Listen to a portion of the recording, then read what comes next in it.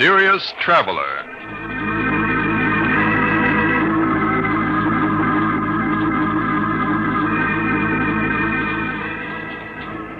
This is the Mysterious Traveler, inviting you to join me on another journey into the realm of the strange and the terrifying.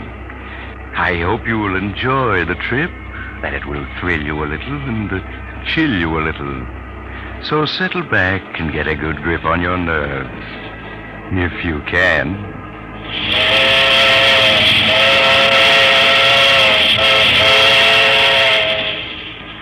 Where are we going?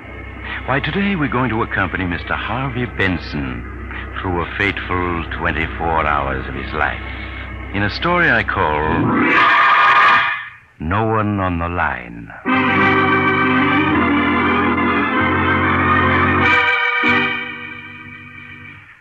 Our visit with Harvey Benson begins on a Wednesday evening in summer. Harvey, a self-made businessman, is smoking a cigar and reading the paper, while his wife, Linda, reads a book. It's really quite a picture of peaceful domesticity. Well, that's that. Nothing much in the paper tonight, dear. Too bad your poker game tonight fell through, darling. I know how you look forward to Wednesday evening. Oh, well, it doesn't matter. Good book you're reading? Oh, yes. Yes, it's very exciting. It's a new murder mystery everybody's talking about. I would have guessed it was rather dull from the way you've been looking at the same page for 10 minutes now. Oh, was I? I must have been wool gathering. Well, I guess I'll go... Oh, the phone. I'll get it, Linda. No, sit still, Harvey. You're tired. I'll answer. No, I insist, my dear. Hello. Hello. Hello. That's funny. No one on the line. Well, how strange. Maybe the phone's out of order. No, I heard the click as someone hung up when I answered. Oh, but it's not worth wondering about. It's getting late. What do you say we turn in?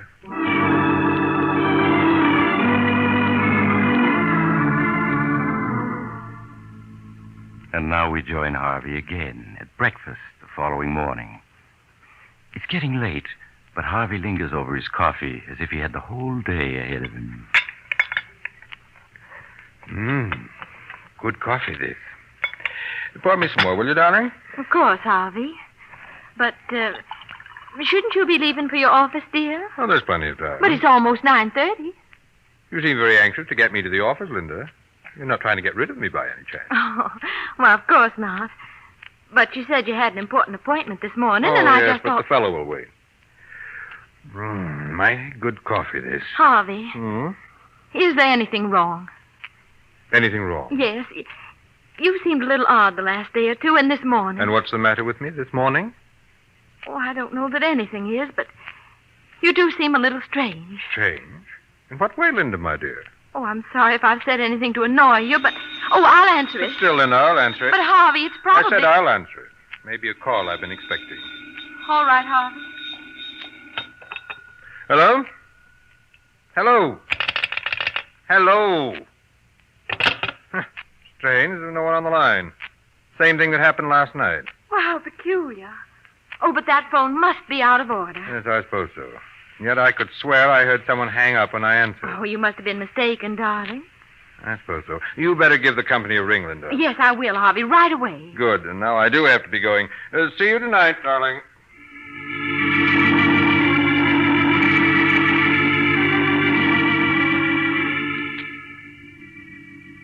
So now we accompany Harvey Benson to his office. Because we're spending one complete day with him, remember? His office is large and luxurious, reflecting the success Harvey Benson has achieved in the world by hard work and constant vigilance. Once arrived there, Harvey plunges into his work. Until shortly before noon, the sound of the inter-office phone arouses him. Excuse me, Mr. Benson. Oh, yes, Miss Johnson? Mr. Mungo is here to see you. Shall I send him in? No, ask him to wait. I'd like to see you for a moment first, Miss Johnson. Certainly, Mr. Benson. I'll be right in.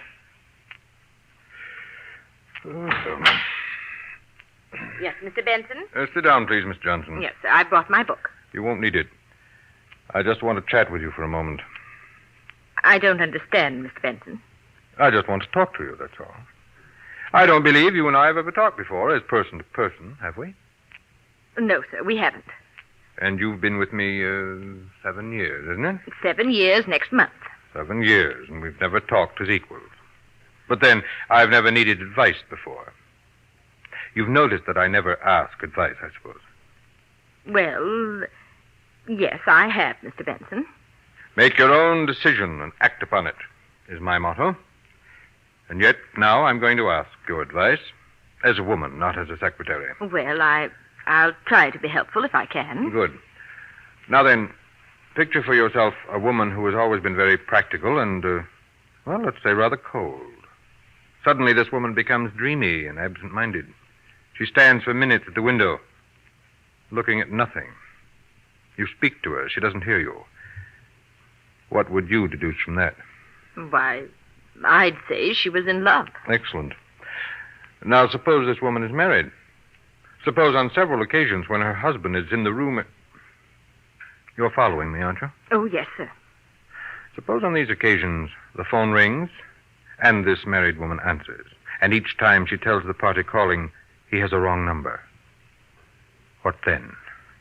Why, I suppose that could happen. But now, Miss Johnson, suppose on several occasions the husband answers and the party at the other end hangs up without speaking. Why, it sounds like someone trying to call the wife without her husband's knowing about it. Exactly. I felt sure I couldn't be wrong. But it's helpful to have your opinion and back me up.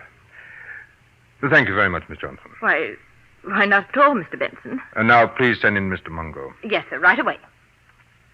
Mr. Benson will see you now. Okay, sister. Good morning, Mr. Benson. Come in, Mungo, and close the door. Sure, Mr. Benson. Sit down. Yeah, sure. You have the information for me? Everything's right here in my report. Good, let's have it. I checked thoroughly on the 4 names you suggested. And which one was she meeting? I only witnessed one meeting, Mr. Benson. The other time, she gave me the slip. Then you don't know your business. Well, what she did was go to Duke and Baker's department store, take a dress into one of the fitting rooms, and then leave by another door. I couldn't very well follow her there. You should have managed it somehow. Never mind that.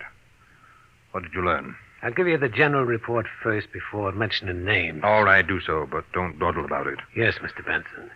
As you'll see, I've called the 4 individuals you suggested parties A, B, C, and D. Yes. Now, party B, Mrs. Benson knew before her marriage, but I found no evidence they have ever communicated since. Yes, go on. Parties C and D she also knew before she became Mrs. Benson, and from time to time she's seen both of them since. But those meetings appear to have been accidental. Maybe so. Get on with it. But party A, the architect one, I traced him back to Atlanta. That's his hometown. Yeah? She comes from Atlanta, too. Yes, they went to high school together, were sweet on each other for a year or two. He used to keep her picture in his room. Oh, he did he? Yeah. And since he reached New York 3 months ago, he's phoned her 4 or 5 times, according to the switchboard operator at his apartment house. Yes, of course. I remember how excited she was when they met at the Jennings dance 2 months ago. And 3 days ago, get this, when Mrs. Benson was downtown shopping, she dropped into Rass for lunch, and she ran into him there. No doubt it was a planned meeting. It was very cleverly done. Then they sat for 2 hours talking, and... well, that meeting was no accident. No, of course it wasn't. Donald Arkwright. Yes, I was sure of it. Yes, sir. But if you want me to keep on following No. It's time for more decisive steps. I don't understand. You're not supposed to.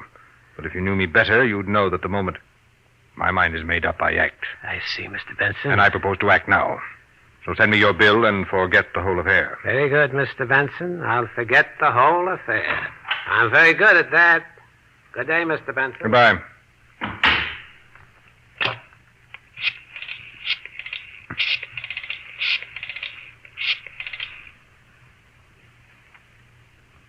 Hello, Donald Arkwright speaking. Oh, hello, Arkwright.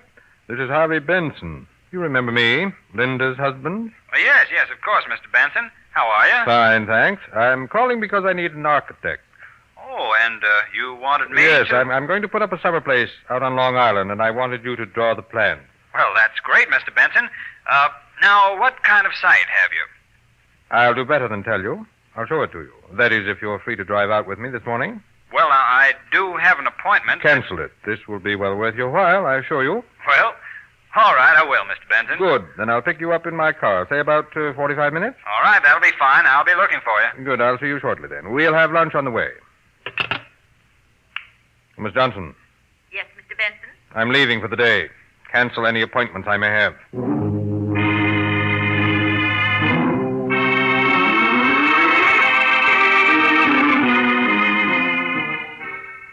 Now Harvey Benson leaves his office, and we follow him to the garage where he keeps his cars. Well, Joe, you have my car ready? I got it right here, Mr. Benson. But look, don't you want to take the new coupe? No, I said I wanted the sedan. Yeah, sure, but since that little accident Mrs. Benson had, the sedan ain't in too good a shape. It'll do for today. Yeah, but what I'm getting at is it ain't safe. I'm not worried. You put in plenty of gas? Yep. 5 gallons, Mr. Benson. But look now, don't take no chances with them brakes. They don't hold worth a cent. I'm aware of that. And that right-hand door, it sticks something terrible. What of it? What do you care? Oh, I just thought I'd Well, tell don't. you.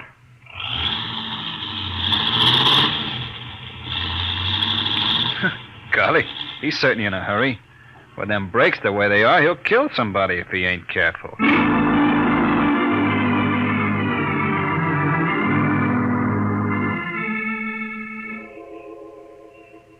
At 87th Street, Harvey Benson picks up his passenger, Donald Arkwright. And several hours later, they are far out in a lonely section of Long Island. Just a quarter of a mile more, Arkwright. Up ahead on top of those cliffs. That's where my lots are. I surely appreciate your asking me to prepare the plans, Mr. Benson. Linda suggested you for the job. Said you were a first-rate architect. Well, that's swell of her. I wasn't even sure she'd remember me. Oh, she remembers you very well. I could see how happy she was to meet you at the Jennings party. Yeah, I was tickled that she recognized me. After all, it's 6 years since we last met. Well, why shouldn't she recognize you? After all, you were sweethearts, weren't you? Well, I suppose you could have called us that. We did have some good times together. Riding, hiking, and dancing. Well, it's plain she still thinks a lot of you. Now, there's the site. Right up ahead. Oh, yes. Smack on the edge of the cliff, huh? Well, you'll have a nice view all the way across the sound. 80 feet sheer to the water. Not another house in miles. Look, you can see all the way down to the rocks from the bend in the road here. Well, those waves sure are kicking up a fuss. A man wouldn't last long down there. No. No, not long. But you don't have to worry. I'll build you a house that'll never slide over the edge. I'm sure you'll never give me any cause to worry. Well, here we are. Have to pull the car a bit off the road, though, to park. Oh, pretty steep here. Yes. I'll have to put in a retaining wall. Terrace the ground, I guess. There. I got her off the road. We'll leave her here, where we'll have room to turn around when we're ready to start back.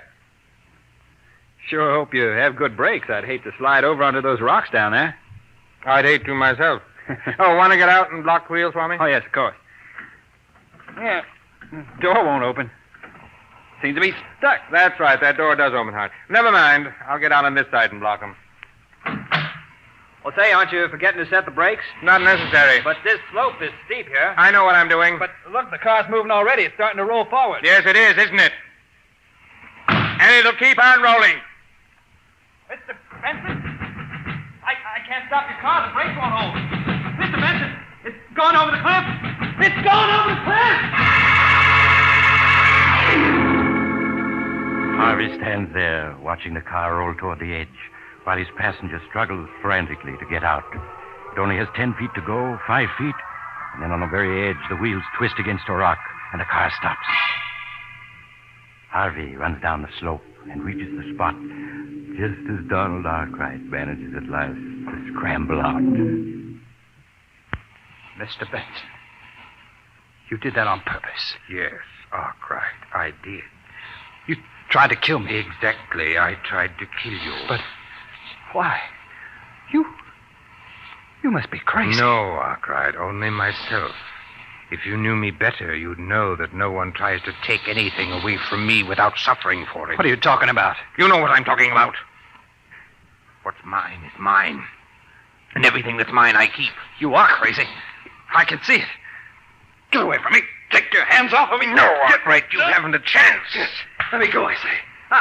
You'll do nothing. In this world, a man has to be strong and ruthless to stay on top. And I'm both. No, you're pushing me toward the edge. Let me go. You're going over, do you hear? You're going over. No!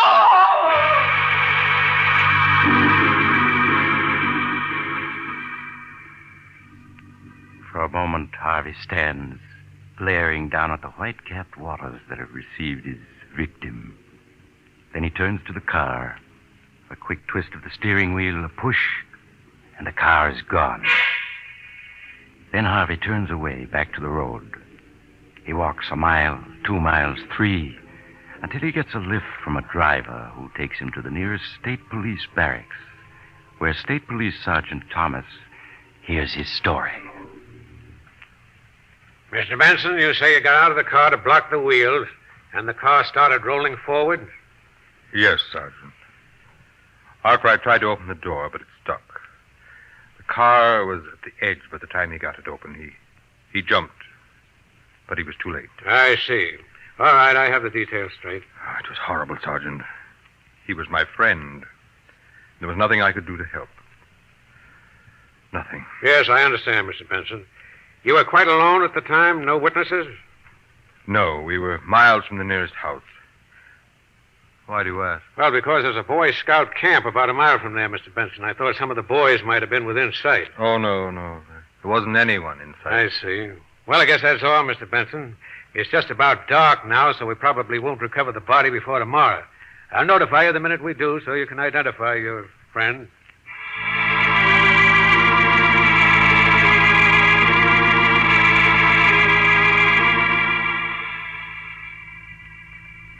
And so, late in the evening, Harvey returns home to find Linda waiting for him anxiously.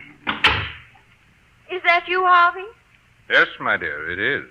Well, I waited in as long as I could, and then I went ahead and ate. Shall I fix you something now? No, thank you. I've eaten. Let's sit down, Linda. I'd like to talk to you. Why, of course, Harvey. Did you have the phone fixed? The phone? Oh, no, I called the company, but they said there was nothing wrong with it. I see. Well, they were quite right. I discovered that the trouble was from another source. I don't think I understand you, Harvey. Linda, my dear, do you consider me a fool? Well, of course not. Don't you suppose that I've known what was going on for some days now? Just what do you mean, Harvey? When a woman suddenly takes to mooning around the house, staring out the window, not answering when she's spoken to, the signs are unmistakable. Are you speaking about me, Harvey? And when that same woman gets several phone calls while her husband is in the room and each time tells the caller, "I'm afraid you have the wrong number. There's no one here by that name," it would be a very stupid husband indeed who failed to notice. Yes, I suppose it But would. the crowning touch was those calls when there was no one on the line. One several days ago, one last night, and now one this morning. But, Harvey, I answer and there's no one on the line. But who's there when you answer? That's what I want to know, Linda. Well, what have you to say? There isn't much I can say, Harvey. Oh, then you admit it. Those calls were from someone I wasn't supposed to know about. Someone you're in love with. Yes. Someone I'm in love with. Someone I've been trying to bring myself to tell you about. Someone you've been meeting at Tawdry Rendezvous. Nothing of the kind. We've met, yes. But they've been perfectly innocent meetings, lunch, and a walk in the park. Nothing worse than that. You're a fool to expect me to believe that. Yes, I suppose I am. And yet it's the truth. Well, it doesn't matter. But may I inquire what your plans are? I want a divorce, Harvey. So that you can marry this unknown who telephones you and then hangs up when I answer. Yes. And I'm sorry that ever happened. It was my fault. I suggested it. You see, I was afraid of you, Harvey. Afraid? Of me? Of your loving husband? I was. But I'm not anymore. I only want to be free of you. Free to marry the man I really love. Very interesting, my dear, but slightly impractical. Do you really think I'd let anyone take you away from me? I'm afraid you have no choice. Well, you're wrong. It's you who have no choice. You're penniless, Linda. You have no family, no money, no training. You have only me. What are you trying to say? I'm just leading up to a story I have to tell you, Linda. A very tragic story which occurred only this afternoon.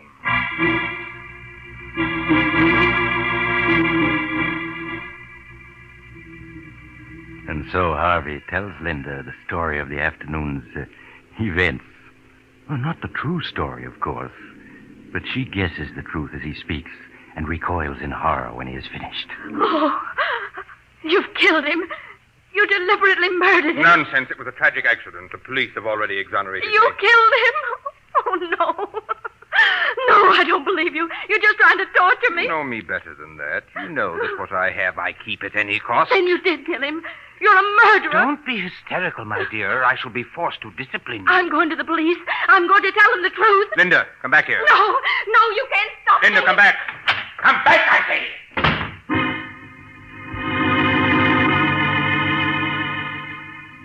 Linda is gone before Harvey can get to the door. Harvey pauses, irresolute. Then he shrugs, turns back, sits down, lights a cigar.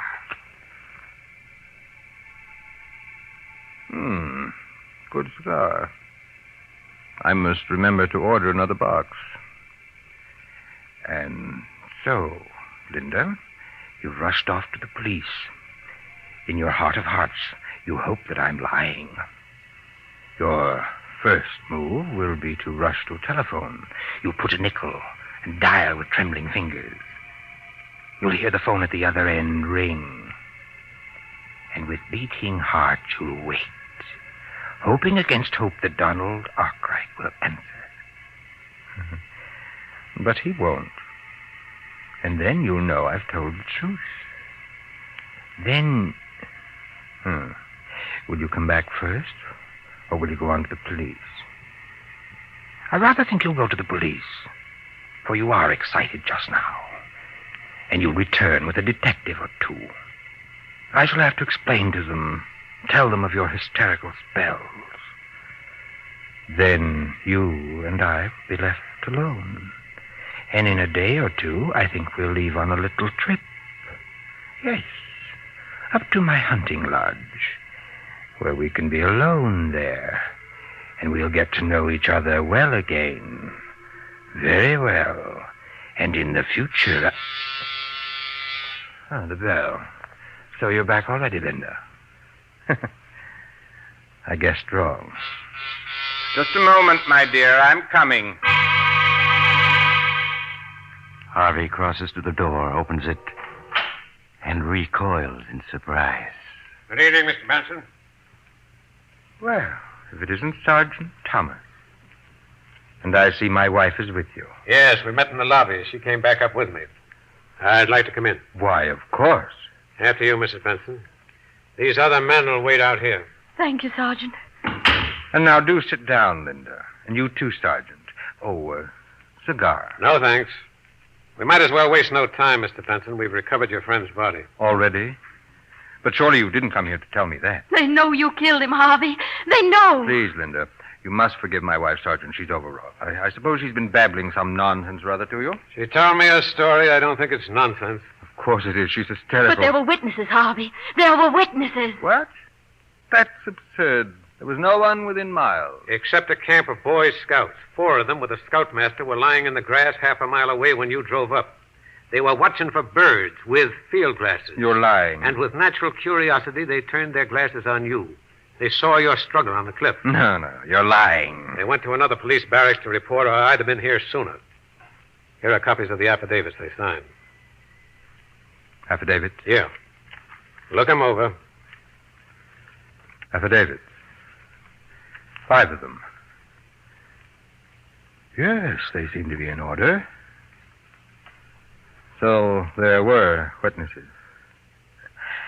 I dare say their evidence is unshakable. You haven't a chance, Benson. Well, those men outside are city detectives. Are you going to come quietly? Yes. Why not? What else is there to do? You're caught, Harvey, and I'm glad. Yes, I'm caught. but precious little good that'll do you, Linda, because He's dead, do you hear? Donald Arkwright is dead. Donald Arkwright. Yes. You wonder how I knew it was he, don't you? Well, I hired a private detective. Oh. And he discovered that Arkwright had been phoning you, that you'd been slipping away to meet him. He managed to follow you to one of those innocent luncheons. That luncheon? But that meeting was an accident. A very clever accident, but not clever enough to save Arkwright, because he's dead, do you hear? And no matter what happens to me, I've beaten you. You're insane. You always have been with your lust for power, and I never guessed it till now. Fine words. But they won't change the fact that your beloved is dead and that I've taken him from you. You killed Donald Arkwright because you thought I was in love with him. You've killed the wrong man. No, I didn't. It was Arkwright. I know it. Oh, no. Don Arkwright was just an old friend. The man I love is someone you've never met, whose name I see now you don't even know. I don't believe you. You've committed murder and you've been caught, and all for nothing. No. And that knowledge is worse to you than any punishment the law can inflict. You're lying. It was Arkwright who phoned and hung up when I answered. I tell you it was. It couldn't have been anybody else. No. No. Better answer it, Mrs. Benson. No, I'll answer it.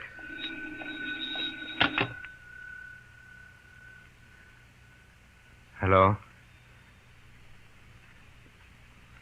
Hello? Hello!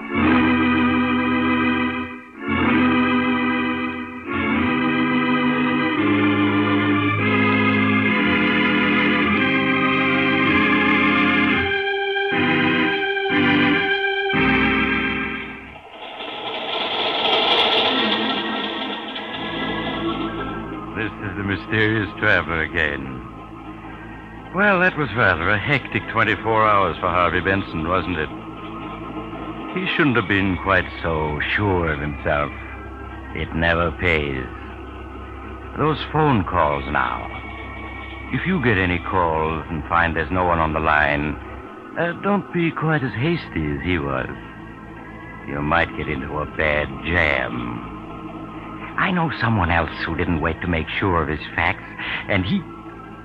Oh, you're getting off here. I'm sorry. But I'm sure we'll meet again. I take this same train every week at this time.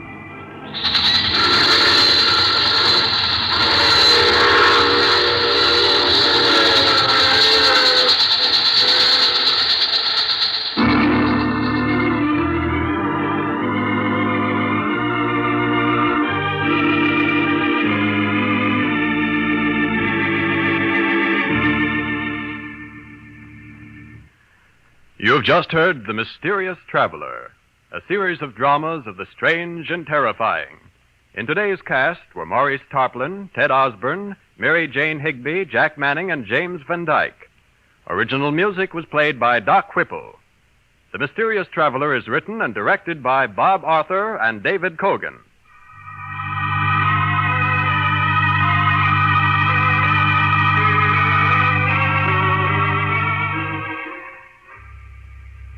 Listen next week over most of these mutual stations to a tale titled Death Whispers Softly. Another Tale of the Mysterious Traveler. The Mysterious Traveler is presented by the Mutual Network from our New York studios. Russ Dunbar speaking.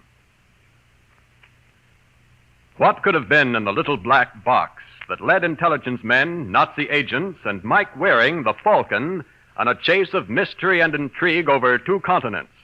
You'll learn the answer when you hear Death Comes in Boxes, this Tuesday night's mystery on The Adventures of the Falcon. Tune in Tuesday for The Falcon. This is the Mutual Broadcasting System.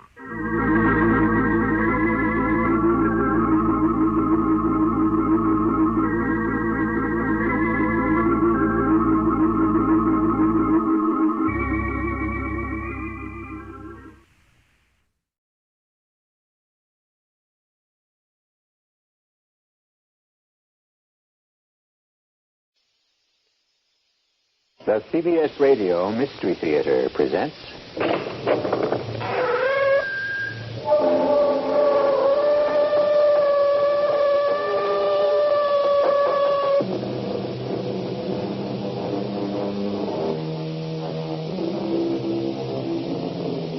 in. Welcome. I'm E.G. Marshall. In Shakespeare's play, Hamlet asks the question, to be or not to be? For hundreds of years, thinking men have tried to define precisely what we mean by those words, to be or not to be. Because there are times when the line between being and not being, the distinction between what some of us call life and death, is such a thin line that it is difficult to say whether at some particular point a human being actually is or is not. Why did you throw your life away, Jerry? I did no such thing. You were young, handsome, intelligent, a good father, a good husband. But no more. No more. Now you're a hero. A dead hero. No, I don't believe you, Marion. You don't want to believe me. Open your eyes wide, if you can. Now, tell me what you see. Nothing. Everything's black. I see nothing. Then admit it, Jerry. Admit what? The simple fact that you are dead. The fact that you are buried. The fact that I am up here, your widow, kneeling now in sorrow at your grave.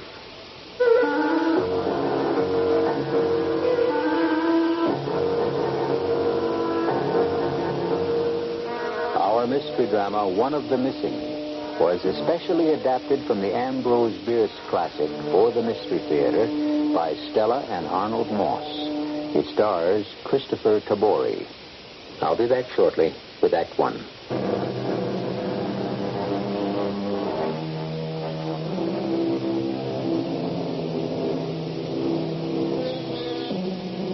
It's an insufferably hot day near the end of June. The year is 1864. The place, northern Georgia, in the shadow of an 1,800-foot elevation called Kennesaw Mountain. The Confederate Army has stopped here in retreat from the advancing troops of the Union General William Tecumseh Sherman. In his tent, a Union captain speaks. Private Searing? Sir. And you are Private Daniel Ransom? Yes, sir, I am. You know our position, Searing? Well, I'm not sure, sir. But there's been talk in the ranks that we're getting close to Atlanta. Not more than 20 miles. Yes, sir. You both know what the fall of Atlanta will mean to us. Ransom? I think I do, sir. It could mean the end of the war. We've been ordered to advance upon the enemy, leave him no quarter, no time to rest or to reassemble his troops. General McPherson is a cautious man. We know that, sir. He's not content to obey an order blindly without knowing exactly and specifically what's in front of him. He wants the most complete, the most detailed intelligence possible, and I've been ordered to get it.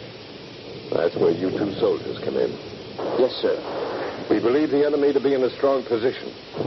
You are to pass our own picket lines, travel through the forest, get as near to the enemy's lines as you possibly can. And learn all that we can. Is that correct, sir? Exactly, Searing.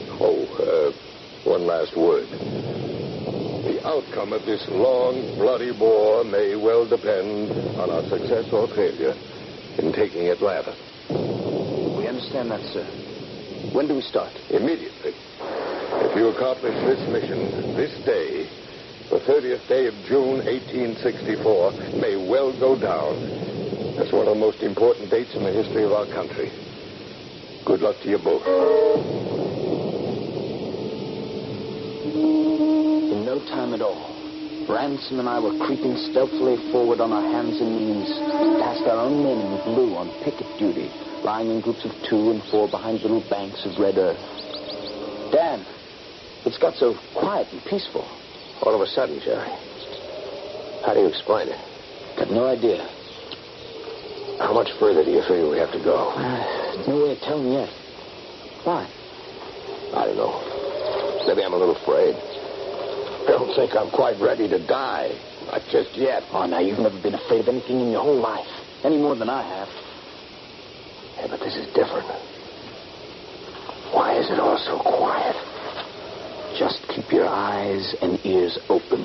Look for everything. Listen for everything. And take your time. Yeah. It's slow going. Oh, we'll get there. Hey, wait a minute. Flatten yourself down. Low as you can get. And don't move. What is it? What do you see? What do you hear?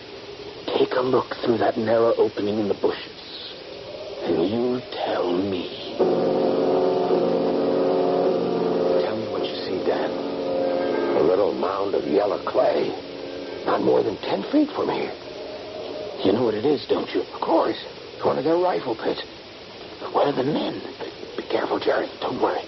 Jerry, what are you doing? Look over there, Dan. 2 boys in gray, sitting with their backs leaning against that sycamore tree.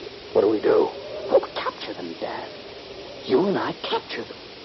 They're fast asleep. The captain never counted on this. Information from 2 prisoners of war. You cover the one on the left.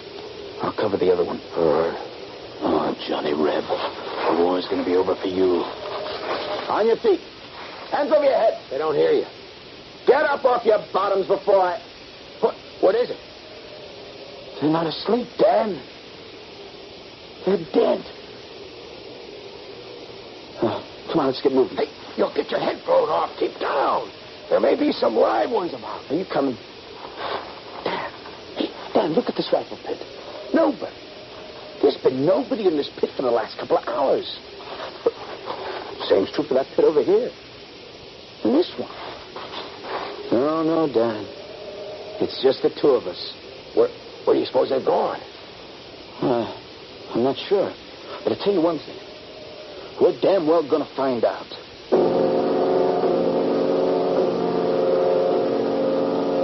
We pushed across the line of abandoned rifle pits, running from one cover to another in the open forest, looking into every conceivable hiding place to discover any possible stragglers. Not a soul. The enemy was gone. After a while, we came to the edge of a plantation. One of those forlorn, deserted homesteads, upgrown by now with brambles, ugly broken fences, and desolate with blank openings, where there once were doors and windows. Watch your step, Dan. You can't tell what might be in there. Could be a trap. No, I don't think so. We're not going to take any chances. How long do you figure we've been out? Well, not as long as it feels. We can't have come too far. We're still alive. Dan, look over there. A little building? What is it? Oh, what was it? Looks like a single room sitting on top of 4 high posts. Yeah, about 10 feet off of the ground. What do you say we take a look? Be a fine place to get a good peek at the country from all angles. And maybe find out the direction they took when they withdrew. Keep your rifle steady, just in case. Hey, this little shack has certainly taken a beating. It's hardly more than a roof on stilts. Most of the flooring has fallen away. The joists, the planks, just rotten away. Looks as if the whole thing would go down at the touch of a finger. If we move slowly, I think we can get to the top there without anything happening. I think it will bear our weight. Careful now, Jerry. Here we go. Come on. Give me a hand, Dan. There we are. You all right? Fine. Here, take my field glasses. That's quite a view from up. No. Dan, will you take a look at that? Where? That way. They can't be more than half a mile away. There must be thousands of them on that narrow road. It's their rear guard covering their retreat. See how their gun barrels gleam in the morning sunlight? They're heading south, towards that river. That could be the next stand. Well, we'd better get back to our command as fast as we can and report what we found. Oh, wait a minute. I was just thinking. It's a temptation, a real big temptation. What are you talking about? You remember Missionary Ridge? I wasn't there. Confederate lines were extended all the way from the ridge, straight across the whole Chattanooga Valley, all the way to Lookout Mountain. Just the way they are down there. Jerry, we've got to get back. Long, great columns of Confederates slogging down the other side of that mountain road, almost exactly the way they're toiling up this one. And there was this heavy gun of theirs. On top of the mountain? It had been throwing charge after charge of grape at us. When we got to it, the cannon was still hot. Ammunition, right behind it. Jerry, that's all very well, but... I looked into that round, brazen ring of its muzzle, and I knew what I had to do.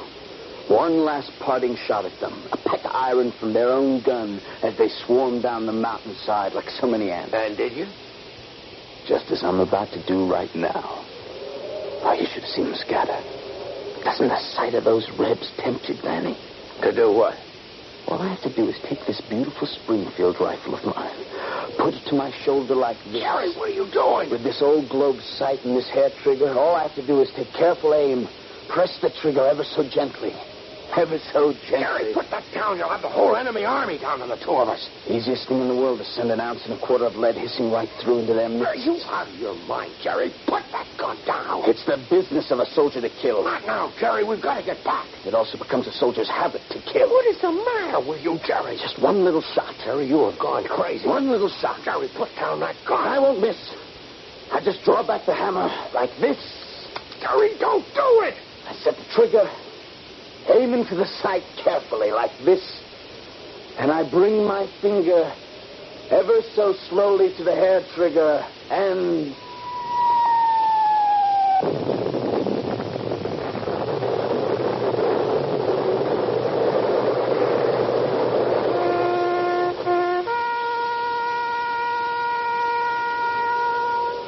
I am the resurrection and the life, saith the Lord.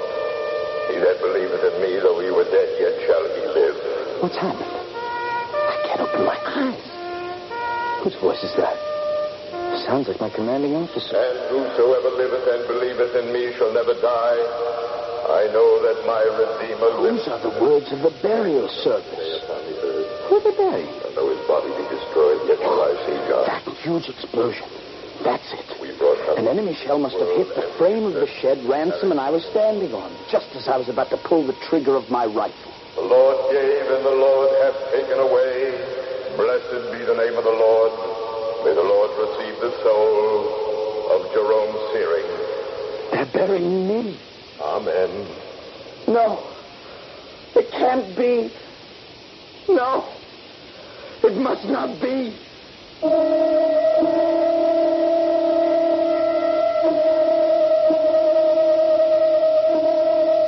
Someone once called life a means to an end that sooner or later catches up with all of us. Someone else compared life to a cup of tea. The more deeply we drink of it, the more quickly we reach the dregs. For Private Jerome Searing, the question has become, is the cup still full? Is he still alive?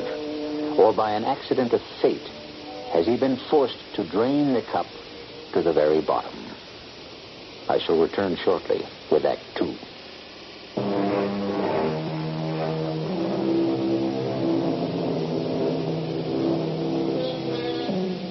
When that day comes, as it must to all men, when we have drawn our last breath, will there be some signal, some way of knowing that the end indeed has come? Or do we, as Jerome Searing may be doing, settle for the idea that our whole life is a kind of dream within a dream, from which we are awakened by death itself?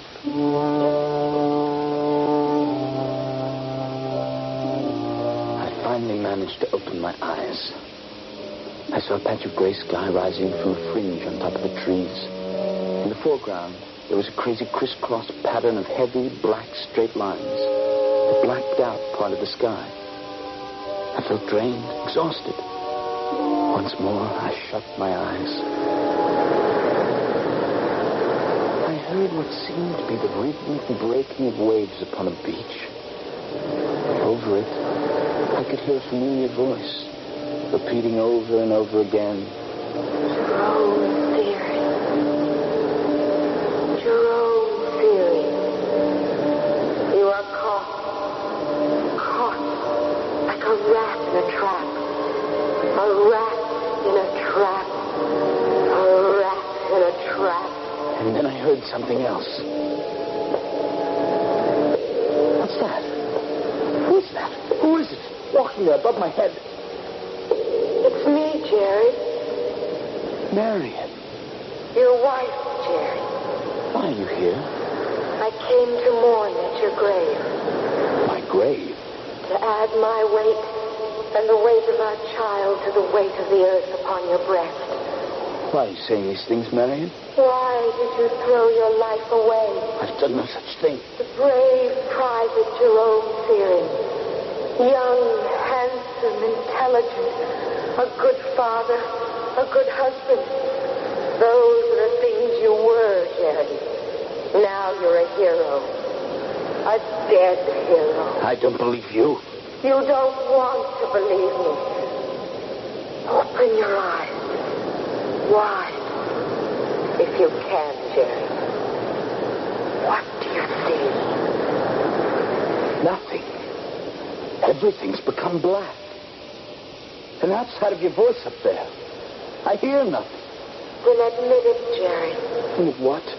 The simple fact that you are dead. That you are buried. That I am up here, your widow, kneeling now in sorrow on your grave. I tried to open my eyes a second time. I took a deep breath, but breathing was difficult. Everything about me was so still. And then it all came back. The shack, the retreating enemy troops, my sighting the rifle, the explosion of the Confederate artillery. And I remembered Danny. Dan? Danny! Where are you, Danny? Where are you? Are you here? Jerry, are you all right? I can't see you, Dan. Where are you? I can see you. Just about. I'm over here, and I'm more than 10 feet from you. I hear your voice. My eyes are open, but I can't see you. I can't move. Can you, Danny? I don't know. Very little. Maybe just enough to... What's wrong, Jerry? I'm lying here flat on my back, but on an angle. My head's a little higher than my feet. My back is supported by some kind of solid wooden beam. You can't move at all? Not an inch. There's another tremendous piece of timber lying right on my chest, much too heavy to move. And there's a kind of brace that joins at right angles that has me wedged against a pile of boards on my left. Can't move my left arm at all. How about your legs? They're straight out, I think. I've no feeling in them. My head feels as if it were being held in some kind of tight vice. I can move my eyes and my chin, but that's all. How about you, Dan? Not quite that bad, I guess. Even if I could move, this whole mess might come down on us and make things worse than they are. The slightest move. Yeah, you may be right, Dan. But if we don't take that chance, we could be here forever. And nobody would ever know. Dan, I can move the fingers of my right hand. Anything else? No, nothing else. I'm going to try to move, Jerry. I've got a little support here in my back. I may be able to loosen my right leg. Be careful, Dan. I might just be able to push myself. Oh, watch it, Danny. There. I got my hand free. Oh, gee, I'm sorry, Jerry. You all right? Yeah, I'm fine. You? Well, the dirt and the rubble are up to my chin now. Well, one thing is for sure. We can't just lie here like a couple of corpses. We've got to get out and report to headquarters. What'd you just say, Dan? They'll be expecting us. Headquarters will be waiting for us. No, before that. You said we can't just lie here like a couple of corpses. Well, can we?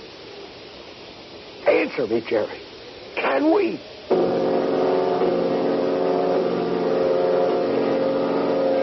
As I tried to find an answer to Denny's question, once more I heard the voice of my wife, Marion. We were both standing at the mouth of Dead Man's Cave. It seemed like 1,000 years ago. Oh, we finally made it, Jerry. Dead Man's Cave.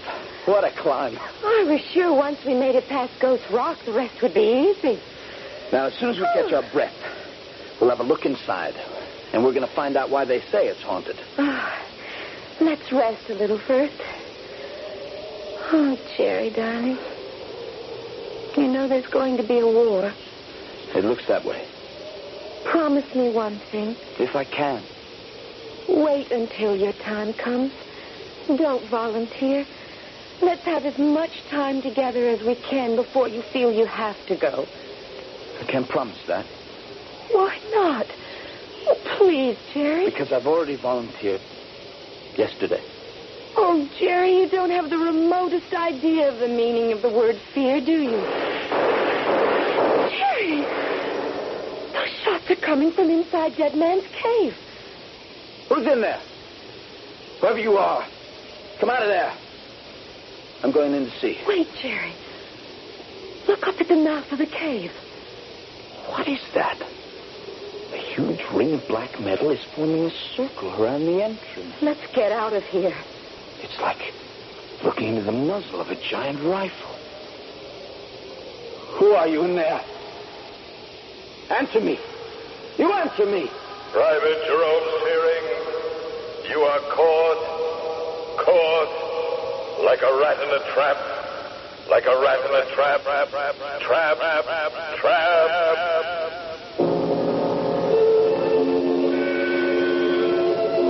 At that point, I found myself staring into two beady, red little eyes. They came closer and closer. They became larger and larger.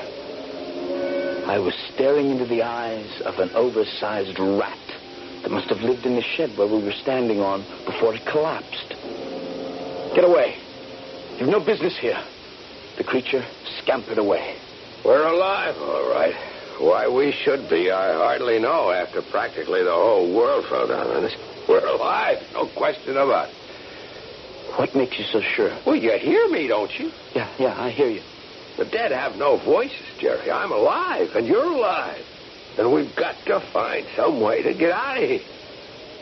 Are you in pain? There may be something wrong with my right hand. There's a sharp, smarting pain there. Can you move your fingers? Try to work them. They feel wet and slippery. I can't see the hand, but I know the sensation. It's running blood.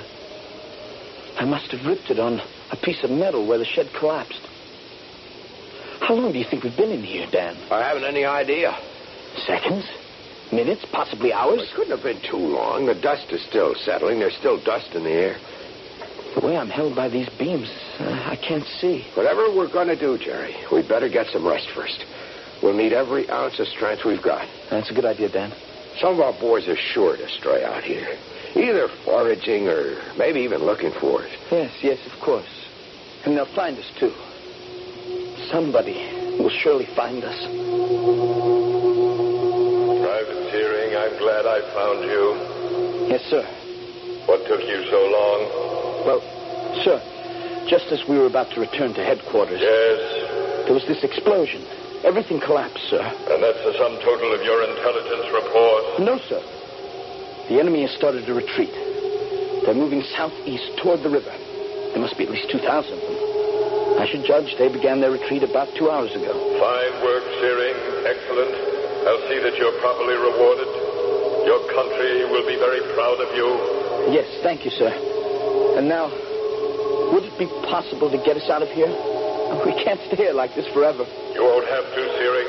Thank you, sir. Sooner or later, you'll be taken out. Sooner or later? There's nothing we can do at this moment, Private. Too many other things to do. Priorities. You mean you're going to let me stay here? Sorry, Private Searing, there's a war going on. Too many other things to do, too many other things. You leave me here, and I'm as good as dead. As good as dead. Dead. As good as dead. Jerry, wake up. Wake up. What's wrong? I must have been dreaming. How long was I asleep? I no idea. I dozed off a bit, too. Oh, if I could only get this right hand free. Then I could try to get this piece of timber off my chest. Oh, but there's not a chance. Jerry, I think some of this junk has moved. It begins to look as though I might have the faintest chance of getting some of this stuff off of me. Can you move at all, Jerry? No, not as much as a hair. Except for the fingers of my right hand. Dan? Yeah? The strangest thing. I couldn't see it before, but now that the sun has risen, everything's a whole lot clearer. What are you talking about? There's something inches away from my forehead. Pointed right at it. What kind of thing? I'm not sure. It's something like a ring of black shining metal. right in front of my eyes. How big can you see? It's so close, it's hard to tell. I think I know what it is, Danny. It's my rifle. What? It's the muzzle of my rifle. The barrel's being held in place by the debris and rubbish. The gun is still cocked, just as it was when I was about to fire it. The slightest movement, the slightest touch on the trigger will set it off. And it's aimed at the exact center of my forehead.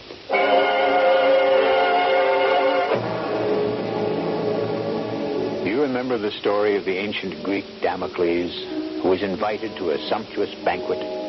As he dined, without a care in the world, he happened to look up above his head to discover a sharp-edged sword dangling by a single hair directly over his head. His host had placed it there to impress Damocles with the dangerous nature of life itself. Private Jerome Searing finds that his life is hanging by the same sort of fragile thread. The outcome? I'll return shortly with Act 3.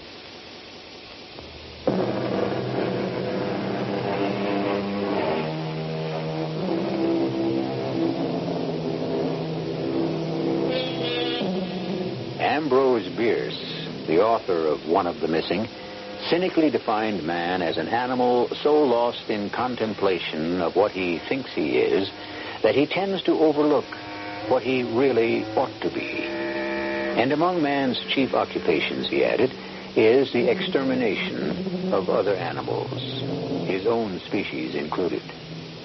With his loaded rifle pointed at his head, unable to move, and having lost all sense of the passing of time, Private Jerome Searing's chief occupation is to find some way of preventing his accidental extermination by his own hand. Jerry? Jerry, are you awake? Yeah, I'm awake. You all right? The barrel of my rifle seems to be closer to my head than it was before. I daren't breathe for fear of setting it off. I'm afraid to move. How's your hand? It's still losing blood. It's begun to throb, a slow, regular pulsation, each one sharper than the one before. Now that we've rested a bit, we'll figure something out. Dan. What is it? That rat that was here before. It's come back again. It won't harm you, I'm sure. It's slowly making its way up the wooden stock of the rifle. Its eyes are looking straight into mine as it moves forward. Now it's sniffing around the hair trigger. Dan, what do I do? Just keep still. Don't move. If its nose or tail so much as touches the trigger, I'm not afraid to die, Dan. But not this way. Not like this. He was not afraid to live dangerously. He was not afraid to die. What was I hearing? Where was that voice coming from? Private Jerome Searing, cut off from his fellows by an accident of destiny, did not fear to yield to the ultimate act of courage that brought him to his fatal end. Those words made no sense. I was not dead.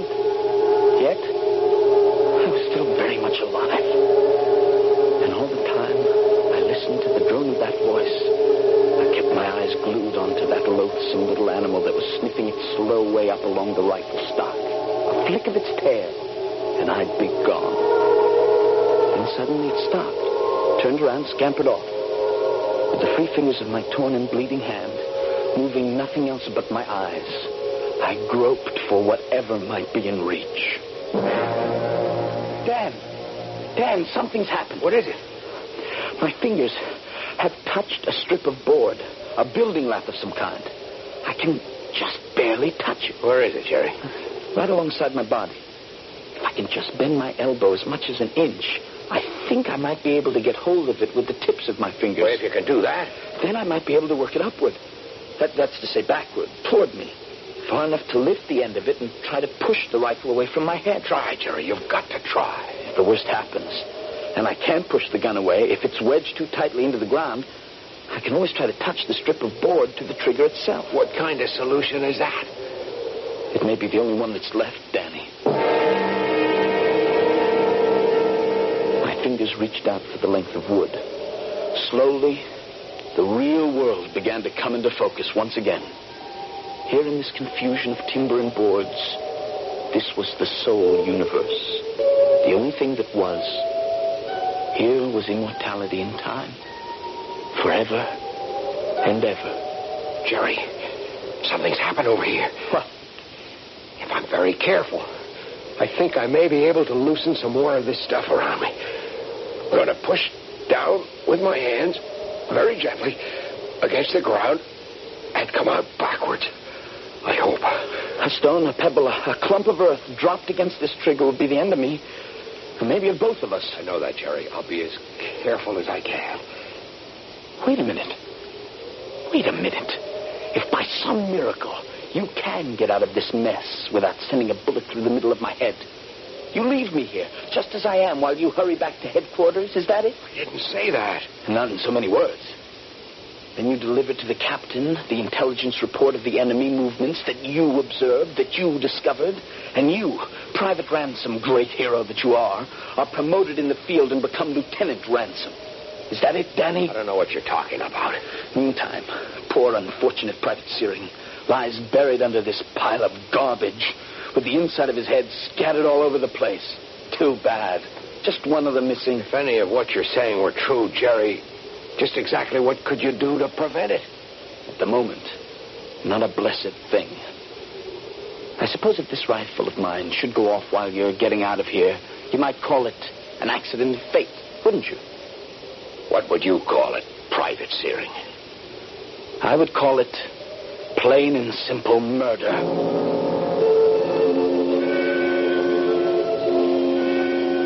For a moment in time, there was nothing. I must have blacked out. Soon I found myself trembling in every fiber of my body, drenched in my own sweat. Dan? Danny! There was no answer.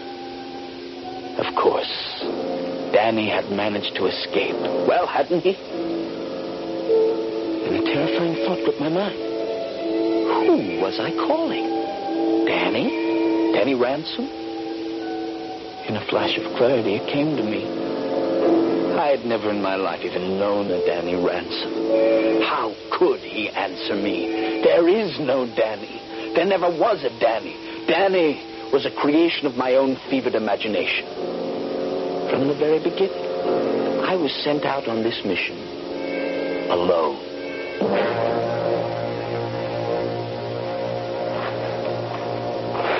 Detail, halt! Men, we've now spent 2 whole days in search of Private Searing. We've not been able to find a single trace of him. I'm here, Captain. Right here. Practically under your nose. Having done everything within our power to find him or his body with no success, I feel that we would be justified in calling off the search. You can't do that. I'll die if you leave me, and you're so close. We'll return to quarters. Forward! Halt! Dad! Danny! No. I'd forgotten. There's no Danny. But if he had never existed, at least Marion did. My wife was no invention. If I could only be with her, this whole nightmare would go away. Who are you? Marion, it's me, Jerry. I've come home from the war. You've changed so? I didn't recognize you. Is the war ended? For me, it is. Why have you come here? This is my home. You're my wife. Why have you come? Take me back, Marion. Let me come home. I cannot. Too many things have changed. You'll have to excuse me now. It's begun to rain. Don't leave me. I have so many things to do. Please don't try to stop me. I'm due somewhere. Somewhere very important. Where do you have to go? This bouquet of flowers. Very important. Goodbye, Jerome. I'm going to go with you, wherever it is. If you like, Jerome. If you like. Where are we, Marion? Don't you recognize the place? It's the old burial ground next to the church. Would you like to stand under my umbrella? The rain is coming down harder. No, I'm fine the way I am. In recognition of his devotion to his country, above and beyond the call of duty. What's he doing here? He's no reason to... Quiet, Jerome. The captain is speaking. It is my honor and privilege on this solemn occasion to bestow upon his widow, Marion, his country's acknowledgement of its gratitude in the form of this Medal of Honor awarded posthumously. Mrs. Searing, will you kindly step forward? Stop, Marion. Stop what you're doing. All of you. There's been a mistake. A huge mistake. I was alone again, buried in the rubble. Alone, except maybe for the rats. The fingers of my torn hand reach out for the strip of wood I had discovered. But somewhere the piece of wood met some kind of an obstruction. I was not able to touch the trigger. The black mouth of that rifle is still growing sharper and sharper. I can already feel the track of the bullet burning its way into my head. 6 o'clock? Morning? Evening? What difference does it make? Oh, come on, hand, do something. Get that stick to touch off the trigger of the rifle. Good, hand, good.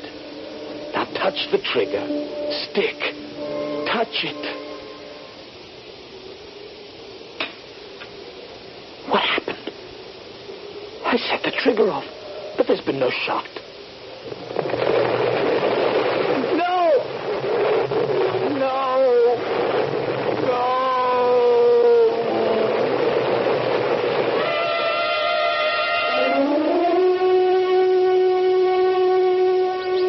Sergeant? Sir? The squad ready? Yes, Captain. This will be our final attempt to locate Private Searing. Alive, if he's still alive, or dead. I understand, sir. Now, let me see now. It's exactly 1 minute past 6 a.m. Note that, won't you, for the report? And the date is... 6th of July, Captain. 6th of July. I sent him out on the 30th. He's been gone a week. Well, the chances of finding him alive... Now, what was that? Look through your field glasses, Sergeant. Over in that direction. Now, what do you see? An old shack we've had under observation. The dust is still rising. Must have just collapsed. How was the noise we heard? We had no shots. No explosion of any kind? Seems to have fallen by itself. It's a complete wreck. That's interesting. Well, while we're looking for Searing, we might take a quick look at it.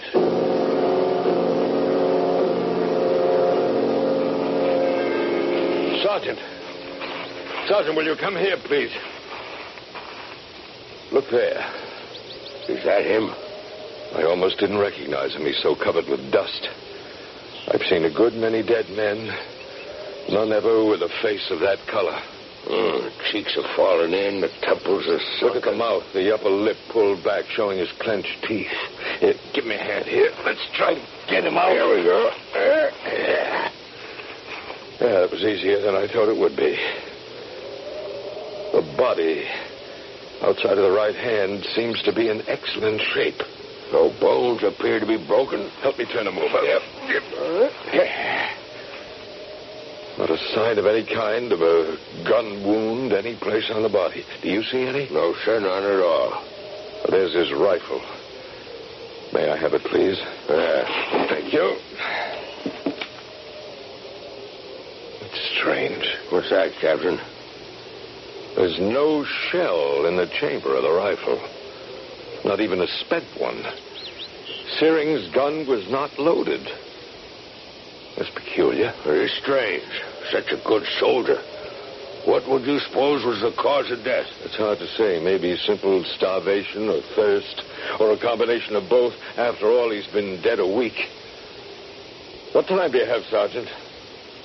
6:18, sir. Remember that for the report. Yes, sir. And have your men carry the body back to camp.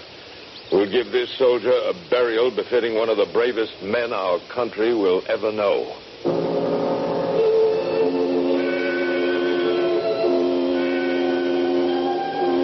You were right, Captain. In In my first excitement, good soldier that I was supposed to be, I did forget to load my rifle. I remember that now. So my fears as I lay there in the rubble with the gun pointed at my head were groundless. But you're wrong, Captain, about everything else. I have not been dead a week, Captain. I have been dead just a bare 18 minutes. You should have noticed that my body is still warm, and I did not die of starvation or of thirst. This brave soldier, this formidable warrior died as much as he did from anything else. Of fear. The fear of dying.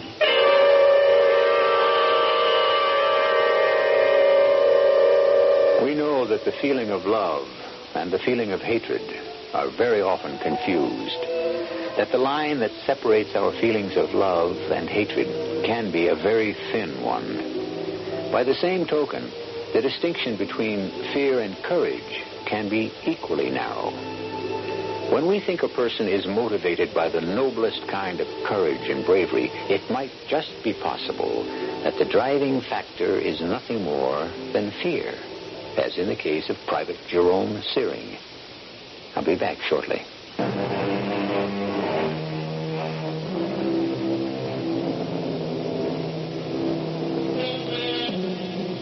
An interesting footnote. Ambrose Bierce, author of this story, volunteered as a private in the Indiana Infantry at the outbreak of the Civil War in 1861.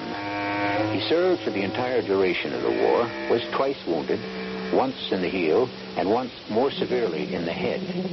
This occurred in the same battle of Kennesaw Mountain, which was the setting of our tale. I wonder if Bierce's head wound could have had anything to do with Jerome Searing's difficulties. Our cast included Christopher Tabori, Jennifer Harmon, Arnold Moss, and Mason Adams. The entire production was under the direction of Hyman Brown. And now, a preview of our next tale. One first step, and at least one of you would be dead. Do you believe me? I believe you. But you can't just make us prisoners, have us disappear. Why? Who would be looking for you? Well, for me, no one. But my aunt, her editors, her bankers, There will be no problem. Everything will go along just as it has. Your aunt must write and send in her pages. You will continue her correspondence, go to the bank, continue as usual. But how long do you think you can keep this up? Till I can make my arrangements to pass to safety. Then you will leave us alone. Then, mademoiselle, I will have no further use for either of you. This is E.G. Marshall inviting you to return to our Mystery Theater for another adventure in the macabre. Until next time, pleasant dreams.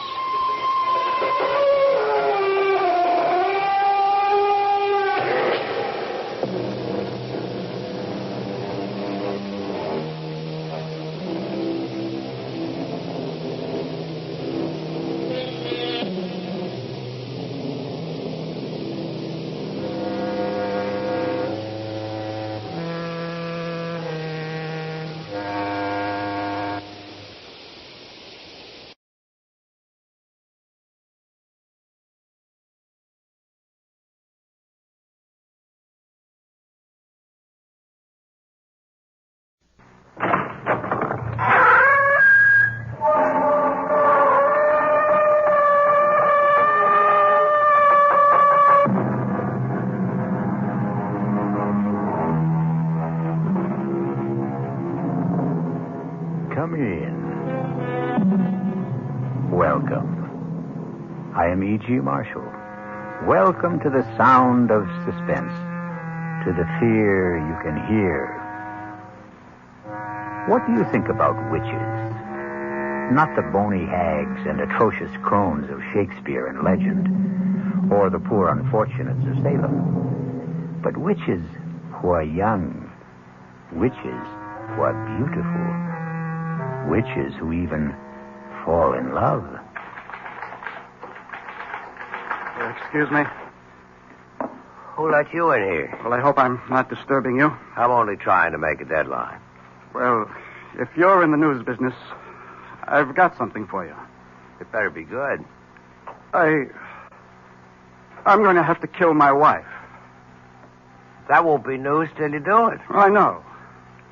I want you to know why. Okay. Why? Because she's a witch.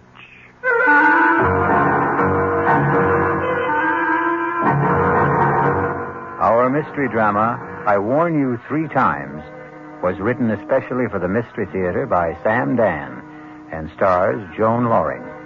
I'll be back shortly with Act 1.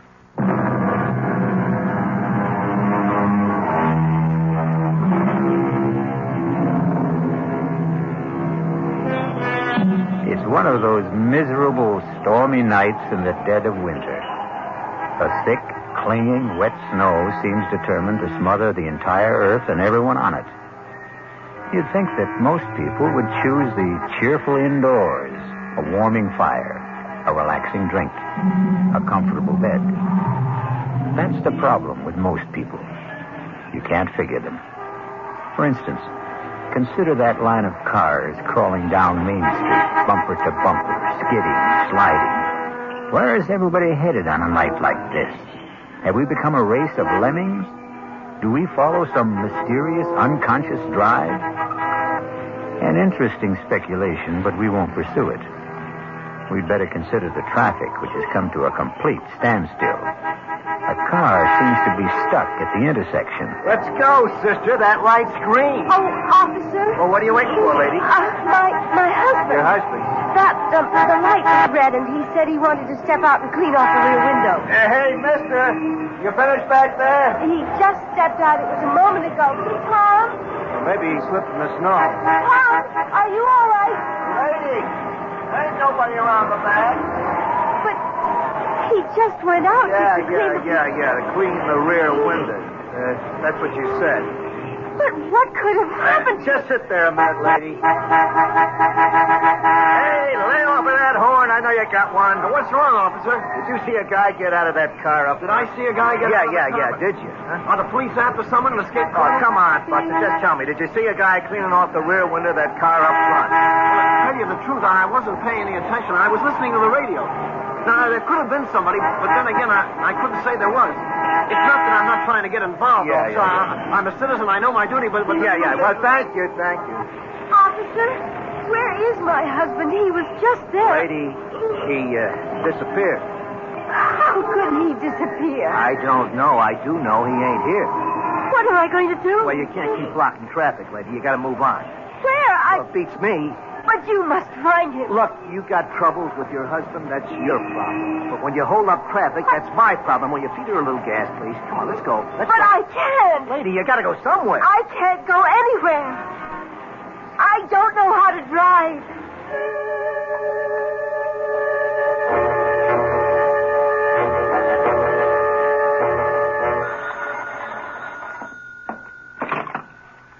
Desk, Lieutenant Carroll.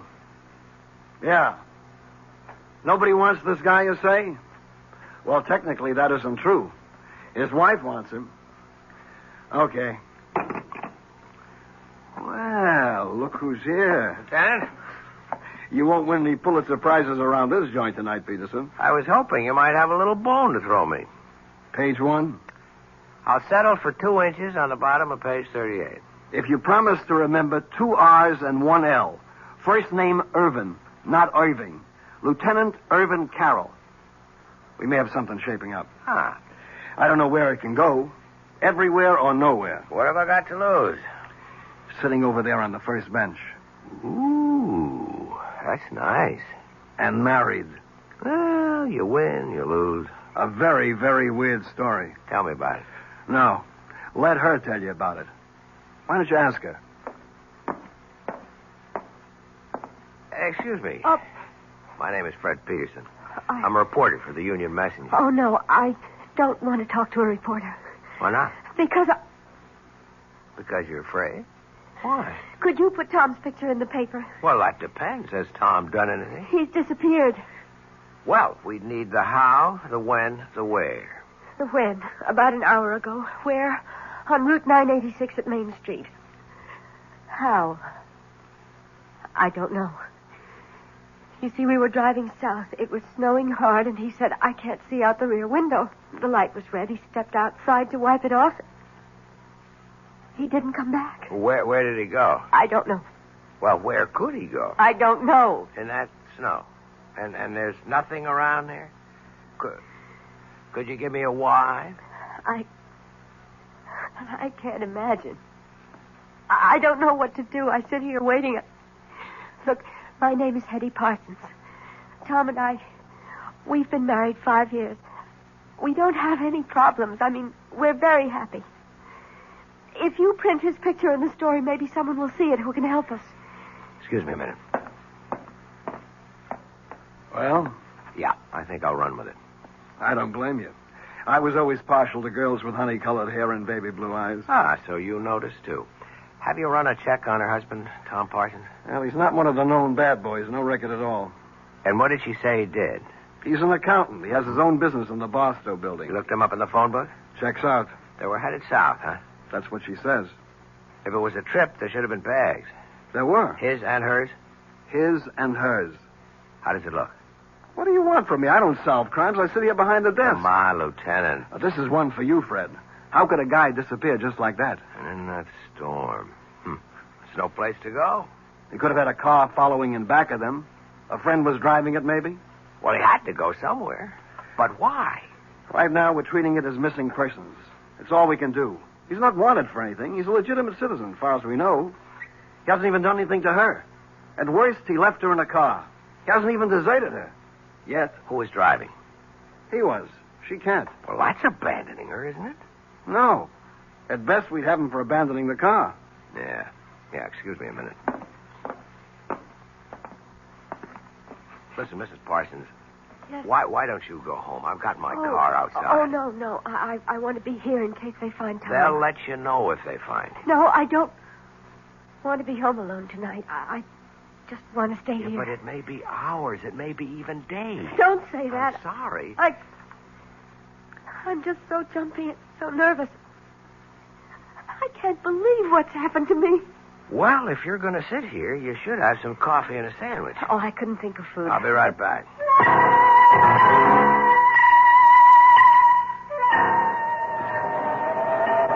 Hey there, Officer Dennis. Well, look who's here, the friendly reporter. Yeah, listen, that girl. Yeah, I was going to ask what girl, but I won't. Yeah, I want to start at the beginning. Oh, well, you know, Lieutenant Carroll's got 2 R's, but Patrolman Dennett's got 2 N's. Yeah. What did happen? Well, like she said, he went out to clean the rear window, and he was gone. Anybody see him? I checked the car and back, but who looks, who notices?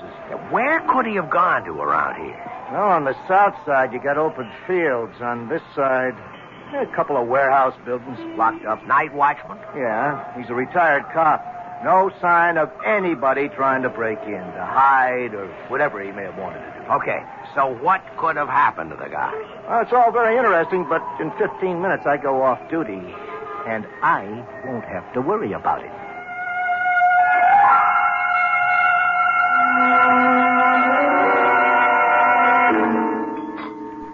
Oh, thanks.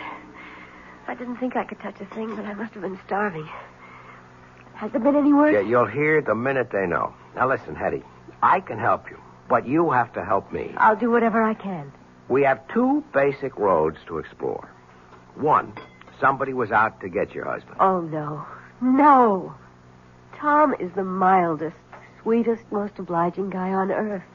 He has absolutely no enemy. That you know about. Tom and I have no secrets from each other. Everybody has at least one enemy. Tom is incapable of hurting anyone in any way. He sounds too good to be true. If he does have a problem, that's it. All right. The second road to explore. He wasn't pushed, he jumped. What does that mean? It means he walked out on you. Oh, it's inconceivable. Why? I've had a liberal education tonight, Mr. Peterson. Call me Fred. No, not yet, or maybe never. I've been introduced to a new world. I've been thrown in with people who basically don't believe in anyone. Don't trust anyone. And perhaps they have good cause. Perhaps that's how life is in their world. Perhaps their world is the real world, but it isn't my world. May I ask, do you come from another world? It's entirely possible. I won't call you Fred unless and until we become friends. But that's just a little thing. The policeman who brought me here is a confirmed cynic. So is the lieutenant. And so are you. I must plead guilty as charged. All of you proposed two basic hypotheses. A, my husband was ambushed by enemies. B, my husband abandoned me.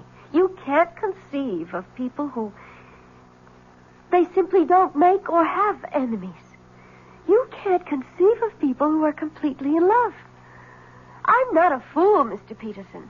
I read these attitudes. What a wonderful world you live in, Mrs. Parsons. I hope you can stay there always. We're so dependent on each other, Tom and I. We need each other. We're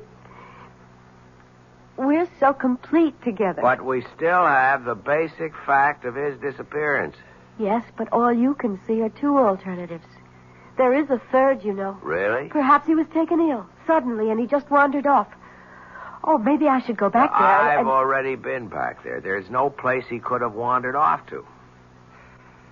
Tell me, does he have a history of any sort of illness, amnesia, anything like that? No, nothing like that. Well, then, where are we? Nowhere. Perhaps you are nowhere, Mr. Peterson. Okay, tell me where you are. I have faith. I believe Tom will be found, or he will find himself, and he will have an absolutely reasonable and rational explanation. I hope so. Hetty! Oh! Hetty! Tom! Oh, Tom, darling. Tom, what happened to you? I was so scared.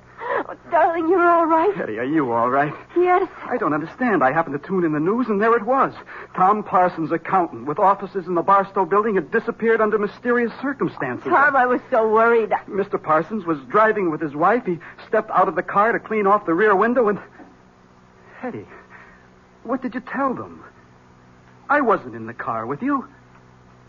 I was at home. Well, here we have the story of two people who love each other deeply, who trust each other completely. It sounds like the Garden of Eden. But we all know what happened back there in the traffic and the snow. We shall return shortly with Act Two.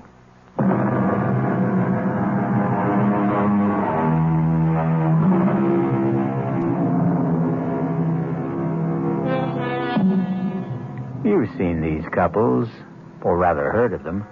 They dwell in a sea of perfect harmony, never a ripple of discord. But when they do have a disagreement, well, it's a beaut.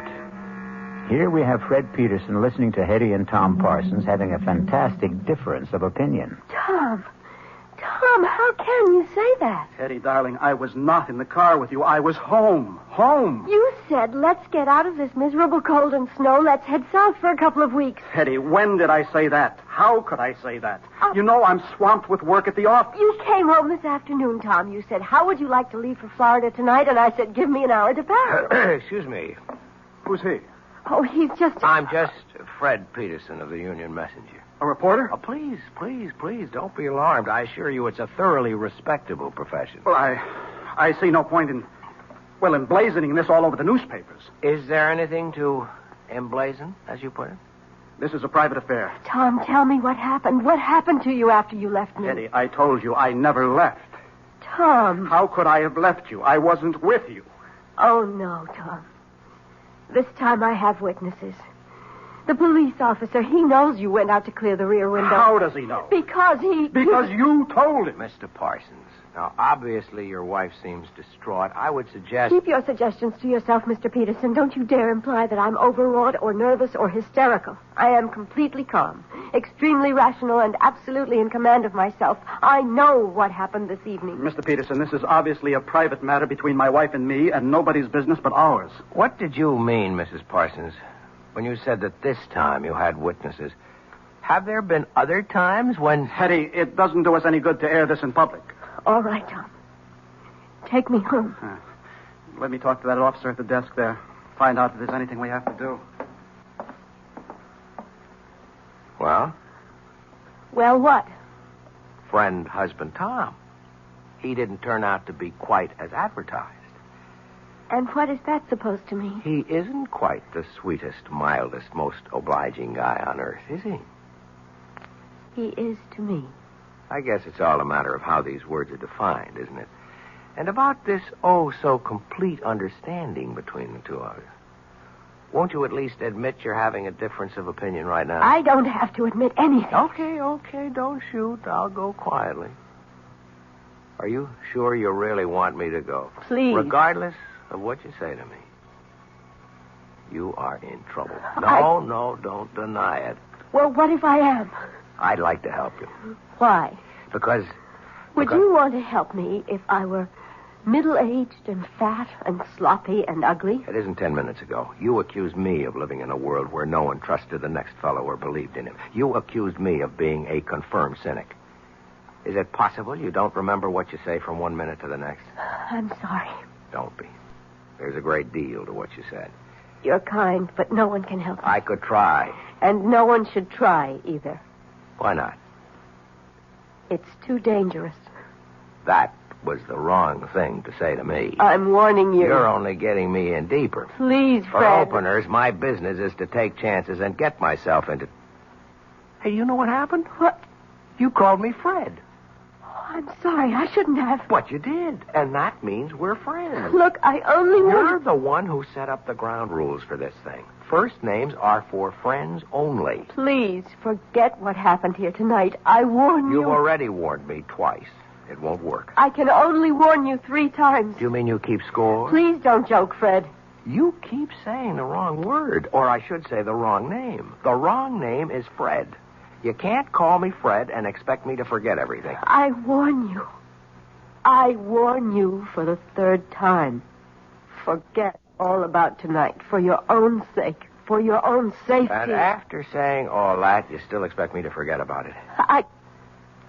Tell my husband I'll wait for him outside in the car. Wait a minute, Hetty. I warned you, Fred. I warned you 3 times. Now, goodbye. Where's my wife? She said she'd meet you in the car. Mr. Peterson, if I were you, I'd forget everything that happened tonight. Is that a threat? No. A warning. That's all I've been getting around here, warnings. Well, for your own good, take them seriously. And if I don't? You'll regret it for the rest of your life, which may not be a long one. You still insist that you're not threatening me? I'm only trying to help you. Really? And why should you do that? Why? I don't know why. Maybe it's because the last guy tried to help me. What last guy? I didn't listen to him. The last guy? What do you mean? Nothing. Forget it. You know, with you and your wife, it seems, everything turns out to be nothing and forget it. I don't think it matters now. I have an idea it's already too late for you. I'm sorry. Good night, Mr. Peterson. Hey, Fred. Fred? Yeah, Lieutenant, I'm coming. Well? Well, what? There's nothing there for us boys in blue. What's in it for the 4th Estate? Looks like he's trying to drive her nuts. It could also be the other way around. I don't think so. Because of that honey-colored blonde hair? Lieutenant, you always know where the exposed nerve is. Just stop and figure it. Couldn't this also be her way of trying to drive him nuts? As a reporter, I would have to say yes. But, as a man? I don't know. Well, you got a problem, Fred. How are you going to tackle it? As a reporter? Or as a man?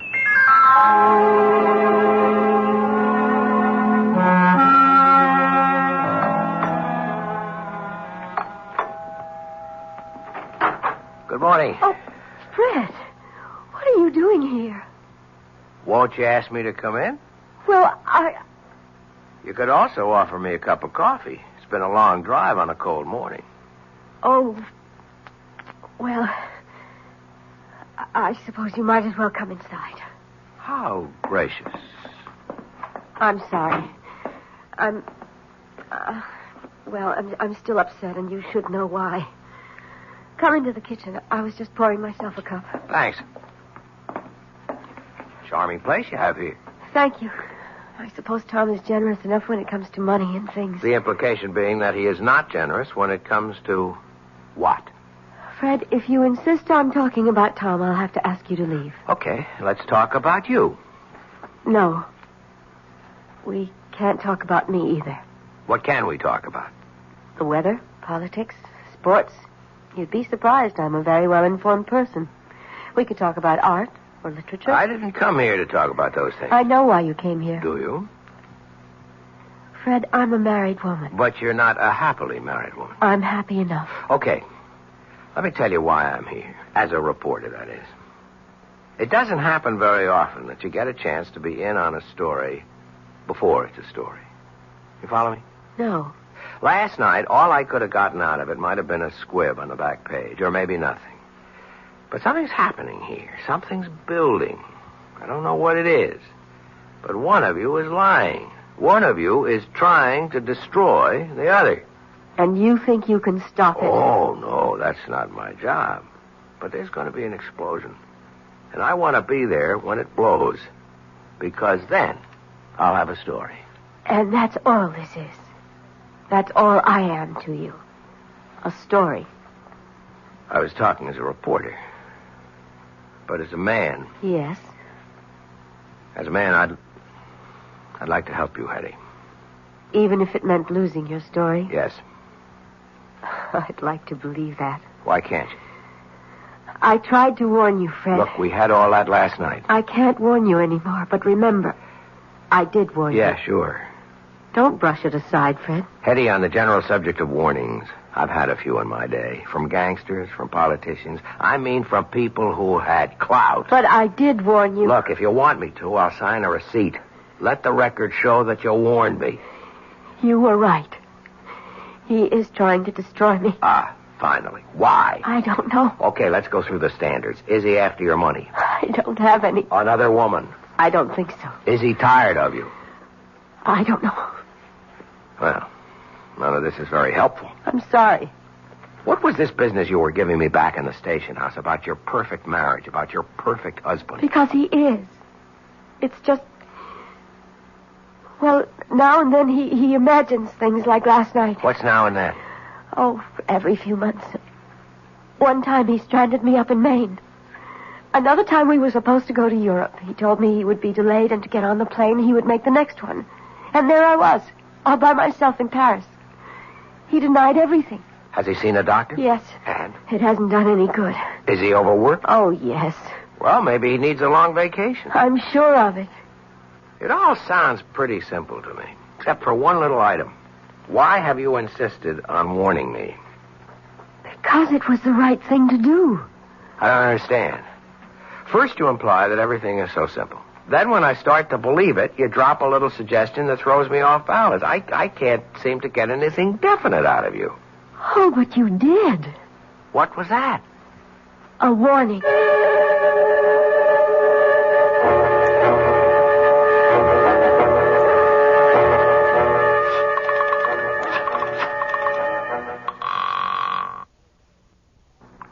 Lieutenant Carroll? Hey, Lieutenant. Yeah, how goes the Parson case? How did you know I was going to ask you about the That part? honey blonde hair. Does it really show that much? Hell, you are hooked. You know something? That's true. And she may even be playing me like a fish. So what can I do for you? Well, no crime has been committed yet, but you can bet there's one on the way. Well, till then, we're handcuffed around here. Sure, but you got all the facts. What fact? I mean, you can get at them in a routine way. Work up both of them, some past histories. That's spending the taxpayers' money. You spend the taxpayers' money every day. Something's ready to blow up there. Just be ready for it. That's all I'm asking. Actually, Fred, if you want the truth, we've already started. And? Keep in touch. Yeah? They said you're in this office. Well, look who's here. Tom, the piper's son. Come on in, sit down. Mr. Peterson, I've decided to tell you everything.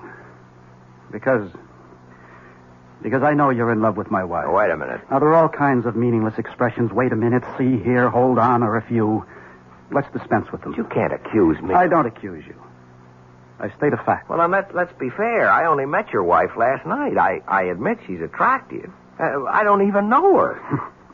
That's what I told him. That's what you told who? The last guy. The last guy she was married to. I wish I knew how to start this. Well, start at the beginning. Okay. I'm an accountant. You're a reporter. Both of us are men of the world. I mean this world. You live on facts. I live on figures. So how can I tell you? How can I expect you to believe me when I say that Hetty isn't a human being at all? She isn't? No. She's a witch.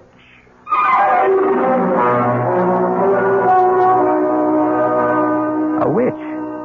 Yes, that's what he said. A witch. But how can it be? Wasn't all that witch business over and done with more than 200 years ago? Well, that's what we intend to find out shortly when I return with Act 3.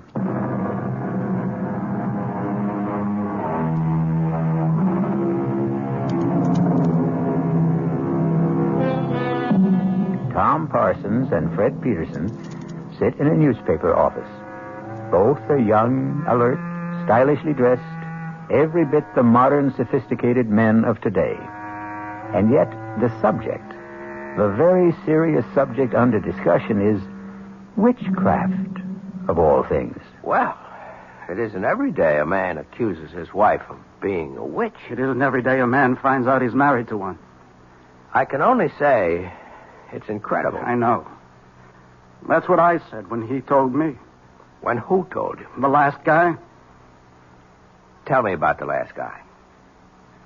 I met Hetty on a cruise ship about 5 years ago. She said her husband had just somehow disappeared. She was distraught. You know, she does the distraught bit to perfection. I know nothing of the kind. What happened? Had he fallen overboard? Well, that's what she made everybody think. Till we got a radiogram from shore. He claimed he knew nothing about the trip. Well, either he had boarded the boat or he hadn't. Okay, let's get all of that cleared away. There was a ticket in his name. There were some people who claimed they had seen him. The trouble is, there was a pretty drunk bon voyage party. Most everyone was in no shape to remember anything. Oh, yes, the steward did claim to have seen him aboard, but... But? I'm convinced the steward was bribed. So I bought her story. I fell in love with her. Just as you did. And I helped her kill him. Just as you're going to help her kill me. You know what I think? I know what you think. You think I'm a nut. You could look it up. 5 years ago, Stacy's Mountainville Lodge in the Adirondacks. She called me. She was desperate. Come up here. He's going to kill me. I flew up. I found them. They were near a cliff. She was screaming for help. I started fighting him off. I guess he slipped. He fell over the side. He was killed. Look it up. Coroner's office. You'll see. An accident. Let's assume I buy all this. How does it make her a witch? Oh. She told me. She'll tell you afterwards. She's a witch. She falls in love with men, gets tired of them, and destroys them. I think you must I know. I'm here to warn you. But I'm going to kill her first. Let me get you a cup of coffee. You're a fool. I'm here to save your life. Sure. Okay. Look her up. I mean that. See if you can find a trace of her. See if you can find out where or when she was born, who her parents were. She has absolutely no background, I tell you. Don't get excited. Lord, this is all so familiar. All of this is what he said to me. And what I said to him. Back there, before I killed him. Now, nobody's going to kill anybody. I don't know you. But you look like a nice guy. Take my advice. Save yourself. Save yourself.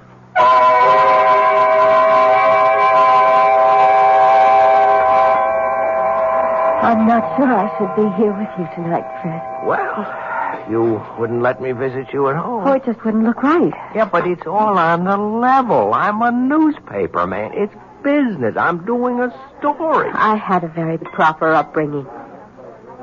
Where were you raised, Hetty? I'd rather not talk about it.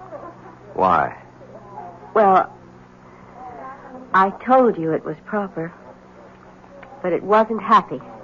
I shouldn't say this, but there were times when I thought my parents were ogres. Fred, is something wrong? No. Gee, I just hope I didn't spill anything on you. No. I didn't have a happy childhood. I don't like to discuss it. Here's something we should discuss. I spoke with Tom this morning. I think I know what he told you. So far out, I even hesitate to mention it, but obviously he believes it. I insisted that he see a psychiatrist. In fact, we both went. And it's the doctor's opinion that Tom is riddled with guilt. You see, he thinks he murdered Larry. Larry? My first husband. But Larry was a brute. I was very young, and we're really too young to know anything about people. Larry was a drunk. I didn't know that either. And when he had a few, he would abuse me. Well, I shouldn't have done it, but I was terrified. I called Tom, and he came up and got into a fight with Larry, and, well, there was that accident. But why should he get that far-out notion about you? According to the doctor, it had to be something he could live with, something that could justify what he did, and he really has a vivid imagination. Strikes me as a very sober-minded person, aside He was a lit major at college. He became an accountant because he had to make a living. I don't know what I'm going to do about him, Fred. I've had so much trouble in my life, and he's really a wonderful guy, and I love him. Why does he want to destroy us? Why should he have a guilty conscience about Larry? Whatever happened was in self-defense. Well, look, everything will turn out all right. Oh, you're only saying that because you have to say something. No, I believe it. Hello? Tom? Yes, it's Tom. But you said you were working late. Well, I am. I just took a break for dinner. Join you? Please. Fred, you obviously didn't hear a word I said this morning, did you? I heard every word. Heard them all and listened to none?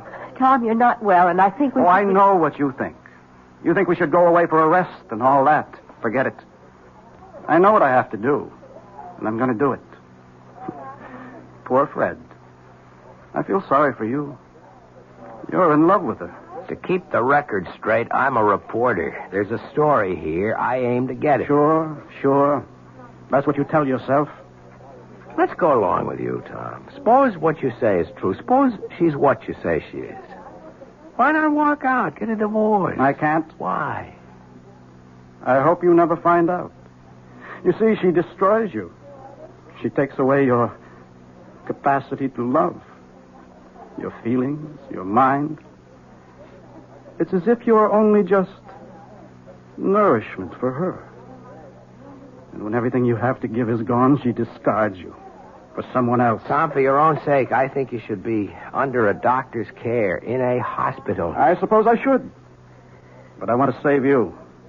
It'll make up for Larry. I must apologize, Fred, for exposing you to all this. I shouldn't have come here. But you wanted to expose him to all this. That's why you came here. You knew I always eat here when I work late. Tom, I'll do anything you want. Just tell me. Disappear. As a supernatural person, you can arrange that without any problem. Please, Fred, go now. Leave us alone. But I don't want to. He's my problem. I have to live with it. And if you stay, well, an audience always excites him.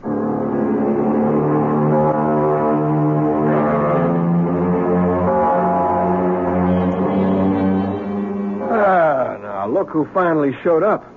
What happened to that Nobel Prize for journalism you were working on? Lieutenant, there is no Nobel Prize for journalism. Oh, well, what happened anyhow? I got off it all.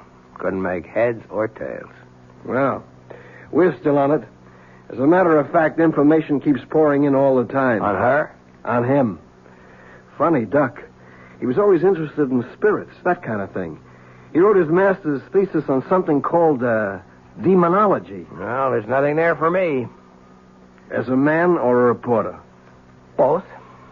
You know, I've been married 10 years, and I've never been tempted. But if I could be, she could do it. Oh, that dame is something. I'm surprised at you, Lieutenant. But there's hope for you. If what you say about the husband is true, he winds up in the loony bin, and after a respectable interval, she could be yours. That's what's in your mind, right? You are the most cynical person I know. Come off it. We're two of a kind. I'd even wait for her myself.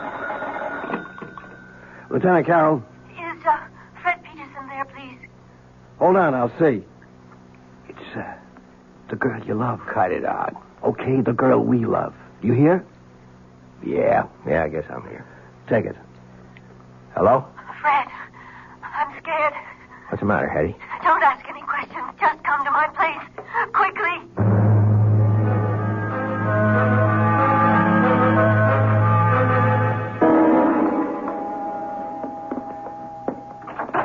Come in, Fred.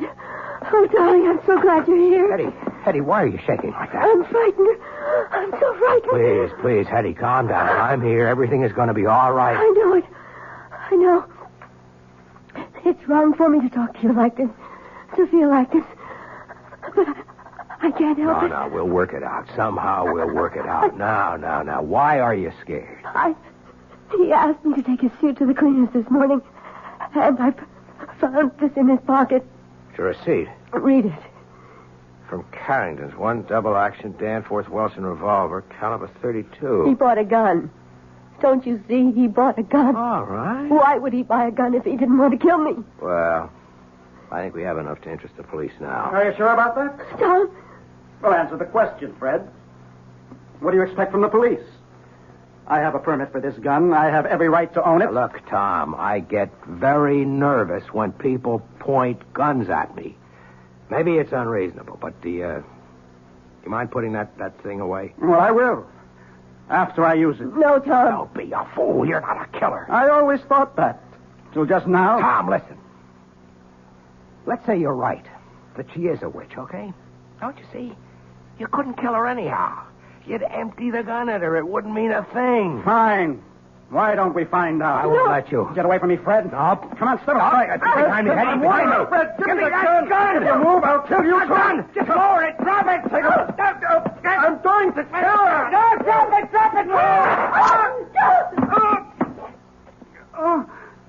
Tom! You did it. Again, Eddie. It did it. Again. Call a doctor, Hetty. What for? You poor sucker. You think she's not worth it. You think she's paradise? She is. She is. But it doesn't last. It doesn't last. And then she'll kill you. She'll kill you, too. Tom. He's dead. Tom. You saw there was nothing I could do. I know. Better call the police.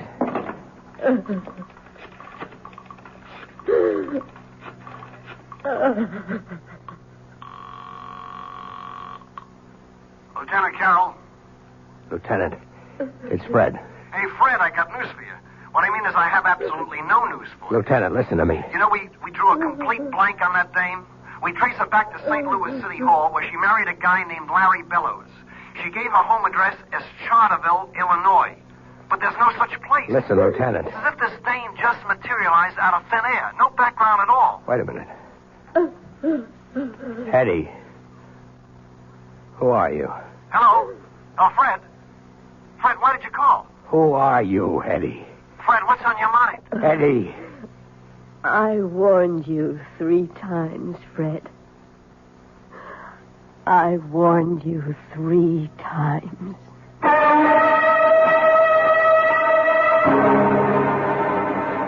And how many warnings would you have needed? Or heeded? That's the trouble. When they have honey blonde hair, it's so hard to take them seriously. A mistake. You should always take every woman seriously. We'll be back shortly.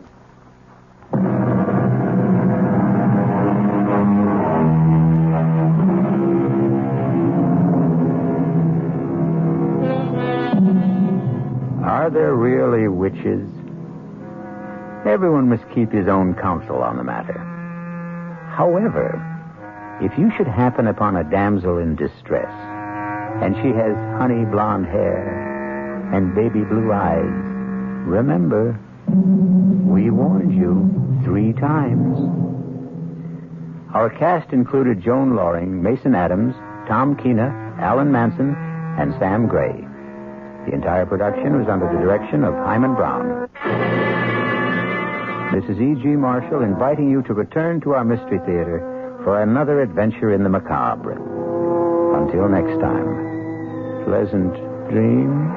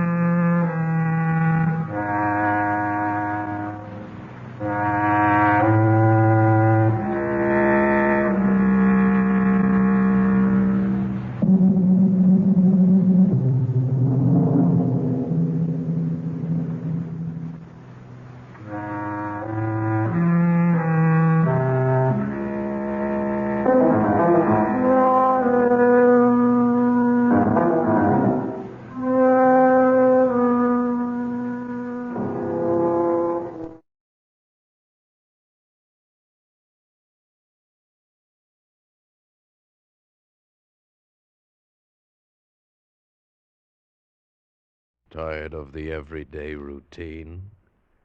Ever dream of a life of romantic adventure? Want to get away from it all? We offer you Escape! Escape, designed to free you from the 4 walls of today for a half hour of high adventure. Tonight, we escape to a lonely lighthouse off the steaming jungle coast of French Guiana and a nightmare world of terror and violence as we bring you again, in response to hundreds of requests, 3 Skeleton Key, starring Vincent Price.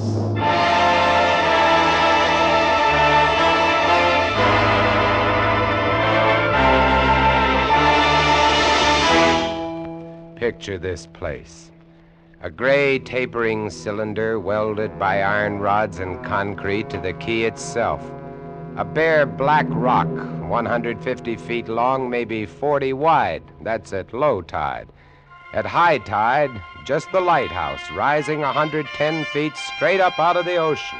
And all about it, the churning water, gray-green, scum-dappled, warm as soup, and swarming with gigantic bat-like devilfish, great violet schools of Portuguese man-o'-war, and yes, sharks, the big ones, the 15-footers.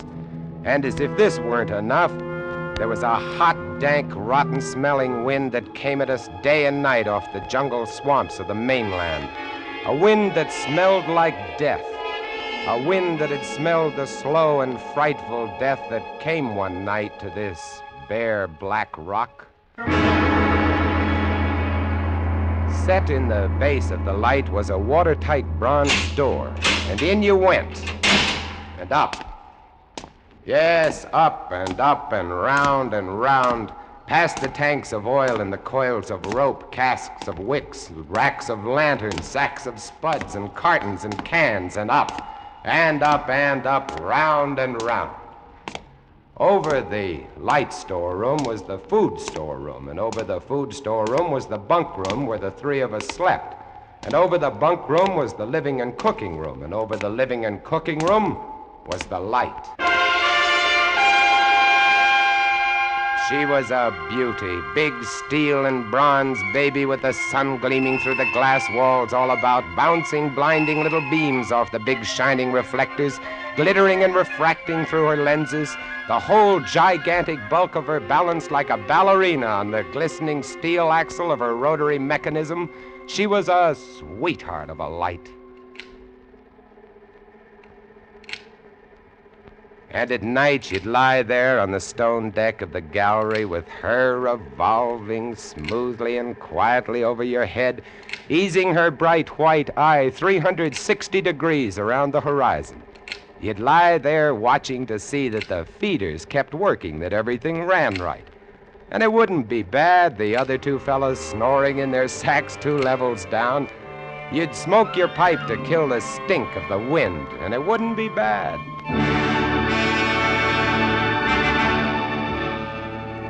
About those other two, Louis and Auguste.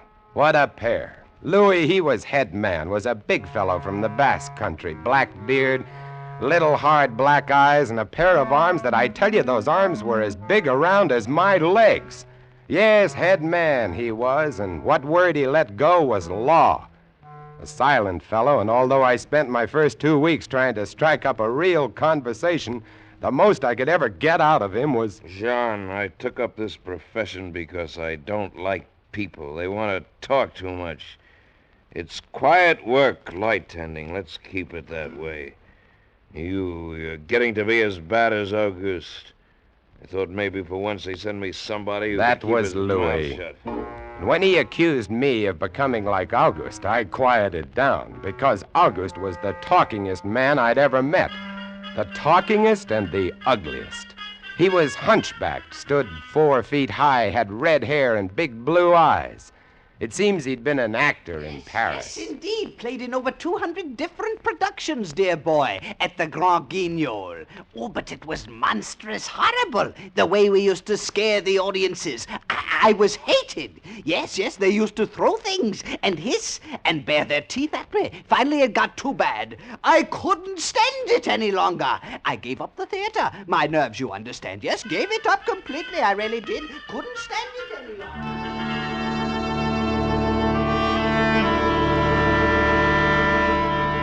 It all started one morning at 2:30. I was on watch, lying on the cool stone deck, pulling on my pipe, staring out at the blackness, the phosphorescent combers, and the big yellow stars, when out of the corner of my eye, I noticed something show up for a second, something the light had touched, far off. I waited for her to come around again, and when she did, there it was. Three-master, a big one, about a half-mile off and coming down out of the north-northwest, coming straight for us. You must understand, our light was where it was for a very good reason. Dangerous submerged reefs surrounded us and ships kept clear. But this one, this sailing vessel, was coming straight on. I went over to the gallery door and yelled, "Louis! Louis!" Couldn't understand it. I waited for the light to come around again. What is it? Ship headed for the reefs. Coming right up. I had the glasses out now. I couldn't read her name, but I could see her quite plainly. All sails set, the foam creaming away under her bow, her beautiful lines. A Dutch ship, I guessed her. But why didn't she turn? Every time it passed, our light hit her with the glare of day. Ship? Where? Northwest. The light will touch her in a moment. Can't they see? Look at her. She just keeps coming on. Yeah, the squarehead. What is it? What is it? Watch northwest. I know what it is. Huh? What?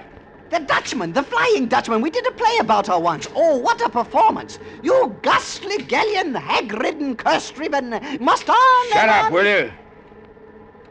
She's luffing. Yes. Sloppy way to come about. She's derelict, that's it. Derelict? Abandoned. The crew left her for some reason or other. But instead of sinking, she's gone on, running before every wind. She'll not run long. Not with these reefs to break her up. A beautiful ship. Now, why would men leave a beautiful ship like that? She didn't ram us, although we all expected it. But as we waited for the crash, she luffed again, caught some odd gust, and went about. We watched her the rest of those black hours, heeling and rocking, pushed and pulled by every stray wind, every freak current. Watched her until the dawn came, till the sea turned from black to a pearly gray. And on she came again, heading for us. We all had our glasses trained on her now. August, you can kill the light. Right, Chief? She doesn't look so good by daylight. Think she'll ground this time? What? I say, do you think she'll ground this time? Huh? This is impossible. Absolutely impossible. What? Here, take my glasses. They're better than yours. All right. What is it you're... I had to focus, and then my breath froze in my throat. The decks were swarming with a dark brown carpet that looked like a gigantic fungus, but undulating. And on the masts and yards, the guys and all were hundreds, no thousands, I don't know, an endless number of enormous rats. See them? Yes, I see them. Now we know why she's derelict. Yes, now we know. What are you two doing? Here, give me a look. Yes, give him the glasses. Take a good look, chatterbox. Give you something to talk about. She's still heading for us. Yes. She's going to turn. She better turn soon. Suppose she doesn't. You mean suppose she piles up on the quay? It's low tide. Yes. Yes, it is. Where's all the conversation, August, huh? Here, want the glasses again? No. Want another look? No. She's still coming on. Go away! Go away! Turn, will you? Turn, I say, I pray you, turn! She's climbing up. The rats. Look, on the water. Like a carpet. They're swimming. Sure, they're swimming. Those are ship's rats. But they're swimming for the rocks. The door below. It's open. Come on. Down we went, racing down the stone stairs, taking them 3 and 4 at a time. Scared? You bet we were scared. August, you get the windows. Maybe they can climb. We don't know. Right, Chief. But hurry, hurry!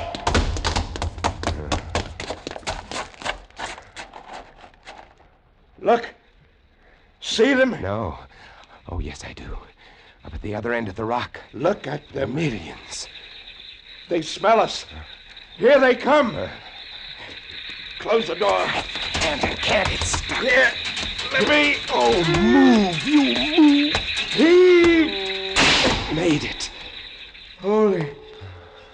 That was close. One guy in. Look, there. Get him! Watch him. He's kicking.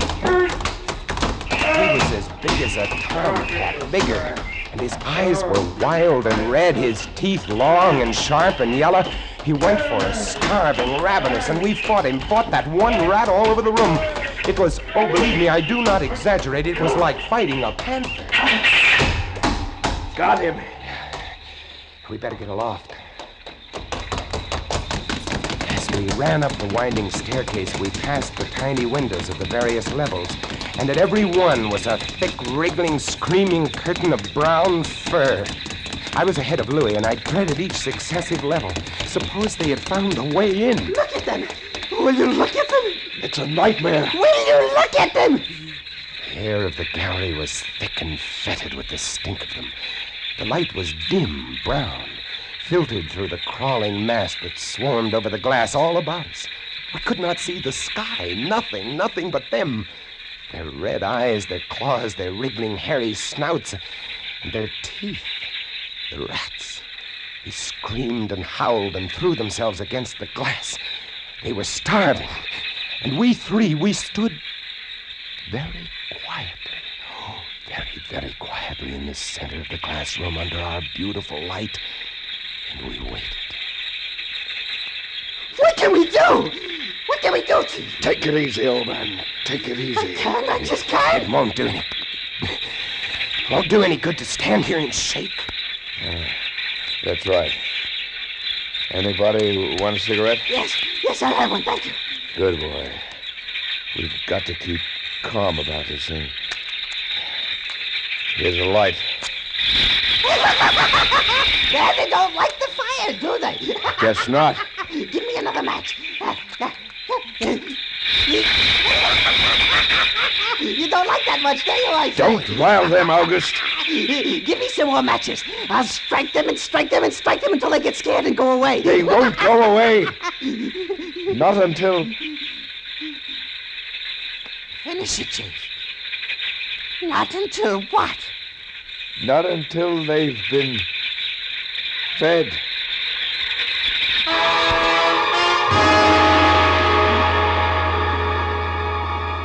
You can take just so much horror, and then you get used to it. And they were interesting to watch, you know. They couldn't understand the glass. They could see us and they could rush at us, but that thin, invisible barrier held them off, stopped them. From time to time, we caught a glimpse of the rocks below. More rats down there, swarming brown velvet in the bright tropical sunlight. And then the tide began to rise.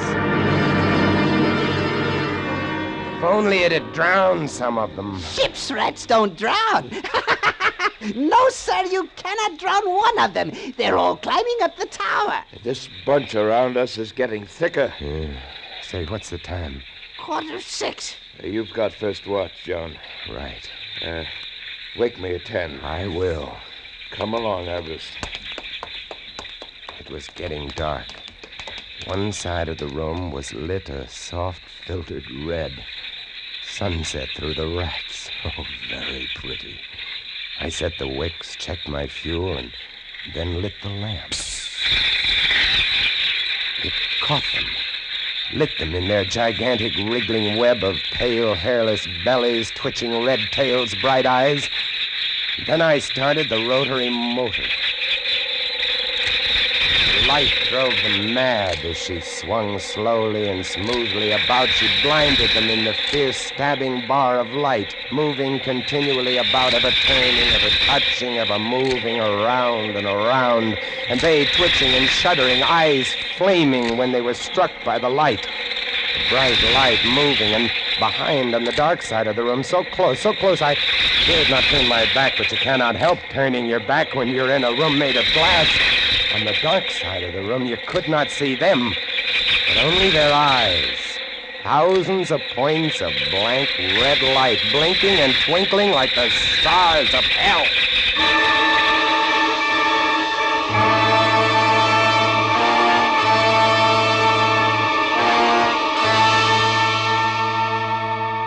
Louis relieved me at 10, but I didn't get much sleep that night, and when I came up into the gallery early next morning, there stood August, his back to me. He was bowing to the rats, waving his arms and making a speech. I am going to play once again that magnificent role which made me the toast of the Paris theater. Prelate, the evil genius of the medieval underworld. I am he who did guide the dark soul of the Maréchal into the nether paths. Do not be frightened, little children. I will not hurt turning. you. I stood staring at him, horror-struck, but he didn't notice me. The man had gone mad. He kept turning, telling his stories to all the rats, leaving no one out. August! August! Another one. A latecomer. Take a seat on the aisle, dear patron. August, move stop over it, there. stop it. Let the gentleman be But seated. he didn't stop. Come. He went on, bowing and scraping to the rats, his big blue eyes rolling and winking, his wild red hair waving about him. I grabbed him by the arms and slapped his face. He looked at me like a child. And then his face screwed up. He looked as though he were about to cry. Go below, go on. Oh, very well then. Later, my dear audience, later. Matinee today. Sure, he was crazy. But I guess we all were. A few hours later, he came back up and caught Louis and me teasing the rats. Yes, sounds horrible. It was fun.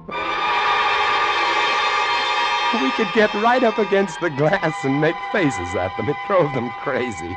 They would scratch away trying to get at our eyes. Louis was even cuter about it. He'd pull a piece of bread out of his pocket and press it against the glass. The rats would scramble into a solid ball, biting each other, clustering like grapes. From time to time, a whole knot of them would slip and fall the 110 feet to the surf below. Look at the sharks! They're eating them. The sharks are our friends. Here, I'll get another bunch together. Here, my beauties. That's it. Pile up. Kill each other. There they go! Auguste joined in, too. Oh, very ingenious Auguste. He learned that if he spread-eagled himself against the glass, they'd bunch and bundle against his figure.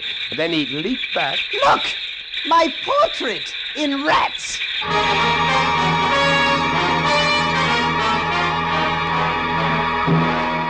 It went on all day, and then I was lying in bed. It was about midnight. I was very tired, and I was just beginning to fall off to sleep when I became conscious of a new sound. Couldn't figure it at first. I got up, lit the lamp, and went to the window. Even as I looked at it, I saw one of the panes begin to sag in. They had eaten the wood away. Louis, come quick! What? What is it? They found a way in. I held the glass with my hand. Now they were all going crazy, and assured of the success of this maneuver, were all nibbling away at the wood. Louis ran below and then returned with a large sheet of tin. We spread it against the window and hammered it into place. Even as we did so, we felt the heavy bodies thudding against the other side as the window gave way. That ought to hold. If it doesn't, we're done for. Rats can't eat tin. No, they can't. What was that? I don't know. It came from below. The storeroom window. They're in. They're swarming up the stairs. Drop the trap. Right. Two of them got in. Let's go after them. We didn't have to go after them. They came at us. I leaped to one side and grabbed a marlin spike, swung, and smashed one in midair. No! I whirled to see Louis with the other.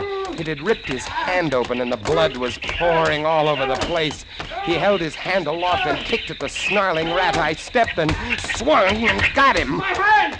He got my hand! That's both of them, Louis. I'll get you something to tie that up. Blood! Look at it! My blood! I'm bleeding! Now, don't worry about it, Louis. Here, look. I'll wind this kerchief around it. It'll be okay. Blood! There, now. It's not bad, just the flesh. And then I became conscious of another new sound. They were gnawing their way through the wooden trap door. I watched the wood fascinated. Even as I did, it began to give way, and a bristling, whiskery nose showed through. Louis, we've got to go up. Next level was the middle quarters and kitchen. I slammed the trap door there, too, but it, too, was wood. My blood.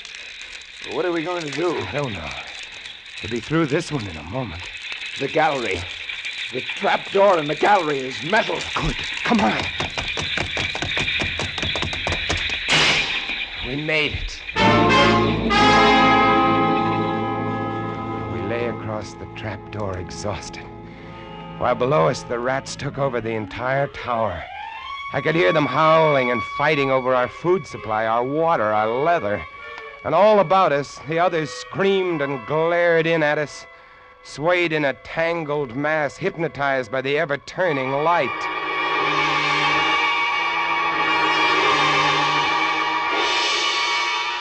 By morning, the air in the little room was horrible. Until now, we'd been getting air from the tower below. Now that was sealed off, and so was all our food and water. We lay exhausted, panting, waiting. The hours crawled on. I was almost dozing from fatigue when I saw a sight that brought me too fast. Would you like to come in, my beauties? Would you?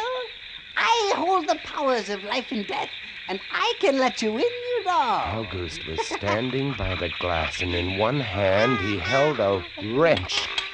He was tapping the glass gently, not quite hard enough to break it. I eased myself to my feet and slowly, very slowly, tiptoed toward him.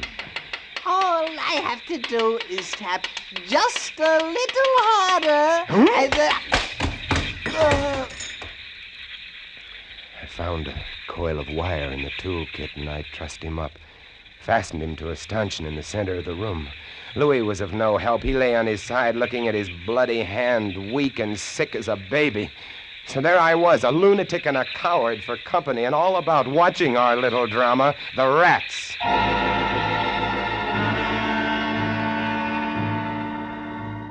The day dragged by. The supply boat wasn't due for another 12 days. I don't know what they could have done if they had come. We had only one way of summoning them, and that was to shoot off distress rockets, but the rockets were 4 floors below. And even if they'd been right there in the gallery, I couldn't have opened a window to fire them. That night I tended the light, but its flame was devouring our oxygen. The following day we lay, thirst-tormented, starving, waiting, and the following night I again tended the light, but the small supply of spare wicking we kept in the gallery had become exhausted, and quite suddenly, about midnight, the light went out. There's nothing I could do. Wicks were stored 3 levels below. Nothing I could do. Nothing. From time to time, I'd strike a match to see the clock. When I did, it lit up the million red eyes about us. All about us. Watching. Waiting. Below, it had grown quiet. They'd cleaned us out, and now they, too, were waiting. All waiting. And then the rats, quite suddenly, were silent. And then I heard it.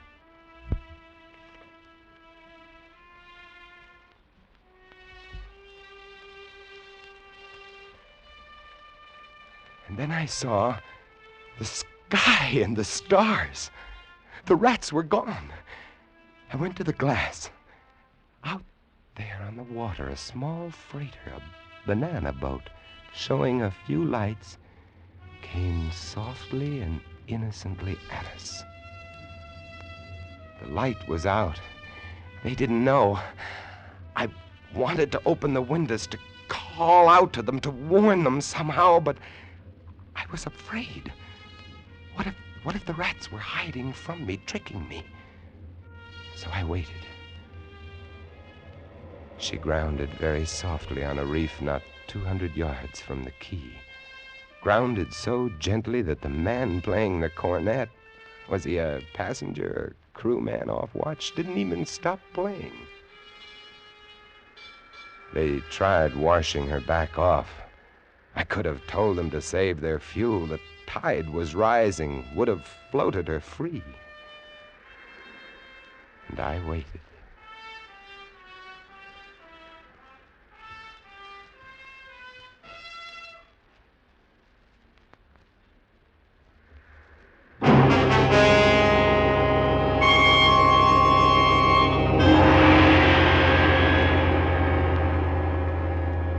That's all.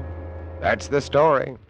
The sun came up and there wasn't a rat on the whole quay. Every last one of that terrible army had left us, gone back to sea on their new ship. Auguste, insane asylum, he never recovered. And Louis, they took him into Cayenne where he died of blood poisoning from his bite. Oh, yes. Well, that's the whole of it. And if you'll excuse me now, I must go set my traps.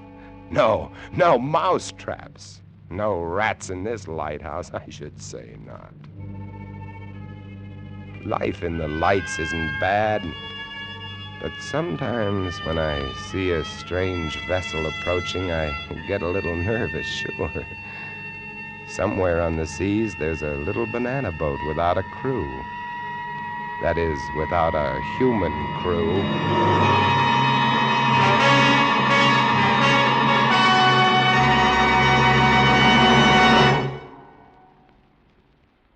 Escape is produced and directed by William N. Robeson. Tonight we have presented Three Skeleton Key by George Toulouse, adapted for radio by James Poe and starring Vincent Price as Jean. Supporting Mr. Price were Harry Bartell as August and Jeff Corey as Louis. Sound effects on Three Skeleton Key, created by Cliff Thorsness and executed today by Mr. Thorsness, Gus Bays, and Jack Sixsmith, have been awarded the Best of the Year by Radio and Television Life magazine. Harry Essman was at the control panel, and special music was arranged and conducted by Del Castillo. Next week... You are swimming for your life in the dangerous waters off the Florida Gulf Coast, about to be smashed by a launch carrying a vicious criminal who must kill you or die himself. And on shore 500 yards away, the police are waiting to arrest you for murder, and there can be no escape. Next week, we escape with an exciting tale of temptation and death on the Gulf Coast of Florida, as John and Gwen Bagney tell it in Danger at Matagumba. Goodbye, then, until the same time next week, when once again we offer you Escape. A patch of weeds, a boxer's biography, and a mild, lukewarm bath. They're all clues that lead the police of Jackson, Michigan, to a killer in the gangbuster story on CBS this Saturday night. It's the case of the Double Push, to be heard on most of these same CBS stations this Saturday night. This is CBS, the Columbia Broadcasting System.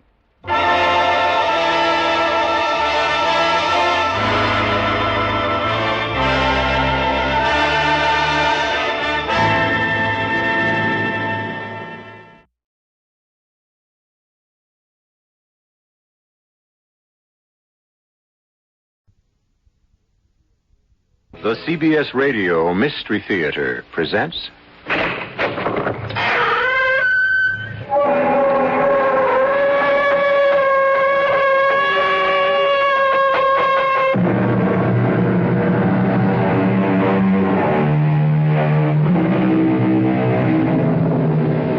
Come in. Welcome. I'm E.G. Marshall. From ancient days to the present, mankind has believed in ghosts. Some claim to have seen them, heard them, and even touched them. There never was any question about the terror of such an experience, real or imaginary. Even today, we read in our newspapers about apparitions and spirit messages which have no reasonable explanation. It was such an experience at a lonely inn in Maine that terrified a man of exact science named Professor George Weymouth. You saw what? There. 100 yards offshore. An inverted funnel of water like a shroud, a winding sheet, the garment of the dead. Oh, come now, Colonel Pingree. A shroud? Just the wind whipping a wave crest into an inverted cone. You look as if you'd seen an apparition. Don't tell me you believe in that kind of thing. You said your name was Weymouth. Weymouth? Yes. That could explain it.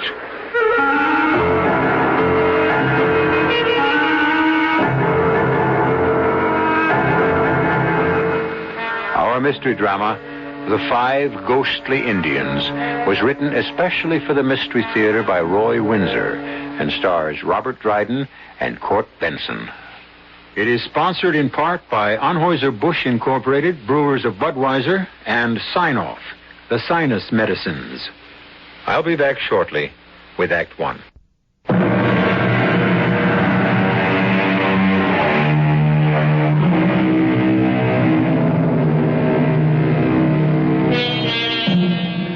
As we approach our country's bicentennial, we think proudly of 1776 and our independence.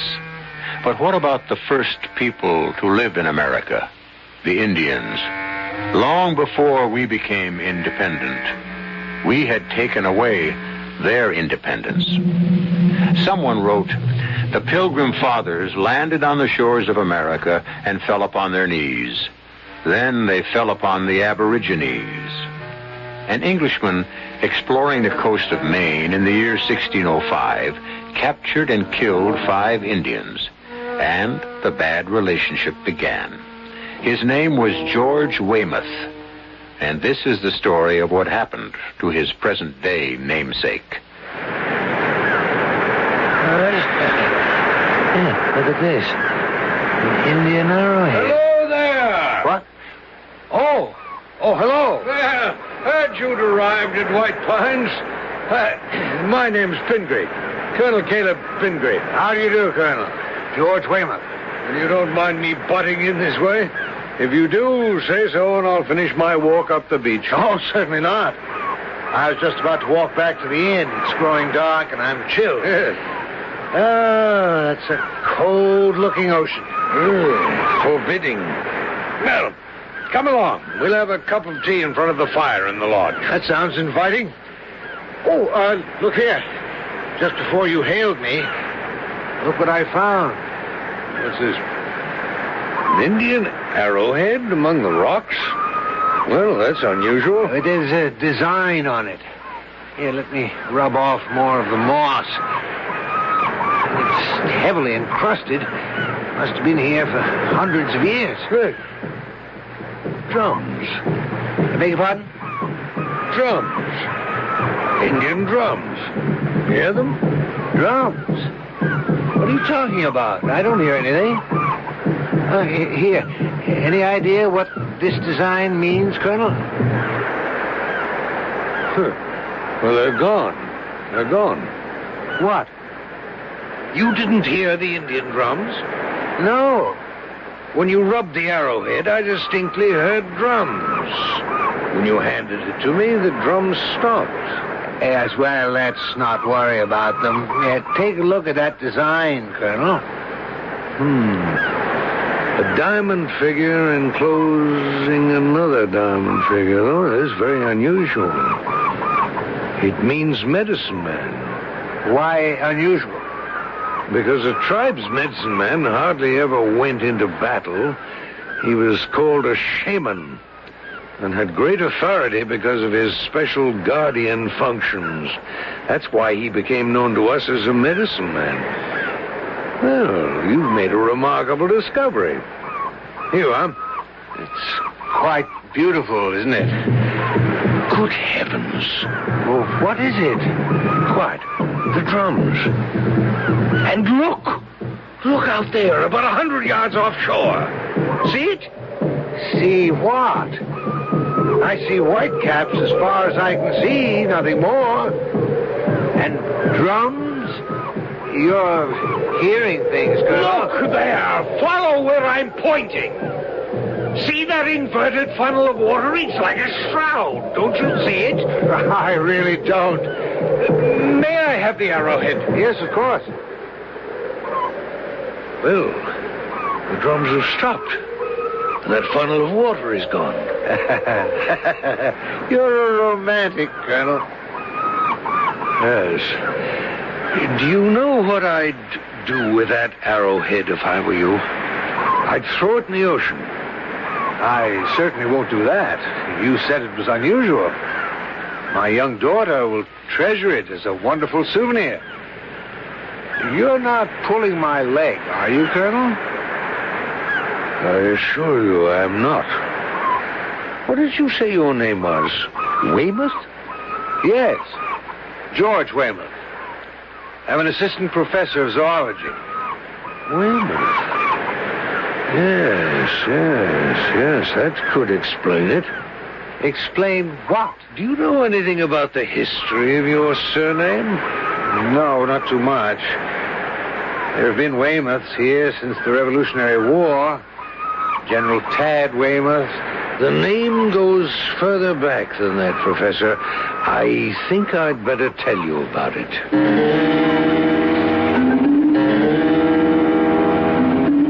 Now, just put that nonsense out of your mind, Boggs. What nonsense?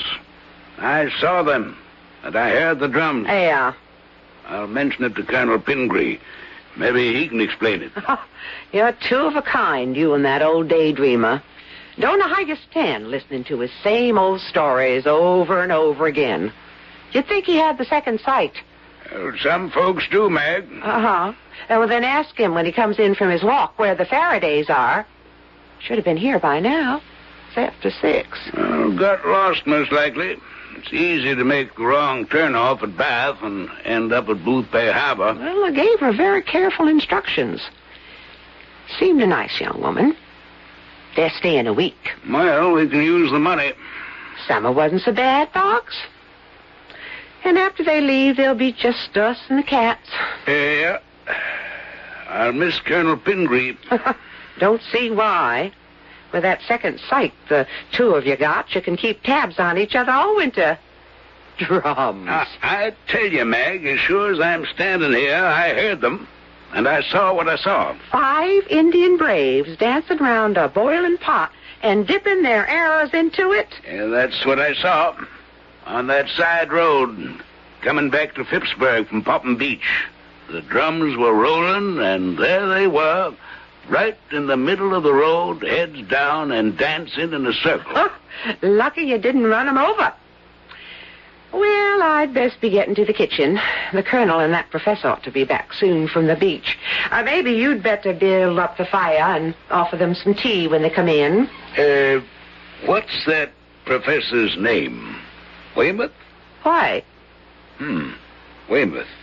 Seems to me... Oh, Boggs, now what? Never mind. I'll speak to the colonel. Well, you keep your ears open for the telephone. If the Faradays did get lost, they'll be calling in. It's almost dark now. And it's hard to find the place. Oh, it feels good in here, Colonel. Well, the fire will feel better. I won't change my shoes. My sneakers got wet. Or shall I order hot tea? Yes, thank you. I'd like a cup, good and hot. Good. Evening, Boggs. Evening, Colonel. That's a grand fire. Yeah. Mag thought you might like a cup of hot tea. Yeah, the old good wife is absolutely right. 2 cups. Professor Weymouth would like some, too. Sure thing. Sit down. I'd like to ask you a question, Boggs. Sure. I got one for you, too. Oh? Well, let me have yours first. You know the side road from Popham Beach back to Phippsburg, about 4 miles away? Yes. Well, I told Mag about what I saw, but there's no talking to her. She just laughs at me and declares I might be a little loose in the top story. Well, I know that your good wife feels the same way about me. Oh, she means no offense, Colonel. No, of course not, I understand that. Well, after I picked up the lobsters and the clams in Popham Beach, I drove the old truck back toward Phippsburg. Now, about a mile from where I turned off to the White Pines, I heard drums, Indian drums. And I saw, clear as I'm seeing you, 5 Indians dancing round a boiling pot and dipping their arrows into the stuff, whatever it was. You see. Well, what do you make of that? Well, I heard Indian drums, too, Boggs. I knew I was right. Where'd you hear him, Colonel? On the beach, about half an hour ago. But I saw something else. About 100 yards offshore, I saw an inverted water spout. Looked like a limp sheet held up by 2 fingers. A headless ghost. What'd it do? Well, when Weymouth handed me the arrowhead, the drums stopped, and the dancing ghost vanished. Arrowhead? Weymouth found an arrowhead among the rocks down by the beach. An arrowhead amongst the rocks? Well, it must have been there for centuries. More than 3. I'd say it dates from around 1605. Now, how the deuce do you know that? Weymouth. You're from an old Downeaster family. Does the name mean anything to you? Yeah, but just barely. Well, I've been thinking about it ever since Weymouth picked up that arrowhead. It had belonged to a medicine man because it had a design on it, a figure of a diamond within a diamond, probably from the Etchemin tribe. Back in 1605, an Englishman named George Weymouth explored the coast of Maine. For no reason I've ever been able to learn, he brutally murdered 5 Indians. The chief of the tribe attacked Weymouth's sloop, killed several of his soldiers, and then they were overwhelmed. Yep, it comes back to me now. Yeah. The English killed the medicine man, wrapped him in a sheet, and dropped him into the ocean. And now he's returned. He's returned, and he's called up those 5 murdered Indians to witness his revenge. You told Professor Weymouth about the curse? I intend to. But he's a professor of zoology, a man of science. He'd laugh at me. How long is he staying with you? Till the end of the week. 2 more days. I'll have to tell him to leave tonight. Let me handle him. If he'll give me the medicine man's arrowhead, he won't be threatened, and neither will White Pines. Evening, Colonel. Where's the... Oh, there he is. Here comes the professor. Evening, Professor. Hot tea. Just what I need, Miss Boggs. I got chilled down there at the beach. Evening, Mr. Boggs. Evening. Thanks for the talk, Colonel. Oh, you two been yarning about those Indian drums and them 5 dancing Indian braves. They're real enough, Mag. Now, don't tell me, Colonel, that you still think you heard drums and saw an apparition offshore? Your name is Weymouth. Over 300 years ago, your ancestor, George Weymouth, cruelly murdered 5 Indian braves and killed the medicine man of their tribe and buried him at sea. When you picked up that arrowhead, you triggered the guardian spirits of those Indians, and they have been awakened. Indeed. To what purpose? Revenge, Professor Weymouth. I don't believe it, Colonel. With all due respect to folklore. I didn't expect you to believe it.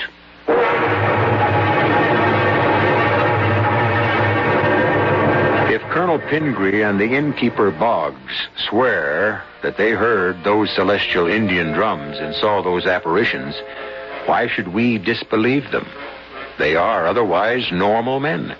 Psychic phenomena is not nonsense, despite the disbelief of Professor Weymouth, whose name links him with a brutal crime committed over 300 years ago. I'll be back shortly with Act 2.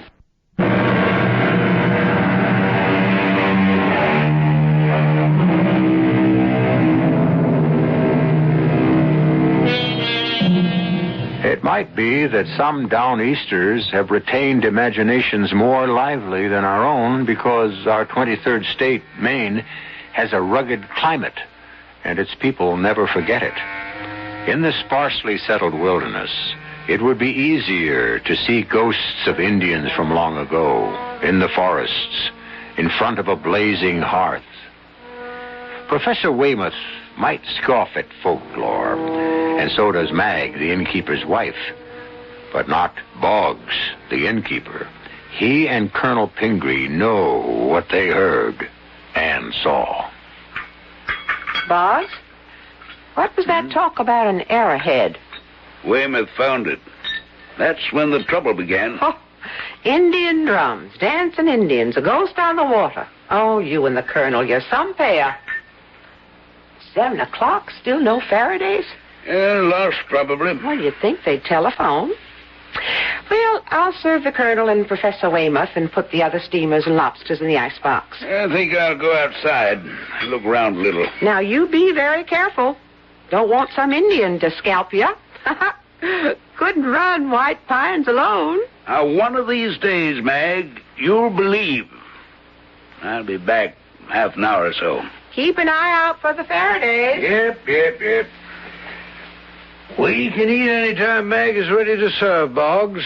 Coming right up, Colonel. Good. Oh, you look concerned, my friend. Nope. Just annoyed. Young couple named Faraday was supposed to arrive at 6. I haven't heard a word from him. Well, it's easy enough to get lost on these back roads. I'm going out to look around. We just got that one light out front, and they could drive right by. Had any luck, Colonel? I'm still not convinced, Boggs. The arrowhead is mine, I'm reluctant to give it up. It means trouble, Professor. So you say. But I'm a man of science. Folklore is charming, but I don't believe in it.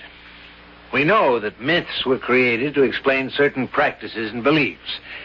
But when reason is applied, they disintegrate. As much as I'd like to believe your story about the Indian drums and the apparition on the sea, I can't. Well, then, Professor, I'll have to... No, Boggs, not so fast. Take your stroll and leave this to me. But I don't know, please. And I'll say good night to both of you. Night. Oh, I offended him. I'm sorry. No, don't worry about it, Weymouth. Hopefully you'll be away from here without incident in a few days. Hopefully? I can understand a simple innkeeper being superstitious, but I can't understand it about you, Colonel. An educated man, well-spoken. Well, all I wish you'd accept is that Boggs and I are certain that the arrowhead is dangerous to you. It's in your own interest to send it to York to be placed with the other Indian relics. Well, perhaps. Come up to my room and we'll take a look at it. Agreed. You're making a wise decision, Weymouth. Maybe we'd better turn around, Ben. I'm sure I took the right road out of Bath. We drove through Winnegans and Arrowsick. We should have telephoned from Arrowsick to tell them we'd be late. Well, let's keep going. According to the map, Phippsburg ought to be, well, only a few miles from here. You'd never know it. It's like being in a wilderness. I haven't seen a sign for miles. And it's pitch black. Scared? Well, it is kind of spooky. Well, there's nothing here to harm you. Let's drive on. If we get to Phippsburg, we'll telephone White Pines. Maybe they'll hold dinner for us. It's after 7, Ben. We ought to be there by 7:30. Unless we're on the way to Booth Bay Harbor. I have the arrowhead in my bureau drawer. I'll regret giving it up, Colonel. Well, you'll regret it more if you keep it. Ah, here it is. Deadly looking, isn't it? But quite beautiful. Well, good heavens. What's that? A regular gale. And the sky is clear and the water calm. And there's fog all over the windows. Put down that accursed arrowhead and stand back, Weymouth. Look out! Look out! It smashed out one of the windows. Weymouth, come here. Look, racing toward the beach. I can't believe it. Did you see it? Yes. A white sheet flying over the ground. And twirling as it goes. Now it's at the shore. It's going out to sea. Pingree, what is it? Did you see it? Did you see it, Colonel? Hey, the window's broken.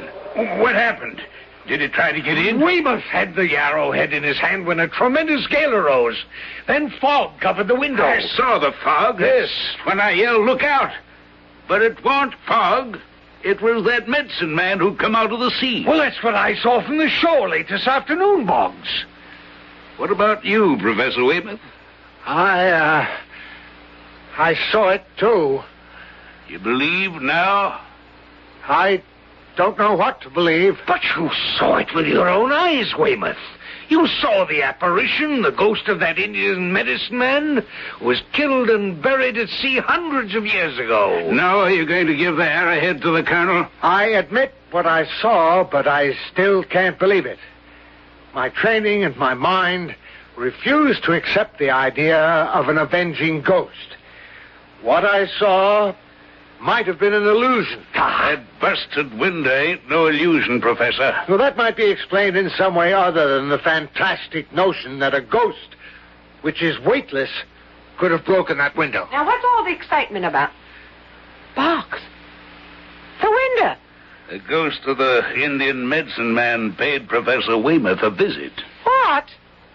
Now, that's just crazy. You mean something that weighs less than a sheet of cheesecloth broke that window? Ask him. Professor? I don't honestly know, Mrs. Boggs. Now, you were honest enough and you admitted seeing it, Weymouth. That's true. I did see something like a shroud, a winding sheet, trying to break through the window. A great wind preceded its appearance. Then the wind died down, and the thing, twirling like a top, flew back to the beach and out to sea. And you saw it? It may have been an illusion, but yes, I did see something. I'll pay for the window, of course, and I think I'll check out tomorrow, if you don't mind. Professor, you mean you're scared? Say I'm prudent. It was that ancestor of yours, George Weymouth. He was cruel to those Indians, and they want to avenge themselves against the person who bears that name. I'll give you the arrowhead in the morning, Colonel, and head back home.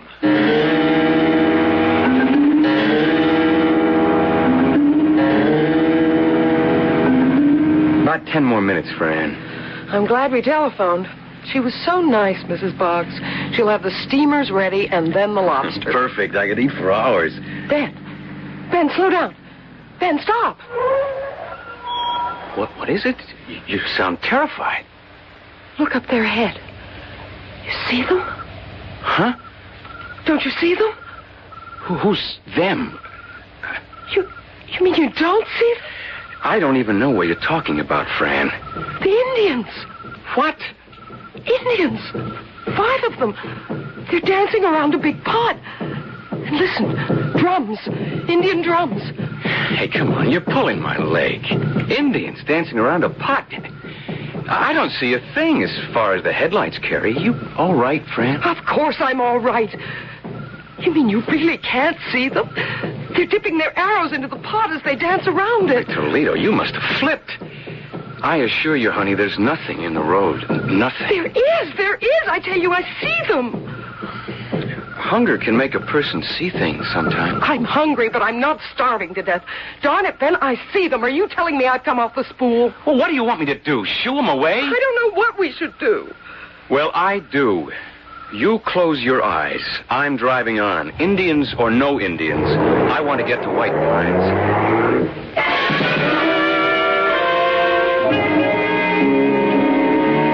Faraday's ought to be along any minute. Yep. Now what's fretting you? Weymouth won't listen to reason. I'm glad he's leaving in the morning. If he wasn't, I'd tell him to get. Just because he won't do what you and the Colonel want him to? There's a curse on the man. An old Indian curse. What if that thing had gotten into the room and killed him? We'd never have another guest here, summer or fall. Oh, now, get that sour expression off your face. It's almost 7:30. You stay here at the desk and wait for the Faradays. And be pleasant. I'm about ready to serve them steamers. Oh, that's them, Boggs. Evening. Hello there, Mr. Boggs. Yep. Glad you made it. Evening, ma'am. Good evening. Have trouble with the road? Well, no, the directions were fine. We just weren't sure we were on the right one. But it worked out. What a fine inn you have here, Mr. Boggs. Oh, it's lovely. Look at that lodge room, Ben, with logs blazing away in the fireplace. Fran, why don't we go in and have a drink in front of the fire? I can bring in our bags later. Never mind the bags. I'll fetch 'em. If you'll give me your keys, I'll park your car off the road. My wife will get you a drink, and you can have dinner any time. Steamers and lobster. Hope you like 'em. Perfect. Nothing better. All over your scare, darling? Oh, Ben. Something go wrong on the way down? It's too silly to mention, Mr. Boggs. Oh. Well, I'm not a pride man myself. My wife saw 5 Indians dancing around a pot and dipping arrows into it. Hunger pains, I told her. Did you now? Silly, wasn't it? Depends. You'd better sign the register, and I'll have her come out and fix you some drinks.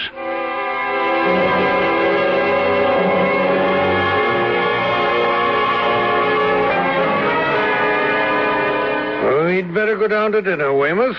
Right. It's after 7:30. Still got your appetite?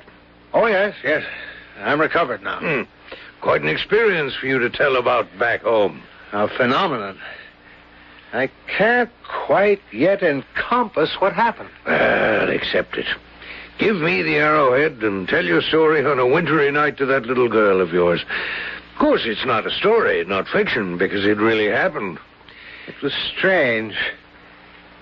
I know what I heard and saw, but there must be a rational explanation for what happened. Including the breaking of the window? Even including that. It must have been some freak kind of pressure. I have nothing to fear from mere ectoplasm. Well, maybe you don't have anything more to fear, but don't count on it.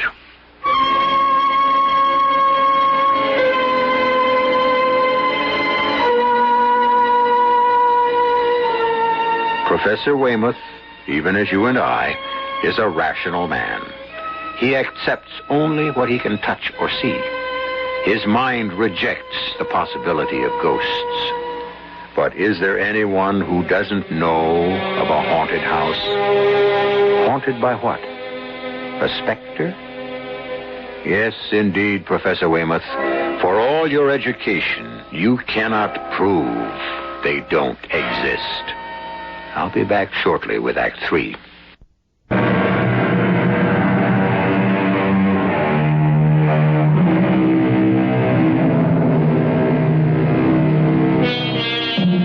The White Pines Inn is located a few miles from Phippsburg on the rocky coast of Maine. The coast is beautiful, but forbidding, as the British found out during the Revolutionary War when 6,000 men of Maine fought them determinedly. Maine remembers those days of hardship and remembers her even earlier history.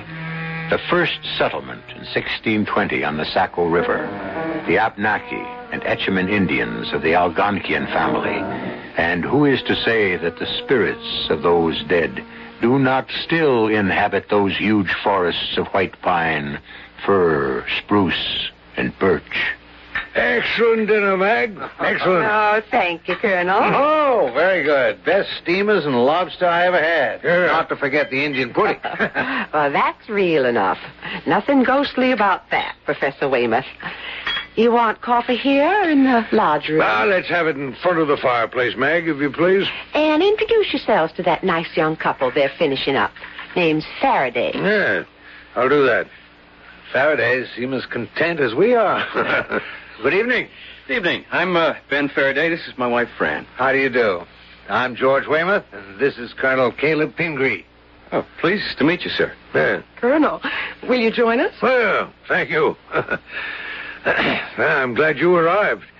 Boggs and his wife had begun to worry about you. You lose your way? Well, we thought we had, but we were on the right road all along. And then the sun dropped out of sight, and it was so dark, I just crept along. Oh, we had an unexpected adventure. Then they wouldn't be interested. Well, certainly we would, Mrs. Faraday. Up here, anything unusual is welcome. It gives us something to talk about. Just seeing new faces is a treat. Especially yours, Mrs. Faraday. Why, thank you. Where are you from, by the way? Lewiston.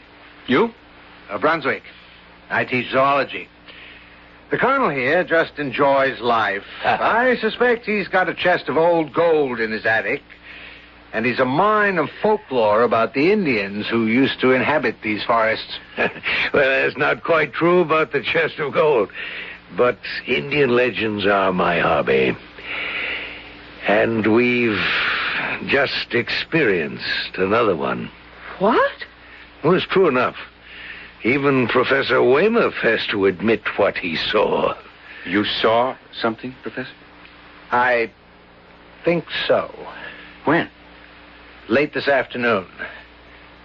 Well, why are you looking so startled? Mrs. Faraday? Excuse me. You, experienced an Indian legend? 4 cups, cream, sugar. I'll leave the pot. No, thank you, Mag. Are you all right, young lady? You're kind of peaked. Oh, Indian legend. So that's it, Colonel. Got another listener to those Indian legends of yours. Oh, my dear Meg, I've said Now, nothing. don't let the Colonel pull your leg, Mr. Faraday. He and my husband, Boggs, sees things where they ain't. If they ought to give me the creeps listening to the two of them. Say what they want to. There's no such thing as ghosts. What about the broken window, Meg? Well, that's just a freak swirl of wind. And the twirling shroud that scudded out to sea. Well, I didn't see it. Now, I'll thank you not to go scaring these young folks. You are not going to believe this, Mrs. Boggs. Go on, friend, tell them. Well, not far from here, when I thought we were lost, Ben stopped the car. And the headlights cut a tunnel of light far down the road. And then I saw them. People see things when they're hungry. Maybe I was imagining things, but I'd swear I really saw them. 5 Indians dancing around a pot or cauldron and dipping their arrows into it. You have no doubt about what you saw, Mrs. Faraday? I saw them as plain as I see you. Well, Professor, I was inclined to disbelieve you and Boggs, Colonel, but this story of Mrs. Faraday's cannot be discounted. You saw the Indians. Did you hear drums? Yes, distinctly. What's this all about? Revenge, Mr. Faraday. What? Revenge for what? You'd better tell them, Pingree. You'll excuse me. I need some fresh air. I'll see you later, Colonel. He looks terribly worried, Ben. Yeah. Because he's the intended victim of an Indian's revenge.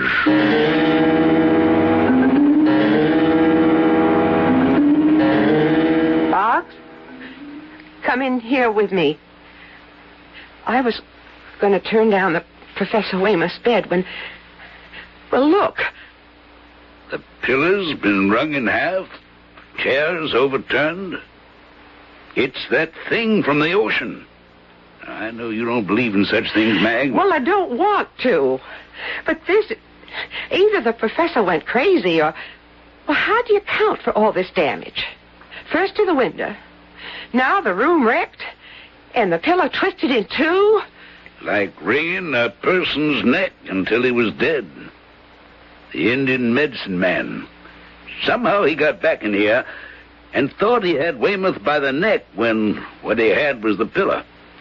A powerful wrench. The pillow's twisted in half, feathers all over. I'm telling him to leave White Pines tonight. You think we better call the police in Phippsburg? Oh, they don't believe in apparitions any more than you do, Mag. Well, I'm not so sure now that I don't. Because I never seen anything like this. Where is the professor? When the colonel began to tell the Faradays the story, the professor went out for some fresh air. And I'll find him and tell him to pack up and leave.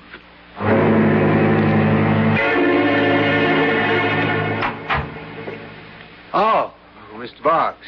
Like to have a word with you, Professor. Enjoy your stroll, Weymouth? I just stood outside and breathed deeply and looked at the sky. Mag went upstairs to turn down your bed. The room was a shambles.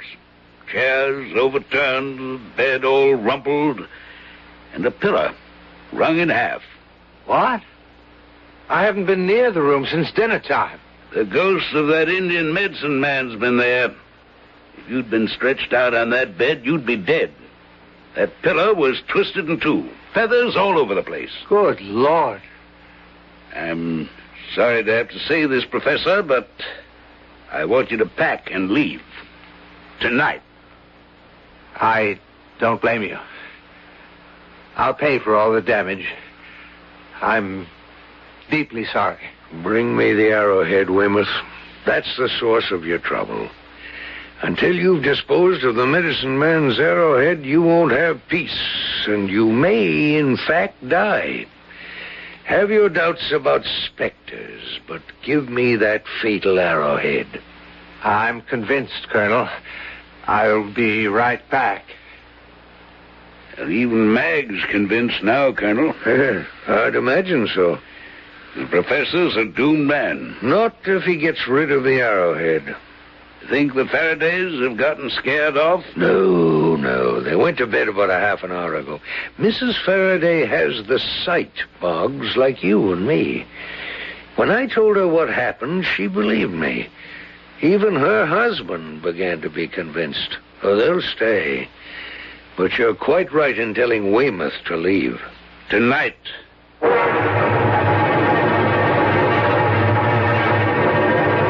Fran, stop fussing and come to bed. I'm not fussing. I'm just thinking about what the colonel told us about George Weymouth and how he murdered those 5 Indians way back in 1600-something. Yeah, but it's just crazy to think that some old medicine man is out to murder the professor. He didn't kill those Indians. Why is he to blame? Just because he has the same name, that's all. You believe that?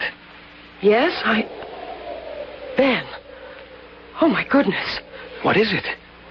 Look out there. On the water, see it? Yeah. Something's rising from the water offshore. It's a water spout. No, it's not. It's upside down. It looks like a sheet, and it's turning round and round. And it's floating this way, towards shore. What is it? It's that thing the colonel told us he saw. The ghost of the medicine man who was buried at sea. It's coming towards the inn. Ben, I'm afraid. I'll get Bob. No, don't leave me, Ben. Look, it's on the shore, and it's coming up the hill.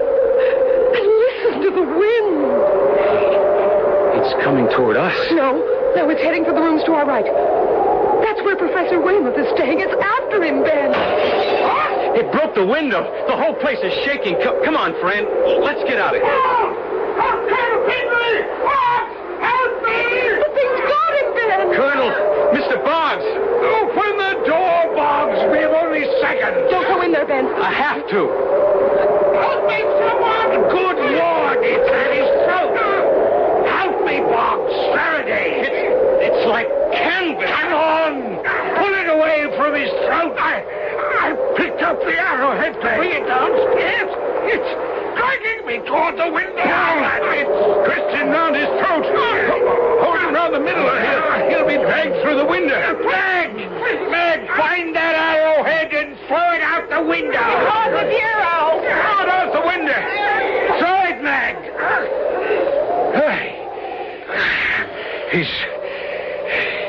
He's fainted. Here's some water. Notice the wind's died down. And the thing that had him by the throat, it's in a heap on the floor. Canvas. Look. When I touched it just now, it crumpled in my hand. It's like dust. Oh, my throat. Oh, thank you.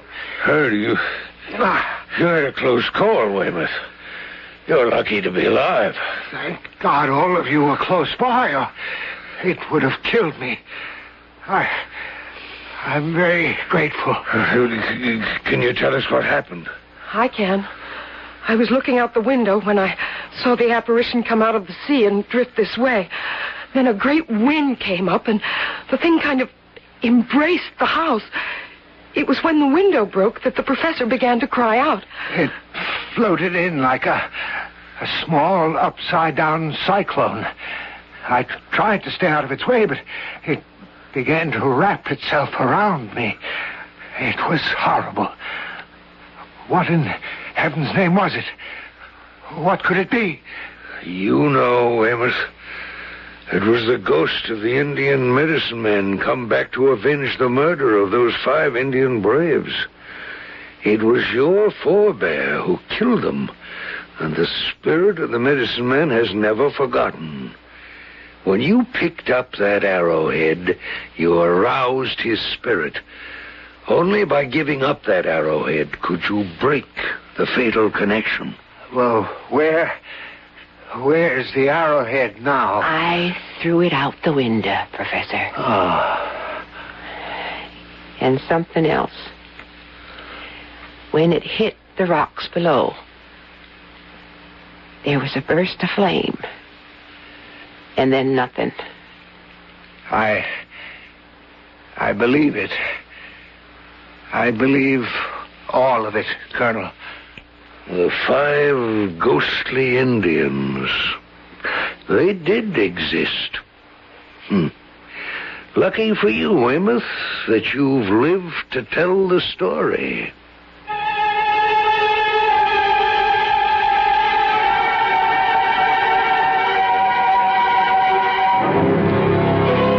The dread of the supernatural goes back to earliest man. As he roamed the earth, he was encompassed by many terrors. There was the terrible dark, with its countless dangers. Legends about second sight are endless. To this day, the avenging specter of the Indian medicine man lives as fact in the mind of Professor Weymouth. I'll be back shortly.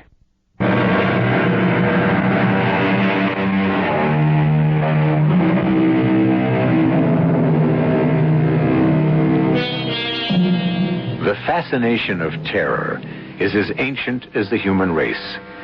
It is stronger than our intellect, stronger even than our fears. It goes to the core of our very being. The brutal, unnecessary killing of 5 Indians in 1605 by George Weymouth laid a curse on those who bore his surname. Perhaps there is a kind of real justice after all. Crimes of long ago, unavenged, can be avenged.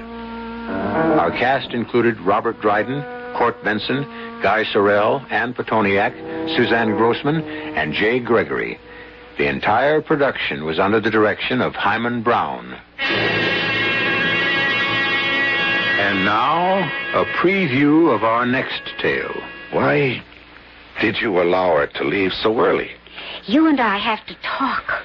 Well, whatever we say would be beyond her. Yes, if she's Group 3. Turn? How could Turn be an inspector? I suspect Turn because she's too perfect.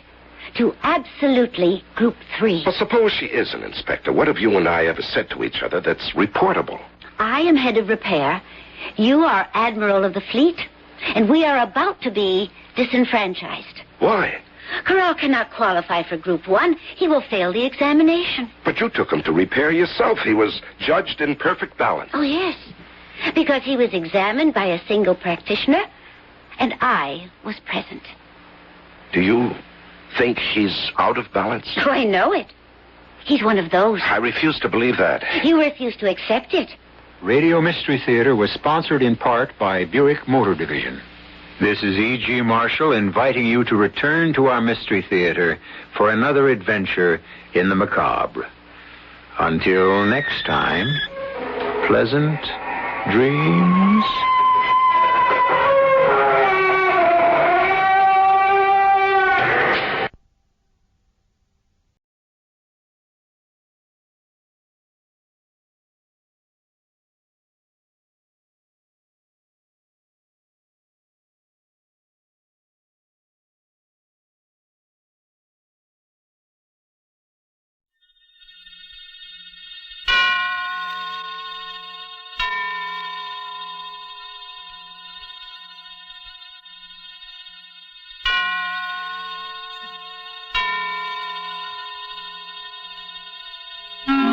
Suspense.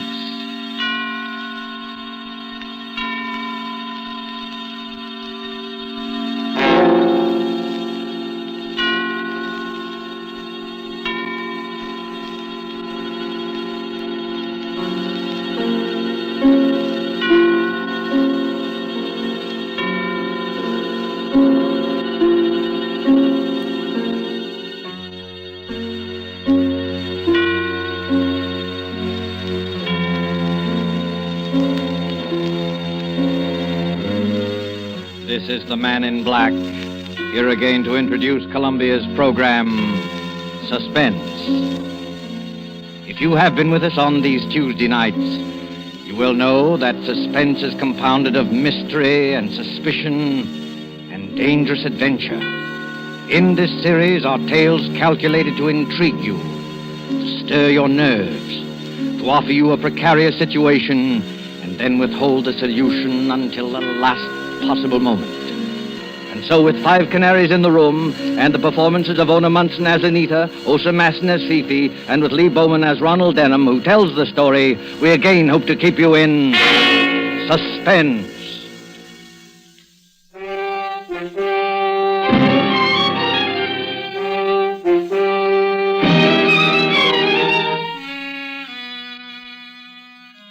The trouble was, you see, that the whole apartment vanished.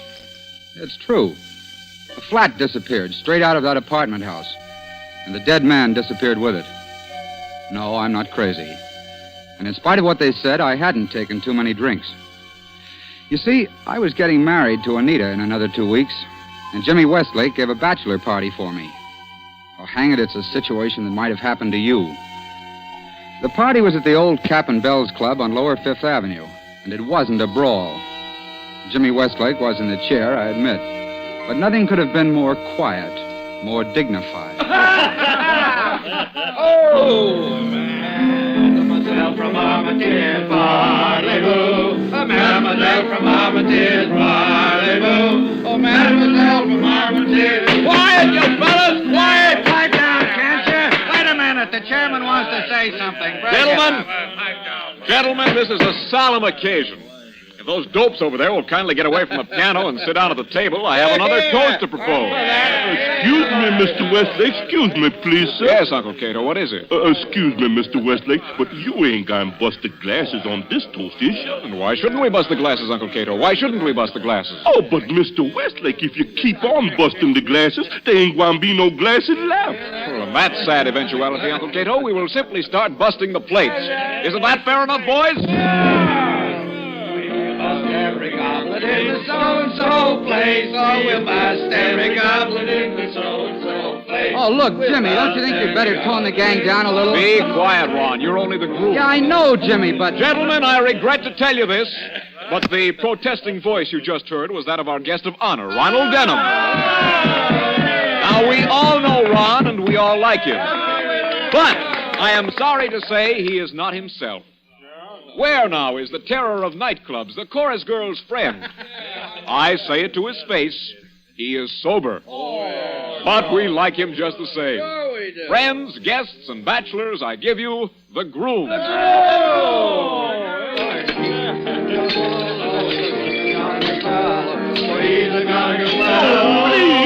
Please, gentlemen, don't bust the glasses. Hey, come on, Ron. Come on, say a few words. That's right, Ron. Get out. Come on. Now, look, boys, I thank you for all the good words, and I don't want to be a wet blanket on the party, but it's nearly midnight, and I've got to get home early. Don't you understand, boys? I'm a reformed character. Yeah, how's Fifi Latour? I haven't seen Phoebe for over a year. She doesn't mean anything to me anymore. He thinks he doth protest too much. Oh, now, look, I'm marrying the sweetest girl in the world, but Anita's a little, well, straight-laced. Oh. You know how it is. What's more, there's my Uncle Rufus. Uncle Rufus. Quiet! Quiet! Anita and Uncle Rufus have apartments in the same building as I have. Now, what's more, they're on the same floor, and that's not all. Tom Evans, the fellow I share my flat Wait a with. minute. Where is Tom Evans tonight? What's the matter with him? Tom works for Uncle Rufus, and he doesn't drink. Oh, he works for Uncle Rufus. Hey, fellas. Takes a drink. Oh, he works for Uncle Rufus. Quiet, you baboons. Quiet. He's a roaring broker, and his beverage is ink. Now, wait a minute. Will you put yourselves in my place?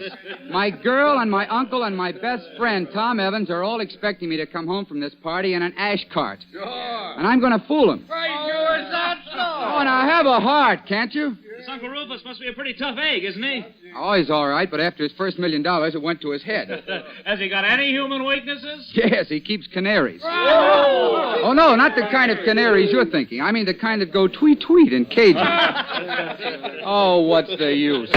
What do you say, gentlemen? Shall we allow this pure in heart to wend his way home? He's got a drink for the bride, though. That's right, Ron. Can you, as a chivalrous gentleman, refuse to drink to the bride? You can't, and you know you can't. Uncle Cato. Yes, sir, Mr. Westlake. Get a beer mug from the sideboard there. Fill it with champagne. Oh, now, wait a minute, Jim. One more drink won't hurt you, Shirley. Just one little drink. Well, no, I suppose not. Fill it up, Uncle Cato. All right, I'll have one more drink, just in honor of the occasion. But that's all, do you understand? That's absolutely all.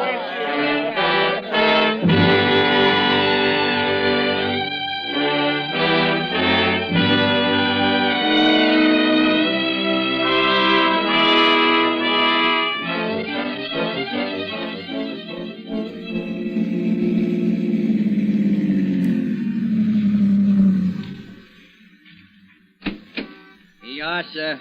098 Park Avenue. Hey, mister. Hmm? Come on, wake up. What's wrong? Well, you're home, mister. This is the apartment house. Oh, yeah. Yes, of Yeah. course. All right. Thanks. Out we go. Easy now. Are you sure you're all right? Yeah. Yes, I'm all right. I've been to a bachelor party. Yeah, sure. I know. Well, take it easy now. I can't see straight. The whole street's going around. The funny part is I only had a couple of drinks. They must have put something in that last one. Well, it's none of my business, mister, but I wouldn't tell that to the missus if I was you. It's absolutely true. Oh, sure. I know. And I haven't got a missus. Not yet. On my word of honor, I'm a reformed character. I have nothing to do with any woman except... Ronald Denham. As I live and breathe, it is Ronald Denham. Fifi Latour. Oh, Cherie, how good it is to see you. I look everywhere for you. I cry my eyes out, but I don't find you. What are you doing here? I live here, Fifi. I moved. Oh, you tried to get away from me, yes? Yes. No, I mean... Well, here's your money, driver. Good night. Oh, good night, sir. It's a friend of yours, lady. You better take care of him. I'd take care of him. Yes, you bet you. My poor Ron. I forgive you this time because you've been on the wrestle-dazzle and you need someone to take care of you. You live in this building, yes? Yes. 5th floor. Oh, good. I take you to your apartment. No. You say no, eh? And why not? Because you mustn't go in there. Oh, there's another woman. What? Oh, yes? Well, yes. The fact is, Fifi, I'm going to get married. Married? Oh, for heaven's sake, Fifi, don't make a scene in the middle of the street. Oh, you break my heart, eh? Right in the middle of Park Avenue, you take my heart and you break it bang, bang. Fifi, please. Now I tell you what you do. You will take me to your apartment this very minute. No, definitely no. You will give me 1 cigarette and 1 brandy. You will tell me what this means. Oh, I warn you, by golly, I start screaming so they can hear me at City Hall. I can't do it, Fifi. All right, then I start screaming. No, wait a minute. Oh, of all the times in the world, you had to pick this. Do I go along, Cherie? Yes or no? Well, if I do take you, Fifi, will you promise to be good? Cherie, I am always good. You won't kick up a row or start banging at doors. Oh, if Anita heard of this. Anita? And who is she? Oh, never mind. I'm too groggy to argue. Come on.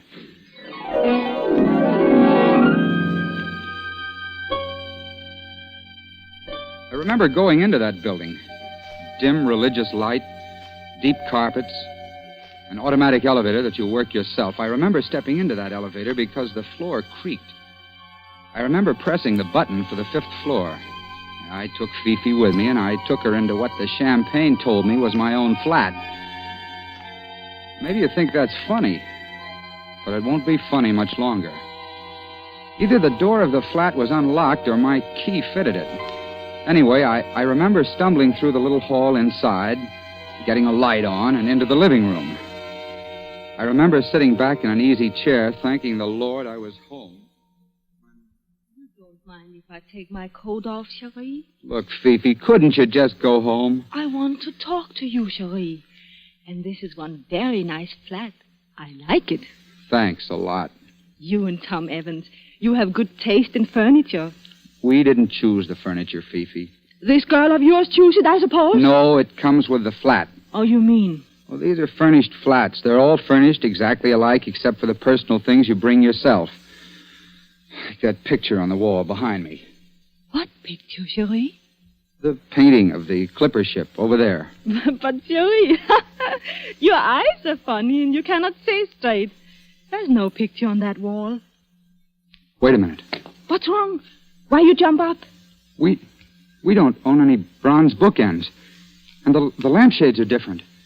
And, Fifi, we're in the wrong flat. Oh, well, then that explains everything. Explains what? It explains about the canary birds. What canary birds? When we first come in here, I think I hear a lot of birds sing. And I think, ooh la la, this is a funny taste for Ron Denham and Tom Evans. But then... Uncle Rufus. Great Scott. Uncle Rufus. This uncle of yours, he keep canary birds? Yes, 5 of them, but this isn't his flat. I know his flat as well as I know my own. Where'd you hear this singing? Behind that door over there, where I point. That ought to be the door to the dining room. But what was that? Oh, it is a car backfire. Maybe yes. Maybe no, unless they keep cars in dining rooms. That was a gun. It came from the dining room. Yeah, I think so. Quick, let's get out of here. Oh, no, we don't. I've been pushed around tonight till I'm good and mad, and I'm just about crazy enough to find out what this is all about. You're not going to open that door. You just watch me. There's a light in that room anyway. How you know? Look under the sill of the door. Not a very bright light, but... Ron, don't do it. Stand back now while I get the door open. Dining room. Not Uncle Rufus. And 5 canary birds. 5 canaries in cages, all in a line. Where in Satan's name are we? Monsieur, I don't know. Whose flat is this? Who except Uncle Rufus would keep 5 canaries? I tell you one thing, though, and then I go out of here. Well? There's somebody watching us. Where? That swing door to the kitchen is partly open. But don't look. How the devil can I see it if I don't look? There's somebody standing behind it. I see the light shine on his eye. Quiet, Fifi. Hello there. Hello there. The door move a little more. He's pushing it. Oh, excuse me, sir. We didn't mean to barge in here. We're not burglars or anything like that. We got into the wrong flat, that's all. I want to apologize if we... Straight out through the door, right on his face. What's the matter with him? Why don't he move? I've got an idea, Fifi. It's because he's dead.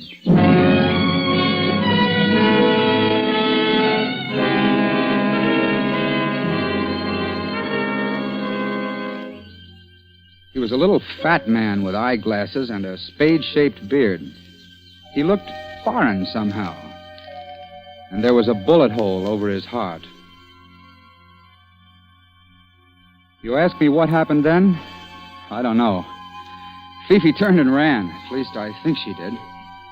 I bent over the man to make sure he was dead. And then something hit me. As though it hadn't been enough of a nightmare already, I could hear that blackjack strike the back of my skull. And everything exploded. I couldn't get my breath, and I seemed to be swimming in dark water. The next voice I heard wasn't Fifi's at all. It was Anita's. And... Ron Denham. Oh, my head. Oh, Lord, my head. Well, I'm not at all surprised. What's that, Anita? I can't hear you. I said I'm not at all surprised. Of all the disgraceful, dissolute objects I ever saw. Anita, where am I? Oh, darling, as though you didn't know. But I don't know. My head feels like a printing press in full blast. Well, you're out in the main hall, dear, on the 5th floor, sitting on the stairs beside the elevator shaft. That's true. But how did I get here? Oh, now, really, Ron. I must have been carried here. That's it. By your drunken friends at the club? Well, I don't doubt it in the least. No, Anita. No, you don't understand. I left that party early. I was cold sober. But the low hounds wanted to see me come home in bad shape. So they put something in my glass. Oh, naturally, Ron. Whiskey or champagne? Oh, no, Anita. I mean a drug of some kind. I was dizzy when I got here. Just as I was getting out of the taxi, I met... Well, go on, dear. Whom did you meet? Nobody, Anita. Nobody at all. I came up here to what I thought was my own flat, but it wasn't my flat. It was somebody else's. There were a lot of canaries singing and a dead man with a bullet hole in his chest. And... Well, this sounds pretty crazy, doesn't it? Yes, dear, it certainly does. Yeah, but it's true. Oh, Ron, I suppose I've got to forgive you. I always do forgive you. Now run along like a good boy and sleep it off, hmm? Listen, Anita. There's a dead man in one of these flats. A dead man? In which flat? Well, that's just it. I don't know. You're not saying it's on this floor? Yes, I definitely remember pressing the button for the 5th floor. Suppose you listen to me, dear. Now, don't make faces and rumple your hair. Just listen. There are only 2 other apartments on this floor. One is your uncle's. It wasn't his. I'll swear to that. Well, and the other is mine. You don't think I'm hiding a dead man? No, it wasn't your flat either. Well, then where is it, darling? A whole flat can't vanish and take the dead man along, can it? No. But I'll tell you something else, Anita. I've seen that man's face somewhere before. Well, whose face? The dead man's. Thick eyeglasses, square black beard, something foreign about it. I've seen him, or I've seen his picture, or... Oh, Ron, please. What's wrong? It's the elevator. Somebody's coming up. Oh, please don't let people see you. Your hat's smashed in and your tie's untied, and you look like nothing on earth. Well, look here, Anita. If it comes to that, what are you doing out in the hall in negligee and pajamas? Well, I wanted to make sure you got home safely. Ron, the elevator, it's Tom Evans and your Uncle Rufus. All right, I can take it. But your uncle can't. Now, don't say anything to him about this dead man. Promise me. Hold on, I've got it. Pierre Duroc. Who? Pierre Duroc. That's the dead man's name. He... And furthermore, Evans, you may expect to me that in this year of 1938, the prospect of a European war is so remote as not to be worth serious consideration. Excuse me, sir, but isn't that a little strong? Now, don't argue with me, Evans. No, sir. You may tell my secretary to... Look here. What's this? Well, now look, Uncle Rufus. Oh, I can't stand any more of this. I'm fed up. Well, I don't blame you, my dear. Has this nephew of mine been annoying you again? Oh, no, of course not, but please don't pay any attention to him. He's drunk. For the last time, I am not drunk. I just want to ask Uncle Rufus, before I go completely nuts, whether he hasn't heard of Pierre Duroc. What's that, Ronald? What'd you say? Pierre Duroc, the French millionaire. Well, what about him? He's the man who always deals in cash on the line. Spot cash, even if it's $1 million. I saw his picture in the paper. He's in New York to put through a business deal with you, isn't he? Oh, indeed, Ronald. Well, you show a commendable interest in my affairs. Well, that's what you want me to do, isn't it? Well, I believe Duroc does want to buy some property I own, but he hasn't approached me, and I haven't approached him. It's a bad business. Why have you developed this sudden interest in Duroc? Because he's dead. Dead? Somebody shot him in a room full of canaries and then slugged me over the head. Do you believe me, Evans? If your uncle will excuse me, old man, I don't see any reason not to believe you. Where's the body? Well, that's the trouble. Ron claims he found it in a flat that doesn't exist. Listen. What's that? Sounded like somebody running upstairs in a devil of a hurry. Well, maybe it's the dead man. As a matter of fact, it's the night porter. He's the one who can tell us. Tell us what? Well, maybe I did get off at a different floor, but that flat's got to be somewhere in this building. Pearson? Oh, just a minute. Pearson. I'm very sorry, sir. I can't stop now. Please stand aside. I got to go upstairs and get the manager. Why, Pearson? Is anything wrong? Well, Mr. Evans. Speak up, man. Is anything wrong? It's the police, sir. We found a dead man in the palm garden downstairs. Now do you believe me? You will oblige me, all of you, if you remain quiet and allow me to deal with this. What does this man look like, Pearson? He's a foreign-looking gentleman, sir.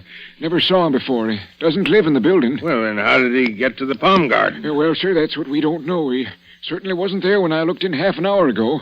But I went back to the palm garden just by chance, and there he was in a wicker chair with the singing birds in cages all around him. Birds again? Oh, be quiet, Ronald. He'd been shot, sir. The police think he was brought down in the service elevator from somewhere upstairs. Why do they think that? Because they found a revolver in that elevator and a little paper band of the kind that goes around banknotes. If they could tell where the dead man came from... You can tell us where he came from. Huh? I can, sir. Yes, you've been in most of the flats in this building, haven't you? I've been inside all of them, sir. Why? Well, would you recognize any given flat if I described it? Oh, well, yes, sir, certainly, but... Well, then, for the love of Mike, think. Who lives in a flat with 5 canary cages in the dining room? Ronald, are you out of your mind? In case you don't happen to remember, you're describing my place. No, it was like your place, but it wasn't at all the same. Oriental prints on the walls. In the living room, bronze bookends and bronze lamps. Dragon patterns on the lampshades. There was a queer kind of clock on the mantelpiece, shaped like a figure of Father Time. And what's the matter with you, Pearson? Nothing, sir. But you're sure you saw all that? Yes, of course I'm sure. Why not? Because, I'm sorry, sir, but you couldn't have seen it. What do you mean I couldn't have seen it? I did see it. Who lives in the blasted place? Nobody. Well, you mean the flat's vacant? No, sir. I mean, there's no such flat in the whole building.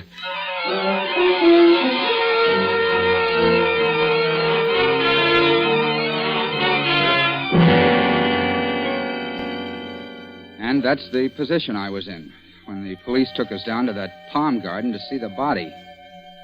I never did like the palm garden much. It's a big, dimly lighted hollow of a place. with bird cages beside the palms and an artificial goldfish pond in the middle. I liked it even less at 3 o'clock in the morning with a dead man looking at me from his chair. They sent us in one at a time. I was first to see the homicide squad officer. And there was Inspector Braddock, a big, sleepy-looking hulk with a hat like a pirate, sitting on a bench throwing pebbles at that pond. Back would go his arm, and a pebble would hit the water. Back would go his arm, and a pebble would hit the water. And that's all you've got to tell me, Mr. Denham? Yeah, that's all, Inspector. It happens to be true. Oh, I believe you. After all, son, we've got corroboration. Corroboration? From whom? From your other girlfriend, Fifi Latour. But Fifi's not here. She ran out of here as soon as Duroc's body fell through that door. Yes, but she didn't run far. A cop wondered why she was running and brought her back. Where's Fifi now? In that room there, talking to your official girlfriend. Oh, that's fine. That's beautiful. The one thing I didn't tell Anita. Why don't you wake up? Wake up? How? This isn't post office any longer. It's murder. And one of that gang out there shot Pierre Duroc. Are you serious? Serious. Sure, I'm serious. This is as clever and slick and mean a trick as ever went on the blotter. Pierre Duroc was one of the goats. You were the other. This uncle of yours is a fairly important guy, isn't he? Wait a minute. Just exactly what are you saying about the old boy? I'm saying he gets lots of publicity. This hobby of his, keeping dicky birds, must be pretty well known. Yes, I suppose so. All right. So if Duroc came to visit your uncle tonight... You say if Duroc came to visit my uncle. What you're forgetting, son, is that Duroc's an important man, too. He's a visiting foreigner, capital letters, and the department's got to keep an eye on him. Duroc did go to visit your uncle tonight, and he was carrying $20,000 in cash. What are you intimating? Murder. Inspector Braddock. Yes, Sergeant? That crowd out there is raising Cain, especially the old man and the French gal. Shall I let him in? Yeah, you can let him in now. No, more than an hour. Sitting in an anteroom without even hearing why we're here. I tell you, Evans is intolerable. It's all right, sir. They probably know what they're doing. You think so, my friend? But I still don't know why I'm here. How very interesting, Miss Latour. Such extreme absent-mindedness. Well, perhaps Ron could tell you why you're here. Oh, listen, Anita, I can explain everything. Can you explain the disappearing apartment? Well, that's better. I'd like, if you don't mind, to have a little quiet here. Now, which one of you is Mr. Rufus Denham? I am Rufus Denham, sir. Rufus Denham of Denham & Company. Can there be any doubt whatever about that? No, but I thought I'd ask. I was just telling your nephew, Mr. Denham, that Pierre Duroc came here tonight to see you. To see me, Inspector? That's right. I can only characterize that statement, sir, as a flat and downright lie. I've never met that man. I didn't say you met him. I said he came here to see you. Duroc wanted to buy some property from you, didn't he? Well, I suppose he did. And Duroc always paid spot cash, didn't he? Yes, I believe so. Just one more question. I imagine you've got a secretary. Yes, naturally I've got a secretary. Miss Helen Gardner. What about her? Somebody, posing as your secretary, telephoned Duroc at the Metropolis Hotel and spoke to him in very good French. Well, Inspector, don't stop there. Go on. This person, pretending to represent Rufus Denham, asked Duroc to come here with the money and said they could settle the deal immediately. Don't you see the trick now? Don't you see Duroc was lured into a dummy apartment? A dummy apartment? What does this man mean? I'll tell you. All the flats are furnished exactly alike except for personal things. Pictures, books, lampshades, ornaments. Is that correct? Yes, of course it is. The murderer didn't dare use Rufus Denham's real flat. But the murderer could always decorate an imitation flat so that Pierre Duroc would be deceived when he saw... 5 canary birds. That's it, son. But what was the idea? A very neat swindle. Look at Duroc's body now. Oh, I can't look at it. Look at his thick glasses. Well, the man was half blind. This so-called secretary, disguised, would meet Duroc in an imitation flat. Duroc would hand over the money and get forged title deeds in return. When Duroc had gone, the flat could be put right again and no evidence left. But, something went wrong, That's right. Something went wrong. Duroc suspected. And had to be killed. Right again. Inspector Braddock, who is the murderer? Can't you guess? Green Gnome. I think I know how it all happened. Do you, Miss Latour? Oh, it's very smart of you. This poor Ronald of mine, he is at a bachelor party. They do not think that he will be home until daylight. But he get reformed and come home early. He blundered straight into that flat in time to interrupt. In time to interrupt the murder, yes. Afterwards, when you were supposed to run away... But I did run away. Sure, Miss Latour, I'm admitting you did. Then why do you look at me as though I didn't? Afterwards, as I was saying, the murderer had to hit Ronald Denham over the head and drag him out in the hall. Durock's body was brought down here along with the canary cages that had been borrowed from here, and the dummy flat was set right again. Just one moment, Inspector Raddock. I'm not disputing anything you say, but... Well, sir, what's on your mind? The murderer. What about the murderer? Well, all this. Wouldn't it have been much too heavy a job for a woman? Who said the murderer was a woman? Well, didn't you? I don't think I did. I said the murderer was somebody who planned a swindle. And you still don't see it, any of you, because you can't find the dummy flat. Well, no, and I can't find it myself. That's one question you've got to answer here and now. Where in Satan's name did I go? Whose flat was I in? Your own. My own? Naturally. If you'd been cold sober, you might have made a mistake. But your instinct brought you home to your own flat. And the only possible murderer is the man who shares that flat with you. The man who thought you'd be away until daylight. The man who knows enough about Denham's business affairs to plan this swindle against Durock. Look out, Inspector Braddock. Grab him, Sergeant. Thomas Evans, I arrest you for the murder of Pierre Durock. Good Lord. Heavens.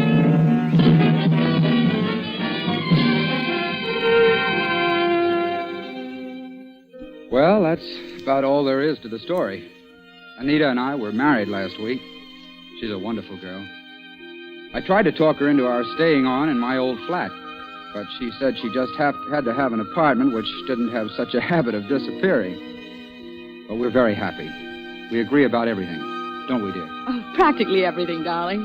But I still don't think it was cute of Fifi to send up 3 dozen canaries for a wedding present.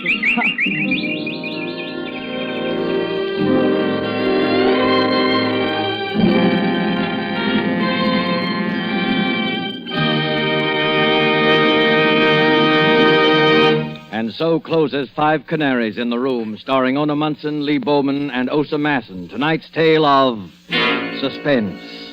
This is your narrator, the Man in Black, who conveys to you Columbia's invitation to spend this half hour in suspense with us again next Tuesday, when our suspense play will be Last Night by Cornell Woolrich, and will star more of your Hollywood favorites.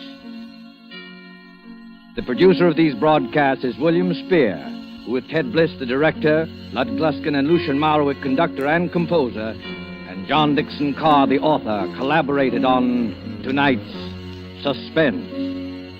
This is CBS, the Columbia Broadcasting System.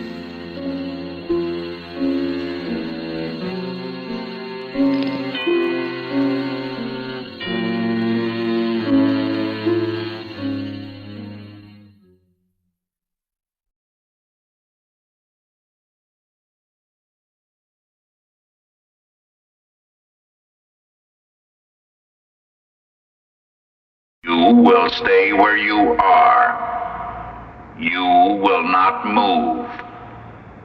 We have some preparations to make, and then... Then something very odd happened. Half of Dr. Marlowe came alive. His right side first. His right eye lighting up while his left eye stayed dead. His right hand twitching while his left hand remained stiff. Half of him came alive. Only half.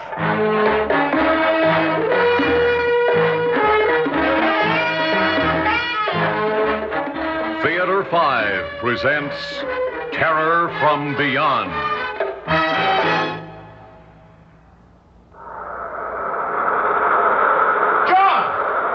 John Parker! Are you getting this, John? You've got to get it! I don't have much time. They'll be coming back in a few minutes. And try to get it, John. Try and remember. Huh? What's that? Did someone... Remember. Try and remember. You will not remember. Do you understand? When we are gone, it will be gone. As if it had never happened. And you will not remember. But you've got to remember, John. You've got to! The whole future of mankind, of life on Earth, depends on it! You've got to! I sat up in bed, listening. The surf was pounding at the foot of the cliff, but that was all. Had I really heard something or just imagined it? I didn't know. All I knew was I was in a cold sweat. But that wasn't surprising after what had happened, the deaths and... Deaths? But they'd been accidents. Maybe if I went back over it from the beginning... That's right, John! Start back at the beginning! Then maybe you'll remember! And you've got to! You've got to! When was the beginning? When I arrived at the base, I suppose. Went to the administration building for that first briefing session with Dr. Marlowe and Roy. Oh, it's good to see you again, John. It's good to see you, Doctor. Great to have you aboard, John.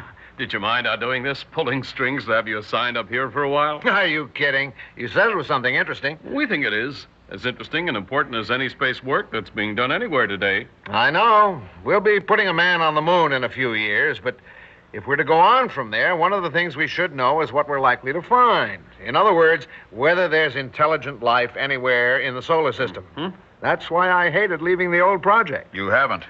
This is still part of the old project. Remember what our problem was on Vango? Of course.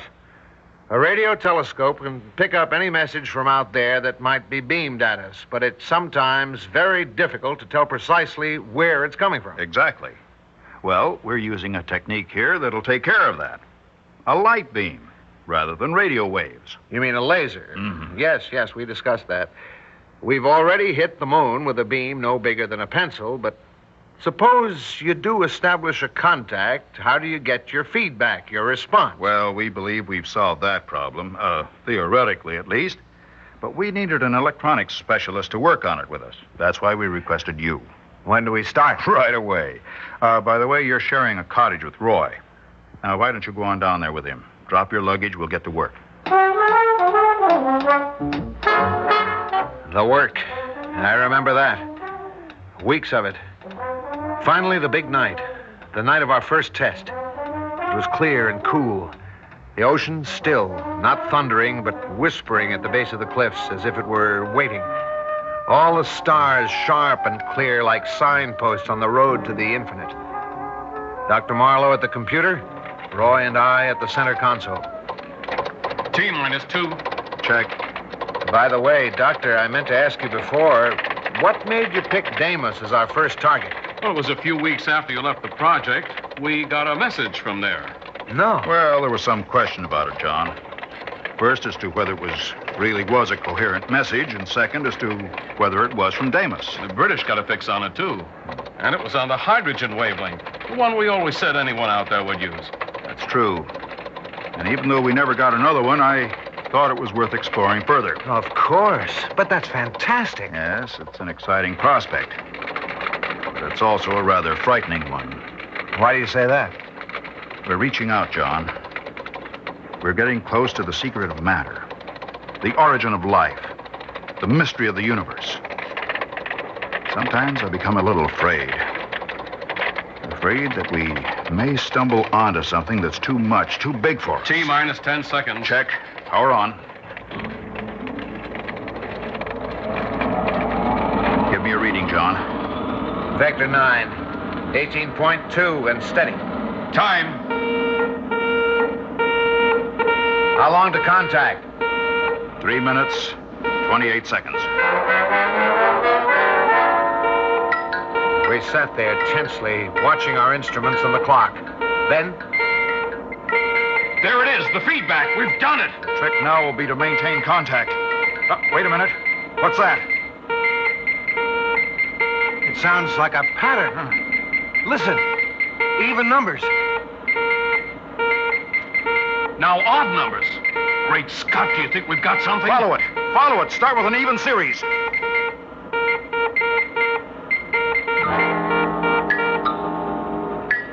We started following the pattern, and we got nothing. We kept at it all night and most of the next day. Still nothing. Wait. The next night, it's starting to come back to me now. I remember. It was the sound of the generators that woke me. It was about 2 a.m. I padded out along the duct boards to the control building. The lights were on. I went in. And there was Dr. Marlowe. He was sitting at the control panel, and he was strange. His eyes were open, but he didn't seem to see me. Dr. Marlowe? Dr. Marlowe, what is it? What are you doing? Dr. Marlowe! Then something very odd happened. Half of him came alive. His right side first. His right eye lighting up while his left eye stayed dead. His right hand twitched while his left one remained stiff. And then... What? Oh, hello, John. Is anything the matter, Doctor? No. Why should anything? Hey, what am I doing here? Doctor, have you ever walked in your sleep before? Not that I know of. Of course, I haven't been sleeping too well lately. Rather disturbing dreams, but... John, did you change this beam frequency? No, Doctor. You must have done it in your sleep. Shall I switch it back? No. Cut the power, but leave it. I'd like to look at it again in the morning. Do some thinking about it. Somehow, neither of us mentioned it the next day. We just went on with our work, collecting data, trying for another contact, if it had been a contact. And that night, yes, it was that night that we discovered what it meant. The generators woke me again. I looked at my watch. It was almost 3 o'clock, and for some reason, I was terrified. The door of Roy's room was open. As I went by, I saw that his bed was empty. Then I was walking along the duct boards to the control building. The lights were on again. I looked in through the window. Dr. Marlowe was at the panel as he'd been the night before, with that same dead look on his face. And Roy was standing in front of him, talking to him. I could hear him through the window. Dr. Marlowe! Dr. Marlowe, what is it? Is anything wrong? He's asleep. Walking in his sleep. Better get John. He started toward the door. Then, apparently deciding he'd better not leave the generators on, he turned and went toward the master switch. And as he did, Dr. Marlowe moved. His face still dead, expressionless. He got up, took a heavy wrench, and followed Roy. Then, just as Roy put out a hand to throw the switch, he hit him. I saw Roy's body crumple to the floor. I stood there frozen, unable to move. Dr. Marlowe looked down at him for a moment with no sign of emotion on his face. Then, like a zombie, he went over to the workbench again, picked up an odd assortment of tools, and returned to Roy's body. He bent over him, looking at him as if he were a laboratory specimen. And as I realized what he was going to do, my paralysis left me. I shouted and started for the door, but just before I reached it, I tripped, hit my head, and that was the last I knew.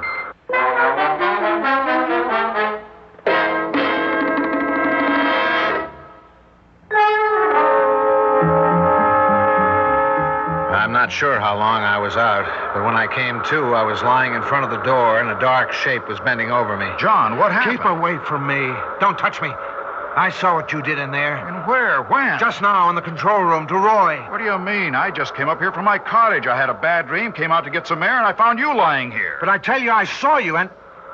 And what? I must have imagined it, dreamed it, because I thought I saw you kill him.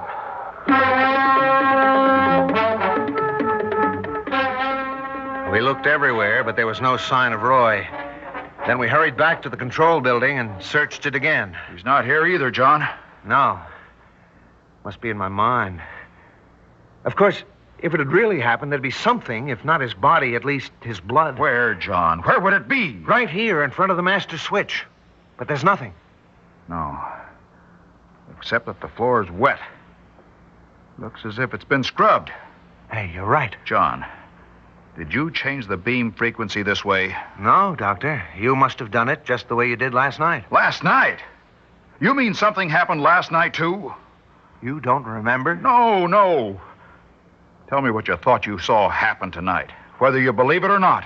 Well, you were sitting at the control panel with your eyes open, but as if you were asleep. Yes? The generators were on, and the beam frequency was set the way it is now. Roy was speaking to you, but you didn't answer him. Then when he started to cut the power, you picked up a wrench and hit him.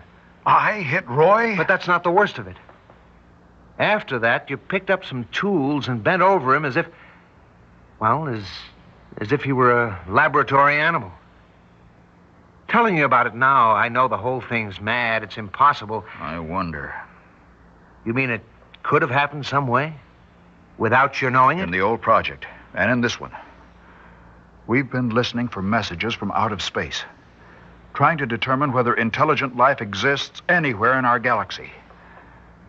John, if it did exist, what form would it take? Well, it wouldn't necessarily look like us with 2 arms and legs. Exactly. And suppose it existed in a totally different form. In the form of electrical energy. Electrical energy? Why not? Isn't that the way the brain functions? Giving off electromagnetic waves? And what do we know about Deimos? Suppose living beings existed there, in the form of complex electrical charges, and a channel were suddenly opened between it and the Earth. Our laser beam? You mean they could travel down it, take hold of someone, you, I'm speculating, John. Of course, even if it's true, we don't know if these entities are malevolent, dangerous, or not. When they made you kill Roy? Because he was going to shut off the transmitter, cut off contact with their base. As for the rest, well, they'd be very interested in the human body, particularly the brain. They'd want to examine it, study it. Do you realize what you're saying, suggesting, Doctor? Intelligences from outer space, another world, the taking over of a man's body by forces that we... Yes, John, I know what I'm saying. And while I'm only hypothesizing, I don't really believe it's possible. Do you own a gun? Yes. So happens I do. Well, start carrying it. And if you notice me doing anything strange, don't hesitate. Shoot. And shoot to kill. I didn't go back to sleep that night. And I was convinced that I would never sleep again. Because it would be then that it would be easiest for them to... No, I can't think about it. I won't, even now. I felt a little better in the morning. I went over to have another talk with Dr. Marlowe.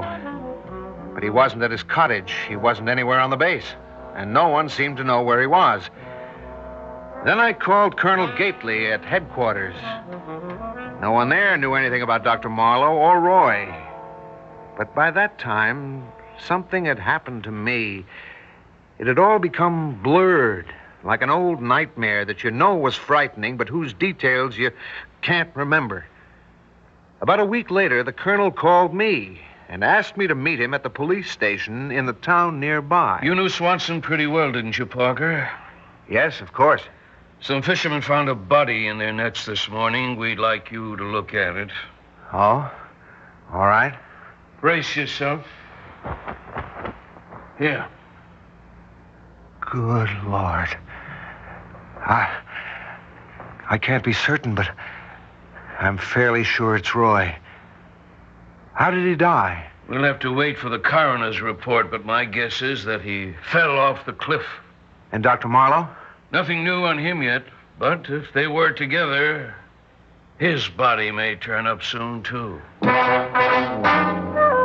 He was a better prophet than he knew, because Dr. Marlowe came back that very night. I'd taken something to make me sleep. It was the only way I could sleep, but the sound of the generators woke me. I took my gun, went to the control building. The lights were on.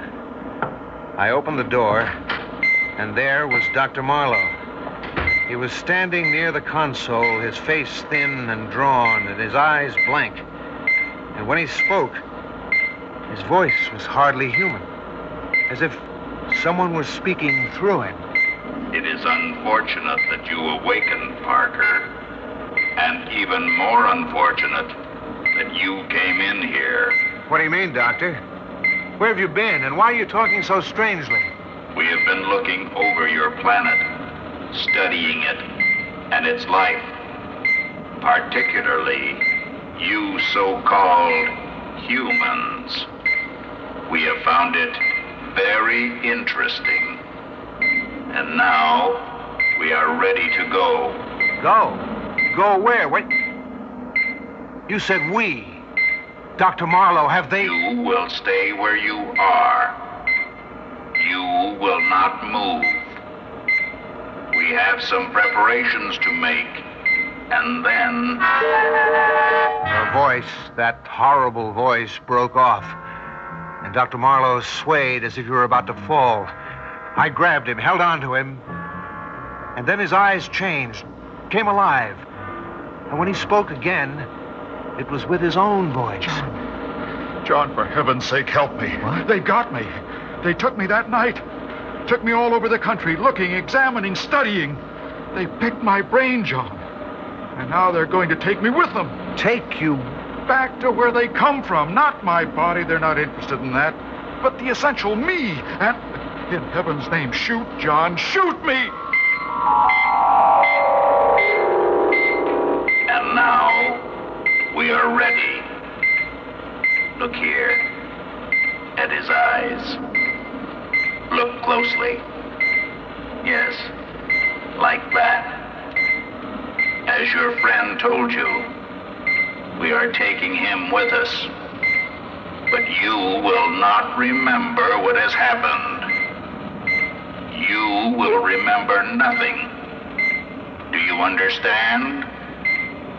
Because someday, we may come back. I stood there, frozen, holding Marlowe. Suddenly, he broke my grip, pushed me away. Walking stiffly and mechanically, he went to the door, opened it, and went out along the duckboards to the edge of the cliff. Then, without hesitating, he stepped over the edge and disappeared. Now do you remember, John? It's all true. They exist. And they've got me here. Not only that, but they may return to Earth again for others. And... John, they're coming back now. They're coming. Do something. When I woke up about a half hour ago, I found this all written out on the pad I keep next to my bed. I remember some of what I'd written, but other parts, like Roy's murder and Dr. Marlowe's death, I don't recall at all. Either I'm mad, completely mad, or...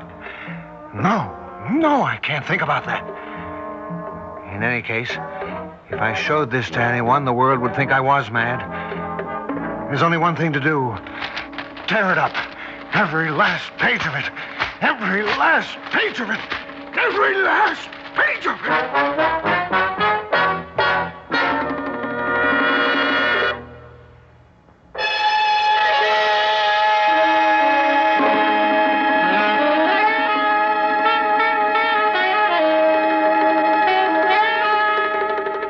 Theater 5 has presented Terror from Beyond, written by Robert Newman and directed by Warren Somerville. In the cast, Robert Dryden, Ralph Camargo, and Gilbert Mack. Audio engineers Marty Folia and Bill Sandreuter. Sound technicians Ed Blaney and M.C. Brock. Original music composed by Alexander Vlastotsenko. Orchestra under the direction of Glenn Osser. Executive producer for Theater 5, Edward A. Byron. This is Fred Foy speaking.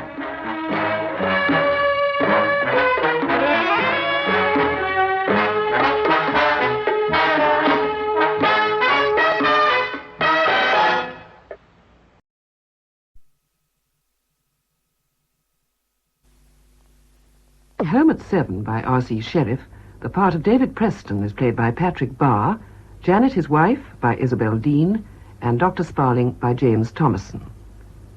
The scene is set in the Prestons' house in the London suburbs. The year is 1950. Home at 7.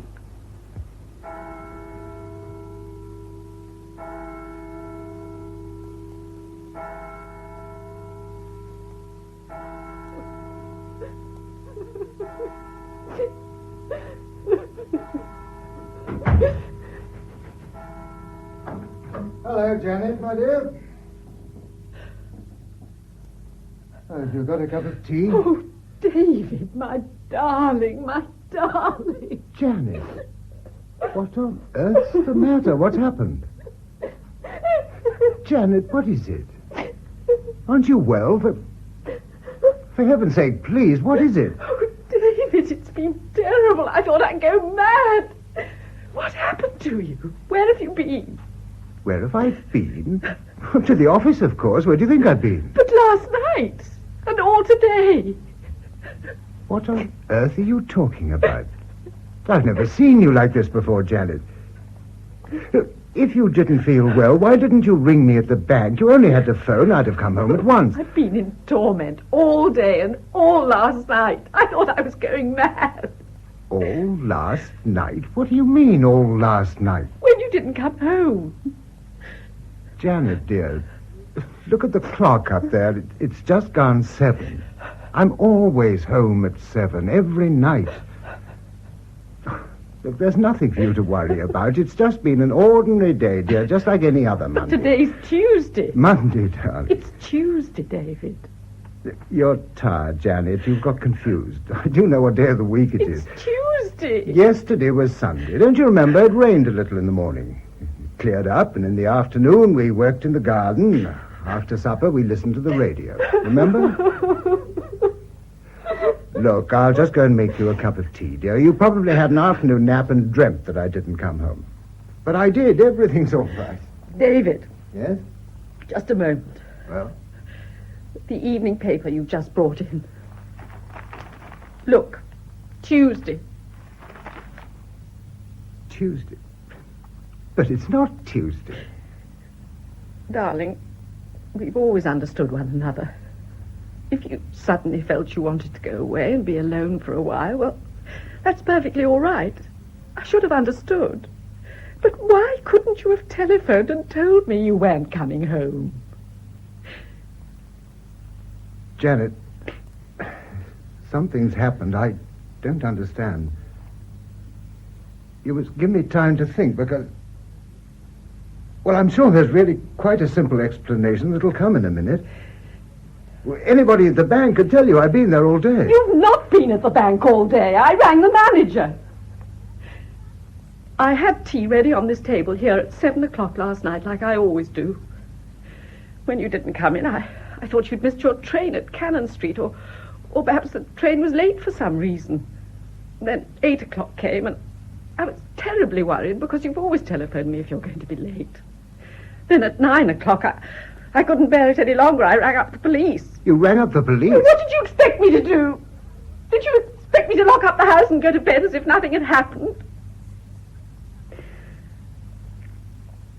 The sergeant on duty said he'd inquire at the hospitals and let me know if anyone had been brought in.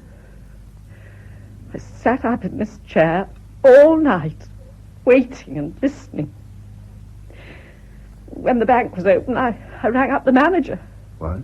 He said you hadn't come in the morning, but you left last night as usual at 5 o'clock. You said you always leave at 6. You told me you always leave at 6. That's right, I always do, at 6. I asked him again because it surprised me. He repeated it. He said you always leave at 5. He must have made a mistake, or you misunderstood him. He always leaves at 5. He was speaking of himself when he said that. About noon, he rang again and said you still hadn't come in. Since then, I just sat here for hours and hours, and I thought I was going mad. And then you walk in as if nothing had happened and say I must have dreamt it all. I can only tell you one thing, Janet. Unless I've taken leave of my senses, I've been at the bank all day and done the usual work I always do on Monday. Oh, really? Look at my clothes. Do I look as if I'd wandered about all night? Where could I have washed and shaved? Do I look any different from what I look when I come in every evening from the office?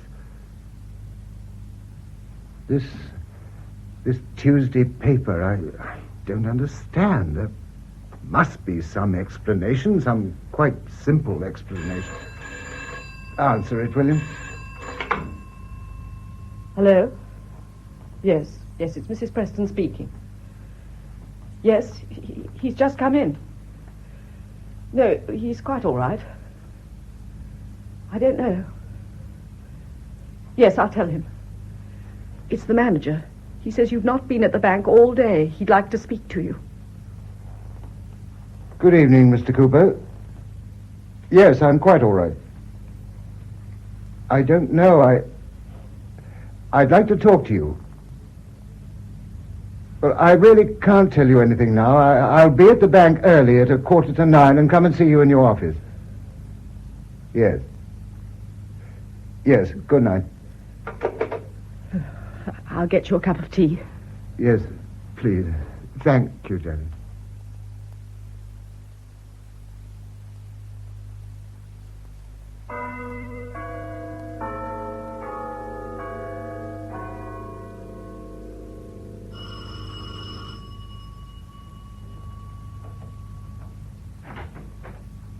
Good evening, Mrs. Preston. Oh, Dr. Sparling, I'm so glad you've come. Do come in. Thank you. My husband's upstairs lying down. He didn't want me to call you, but I think you ought to see him. Come in here, will you? Thank you. You, definitely think he's ill? I don't know. I know nothing more than what I told you on the telephone. He came in looking quite well and cheerful. He looked perfectly all right until I told him what had happened. And then? Then, well, he refused to believe it until I showed him the paper and the bank manager rang up. He believed it then? Naturally, he had to. Oh, well, he couldn't possibly have thought that he could walk in like that and make you believe that nothing had happened. Unless he honestly believed that nothing had happened himself. I know, that's what I don't understand. I believe he was absolutely genuine when he seemed surprised, and yet I had a feeling he was concealing something. Oh? Well, it's a small thing, but he told me he left his office at 6 o'clock last night, that he always leaves at 6. But the manager told me on the telephone that he leaves at 5, regularly, every night. Well, that hardly explains him being away for 24 hours. No, but it... Did you ask him about it? About the time of his leaving? Yes. He said it was a mistake. He was so certain that I had to believe him. Yes, of course. You don't know us very well, Doctor, but we're absolutely happy together. Yeah, I'm sure of that. And that made it rather hard for me to say what I did to him. But I did try to make him realize that I would understand perfectly if he wanted to go off by himself for a while. And what did he say? He said quite definitely that there was nothing. Absolutely nothing. Then I think you should accept that. Yes, I do. Because I'm certain he always has told me the truth in all the years we've been together. Well, now, if you'll let him know that I'm here. Yes, I'll go and tell him. David, Dr. Sparling's here. Right, I'll come down.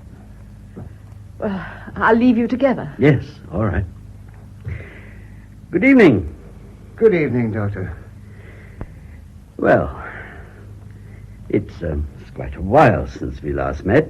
Yes, that knee of mine 2 years ago, no? Has it been all right? Perfectly. I rubbed that liniment in a couple of times and forgot all about it. Good. But we've met since then, you know. Do you remember the social club dance? Oh, at Christmas. Yes, we had quite a good crowd that evening. Yes. A lot of young people, I noticed. We encourage the young ones all we can. We make a rule to elect at least 3 under-20s to the committee every year. Good idea. It keeps you pretty busy, treasurer of a big club like that. It does, rather. It takes a good deal of time, but I enjoy it. Well, shall we sit down? Right.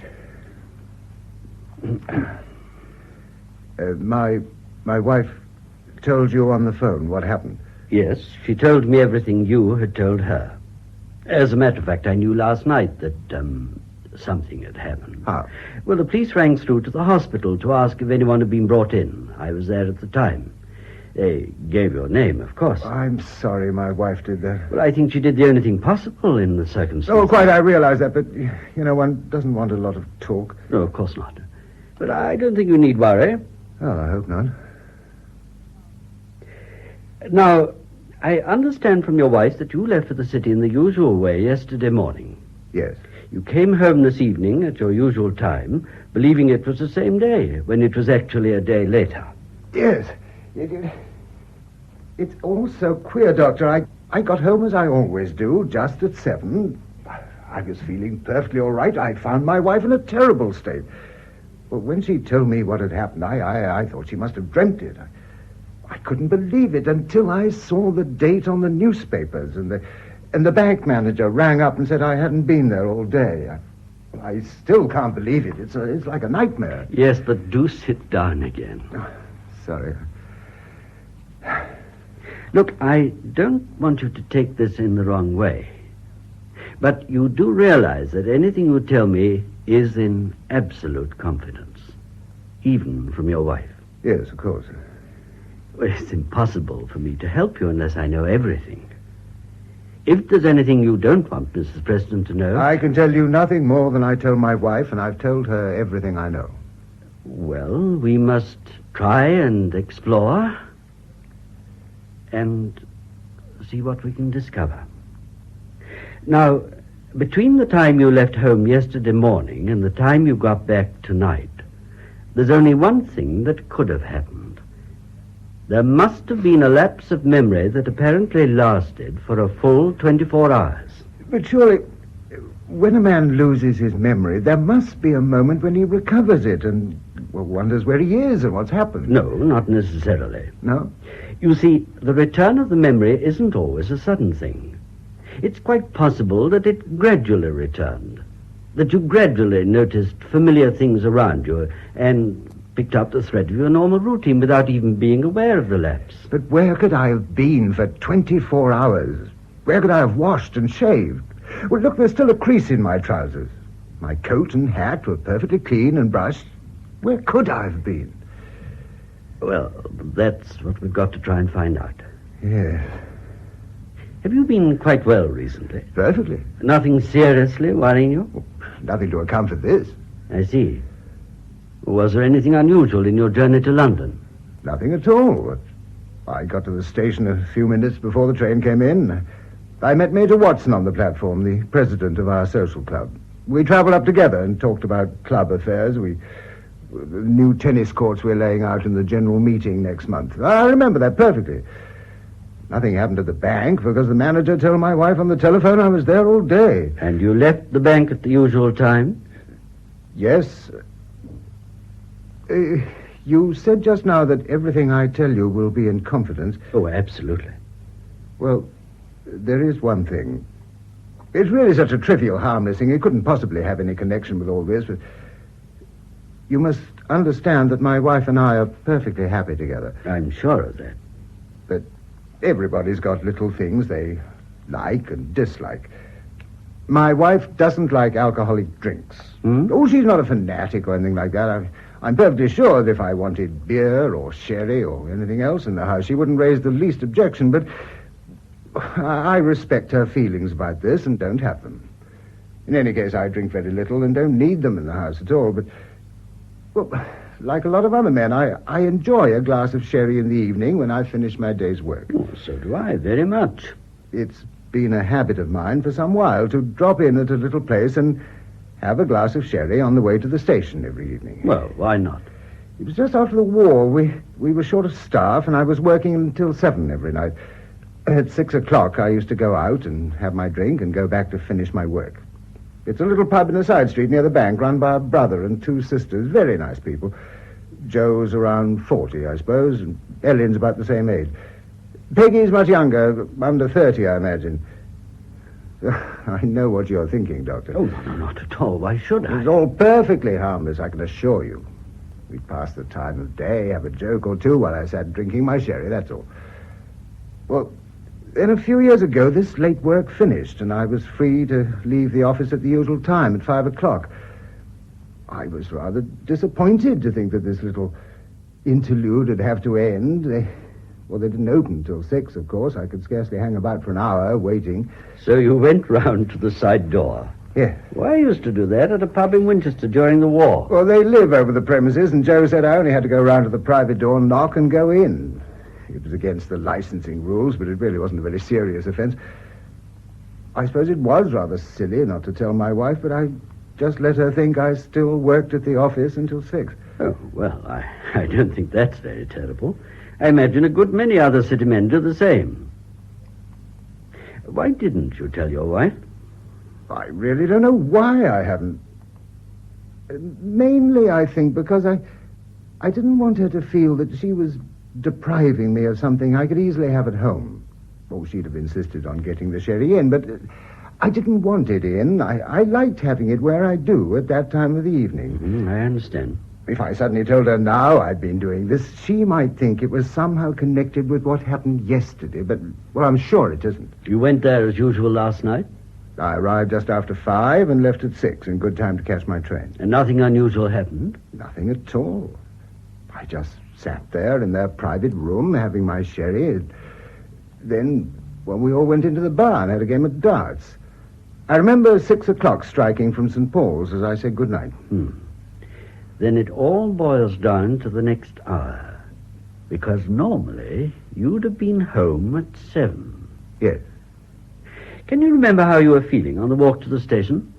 I was just feeling happy and contented, like I always do, walking to the station after my sherry. Did you have more than usual to drink that evening by any chance? No, I'm certain of that. 2 is my limit, and they never press me.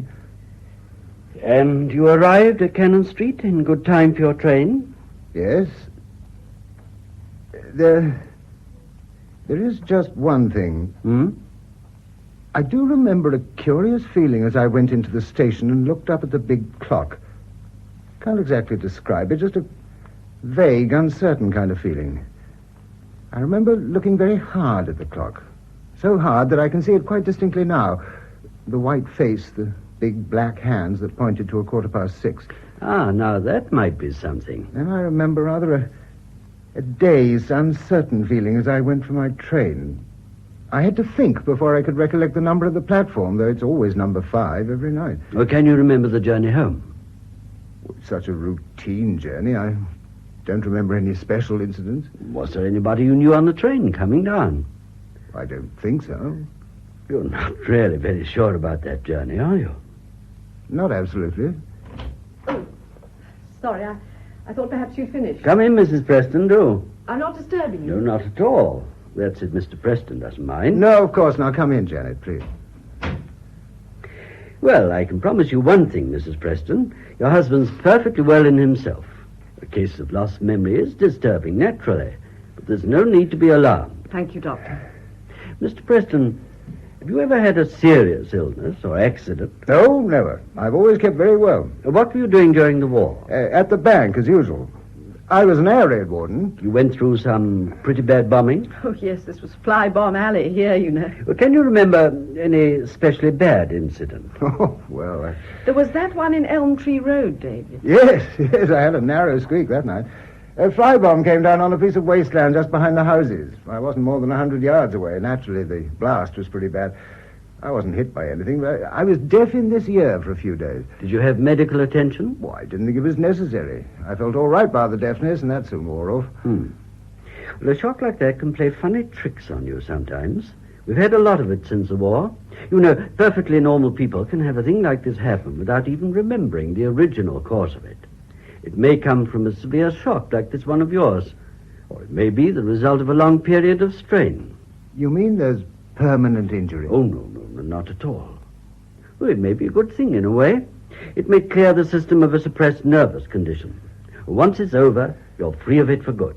If only I knew when it happened and what I was doing all those hours. I think we're fairly clear when it happened. Are you? Your husband remembers feeling a bit queer at Cannon Street Station.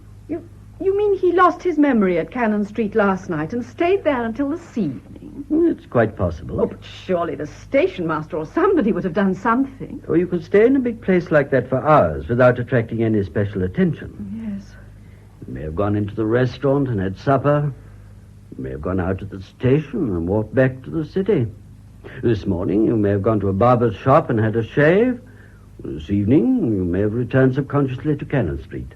The sight of the station clock may have been the thing that brought your memory back. I can't believe that. I know every inch of London, every street. If I walked about all night and all today, why shouldn't one of 1,000 other familiar things help my memory to come back? Familiar things would tend to help, of course. That's why I think it happened the other way. That feeling on the station, your confusion about the platform your train left from, the uncertainty about the people in the carriage, all that sounds to me like the period of losing the memory. You mean it may have happened in the train coming home?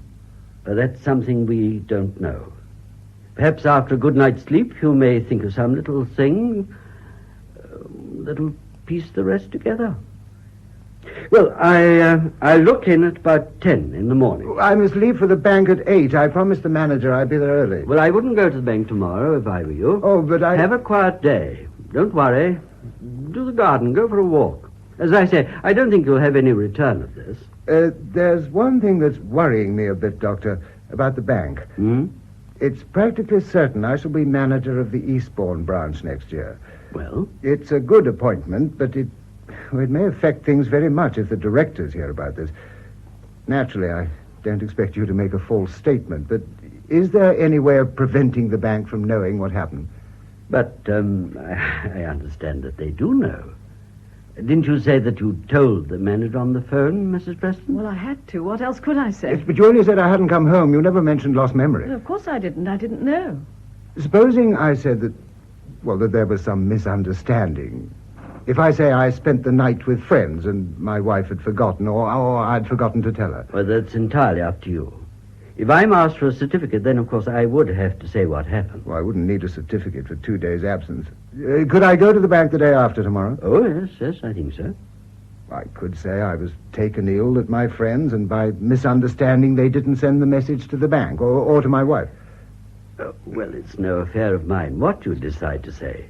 I'm only concerned if I'm asked for a certificate. Well, you won't be. I'll ring the manager in the morning and explain. I wonder if that's the police sergeant. Well, did you ring up to say I'd come back? Yes, just before I rang the doctor.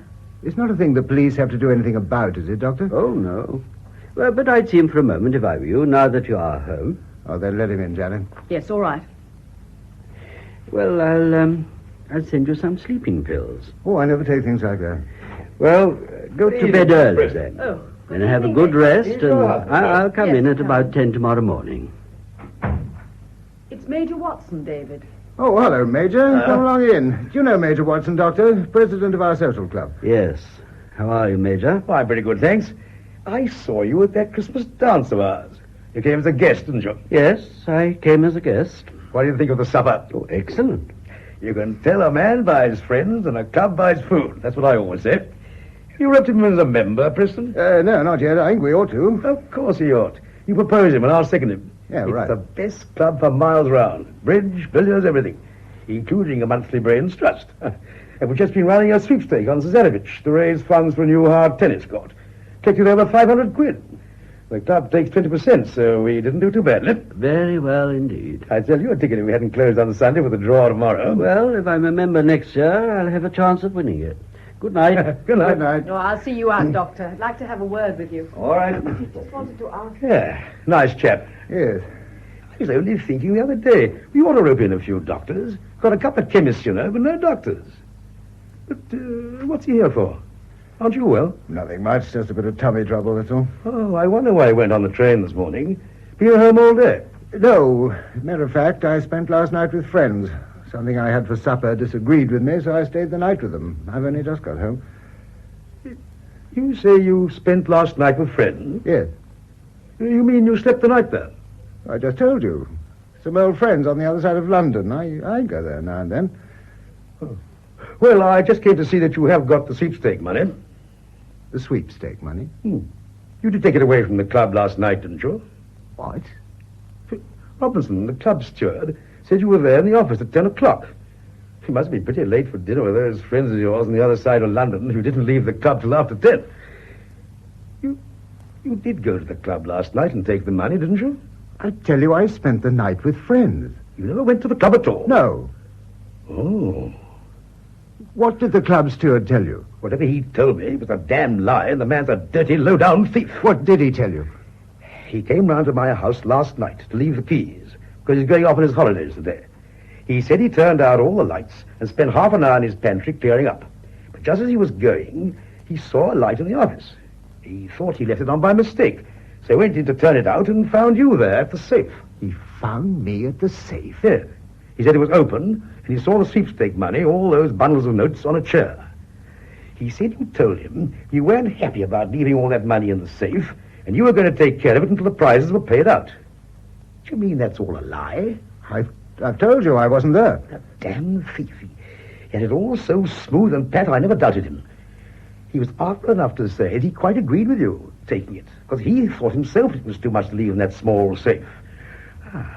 And then, just when he was going, he slipped in a bit that I understand now. What was that? He said you acted strange and lost your temper and told him to get out and mind his own business. Well, knowing that you never liked the fellow, I didn't doubt that either. But you see why he said it. Why? To make me wonder about you when we found the money was gone and give him more time to get clear. And now that dirty scoundrel has had a clear day's start. Are you certain the money's gone? Of course I'm certain. I went round this evening. £515 of club money, members' money, with the draw tomorrow night. Oh, Lord. Well, we must get the police on him at once. If they pick him up quickly, there's a chance he won't have had time to spend it. Can I use your phone? Major Watson, don't do anything tonight. Don't do anything? What do you mean? The scandal it would mean for the club. Scandal? Good heavens, man, it's the dirty, barefaced robbery. He tries to throw it on you, and you say don't do anything. There may be some mistake, some misunderstanding. How can there be a mistake? The money's gone. Well, it may not have been stolen. Well, if it wasn't, where is it? We counted the money ourselves on Sunday night and locked it up. If Robinson didn't take it, who did? I don't know. I only know that I'm club treasurer, and I feel myself responsible. If there is a mistake, then it would be a terrible thing to put the police onto Robinson and accuse him if he's innocent. Well, what's your idea? Sit back and talk and let the dirty skunk get away with it? You know we aren't insured against losing money. I tell you, I feel responsible. Well, it beats me. You never liked the man, you never trusted him. And now when he does the dirty on us, you want to cover him up. Look, I'm tired tonight, Major. I've had a bad day. I'm not well. Do you suppose I'm well after this? What are you going to tell us subcommittee tomorrow when we meet to draw the horses? Pretend the money's still in the safe, or say we don't know who stole it when we do? Will you wait until the morning, Major? Let's decide then. Give him another clear night for his getaway. It's very serious to accuse a man until we're certain. Look, what are we going to know in the morning that we don't know now? Please. Well, I don't know what's happened to you, Preston. I thought you were a businessman, and I thought you put the club above everything. I'll ring you first thing in the morning. I'll probably ring you before you ring me. I'm president of the club, remember. I've got my responsibilities.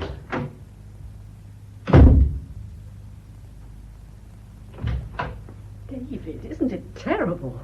How did you know? I met Mrs. Warren just now when I saw the doctor out. Well, how did she know? It was in the late paper. What was in the paper? But didn't Major Watson come to tell you? Do you mean he hadn't heard? Heard what? They found Robinson, the club steward, this evening in that little wood by the pond on the common. He's been murdered.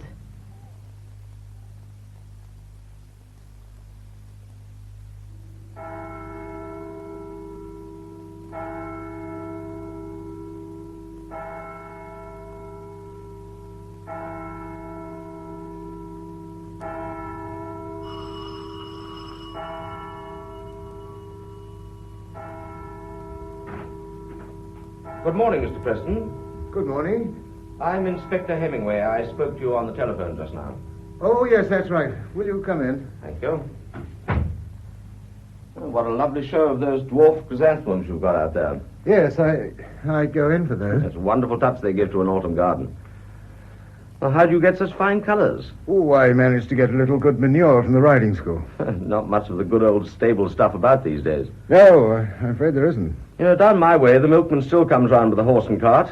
And the people with gardens all wait with pails and shovels, hoping for a bit of luck. Well, that's one way. The trouble is, horses are so regular in their habits that the same man gets it every morning.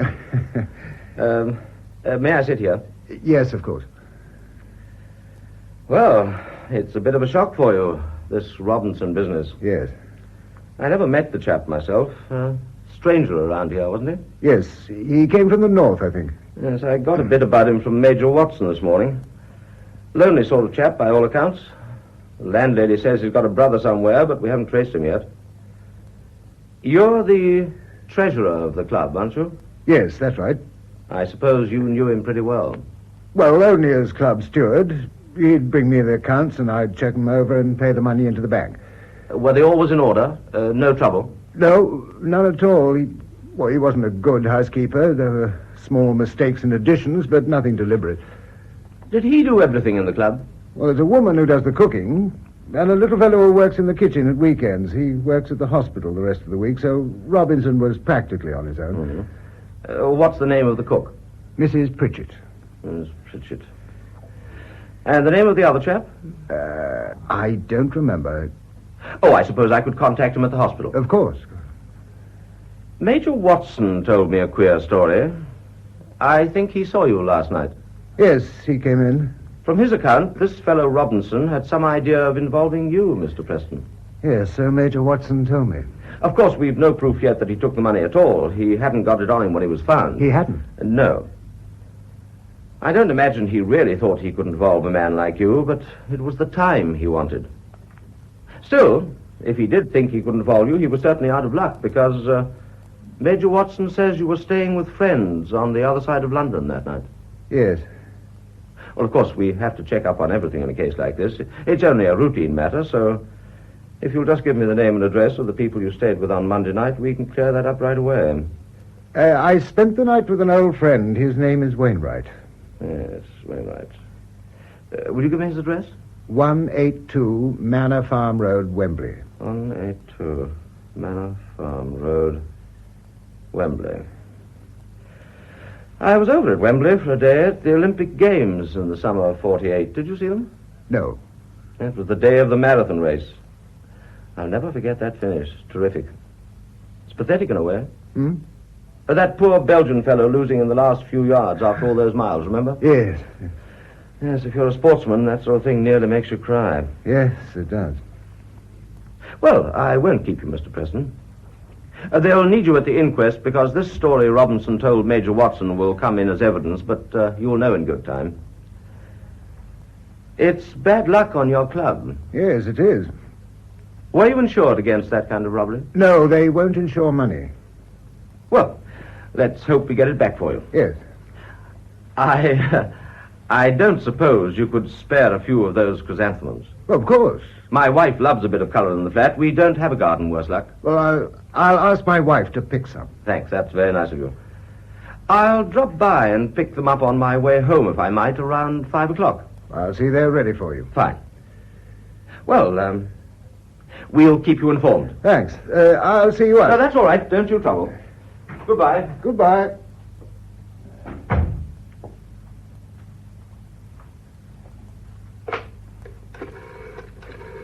What did the inspector say? I'll tell you in a minute. Who are you ringing up? Please, Janet, I can't talk if you're here. I'm sorry. I promised the inspector some chrysanthemums. Would you go out and pick him some? Everything's all right, then? Yes. Now run along, please. All right. I'm going. Hello? Hello, I want to speak to Mr. Wainwright, please. What? When did he go away? Last Saturday. Well, I must get in touch with him. It's very urgent. But you must know what hotel he's staying at. I see. No, there's no message. Goodbye. Did he say what colours he likes? Colours? What colours? Well, you said the inspector wanted some chrysanthemums. Oh, it doesn't matter now. Oh, but David, dear, you told me a minute ago. A few of each, that'll be all right. Oh, I'll go. I expect it's Dr. Sparling. Good morning, Mrs. Preston. Good morning, Doctor. Will you go in? I'm just going to pick some flowers. My husband's in the sitting room. Oh, right. Well, good morning. Good morning. How are you feeling? All right, thanks. Did you have a good night? No, I couldn't sleep. I didn't think you would. That's why I wanted to give you something. You heard what's happened? No. It was in the paper. Oh, you mean that club steward? Yes. Yes, I have heard. Well, now, have you been able to piece things together at all? No. No small thoughts or memory that might help us? No, there's nothing. Well, shall we try running through things again, quietly and slowly, to see whether perhaps... Oh, well, for heaven's sake, no, I did all that in the night for hours. I began to think I was going mad. It was too horrible. You mustn't think like that. You don't suppose I can close my mind to it and not think at all? No, but you... Why don't you say what's in your mind and have done with it? I know exactly what you're thinking. Every imaginative person suffering a lapse of memory fills the blank periods with all kinds of things that might have happened. But, my dear chap, if you connect this matter of the club steward with yourself, well, it's just absurd. Why is it absurd? Because a person suffering from lost memory still retains his own character. If a criminal lunatic lost his memory, he probably continued to behave like a criminal lunatic. But a normal, honest man would continue to behave normally and honestly. Suppose a normal, honest man hated somebody. Wouldn't he go on hating that person subconsciously when his memory had gone? Yes, I imagine he would. But you didn't hate this man, Robinson. I did hate him. You did? How can I explain it? From the day he came to the club, I disliked him. I opposed his appointment because of that, and I'm sure he found out I opposed him. Oh, what made you do that? Well, how can I say? I've never had any bad feelings for any man in my life except for him. Partly, I think it was because I enjoy the club so much. I helped to found it, and I liked its pleasant, friendly atmosphere. Directly I set eyes on this fellow, I knew he was wrong for a club like ours. I disliked his type, his big, fat body, and his pale, flabby face. Most of all, I disliked his eyes, the way he looked at me. I don't suppose I had any proper grounds for opposing his appointment. He brought a good character from the army. He'd been in some kind of catering job. Oh, the committee overruled me. Naturally, I was hurt at being overruled in a club that I'd helped to found. Did he prove himself to be the wrong man? Oh, he did his work well enough. He didn't drink or anything like that, but the more I saw of him, the more I loathed him. I used to look forward to going to the club, but after he came, I began to hate it. I felt his eyes on me every time he came into the room. I felt something evil and horrible about him. I knew he'd glory in hurting me if he could, and was waiting for the chance. Imagination can play cruel tricks. That's why I told you to stay at home today and You rest. don't think I'm suddenly imagining all this? For months now, I wake up in the night fuming at what this man has done to destroy my pleasure in the club, wondering what I can do to get rid of him. But you've got to be sensible. You never in your wildest moment thought of murdering him. Naturally, I didn't. Then you're not very likely to have murdered him on Monday night. Do you know what happened on Monday night? A few hours before he died. He told Major Watson he saw me in the club taking the sweepstake money. Hmm? Well, you can prove you didn't do that either. How can I? By common sense and reason. Yeah, but how? If a man were desperately in need of money, he might be drawn subconsciously to a place where money could be found. But that is possible. If he definitely had theft in mind before he lost his memory. But if you're going to tell me that you've been calmly planning robbery and murder for the past few weeks, then I don't believe you. And what's more, I can't help you, because you're making no attempt to help yourself. Now sit down and keep calm. Sorry. When you left me last night, I hoped I'd wake up with everything clear. But when I heard about this murder, I didn't dare to sleep. Reason told me that if my memory remained completely blank, then I could honestly defend myself against everything they accused me of. I could answer with a clear conscience, and I had no knowledge or recollection. But if it did come back, if I knew what happened, well, then I'd have to tell the truth or wait for it to be dragged out of me in court. I was dead tired when I went to bed, but I fought all I could to keep myself awake. I had a feeling that if I could get through just one night... But you did go to sleep and dreamt every horrible thing on earth. No, I didn't sleep. I never lost the sound of the rain trickling outside and the trains and traffic in the distance. It began to come in little bits at first, like you said it would. Queer little disconnected things. A chestnut tree, some strips of thin metal tinkling like bells, and a man's feet rustling through dead leaves. One side of my brain fought against it, the other side went probing on. Then, suddenly, it came together. I was on the common. I saw every detail. The moon was shining, and the wind was rattling those little metal strips that hang around allotments to scare the birds. I saw the pond and the line of chestnut trees with the dry leaves coming down, and the two old dugouts under the mound. I was walking along the path beside the pond in a desperate kind of fear. And this man Robinson was following, creeping along in the dark like a fat grey slug. I went between the trees and down the steps to one of those dugouts. There was a heap of old sacking in one corner. I put the money under it and covered it over with sand, and all the time I could hear him up there roaming about in the dead leaves. Then I went up the steps and looked out. I could just see him going into the wood, and I followed him. When did you know that he'd been murdered? Well, last night when somebody told my wife. Did this person tell your wife how it was committed? I didn't ask her. Well, how was it committed when he came back to you last night? I followed him into the wood and... Well, then I tore my mind away from it. It was too horrible. You see, perfect auto-suggestion. Doesn't that make you see reason? You dreamed what you were told by your wife. If only I could believe that. And you added to the dream what Major Watson told you about the stolen money.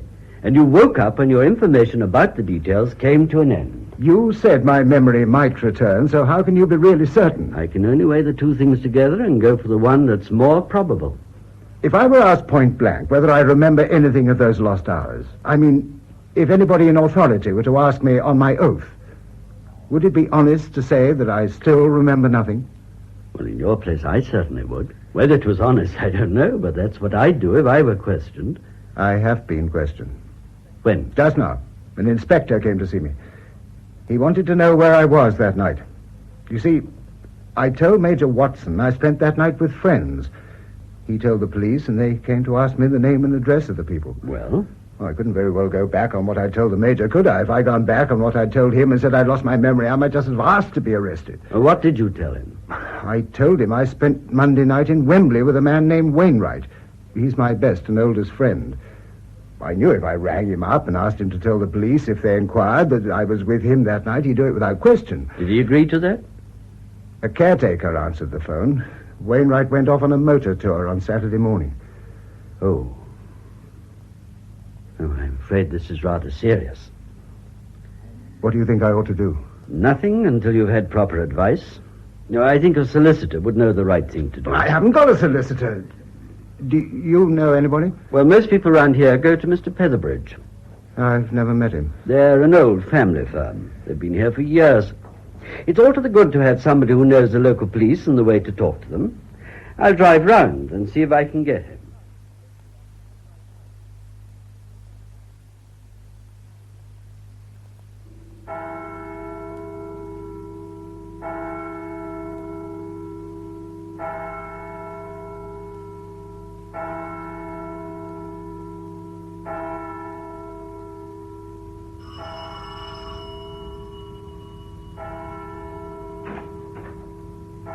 Oh, Mrs. Preston, this is Mr. Petherbridge. How do you do? How do you do? It was good of you to come so quickly. Well, not at all. Luckily, I was in my office. Will you please come in? Thank you. This is my husband, Mr. Petherbridge. How do you do? How do you do? Won't you sit down? Thank you. Well, Dr. Sparling gave me a brief outline of the facts on the way here, Mr. Preston. I see. It's 1,000 pities that you felt it necessary to mislead the police with an untrue statement. It makes it very difficult. Yes, I know. I shall be obliged to ask you some questions that may seem unpleasant, but a legal advisor must be in possession of the entire truth before he can decide upon the best means of defense. If Dr. Sparling told you everything I told him, then you have the entire truth. My husband lost his memory, Mr. Petherbridge. Yes, quite. But you said something about defense, as though he'd done something wrong. You surely don't have to defend yourself simply because you lose your memory. No, but you have to realize that your husband made a grave misstatement to an official inquiry into his movements on Monday night. I'm afraid that in itself would constitute an offense in the eyes of the police. He made that statement at a time of stress and anxiety. I think the police should be told that. I understand this statement involved another person, a close friend of yours who was in fact in no way connected with your movements on Monday night. That's perfectly true. Well, that friend might have felt compelled to support your request and declare that you were in his house that evening. He wouldn't have felt compelled. He'd have done it gladly and willingly, as I would for him. You were asking him to commit perjury. If he'd been at home, and if he'd agreed, then he might easily have found himself committed as an accessory after the fact. Are you for me or against me in this, Mr. Petherbridge? I warned you I'd have to ask some unpleasant questions, Mr. Preston. I should also have warned you that I'd have to remind you of some unpleasant facts. Then, will you make one point quite clear to me? If I can. If a man committed a crime in a period of lost memory, Would it be judged like a crime committed by a man in a normal condition? Well, that's extremely difficult to answer. We should have to search for precedents and examine them. I've no knowledge of any acquittal upon the plea that the accused had lost his memory at the time when he committed it, although I've no doubt that the plea has often been made. You don't believe I did lose my memory? No, I didn't say that. If you tell me upon your honor that you did in fact lose your memory, then I accept it without question. Thank you. Our task will be to convince the police. But I'm afraid you've given them a tremendous advantage in making a false statement of your whereabouts on Monday night. In a court of law, a good counsel might go a long way with that. I think there's another thing in Mr. Preston's mind. I told you he had some impressions. Well, personally, I think it was a dream. You mean concerning this money? Yes. A man can imagine all kinds of things. But there is a chance of his memory coming back in fragments, even completely. So it may be difficult to decide what part is imaginary and what part is true. Yes, exactly. But it's easy enough to settle about this dream last night simply by going to those dugouts and seeing whether the money's there. I think that would be most unwise. Why? Well, the police would have men on duty in the neighborhood of a murder. We should be inviting suspicion. In any case, even if the money's not there... It would at least settle Mr. Preston's mind. Yes, I know, but that's not the important issue. A dream which turns out to be imaginary is no proof of a man's innocence. Definite clues are the factors that really count. Mr. Preston, is there any personal property that you can't account for? Any small things that you had with you before you lost your memory, which are missing now? Yes, your gloves and a handkerchief, David. Oh. Did the handkerchief have your name on it? My initials, DHP. Can you describe the gloves? Ordinary brown leather, almost new. Oh, he may have left them in the train. Yes, we must hope that he did. Well, Mr. Preston, at the moment there's only one thing to advise. Absolute frankness. I suggest that we communicate with the police at once and tell them that you wish to correct your previous statement. Well, what will they do then? It depends on so many things. Whether they have clues or witnesses to support them, the extent to which they accept your husband's statement that he did actually lose his memory. But he did. We know that. We have to prove it, Mrs. Preston. Normally one does that by establishing an alibi. Unhappily, your husband sought to prove a false one, and we've no means of telling what view the police will take of it. We shall endeavor to explain, of course, but they may feel their case strong enough to stand upon circumstantial evidence alone. They may proceed on those grounds. So we must engage the best possible counsel to defend you. What'll that cost? In a difficult case like this, well, there's a psychological value in engaging an outstanding one. I don't quite see what you mean. I mean that an important counsel commands a larger fee than a lesser man. If you can show yourself in a position to meet that fee, then automatically you show the jury that you are unlikely to have stolen out of urgent need. What would an important counsel cost? Well, I don't think it would be a long case. Counsel's fees may be, 250 guineas. Expert medical evidence, perhaps 50 guineas. If the case went against us and an appeal were made, well, then perhaps another 100 guineas. I'll go. Yes, I would say that 500 guineas would provide for everything. I'm sorry to disturb you again, Mrs. Preston. I'd like another word with your husband, if I may. Will you come in? Thank you. Good morning, Inspector. Oh, good morning, Mr. Featherbridge. Mr. Preston has asked me to act for him. You know Dr. Sparling? Yes, of course. Good morning, Doctor. Morning, Inspector. I expect you know why I called again, Mr. Preston. Yes. Wembley Station called at Mr. Wainwright's house. Yes, I know. Mr. Wainwright left for his holidays on Saturday. Yes. If you knew Mr. Wainwright had gone away, I'm wondering why you told me you stayed with him. I didn't know. You mean you didn't know when you told me this morning? That's correct. If you'll excuse me, Inspector, wouldn't it be It's quite all right, Mr. Featherbridge. This is just an informal talk, that's all. I don't intend to make any notes. Oh, very well. Mr. Preston, the caretaker at Mr. Wainwright's house told our people that somebody rang up for Mr. Wainwright about 10 o'clock. Was that you, by any chance? Yes, I intended to ask Mr. Wainwright... That's all right. It occurred to me you may have given that information by mistake. That you stayed with Mr. Wainwright some other time and got it mixed up with a visit to some other friend on Monday night.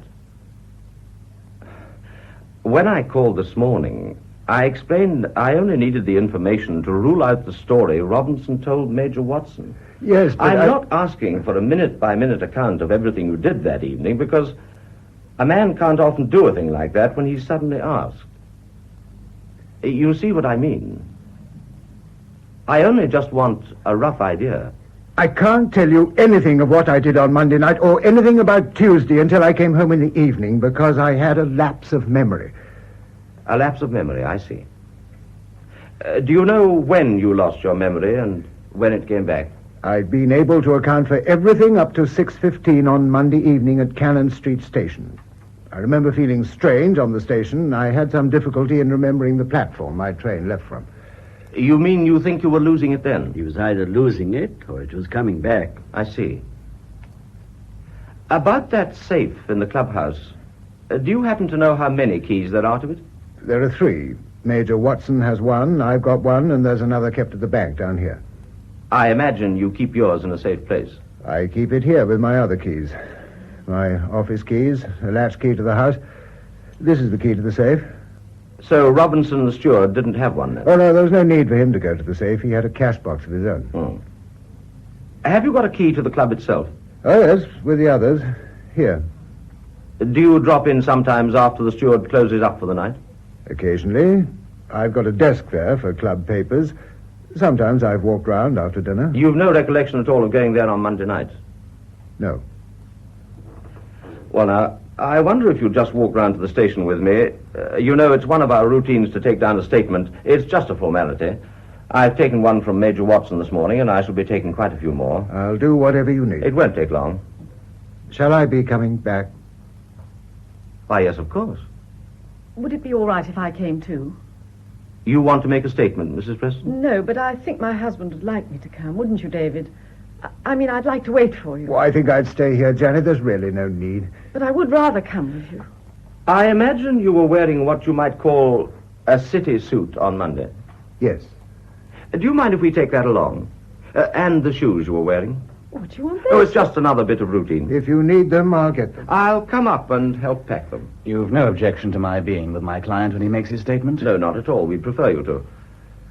Well, we won't keep your husband's things for long, Mrs. Preston. Good clothes aren't easy to get these days. I look after all his things myself. You haven't cleaned or pressed the suit since he went to the city on Monday? No, I haven't had time. We've been so worried. Oh, that's all right. Oh, we'll be with you in a few minutes, Mr. Petherbridge. Right. Shall we go upstairs and collect your things? Yes, of course. Shall I lead the way? Thank you. Mr. Petherbridge. Yes, Mrs. Preston. About the fees that you mentioned just now. I'm wondering, if I were to pay them myself, could you do anything to prevent my husband from knowing? Well, how could we do that? Could you say that the barrister had offered to defend him without fees? Would he believe that, do you think?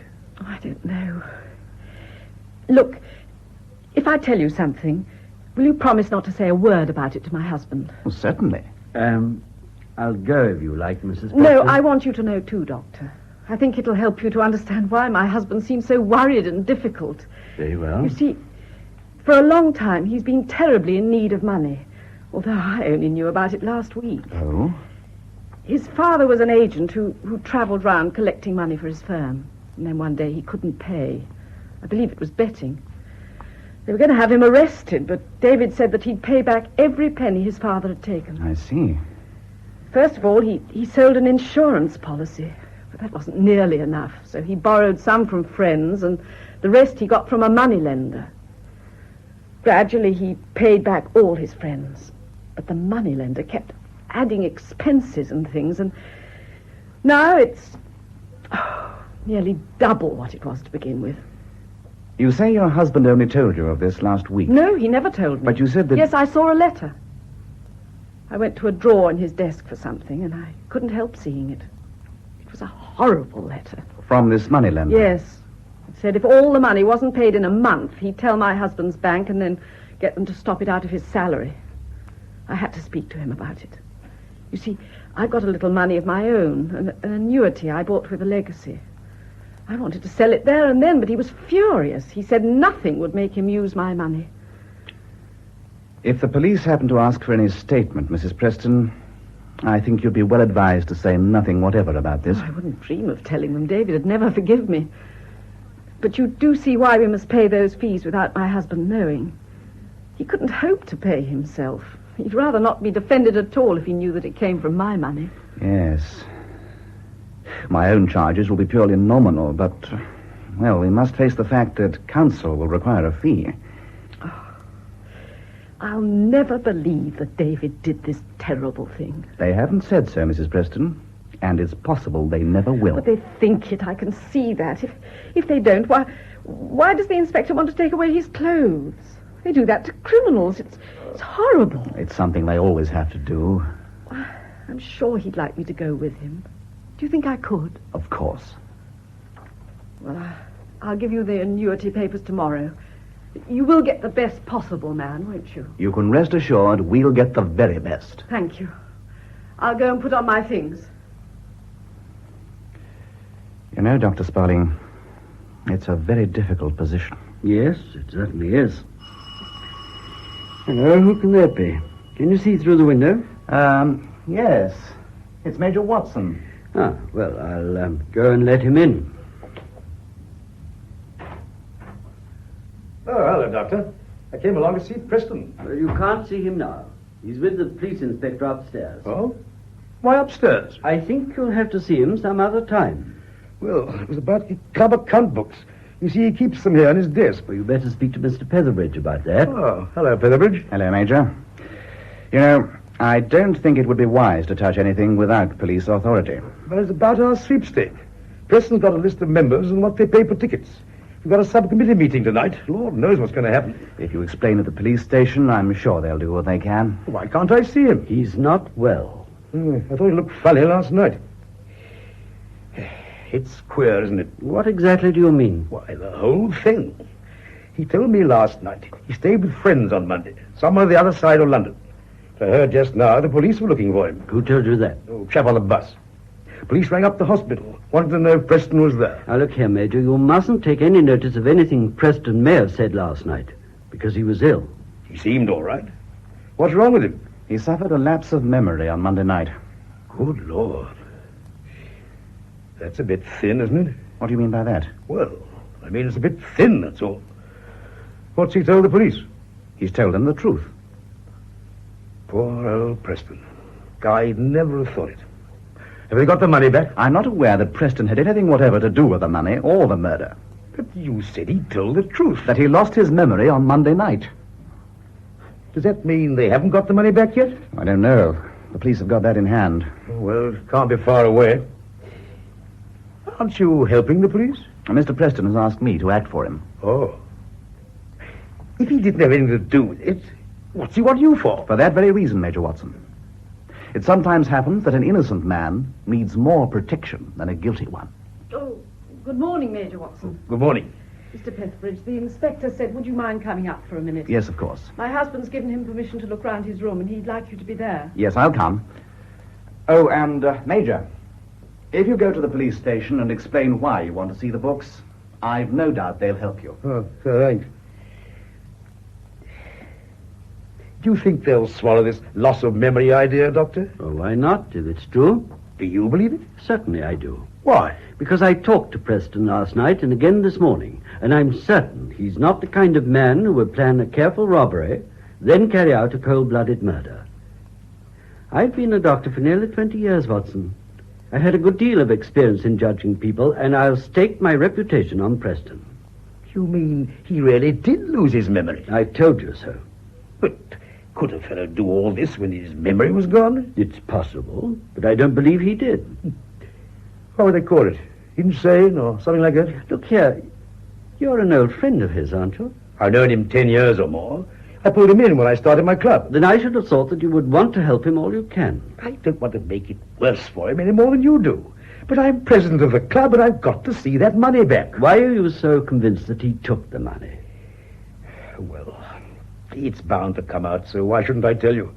First of all, Preston was hard up. He'd borrowed money all round the club. I lent him 50 quid myself. Yes, but he paid you all back. Oh, he paid us back. In time. Well, then. I never knew a fellow get clean out of debt once he started borrowing. You're a man of the world, Doctor, you know that. Another thing, He hated the club steward. Yes, I know that. You do? Yes. Do you know why? No, I don't know. But Preston was always bringing up piddly little complaints and trying to get him sacked. And here's another thing. That safe of ours wasn't opened with a key. It was broken open. If Preston had his own key, why do that? Well, you don't have to be Sherlock Holmes to work that out. He broke it open because he had a key and Robinson hadn't. Oh, really? It was a smart job, too. I never suspected anything, but he hadn't touched the lock. He'd taken away a side panel. The side panel of a safe? Well, it's more strong box than a safe. It only needed a screwdriver and a bit of patience. The police showed me this morning how it was done. I wasn't too happy myself about putting all that money in it, but Preston disagreed, said it was okay. And he knew that Robbins was off on his holidays on Monday night. See? I don't see anything but a few chance things that might happen any day to anybody. I didn't see Preston's face when I told him Robinson had been round to my house. Men don't look like that about chance things. What did he say? Nothing at first. And then he pulled out that story about staying Monday night with friends. When I thought I was going to the police about the robbery, he pretty nearly went down on his knees to stop me. But, my dear man, if he was at the safe and Robinson caught him there, then why let Robinson come round and tell you about it before doing anything? He didn't know Robinson was coming round. That's why. Now, put yourself in his place and see what you'd do. You arrange to plant a robbery on somebody else, and the very man you're going to plant it on catches you red-handed. You tell him a yarn about taking care of the money yourself. He goes off. But you don't know whether you convinced him or not. Then you remember you've broken the damn safe open to make it look as if he'd done it. All right so far? Perfectly. Okay. You're in a hell of a jam. You know Robinson's going home to get his bag and take the train to London. You know where he lives, and you know the path he'll take to the station across the common. How is the murder done? Knocked on the head from behind. Battered in. Why are you saying all this against Preston? I'm not saying a word against him. I'm giving you plain facts. Yes, it looks bad for Preston. But then if you tie a lot of chance things together and throw in a bit of imagination, it might look just as bad for others. Even for you. For me? That's rich. Oh, why not? Supposing you wanted money. Well, you knew where it was just as well as Preston did. What proof have you got that Robinson ever came round to your house that night at all? Was there a witness? My wife was there. In the room? She'd gone to bed, but she would have heard the bell. Well, that's easy. You could have gone outside and rung the bell yourself if necessary. You see, we've only got your word that Robinson ever came round and accused Preston. Supposing you broke open the safe because you have a key. You said yourself it only needed a screwdriver and a bit of patience. At first, you mean it to look like an outside burglary, but Robinson catches you red-handed. Anything wrong with that so far? Quite a bit. I was at the pictures all Monday evening. Only got in a few minutes before Robinson called. Can you prove it? Did you go with anyone? My wife doesn't like the pictures. I always go alone. You see? No proof you were at the pictures. No proof that Robinson ever called. You kill Robinson to keep him quiet. Then you think of Preston. You know it's common knowledge in the club that he disliked Robinson, and you knew he borrowed money. You also know that he's a quiet man who spends most evenings at home. His wife might say that he was in that evening, but the police don't trust the word of a devoted wife. You go around to Preston's house to feel the way, and by the grace of the devil, you discover this lapse of memory that makes even Preston doubt himself. It's wonderful. You're clear. Leave Preston alone, and his own imagination will do the rest. You've got quite a bit of imagination yourself. But you make one big mistake. In your over-anxiety to settle this thing squarely on Preston, you talk against him so much that you naturally make the police suspicious.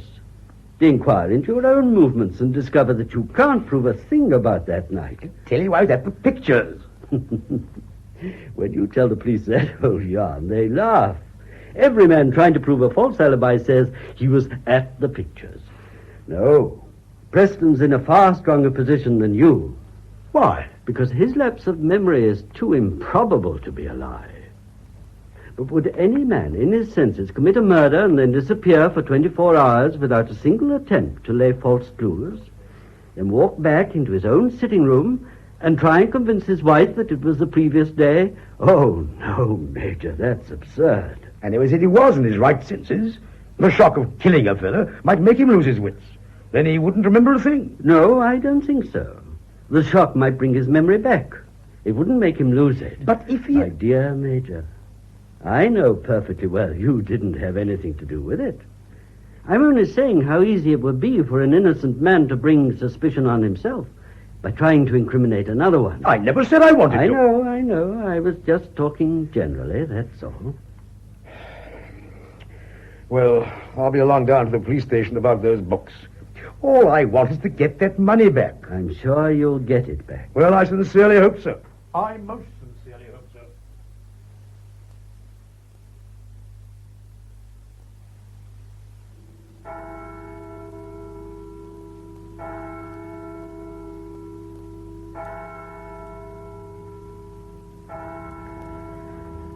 Tea, David?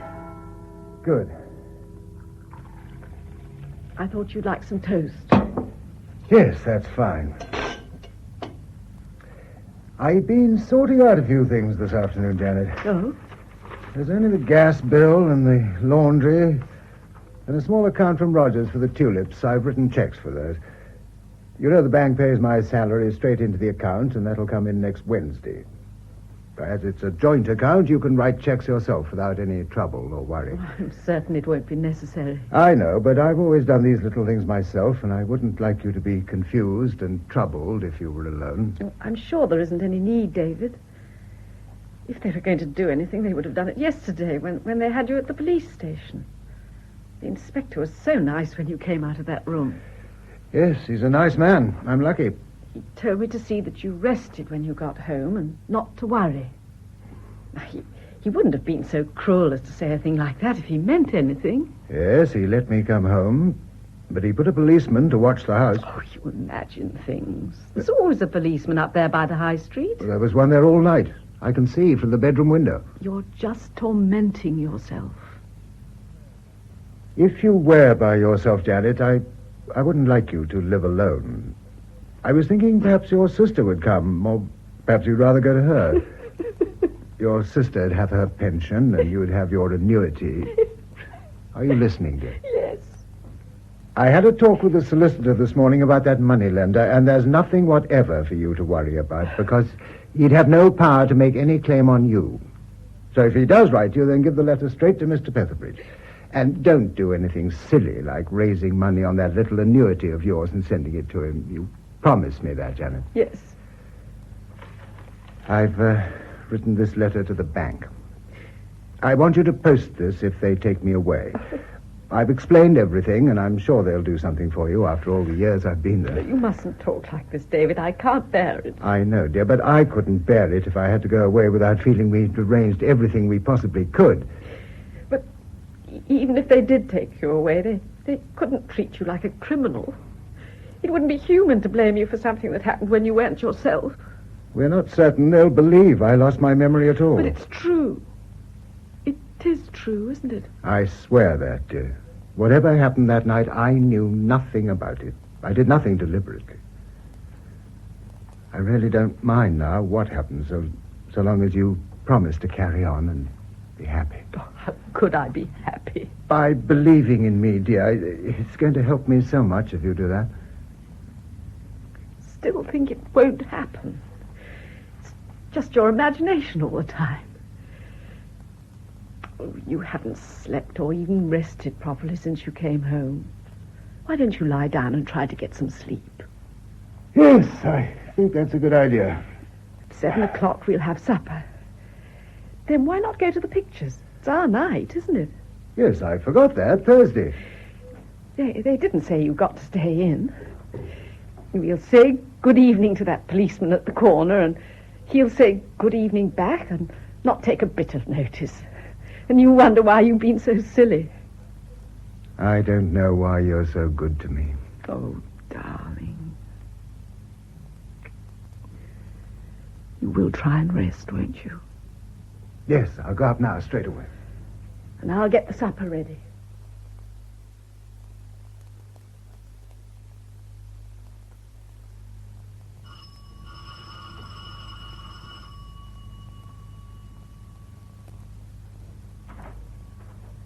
Oh, good evening. Does Mr. Preston live here? Yes. Are you Mrs. Preston? Yes. Well, could I speak to Mr. Preston, please? Well, he's resting. I can't disturb him now. But it's about this trouble, this murder. Oh.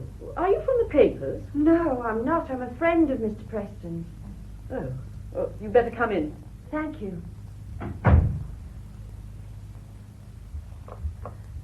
You see, I'm really quite an old friend of Mr. Preston's, and I thought I might be able to help him. I think I know most of my husband's friends. Oh, yes, I expect you do, but I don't suppose Dave ever told you about me. Dave? Oh, I'm sorry. He always let me call him Dave. Is he in trouble about this murder? I mean, really in trouble? Because if he is, I think I can help him. You haven't told me your name. Oh, Peggy Dobson. I work with my brother and sister at the Feathers in River Lane. In the city, you know. The Feathers? It's a public house. Our own place. Oh. Well, won't you sit down? Yes, thanks. What is it that you want to say? Well, I came down as quickly as I could. I only heard about this trouble at lunchtime. My husband's name hasn't been in the papers. How did you know he was in trouble? Well, a young man who has lunch at our place comes from down here, and he told us how they took Mr. Preston round to the police station yesterday. Oh. Well, of course, we'd read about this murder in the papers, but even if they had mentioned him, we might never have known it was our Mr. Preston. And we only realised it when this young man said, you know that fellow Preston who comes here in the evening? They're after him for that Bromley murder. Oh, I saw at once. I'd got to come. Well, what have you come about? Well, everything. Last Monday night. What? Well, you see, Mr. Preston's been coming to our place ever since the war. He just drops in of an evening on his way home. I see. Now, look, if you think there's anything in this, you're wrong, because there isn't. I'm not the sort that runs after other people's husbands. I didn't suggest it, Miss Dobson. No, but you're looking it. It's no good talking if you aren't going to listen. Why don't you bring Dave down? Let me tell him. I've told you my husband's very tired and trying to rest. If you've anything to say, you can tell me. All he ever had was a glass of sherry. Sometimes we'd sit round chatting in our private room. Your private room? Well, because he came before we opened, that's why. Oh. Sometimes we'd go into the saloon bar and have a game of darts. But he always left on the stroke of 6 to catch his train at Cannon Street. You say he's done this for a long time? Oh, yeah, getting on for 5 years now. I'm sure it does him good, because he looks so tired and worried sometimes when he comes in, and he looked especially tired on Monday night. So I gave him a sandwich with his sherry. Then we went into the saloon bar for a game of darts, and we were laughing and joking. Then the strangest thing happened. What? Well, you see, there's a little van that brings our sandwiches. It comes about 5:30. Well, it had finished unloading, and just as it was starting off, there was a terrific backfire, like a gun going off. Well, we all jumped because it startled us, and Mr. Preston did too. He turned his head quickly, and when he turned it back, he looked different. How do you mean he looked different? Well, you know when you turn your head quickly and rick your neck? Yes. Well, it was just as if Mr. Preston ricked his brain. He looked round as if he didn't know where he was, and he dropped the dart he had in his hand and he sat down. Well, of course, it scared us because we thought he was suddenly taken ill or something, but he kept saying he was quite all right in a queer sort of way, and then he got up and he said, you better go down to the shelter. What shelter? Well, I don't know. We've never had a shelter. Oh, we just used the cellar in the war. But it made us see what had happened. We knew he was an air raid warden in the war, and he suddenly thought it was still on. We talked to him, we said it was all right, but he just kind of mumbled and kept shaking his head. Why didn't you telephone and tell me? Well, how could we? He never told us where he lived, and there are crowds of Prestons in the telephone book. Oh, yes, of course. Well, then opening time came. Well, we couldn't have him sitting there in the bar looking so queer, so my brother Joe took him up to the spare bedroom, made him lie down. After a while, he dozed off.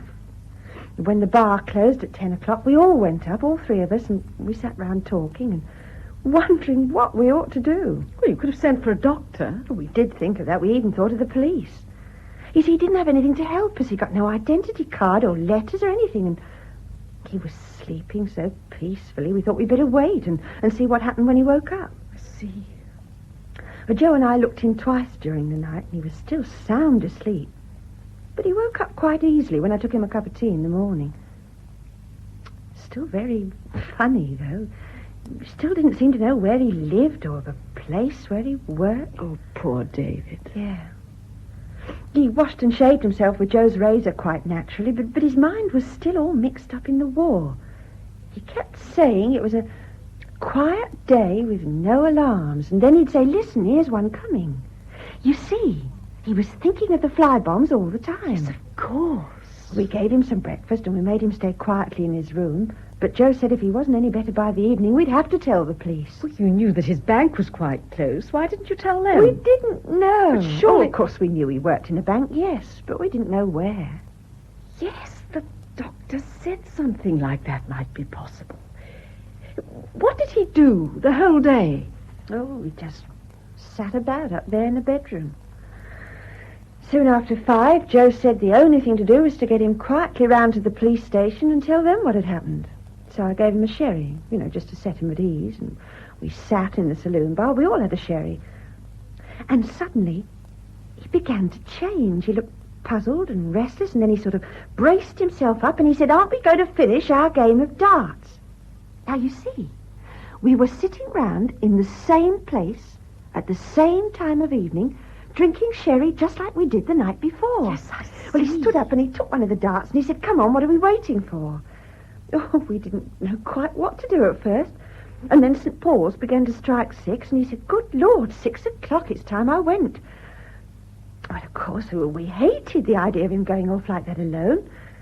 But he looked so ordinary and natural when he got his coat off the peg that we almost thought we were the queer one. I just remembered something, Janet. Hello, Dave. Peggy. Why did you come here? Well, I heard you were in trouble. How did you know? A young man who comes from down here said the police had you round yesterday. Janet, Miss Dobson works with her brother and sister at a place where I drink a glass of Well, sherry. of course, we read about this murder and... I we should thought... have told you, Janet. Don't worry about that, David. Listen to what Miss Dobson has to tell you. So once I've got to find out where you lived and come down and help you. How can you help me? Miss Dobson says you spent the whole of Monday night with them. You stayed the whole night at the Feathers, Dave. Now, directly I tell them that, they can't go after you anymore. But I left your place at 6 o'clock when St. Paul's was striking 6. But that's it. You didn't. I mean, not on the same day as you came in. You didn't come out until the murder was all over. I came into the Feathers just after 5 on Monday evening. I left at 6 o'clock, while the clock was striking. The police know that. The police never came near our place. How can they know? Because I told them. Everything I remember, just as it happened. Janet, I came down to tell you something. I'm sure it must have happened in the train coming home. No, Dave. Up in my room just now, I suddenly remembered quite clearly the people in the compartment when the train left Canaries Look, Street. Dave, I know what I'm talking about, and you've got the whole thing mixed But up. later on, they were different. There was a soldier with a haversack and a boy with a parcel. It seemed to be a different train. Well, the doctor said that might have happened. I may have got out of the train before it got to Bromley. How can you get off a train if you never got on it? Now, it doesn't matter what you say or think. Directly I've been and told the police your worries are over. Do the police know you've come here? Not yet, but they jolly soon will. You know what it'd mean if you went to them, how serious it'd be. You're not a child, Peggy. You realize the consequences. Look, you don't understand what happened to you, and you're not trying to understand. I want you to go home now. Oh, Dave, don't think can't I'm you... not grateful. You came to help me, and you have helped me. More than I can ever say. I shall always... Oh, that'll probably be the inspector. I'll go. I think I better go upstairs again. But Dave, surely you... Peggy, do please go home. Good evening, Mrs. Preston. Is your husband at home? He's just gone upstairs. But I want you to hear what this young lady has to say. Oh, I expect you're Miss Dobson. That's right. I heard you'd come down. I've been having a talk with your brother and sister at the Feathers this afternoon.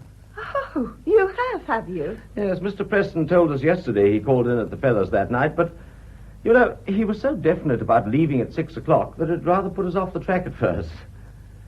Well, Mrs. Preston, I'm sure it must be a relief to you. Relief?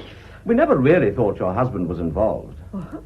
Oh, the thing that had been puzzling us was the coincidence of someone trying to plant a robbery on a man the very night he's missing from home. Well, we've got a few things to clear up, but As far as Mr. Preston's concerned, there's nothing more to worry about. It's perfectly all right. Oh, so it's perfectly all right, is it? You think you can walk in here smiling and everything's all right? Anybody think you were talking about a lost dog that's come home? Don't you realise you've made him ill? Now, Miss Dobson. When you knew he didn't do it, why couldn't you phone up from the Feathers and tell him? Oh, no, not you. You come in your own good time. All you fellows are good for is hanging around our place at night, seeing that nobody has a glass of beer after time. Oh, I'm sorry, Mrs. Preston. That's all right, Miss Dobson. I agree. Yes, well, I'll go now. I do hope you'll be all right. Do you want me for anything else, Inspector? No, there's nothing, thank you. Well, you know where to find me when you do. I'll see you out. Thank you so much for coming. Well, that's quite all right, really. Good night. Good night. Inspector, for 2 days and 2 nights my husband has believed himself to be a criminal lunatic. Don't you realize what that's done to him? I do, Mrs. Preston. I only wish it could have been avoided. It's nearly driven him mad. He wouldn't even listen to what Miss Dobson had to say. You've got to convince him. Please, please, will you go up and tell him? Of course, I'll do whatever I can. That's why I came. Oh, wait a moment, he's coming down. Well, Inspector? Well, Mr. Preston, I was just coming up to tell you there's nothing more for you to worry about. What? It was you who put us on the right track when you mentioned the little fellow who worked in the club kitchen and did odd jobs at the hospital. But what's You that remember after your wife phoned the police, they phoned the hospital to ask if you were there? Yes. But it looks to me as if your club steward Robinson and this little chap had planned to get this money. Or maybe Monday night, maybe the next, I don't know. But when they hear the club treasurer is missing, well, it's a gift. They break open the safe and share the money, and Robinson goes round to Major Watson and tries to plant it on you. And after that, it looks like the old story of thieves falling out. Robinson gets a knock over the head, and the other chap takes the lot. Oh, they picked him up this evening over in Croydon. The money as well, all but a few pounds. Thank goodness for that. I'm afraid it's given you a lot of trouble and anxiety, Mr. Preston. Anxiety? But, you know, it's one of these things that might happen to anybody. Oh, here's a handkerchief and a pair of gloves you left in the spare bedroom at the Feathers. Thank you. I think your solicitor was a bit worried about those. Well, I'll say good night. I'll see you out. No, don't bother. Good night, Mrs. Preston. Good night, Inspector.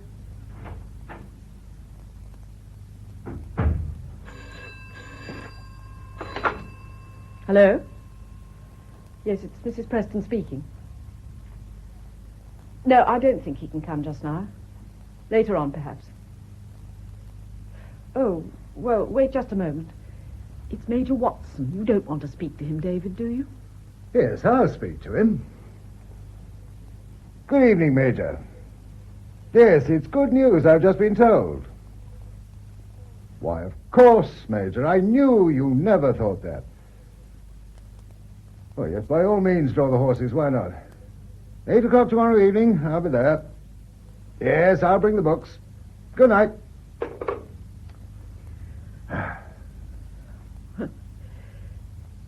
You didn't drink your tea, dear. It's cold. Well, I'll make some more. Thank you, dear. Tomorrow we'll put the tulips in. And in the afternoon we'll go for a walk in the park. Oh, David, it's so wonderful. You're home. You've had a terrible time, Janet. I'm afraid I didn't help you very much. But I'm going to try. I'm going to try. Oh, David. David.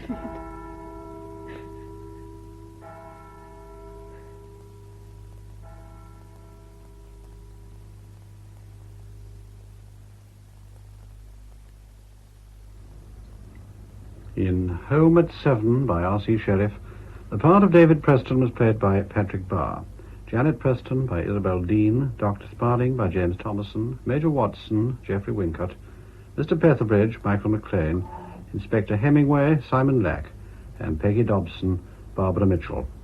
The play was produced by Martin C. Webster. 2731 West Northwest Highway, also Arlington and Fort Worth. The CBS Radio Mystery Theater presents...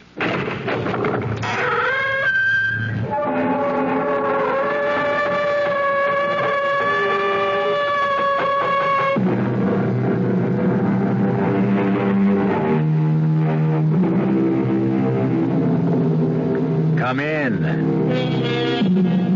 Welcome. I'm E.G. Marshall.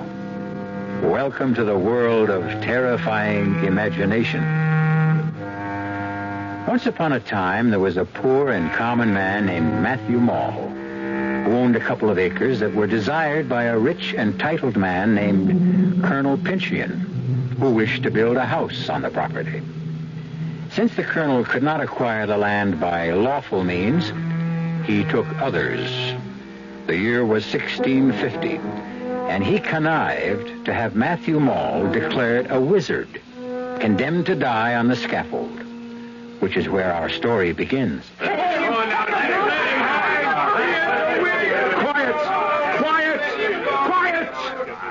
You have not heard the last of Matthew Mall. You or your children, or your children's children. In particular, you, Colonel Pynchon, and all the family who follows you. Look at him, everyone, as a dying man makes a promise. Colonel Pynchon, God will give you and yours blood to drink.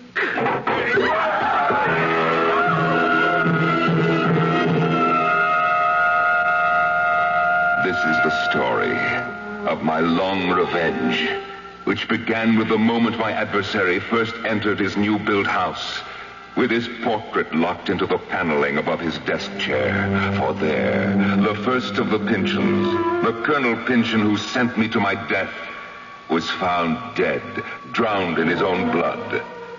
The doctors called it apoplexy, but we know better.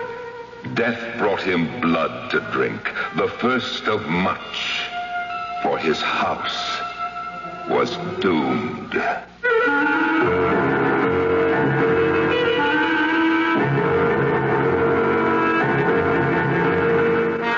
Our mystery drama, The House of the Seven Gables, was especially adapted from the Nathaniel Hawthorne classic for the Mystery Theater by Ian Martin and stars Norman Rose. It is sponsored in part by Sign-Off, the Sinus Medicines, and Anheuser-Busch Incorporated, brewers of Budweiser. I'll be back shortly with Act One. Buick introduces a new concept for you to consider in light of all the concern about miles per gallon. Range. Range is what you get when you multiply the mileage your car gets per gallon by the number of gallons your car's gas tank holds. Range is one of the things that help make Buick Apollo such a special small car. It comes from coupling the Apollo's economical 6-cylinder engine with a standard 21-gallon gas tank. It holds a lot, but it doesn't use a lot. Look into the Apollo. It's the Buick of small cars. Hello, this is Goldilocks. It seems like only yesterday that I was a little girl tasting porridge. You know, this one's too hot. This one's too cold. And now I conduct taste tests on diet drinks. And there's one I must tell you about. Sugar-free Diet 7-Up. It has a fresh, natural, delicious taste. It drives my taste-o-meter crazy.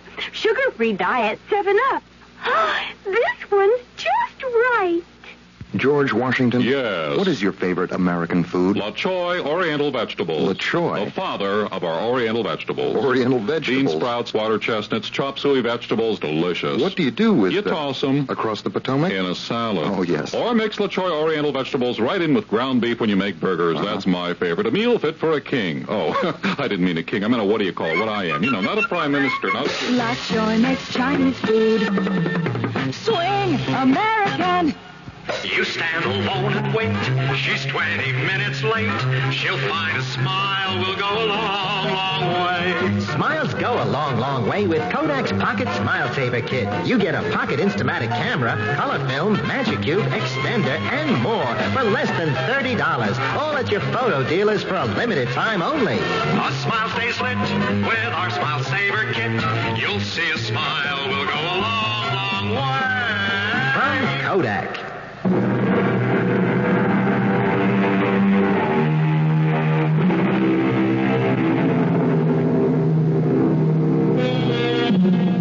Halfway down a by street in one of our New England towns stands a rusty wooden house with 7 acutely peaked gables facing towards various points of the compass and a huge clustered chimney in the midst.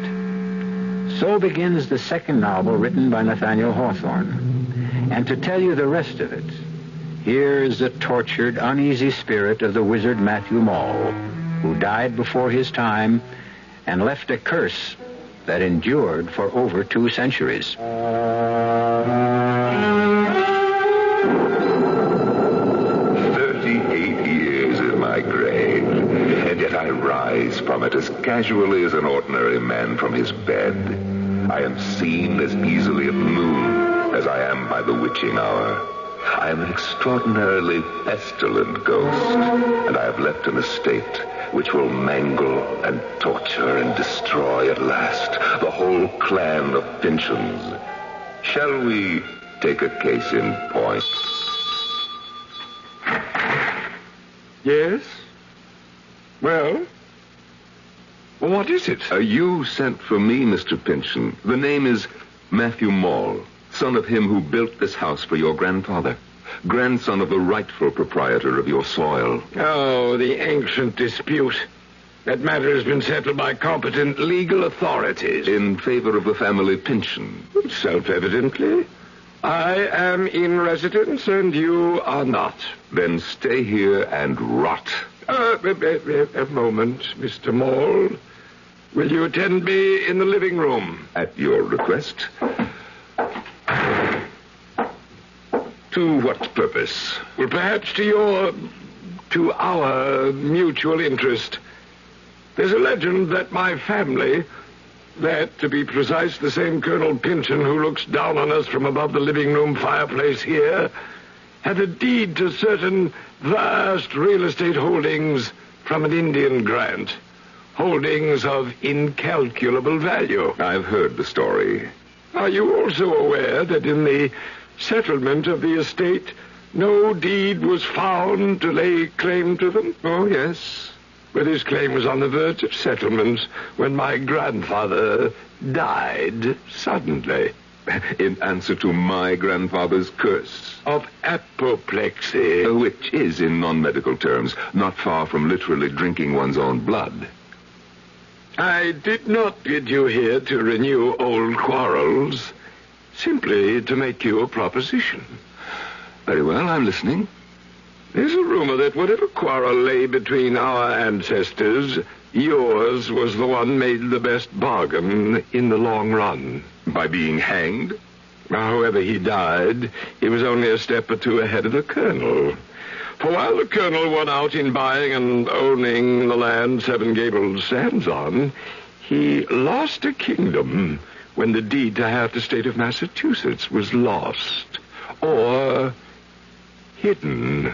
Mr. Pynchon, what is your proposition? Your father was the architect of this house.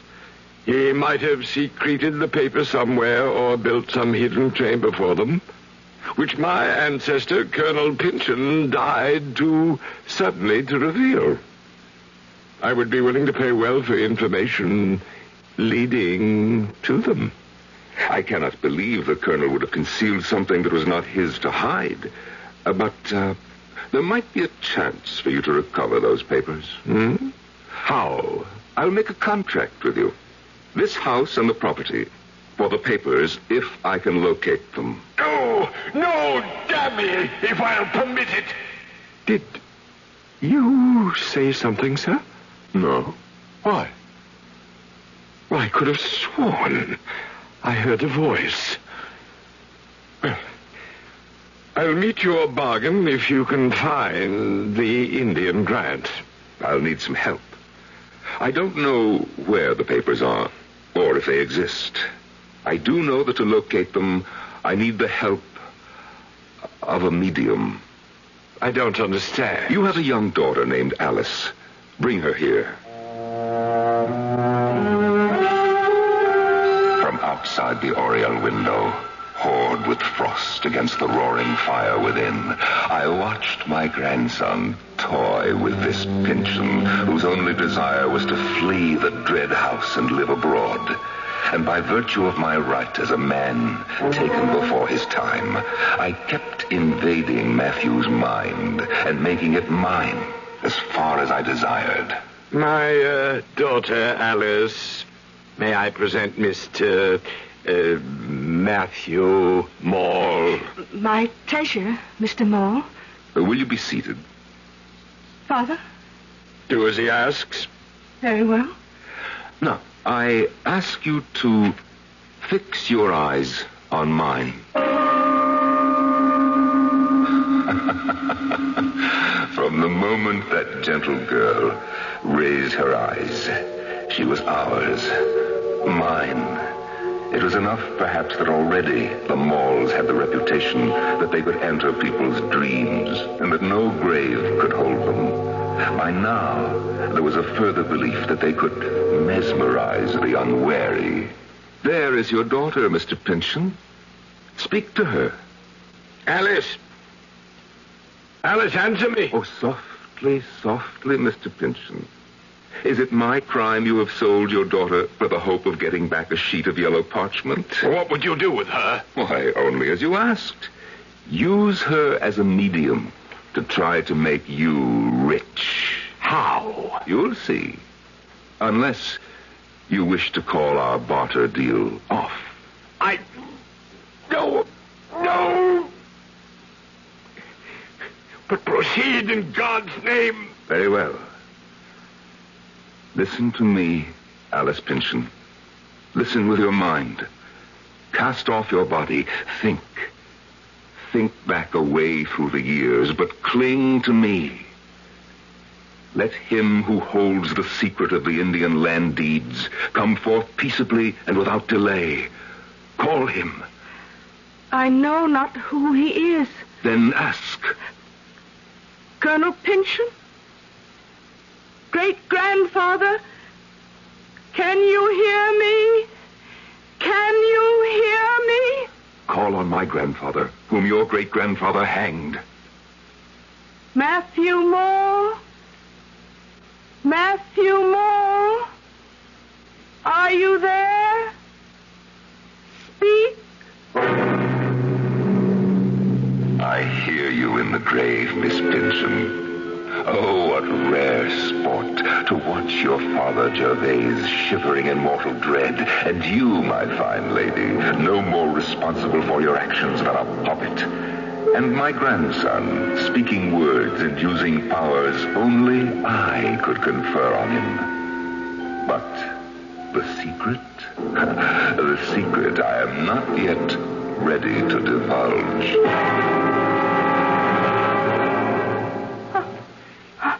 Enough!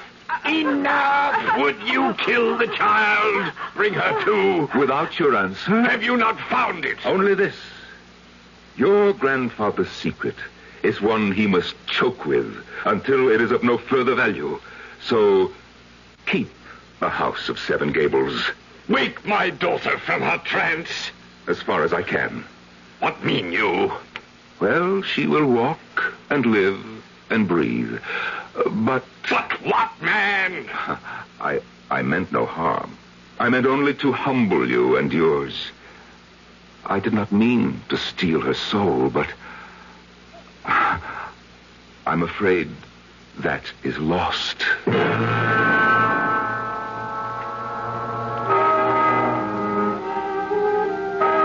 The years rolled by, and generation by generation, I took my toll on the Pynchon brood.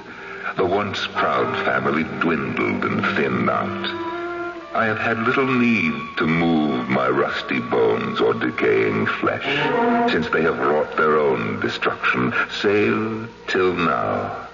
But in this century, I must arise again. Cousin Hepzibah.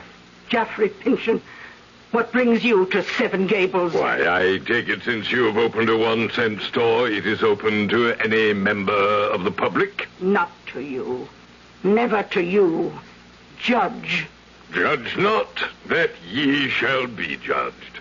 Well, surely after all these years, and in respect of what I've just arranged for Clifford... You are not welcome in this house. Not even in a public shop, Hepzibah Pynchon. The shop is a necessity, now more than ever. Because of Clifford's return? Or surely you know if you're in need you can call on me? Or bring your brother and yourself to live on my estate? Oh, you know I will take no charity from you, now or ever. How dare you offer it after what you've done to Clifford? I? Yes, you hate him. For what reason, I know not. But hate him you do. You do me wrong, sweet cousin. But I am a forbearing man. I bear what crosses God sends me to bear. I will not trouble you more now, but wait for Clifford's return.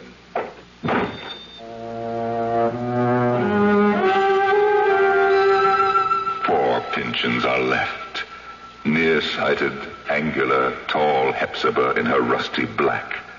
The smiling, fat, oily Judge Geoffrey Pynchon, who so closely resembles the portrait of that black-hearted colonel who hangs in a massive gold frame in the living room, and who hanged me by the living neck. 2 yet. We are still to meet. Bless my soul, the omnibus. And stopping before my shop door. It can't be Clifford yet. No. Then who is it? Cousin Hepzibah. Cousin Hepzibah. Well, don't you know me? Cousin? Oh, no Pynchon ever looked as lovely as you, child. Cousin Hepzibah, you flatter me, but you can't deny it. I am your country cousin.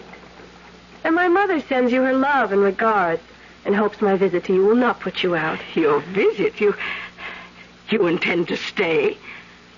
Didn't you get my mother's letter? No. I don't understand about the letter. Oh, it doesn't matter now. You're here. But, child, I don't see how you can stay. Oh, I don't expect to be a guest. I mean to earn my bread. I can find plenty to do, cousin. The garden and flowers and the chickens will keep me out in the open air, and I can't help in the shop. Please let me stay. Well, you can stay at least the night. But in any case, the decision whether or not you remain at the House of Seven Gables is not up to me. Tomorrow, its master returns home. My brother Clifford, who is coming home at last. I think I remember my mother and father mentioning him, but as though he were dead. Where has he been? In prison. Prison? Why? For the murder of our uncle, the judge's father, Geoffrey Pynchon.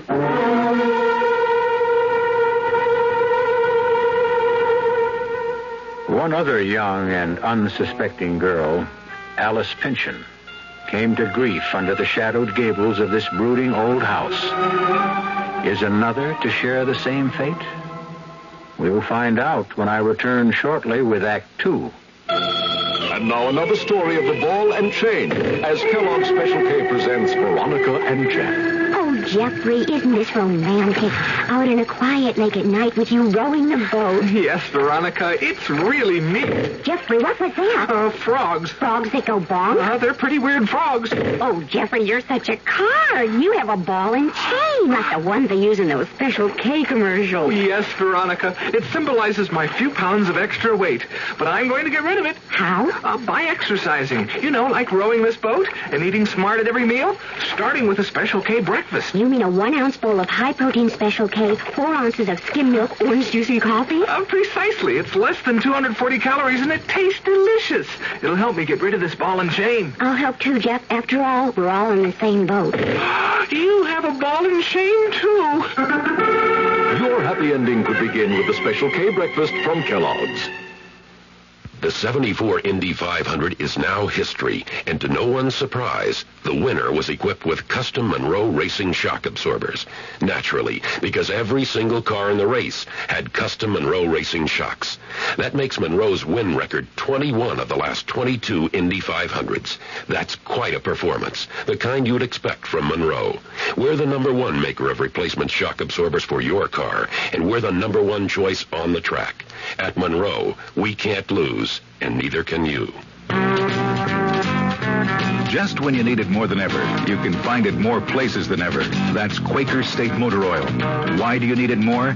Because if you're using your car less, that engine just isn't getting the exercise it needs. But Quaker State's quality protection is tailor-made to handle deposits that build up in an underworked engine. Now that you need it more, it's available more places.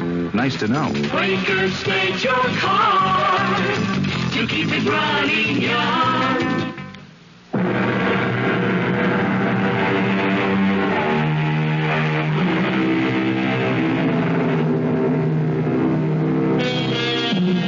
This is not my story, so let me quote from the man who first told it. The mysterious Clifford is about to return, and here is how he is foreshadowed in conversation between Miss Hepzibah Pynchon and the newly arrived Phoebe. 31 years ago, my uncle, master of this house, was found dead beneath the portrait of our ancestor, Colonel Pynchon. Death was accountable, the authorities decided, to a blow on the head. Since the desk in his private papers had been rifled, it was suspected that it was robbery and accidental murder committed to avoid discovery. By Cousin Clifford? Oh, I shall never believe that. Oh, you will see for yourself when he returns how gentle, sweet, unworldly. Oh, Clifford could never have been guilty. I'm sure from that kindly face you showed me in the miniature he was wrongly judged. No question of that. Just as I am sure that Cousin Jaffrey, why I cannot understand, was the one most instrumental in sending him there. How could that be? It was he who discovered Clifford by the rifle desk, our uncle lying on the...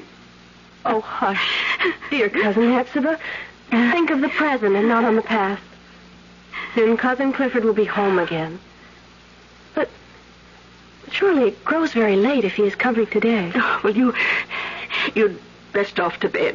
Perhaps I should greet him alone.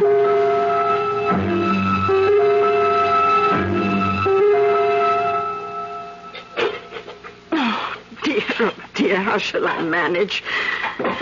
May I help, Cousin Hepzibah? Oh, I'm all thumbs when it comes to cookery. You see, I've lost whatever art I had all these years alone. And I wanted Clifford's first breakfast to be so tasty. You have a fire going bright enough to chase the morning dusk. Since the oven is hot, would you like me to bake an Indian cake? Oh, it was Clifford's favorite all those years ago. Well, then bake it I shall. What else can I do? Oh, the coffee. Real mocha, if you would grind it. We'll make a breakfast fit for a king. A tired, sad king, worn out by exile.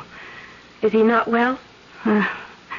You shall see for yourself soon enough, dear Phoebe. Oh, hush, he's coming. Oh, let him see you first, Phoebe. He likes bright faces, and mine is old, set in a scowl. Clifford, dear, let me help you. The weakness is locked inside, Hepzibah. Nothing you or anyone can help. But we are not alone. No, he is Phoebe.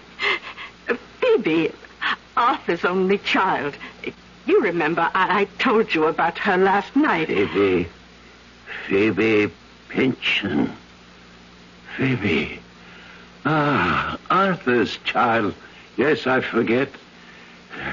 You are welcome. Thank you, Cousin Clifford. Oh, Come sit here. Take this chair. Is this you, Hepzibah? How changed. How changed. And are you angry with me? Oh, why should I be angry? And why do you bend your brows so? Oh, Clifford, there is nothing but love here. If I scowl, it is only habit that has gone before.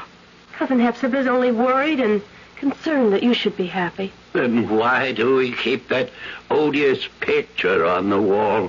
Why can't we... What is that sound? Why, that is... Phoebe, will you answer it? Of course. That is the tinkle of the shop bell. Shop bell? Yes, sir. Ah, then, has Miss Hepzibah's shop opened under such favorable circumstances that she needs an assistant as attractive as you? I'm a cousin of hers, on a visit from the country. Well, in that case, I suspect you are a kinsman of mine. Let's see, oh, yes, little Phoebe Pinson.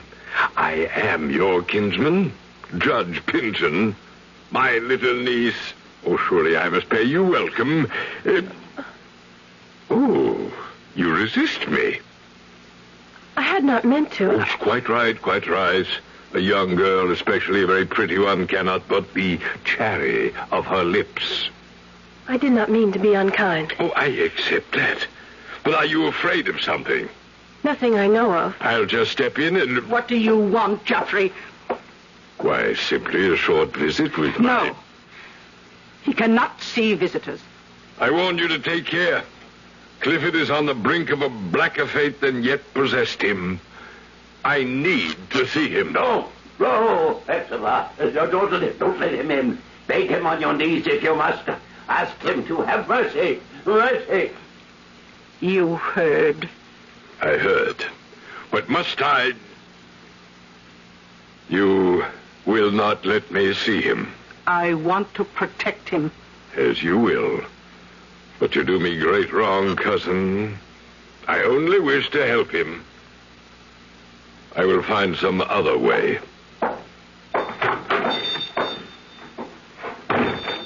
He seemed kind. Is his offer of help so wicked? Phoebe, he has a heart of iron. Oh, let me go back to rejoin my poor brother at breakfast. Of all of us, he's the one who most needs protection now.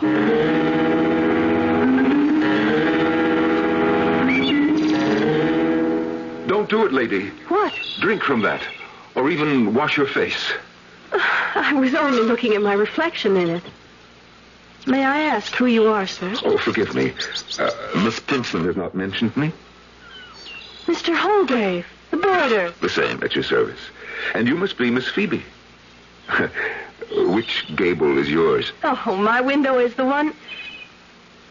Perhaps it is more seemly to ask the question of you, sir. By all means. I count mine the 7th, since it is by all odds the most remote and separate. See, up yonder, beyond the eaves. You live there all alone? A question hard to answer, Miss Phoebe. Why? In the house of the 7 Gables, is anyone truly alone? It's hard to tell whether the rats outnumber the ghosts, or vice versa. Then why pick it as a lodging by free will? If you must know, I can afford little, and the rent suits my purse. The house also suits my profession.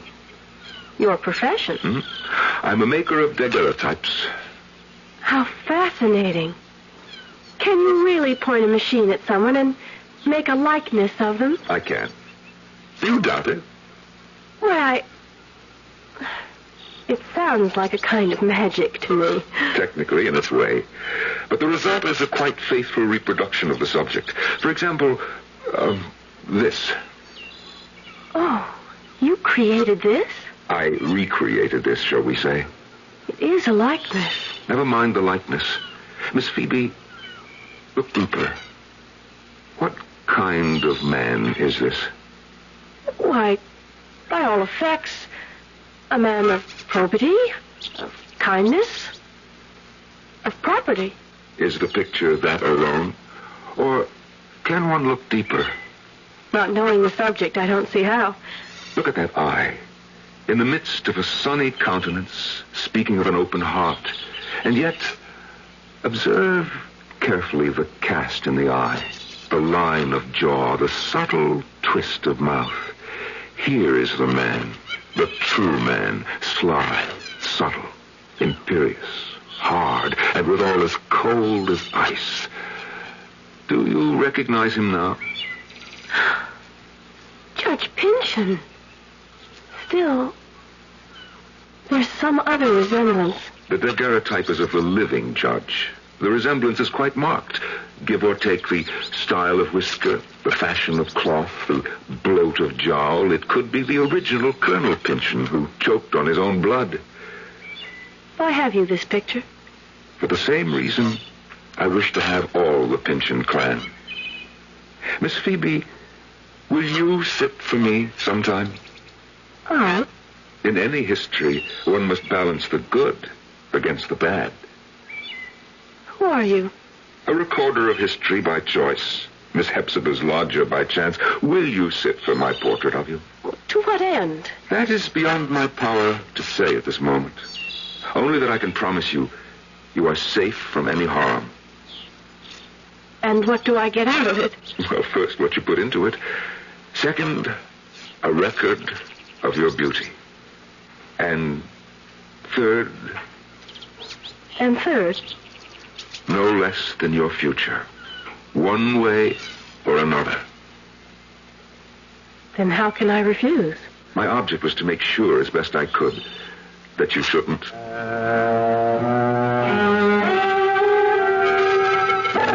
I was resting more secure in my rotting grave.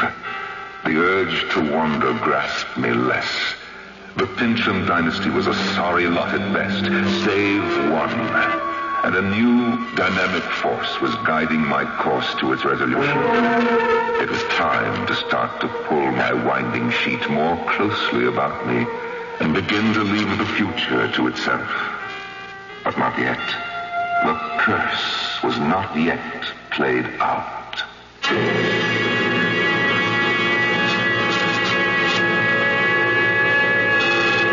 The mysterious Mr. Holdgrave. Who is he? What threat does he pose to Phoebe? Perhaps the only breath of sanity to blow sweetly through the dusty corridors and winding staircases of both the Pynchon history and the house that encloses the living, as tight and inescapable as the coffin in the grave. We'll return shortly with Act 3.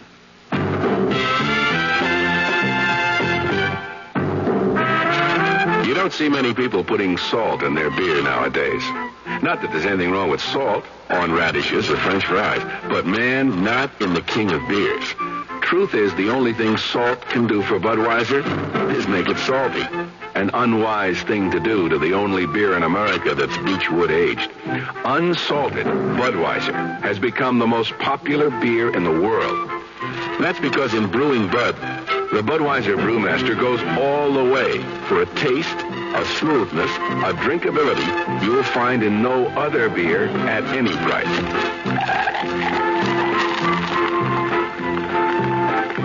And something else you can take without a grain of salt. The fact that when you say Budweiser, you've said it all. Anheuser-Busch, St. Louis.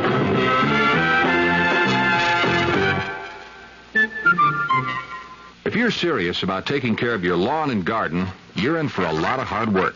After all, it's nature itself you're trying to control. Hi, Frank Lieber here for True Value Hardware Stores. If there are ways around that work, well, you find them there. For instance, they have a Black & Decker Power Shrub and Hedge Trimmer with 13-inch double-edged blades. It trims on both back and forward strokes. It has two handles for balance control, and it's double insulated for electrical safety. Just $17.99. Another Black & Decker you'll find at True Value Hardware Stores is a deluxe lawn edger trimmer. The controls are up on top of the stand-up handle. The 8-inch blade cuts a 3/4-inch deep trench. It converts quickly into a trimmer, just $39.99. These Black & Decker tools give you two ways to get around hard work in the yard. And they're just a couple of the values that you'll find at the True Value Hardware Store nearest your home. Check the yellow pages.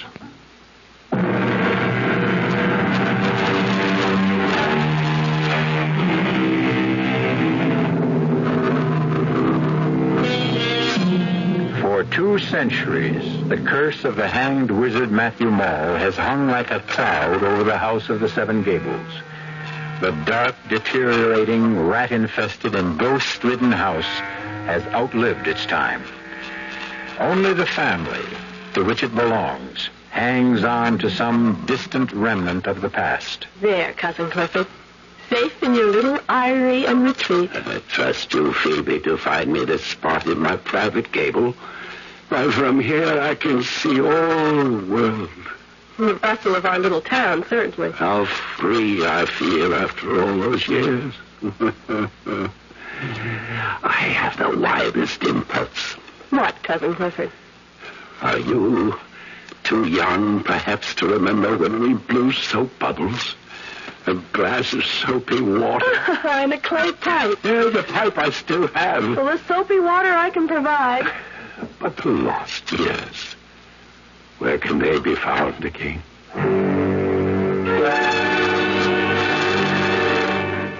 I wish his life were more than a shadowed gable overlooking the street. Right, Cousin Hepzibah.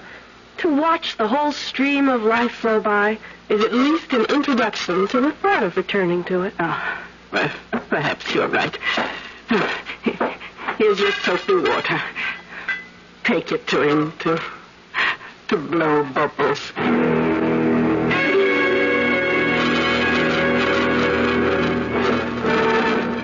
My window on the world, Phoebe. The best vantage point in town. You picked it for me. And without your support and love and interest, I suppose I should have just let the world go by. Well, you can't do that if it's passing right by your feet. Dear little Phoebe, you almost make me human again. That band coming by, open the windows so that the sound can rumble into this lost, dark room. I scarcely know. I get infected with strange madness. Like when I blew the soap bubbles and one burst on Jeffrey's head. Perhaps I should never get too close to life. What do you mean? You know the feeling when you're on a height. It's exciting, exhilarating, until you look down. This wild compulsion to throw yourself, to dash yourself to the ground. But Cousin Clifford, everyone does it. Say that everyone doesn't do it. Christmas. Save me. I cannot help myself. No, stop. Let me go. No. I can't help myself. But I can. Cousin Hepzibah! Cousin Hepzibah! You can't stop me. Nothing can stop me. Help! Help! Stop him, please! Stop him!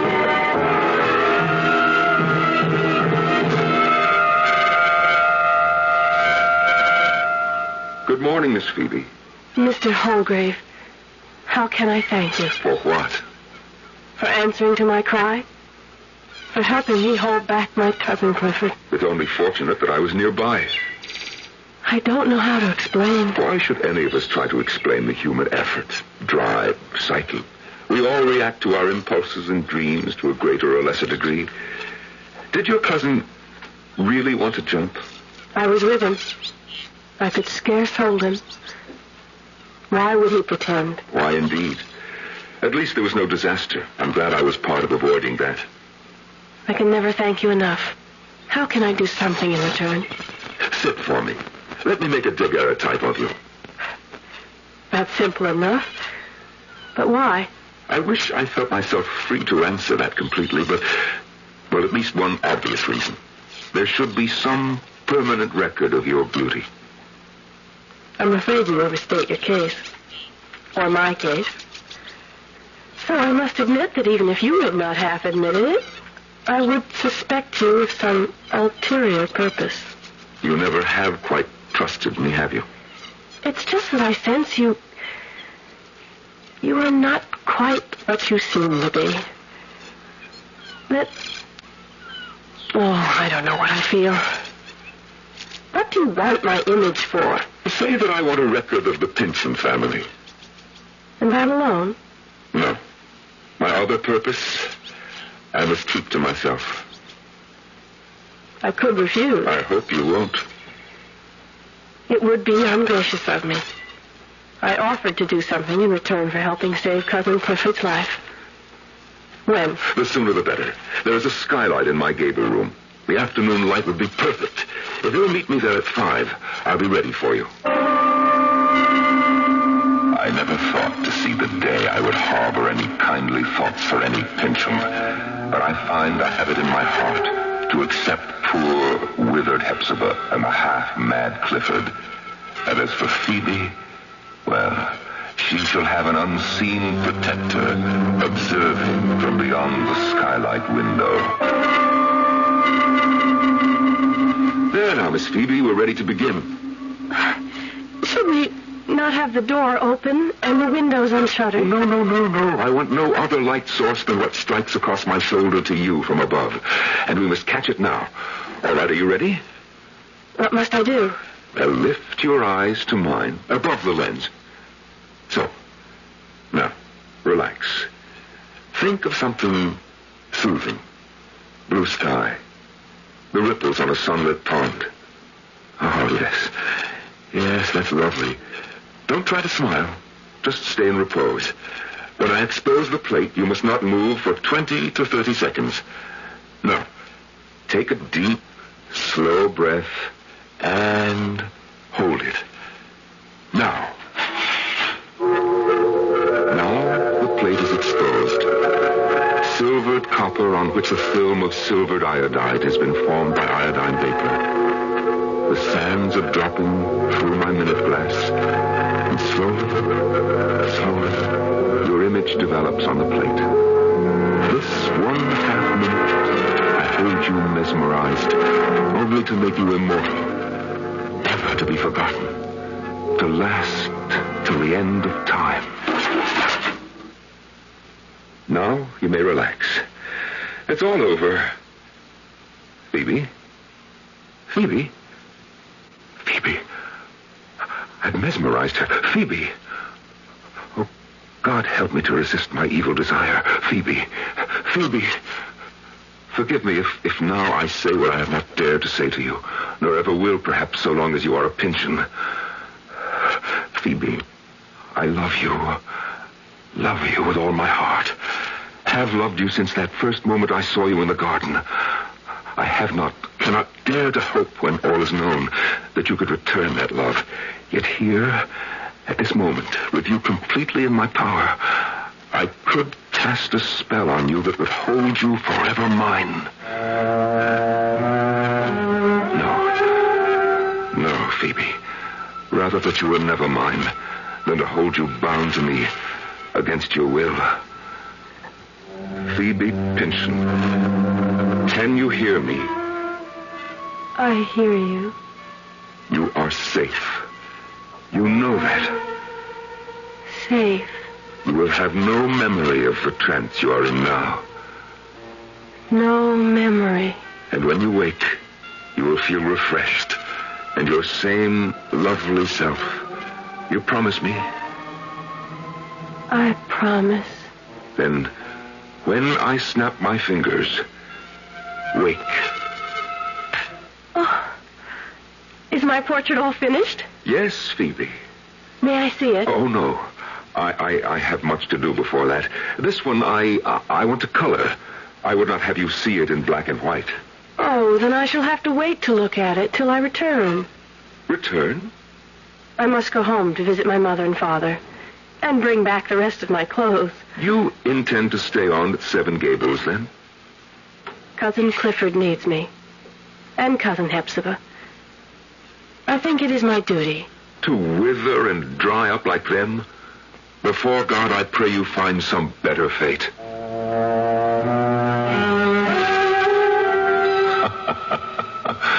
Some better fate indeed. Back in my grave, my bones are ready to settle to eternal sleep, and the curse is ready to be wound up and the day after Phoebe left became the beginning of the end. Look at him, striding along the street toward the 1-cent shop. The picture of the man who owns most of the world and who intends to clutch the rest of it to him. The 200-year reincarnation of the Pynchon who put me 6 feet under. Judge Jaffrey Pynchon. Judge Pynchon. Yes, Cousin Hepzibah, the same. What do you want? Well, what else, cousin, but to have done with all this? I want to see Clifford. No. It is my purpose to do so before I leave this house. Haven't you done enough to him? 30 years ago, our uncle died. His immense fortune was left to me, save for your life interest in this property and the house of the 7 Gables. To Clifford, not to me. Some months before our mutual uncle's death, Clifford boasted to me that he knew the secret of incalculable wealth. I believe that at this moment, if Clifford retain his wits and, if he chooses, he can tell me where the riches can be found if he chooses.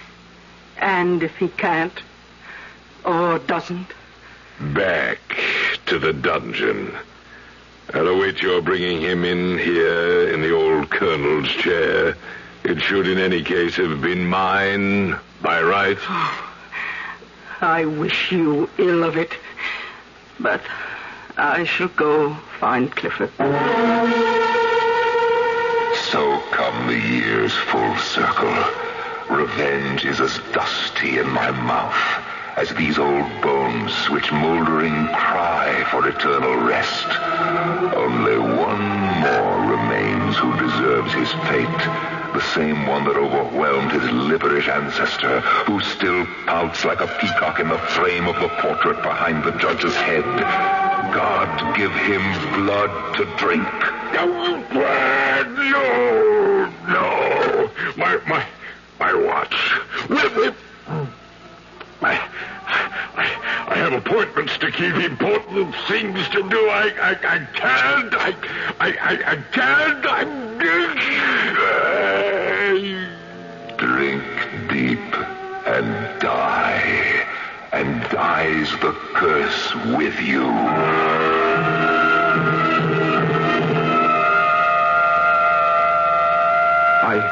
I found him here, Phoebe. Dead of apoplexy, the last of his line. But Hepzibah and Cousin Clifford... They inherit the judge's country estate. Bright with sunlight, with no dark gables to hem them in. I've already moved them there. I'm so bewildered. What shall I do now? Phoebe, I have an offer. What? Well, first, let me reveal who I am and what I know. A 2-century-old secret guarded to prove that might is not always right. Look, the curlicue pattern around the portrait. So many bits of detail, and only one that holds the power to open the vault where the ancient document lies behind the portrait. All that blood for a piece of parchment, clothed in the dust of 200 years and not worth even the paper it's written on. A sad and silly secret handed down to me. But who are you? Like you, the last of the Pynchons, I am the last of the Mauls. Matthew Maule, and with the end of the family curse, I feel reborn. Or will if... If what? Matthew? Shall we end it all? Will you marry me, Phoebe, whom I love beyond all, and put an end for good to family feuds and tragic doom? Oh, yes, Matthew. Yes. On one condition. You have only to ask. That we leave and shut up forever the house of the 7 Gables.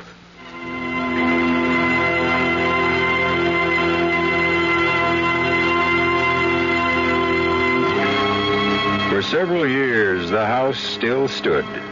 There were those who, passing it after dark, swore they could hear the tinkle of the harpsichord Alice Pynchon once used to play, the sound of the 1-cent shop bell, the cough of a man choking. But in a very few years, this had little of flesh or blood left in it, like all legends about haunted houses. This one's only special claim to fame was that it had, if you counted them, 7 gables. I'll be back shortly.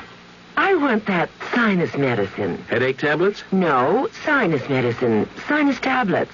Helps the headache and the pressure. Oh, you mean sign-off. Exactly. Headache pain is one thing. A sinus headache is something else. Sometimes your whole face can seem to throb with pain. You want relief. Take Sign-Off tablets. SINEOFF, the sinus medicine that gives you a full dose of pure aspirin, plus a sinus drainer. Sign-Off, the sinus medicine that helps relieve sinus pain while you drain. And Sign-Off doesn't stop there. Have you tried Sign-Off Sinus Spray, the fastest known form of sinus congestion relief? It works in seconds. That's Sign-Off Sinus Spray. When sinus flares up, use Sign-Off tablets and spray only as directed. SINEOFF. Sign-Off. Exactly. Sign-Off, the sinus medicines in the bright red box. You've been hearing some pretty lavish claims recently about miles per gallon. We'd like you to consider something equally important, and that's range. Range is the miles per gallon multiplied by the number of gallons your car's tank holds. Range is what makes the Buick Apollo such a special small car. It comes from coupling the Apollo's economical 6-cylinder engine with a standard 21-gallon tank. It holds a lot, but it doesn't use a lot. Look into the Apollo. It's the Buick of small cars. Oh, sure. You can talk about good-tasting diet drinks, but I know. I'm Goldilocks, and here at my taste-testing laboratory, I taste-test them all. And nobody's been drinking my diet drinks until I tested sugar-free Diet 7-Up. And then, kabloomy! Every bear wanted some. Diet 7-Up is fresh, natural, delicious. Sugar-free Diet 7-Up. This one's just right.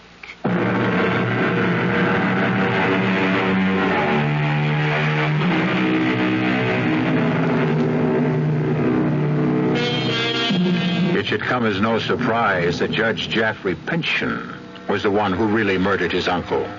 To have made Gentle Clifford the scapegoat was reason enough for Matthew Mall to reach that powerful hand once more from the grave and exact what so seldom happens to the villains of this world: due retribution. Our cast included Norman Rose, Arnold Moss, Bryna Rayburn, Jada Rowland, and Stats Cotsworth.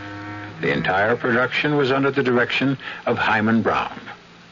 Radio Mystery Theater was sponsored in part by Buick Motor Division, the Kellogg Company, makers of Kellogg Special K cereal, and new sugar-free Diet 7-Up. This is E.G. Marshall inviting you to return to our Mystery Theater for another adventure in the macabre. Until next time, pleasant dreams.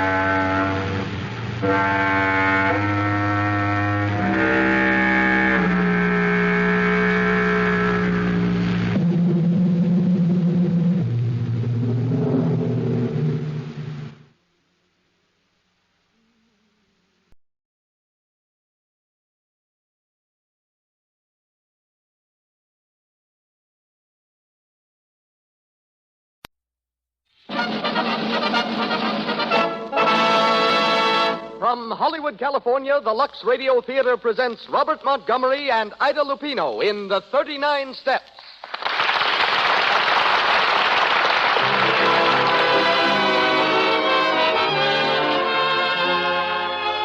Lux presents Hollywood.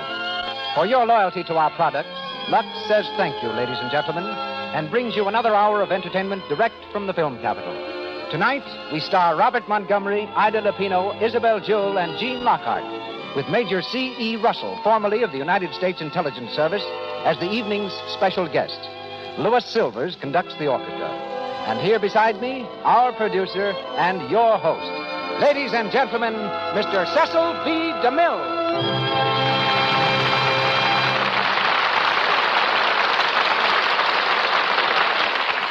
Greetings from Hollywood, ladies and gentlemen. The 39 Steps lead an old friend and a newcomer, Robert Montgomery and Ida Lupino, to the stage of the Lux Radio Theater. Since here last, Robert Montgomery's been rushing back and forth between two lots. One is the Metro-Goldwyn-Mayer studio, where with Rosalind Russell he's completed Live, Love, and Learn. The other is a lot in Beverly Hills, on which Bob has just finished building a new home with a beautiful library. And Bob is a man who really uses his library, for he's constantly seeking new screen material. President of the Screen Actors Guild, Bob devotes at least 3 nights a week to that organization. So this fall, he took time off to go to his farm in New York State for a few weeks of partridge and pheasant hunting. His favorite Hollywood sport is tennis, in which activity he's expert enough to be the frequent opponent of Sidney Wood, the ex-Davis Cup player. Bob is heard tonight as Richard Hannay in The 39 Steps, adapted from the Gaumont British film, which in turn was taken from the novel by John Buchan. Gaumont British will shortly release The Girl Was Young, starring Nova Pilbeam, and Derek DeMarney, directed by Alfred Hitchcock. Ida Lupino is a girl I've watched very closely and suggest that you do the same. For every Lupino seems destined for greatness in the theater. To American film audiences, she's the best-known representative of perhaps the oldest stage family in the world. 350 years ago, when acting was considered a crime in Italy, Alfredo Lupino, acrobat and troubadour, fled from Naples, turned gypsy, and eventually found welcome and fame in England. Ever since then, Lupinos have added to the excellence of England's entertainment. Ida's father is Stanley Lupino, among London's most popular comedians. She has a sister, 2 cousins, 3 uncles, and 5 aunts, all noted performers. While her mother is Connie Emerald, once a celebrated dancer. Along with 3.5 centuries of tradition, Ida has inherited a turned-up nose, violet eyes, and blonde hair. She's an excellent musician and painter, can speak the language of the deaf and dumb, whistles as well as a farm boy, likes to wear sneakers, and is a prize mimic. A highly entertaining miss, you meet her tonight in the role of Pamela. Isabel Jewell, featured in such hit films as Lost Horizon and Marked Woman, is heard as Annabella. And Gene Lockhart, top-flight character actor, back from the New York stage, is Mr. Memory. And now for the play. The Lux Radio Theater presents Robert Montgomery and Ida Lupino in The 39 Steps with Isabel Jewell and Gene Lockhart.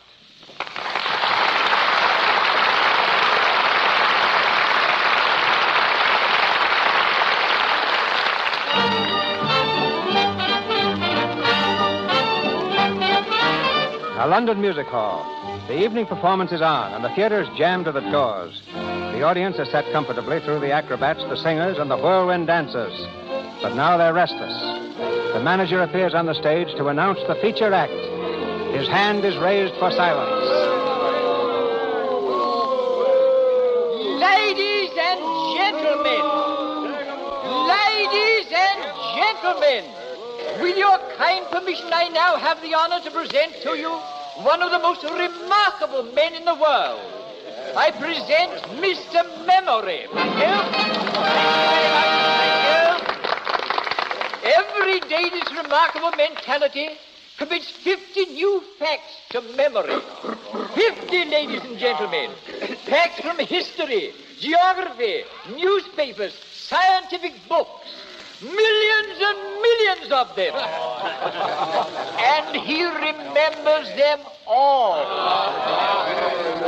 Test him, ladies and gentlemen, test him. Ask him any questions you like, and he will answer fully and freely. Mr. Memory. Thank you. Thank you. Now then, ladies and gentlemen, a question, please. A question from anyone in the audience. Who won the Derby in 1921? Mr. Jack Joel's Humanist. Steve Donahue up, won by a length, odds 6-1. Am I right, sir? That's right. Thank you very much. Thank you. Question, please. Do not hesitate. Another question, please. Who was the last British heavyweight champion? Bob Fitzsimmons. He defeated Jim Corbett heavyweight champion of America at Carson City, Nevada in October 1897. He was then 34 years of age. Am I right, sir?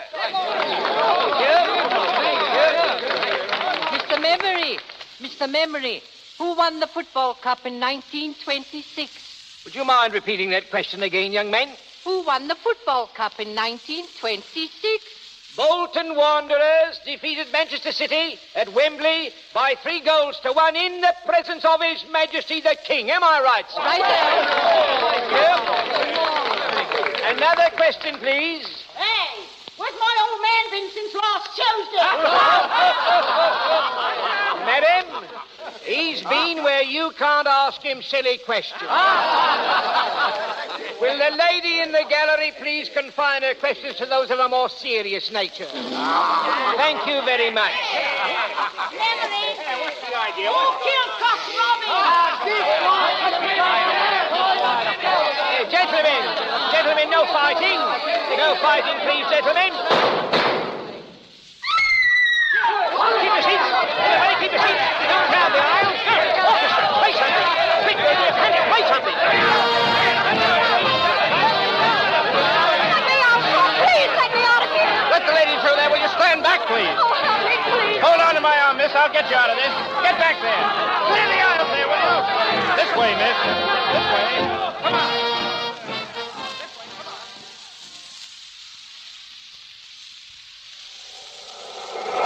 There you are, miss. Take a good deep breath. Oh, thank you. You all right? Yes, sir. I had to get out of that theater, that's all. A lot of people had that idea. Oh, it wasn't the panic that frightened me. It was something else. I'm afraid I don't understand. I'm in terrible trouble. Will you help me? Trouble? What kind of trouble? I can't tell you here. Can we go someplace and talk? Well, my flat is nearby. Oh, let's go there. But hurry, please.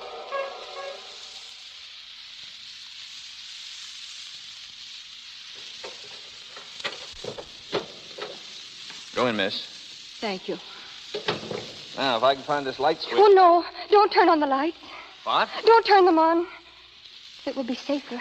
I'm afraid I don't... Will you pull down the blinds, please? Very well.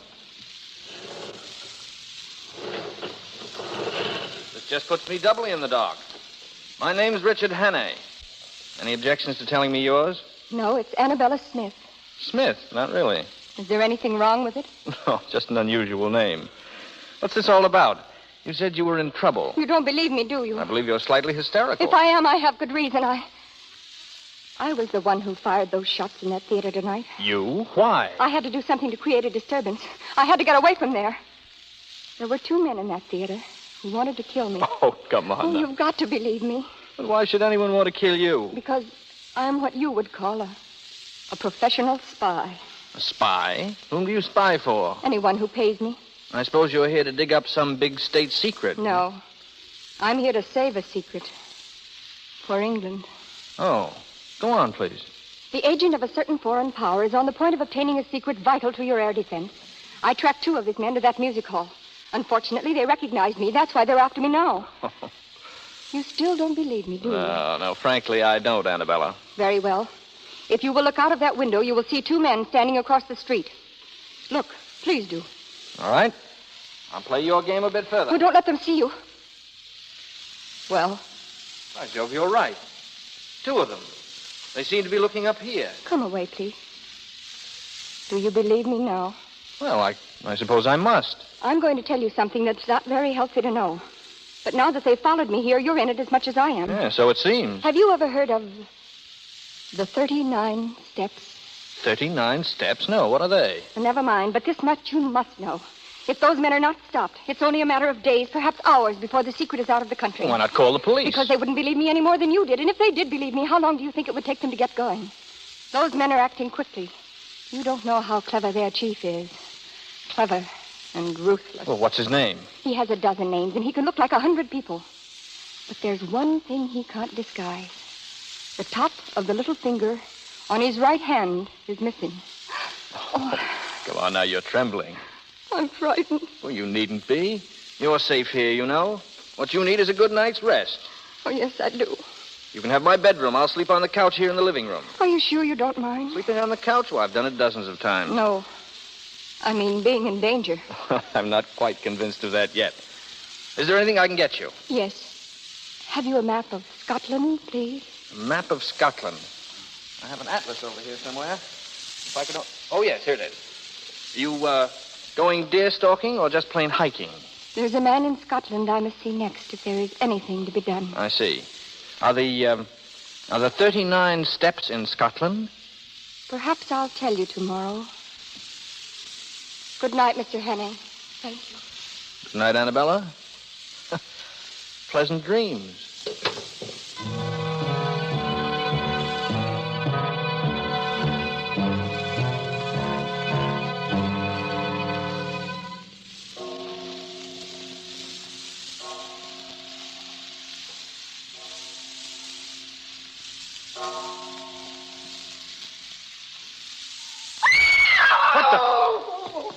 Annabella. Annabella, was that you? Annabella, open that door. Will you open that door, or do I have to break it down? Annabella, where are you? Oh, Here, look at me. What's happened? What's the matter? They came through the window. One of them had a knife. Knife? Oh, don't touch me. But you're hurt. You're bleeding. Here, I'll call a doctor. Oh, no, it's no use. Listen. You've got to stop those men. In a few days, they'll have the secret out of the country. But how will I stop them? Kenrich. The professor. Kenrich? Kenrich. Scotland. What's there? Who is this professor? What's in Kenrich? Clear up. They'll get you just like they did me. Annabella. Annabella. Good God.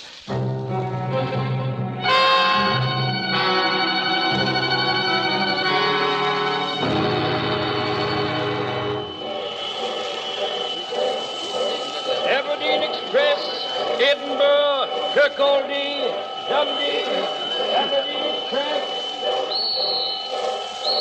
Take it to Kenrich, please. One, sir? Yes, one. Hurry, please. One to Kinreach, Scotland.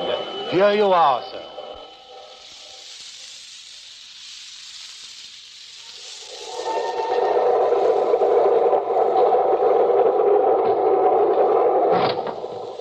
Excuse me, is this seat taken? Not by us, it ain't. Sit down, young fella. Thank you. I said, Jess, who won the 2 o'clock at Epsom? Here it is. Bachelor Button, odd 7 to 4. Ah, Bachelor Button, eh? Hello, look at this. Another woman murdered in a West End flat. Murdered, eh? Who was she? A well-dressed woman of about 25 was found with a knife in her back. The tenant, Richard Hannay, is missing. Blimey, if that ain't the blasted limit. Missing, eh? The police are hot on the trail and watching with careful eye all points of departure from London. Oh, so that was what they was a-doing, eh? Who? Scotland Yard. 2 plainclothes bobbies. I seen them get on this train. Asking plenty of questions they was, too. Look here. Here's a picture of that Hannay chap. Let's have a squint at him. Rum-looking lot, ain't he? Excuse me. Here, young fella, where you going? Don't you like that seat? Oh, thank you. I just remembered. In a bit of a hurry, wasn't he? He was that. I say. What? I say.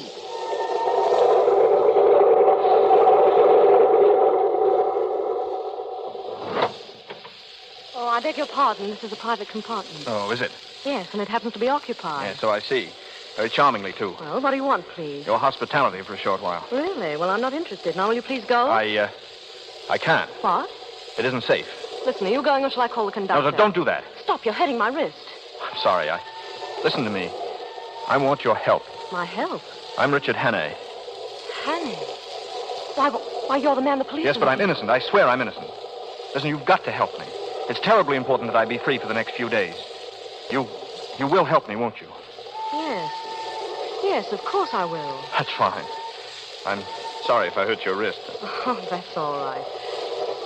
You say the police are on this train looking for you?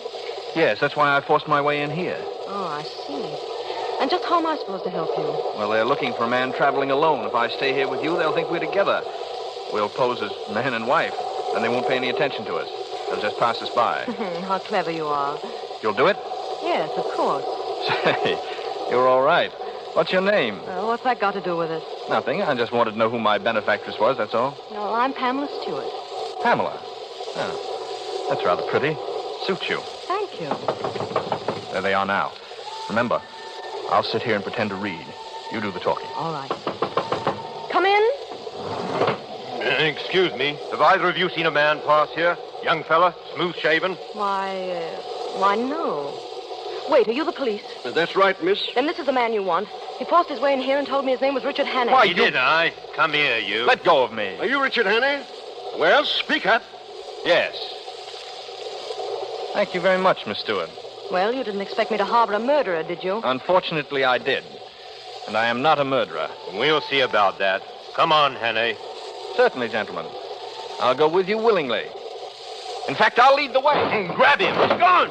Here, get after him. Open that door. I can't. He's holding it from the other side. Here, let me try. Together now. 1, 2, 3. Get out of the way. Where is he? Where did he go? Here he is, down the passageway. Stop him. Grab him before he gets to the vestibule. Come back here, you. Come back, you. Stop, stop. Have you got him? No, he's gone. What? He jumped. He jumped off the train. The fool. He's probably lying dead in a ditch. No. The last I seen of him, he was on his 2 feet and running like a rabbit.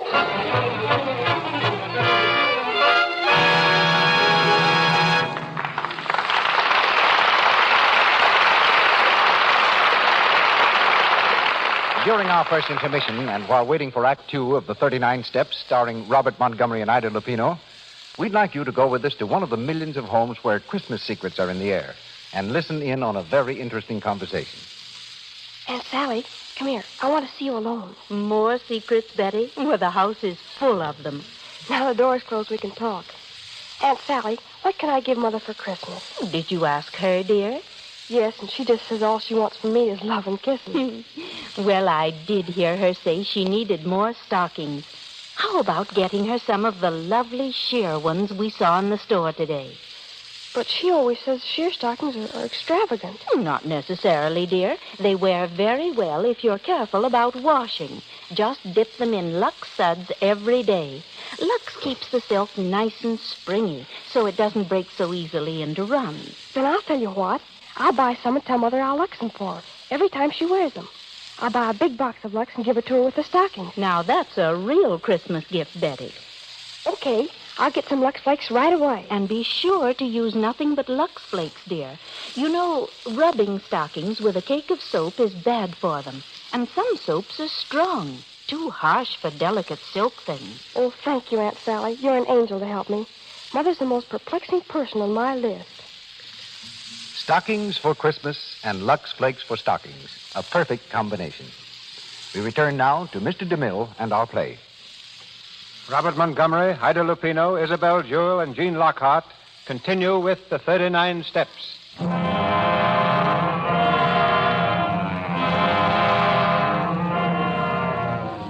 2 days have passed, and Richard Hannay, wanted for a murder he did not commit, is still at large.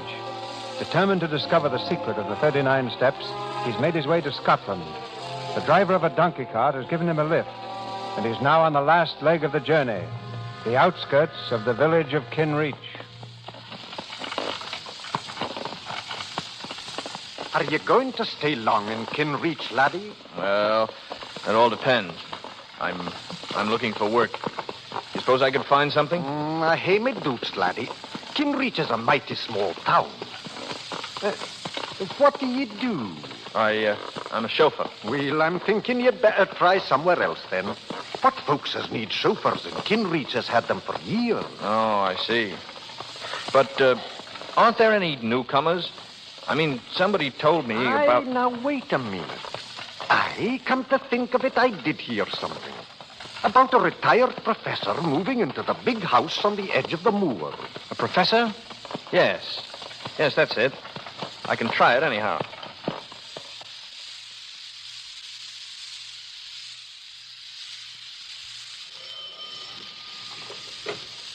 Yes, sir?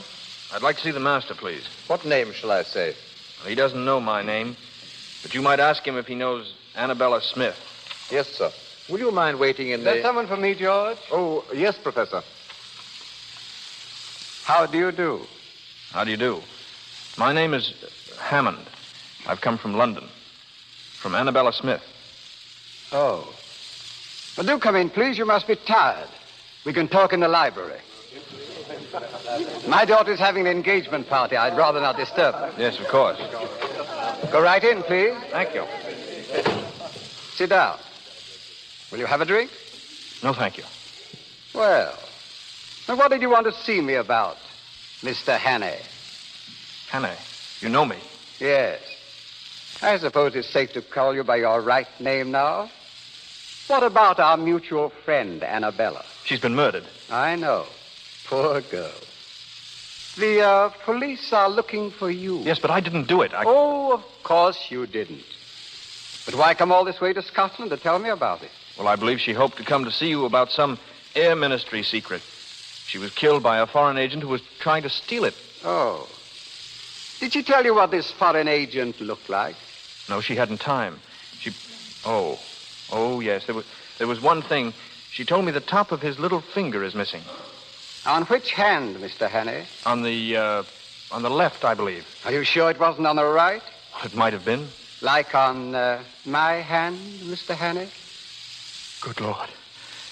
Then you're the one she... The one she was trying to warn you against. The chief. You misunderstood her. She meant for you to kill me, not to bring me information. Yes. Well, what are we going to do about it? Ah, that's just the point. What are we going to do? You see, I live here as a respectable citizen. I should hate to have it known that I am not what I seem to be. You understand my position? Oh, yes, quite. What makes it doubly important that I shouldn't let you go is that I'm just about to transfer some very vital information out of the country. What? Oh, yes. I've got it already. I'm afraid poor Annabella would have been too late in any case. Well, that's that, I suppose. Yes. Well, what about it, Mr. Hannay? What about what? Yourself. It seems to me there's only one way out. And what's that? I've a small revolver here. Pretty little thing, isn't it? Supposing I left you alone with this. The newspapers could then announce tomorrow morning that the murderer had taken his own life. You want me to kill myself? Yes. You're mad. I won't do it. Then I'm afraid you leave me no alternative. You should have stayed in London, my friend. Oh, George. Yes, Professor? I want your help, please. There's a little job for us inside. Hannay? Yes. We'll carry him to the garage. When it gets dark, we can drop him off on the road somewhere. Yes, sir. Come in. Where is he, sir? Behind that table. Here, sir? Yes. Pick him up and... I'm sorry, sir, but there's no one here. What? Well, you can see for yourself. But I shot him. The body was lying there on the floor. The body, sir, seems to have disappeared.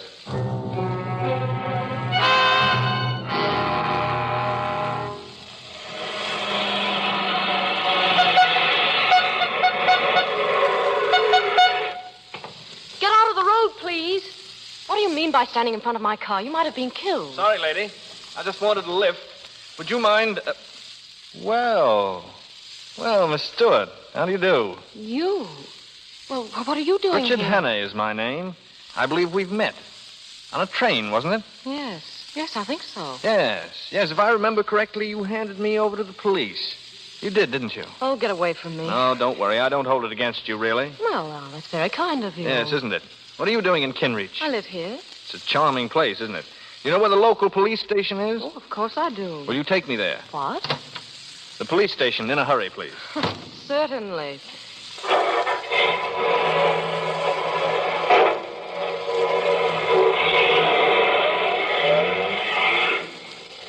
suppose you know what you're doing. Oh, yes. You see, I know who killed Annabella Smith. Is that so? The same man who shot me a few minutes ago. Shot you? Yes. Where? Right in the cigarette case. See? There's a hole in one side of it. Handy little thing, cigarette cases. If I hadn't been carrying it about in my vest pocket, the hole would have been in my chest. And who was this arch-villain? Gentleman called the professor. Professor? Oh, now, you don't mean Professor Bartlett. I didn't stop to inquire his last name. Oh, that's very come funny. now. It isn't as funny as that. Do you actually mean you're going to the police with this story? That Professor Bartlett shot you? That he's the one who killed Annabella Smith? Of course, why not? Oh, and you expect them to believe it, I suppose. Well, you don't, evidently. No, and neither will they. Professor Bartlett, a murderer. Why, he's one of the best-liked men in the village and a very good friend of the sheriff's. I'm sure the sheriff will be interested in your story, Mr. Hannay. Yes, I see your point. Hadn't occurred to me that... Stop the car, please. I'm getting out. Oh, no, you're not. Stop this car. You said you wanted to go to the police. Well, that's just where you're going. And if you touch me or make a move to jump, I'll turn this car into a ditch. Well, aren't you the sweet little thing? Now, you just sit tight, Mr. Hannay, and don't make any sudden gestures. We're going rather fast. You haven't the nerve, of course. Haven't I? Just try me. All right, I will. Don't touch that brake. Hang on. Where are you? You all right? Quite all right, thank you. You little fool, we might have been killed. Hello there! There's someone coming. Keep down. Let go of me. Hello! Shut up. Over here, Richard Hannay! Why, you... Richard! There they are. Grab that man. All right, Hannay, we've got you. And don't try any funny business. Stand up. Yes, of course. Are you the police? We've been looking for you, honey. Put the bracelets on him, Joe. Right you are. Put out your hand. There we are. Now put out the other one on the girl. Here, what are you doing? We are handcuffing you to your friend here. Any objections? Now see what you've done. Oh, shut up. Listen, you can't do this. I don't even know this man. You ride around the country with him in a car, but you don't know him. Of course you don't. Yes, but I'm telling you, Keep I your don't. mouth shut. All right, Joe. Take him to our car. It's a good day's work for us. Will you please move over? You talking to me? Yes, I am. Very well. Ow, my wrist. Well, you asked me to move, and if I move, you move with me. It's a scientific fact that when two people are handcuffed together... Officer, must I be chained to this man? Aye, you must. And keep quiet about it. Wait a moment. Where are you taking us? This isn't the way to the sheriff's office. Well, we're not exactly going to the sheriff's office. Eh, Joe? Not exactly, no. Well, where are we going? Well, it's the real head we are going to see. The sheriff principal. Eh, Joe? Aye, the sheriff principal. I don't understand. Would you like to have a small bet with me, Pamela Stewart? Now, what do you mean? I'll bet you 100 to 1 that the man they call the sheriff principal has the top joint of his little finger missing. Am I right, gentlemen? You shut your mouth, young fellow, or I'll shut it for you. For good. You see, Pamela? I win. They're taking us to your old friend, the professor. Charming gentleman, the professor. Best-liked man in the village and a personal friend. Oh, be quiet, will you? What are we stopping for? Sheep. A whole flock of them across the road. Well, blow your horn. Maybe that'll scare them. Stubborn beast, they won't move an inch. Well, come on. We'll have to get out and shoo them off. Here, get on there, Shoo. Get on there. Go on. Get out of the way. Go on. Now's our chance. We'll make a run for it. Run? How can we? Come on, when I say jump, jump and run for your life. Yes, but they'll catch us. Go on, jump. Hey, look, they're getting away. Stand where you are. There they go. Give it to him. They're shooting. They'll Come kill on, us. you little fool, run for it.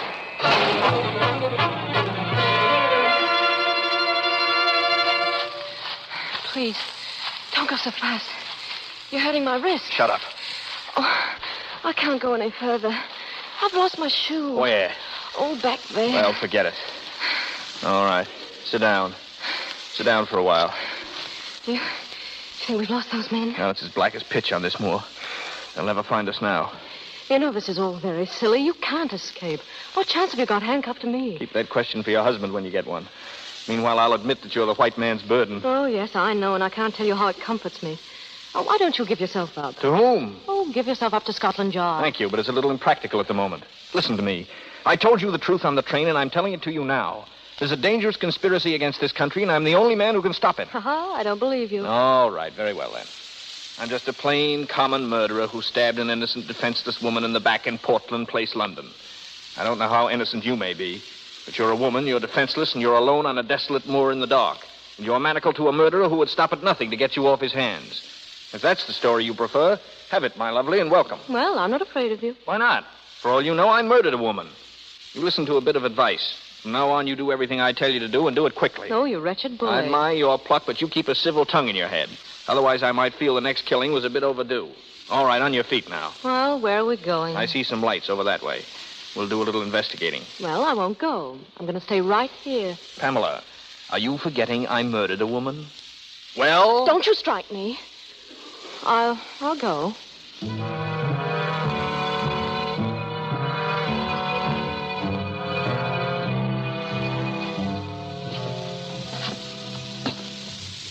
Hey, what kind of a place do you think this is? I don't know. Looks like an inn. Now, remember what I said. A civil tongue or else. And you back me up in everything I say or do. You understand? Yeah. Stay close to me and hold my hand. It'll hide the handcuffs.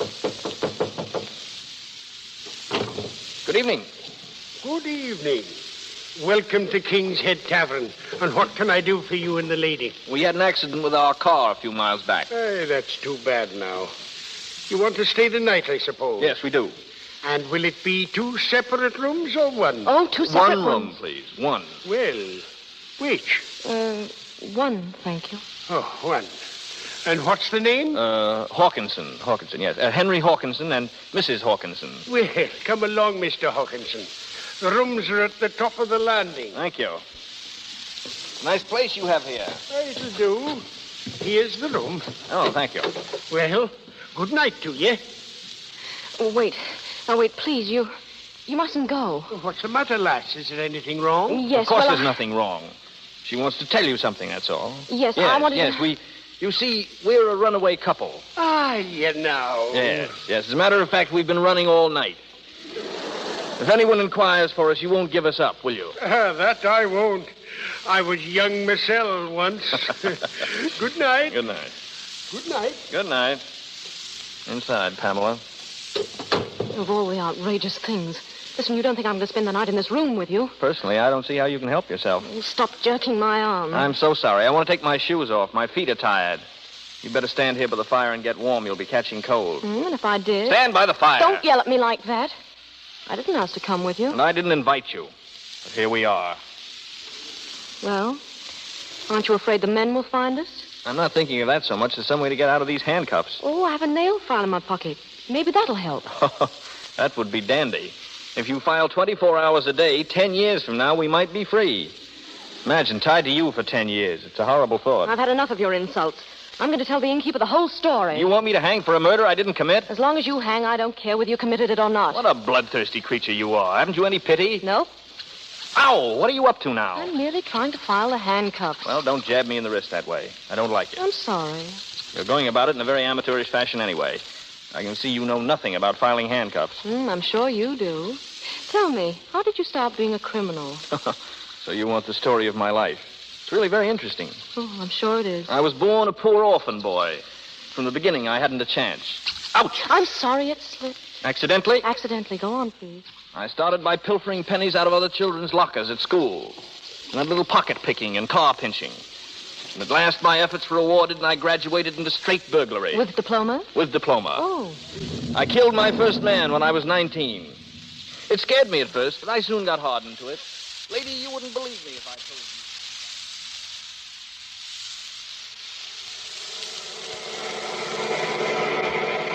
It was your fault. The whole thing was your fault. My fault? How do you make that out? If you hadn't stopped the car for those blasted sheep, we'd have had the two of them in the professor's parlor right now. We'd better have them there soon, is what I say. The professor was anxious about Hanny. Knows too much, he said. Get him. Get him? We had him. And the girl, too. You never suppose they'd head in somewhere, do you? Stop at a tavern, I mean. They might, in this weather. There's a place about 4 miles back. King's Head Tavern, it's called. King's Head Tavern. That'd be somewhere near where they gave us the slip. Turn around. You'll find out. Right. And if we see him again, blast you. Shoot straight. I will, all right. You can depend upon that. And then little by little, and year by year, I sunk lower and lower. And you got better and better. That's right. You might have read about me in the papers. They call me Hannay, the Cornish Bluebeard. And that, milady, is the horrible story of my life. Dear, and you have such a nice face. How many people have you killed altogether? 9.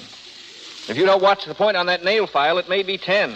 Ouch! At least I'm trying to do something. Well, if you don't mind, I'm going to try and get some sleep. I haven't had a wink for 48 hours. Well, I'm not in the least bit tired. Besides, I have to stay by the fire and get dry. All right. You don't mind if I stretch out in the chair, do you? No, not at all. Thank you. Good night. Good night.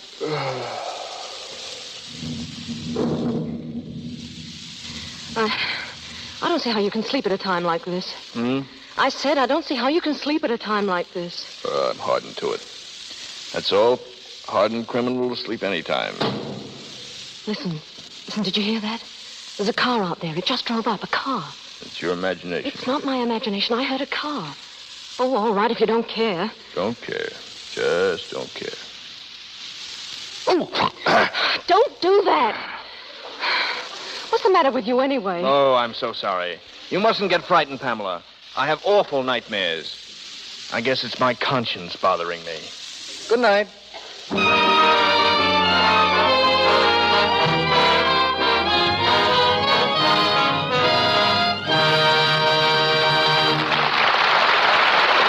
pause for station identification. This is the Columbia Broadcasting System.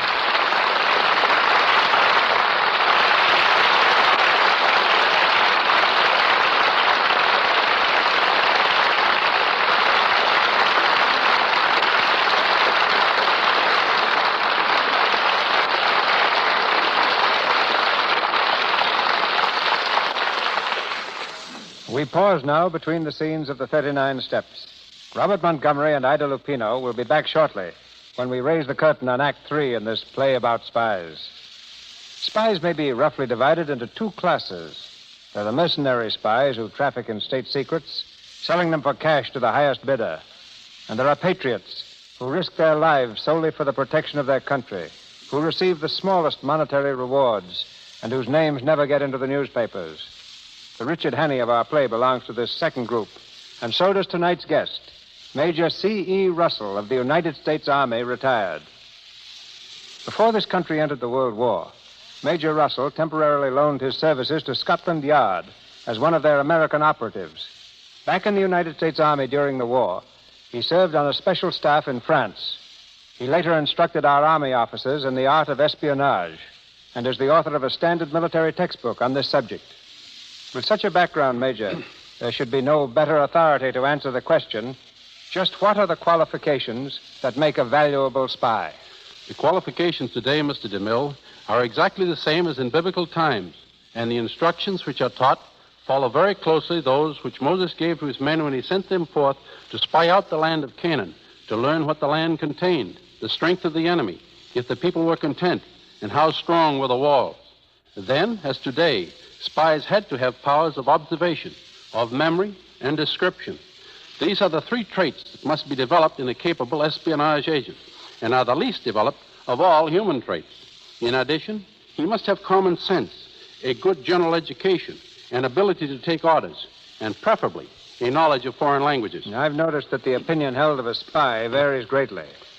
Some people have only the greatest respect and admiration for a spy. Others consider them vicious, double-dealing scoundrels who stop at nothing to attain their end. How well do I know that? But I think these people would change their minds if they only realized that spies are one of the greatest forces for world peace. I am, of course, referring to patriotic spies, not mercenaries. I believe that a patriotic spy, by keeping his country informed of military activity in other lands, enables his own nation to properly prepare itself, and a properly prepared nation is a nation seldom attacked. The war that they are ready for rarely comes. If what I've observed is true, you soldiers who fight with your brains instead of bayonets are finding more and more women as your co-workers. How does a woman compare with a man as a spy? Very favorably, up to one point. A woman's heart will rule her head much more quickly than a man's. Today, there is probably one woman to every 2 men in the world's espionage service. We've learned that if you want to make a man talk, send a pretty woman. And when we want to make a woman talk, we make her jealous. Both theories work amazingly well. It would appear to me that spying is one activity which provides little or no room for modernization. Along with qualifications, I presume that methods have changed little since the days of Moses. That's very true, Mr. DeMille. They remain essentially unchanged, but there have been radical technical changes in carrying out those essentials. For instance, there's a machine recently developed in this country so delicate and so accurate that it can etch an invisible secret message on a surface no larger than a grain of corn. Or, to employ a commodity with which perhaps you're more familiar, it could etch the map of an entire country on a single lux flake. And that's probably the finest, thinnest, and most fragile thing I can think of for the moment. I know that you can read through a flake of lux, Major. It's actually only 2/1000th of an inch thick. I see. Almost as amazing as this machine I'm speaking of. Lux flakes remind me of women, and women, in turn, recall an amazing spy story I encountered during the World War. It concerns a Swiss opera singer who volunteered in the French Red Cross as an entertainer.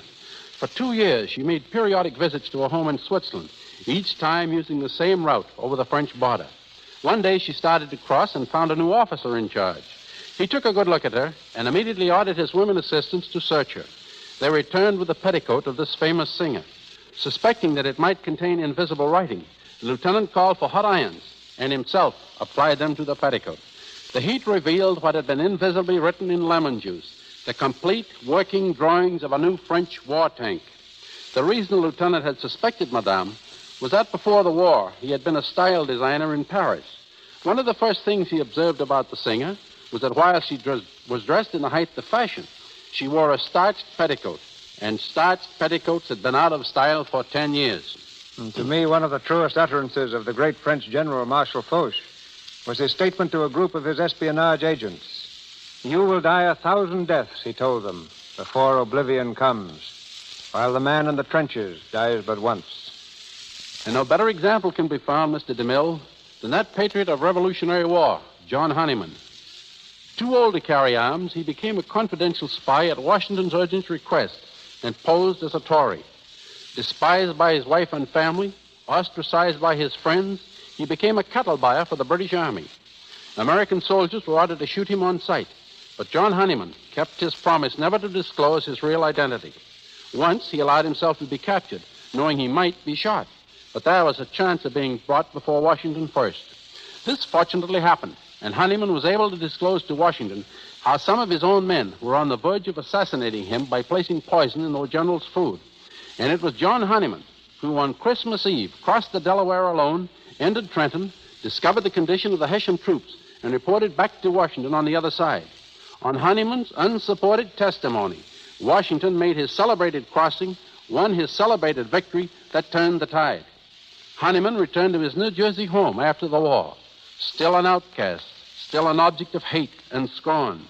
His magnificent services were never announced until Washington himself made a special trip to Hackensack and publicly proclaimed him one of the greatest heroes of the American Revolution. His example will always remain a shining light to Americans who seek to serve in the silent, secret, and sometimes inglorious ways of espionage. I thank you. Thank you, Major. That's very interesting. Very interesting.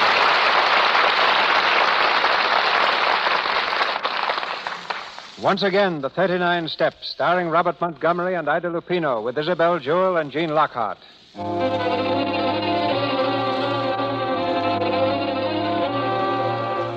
It's early the following morning.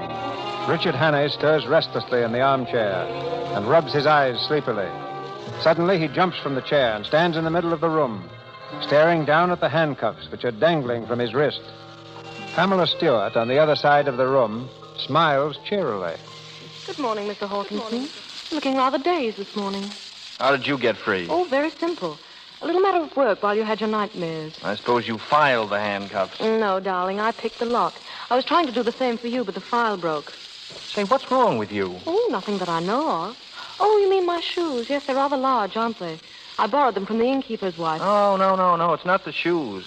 Why are you being so nice? You don't feel ill or anything, do you? No, why should I? Why didn't you leave? You were very anxious, too, if I remember correctly. Well, something happened last night that convinced me you've been telling the truth. May I ask what earthquake caused your mind to work at last? When I got free, I went downstairs. That car you said I imagined belonged to our pursuers. They were sitting downstairs when I got there. Did they see you? No, I hid behind the counter. But they asked the innkeeper about us. What did he say? Said he hadn't seen us. Then they ordered something to eat. And while they were eating, they talked a lot about the 39 steps. 39 steps. Oh, don't ask me what it means because I don't know. Anything else? Well, they said the professor was clearing out of the country. Then he has got the secret. Did they say how soon he was leaving? No, but they did say that he was going to London first to pick up someone at a music hall. 39 steps. London Music Hall. It doesn't make any sense. Which room are these men in? Oh, they left. When? Oh, about 4 or 5 hours ago. And you let them go after hearing what they said? Oh, you button-headed little idiot, you. Don't you speak to me like that. My dear girl, I'm accused of murder. The only way I can clear myself is to expose those spies. Then why don't you go to Scotland Yard? What's the use? You said yourself that no one would believe me. Well, then why don't I go to Scotland Yard? Why not? They'd listen to you. Of course they would. Come on, we'll get the next train for London.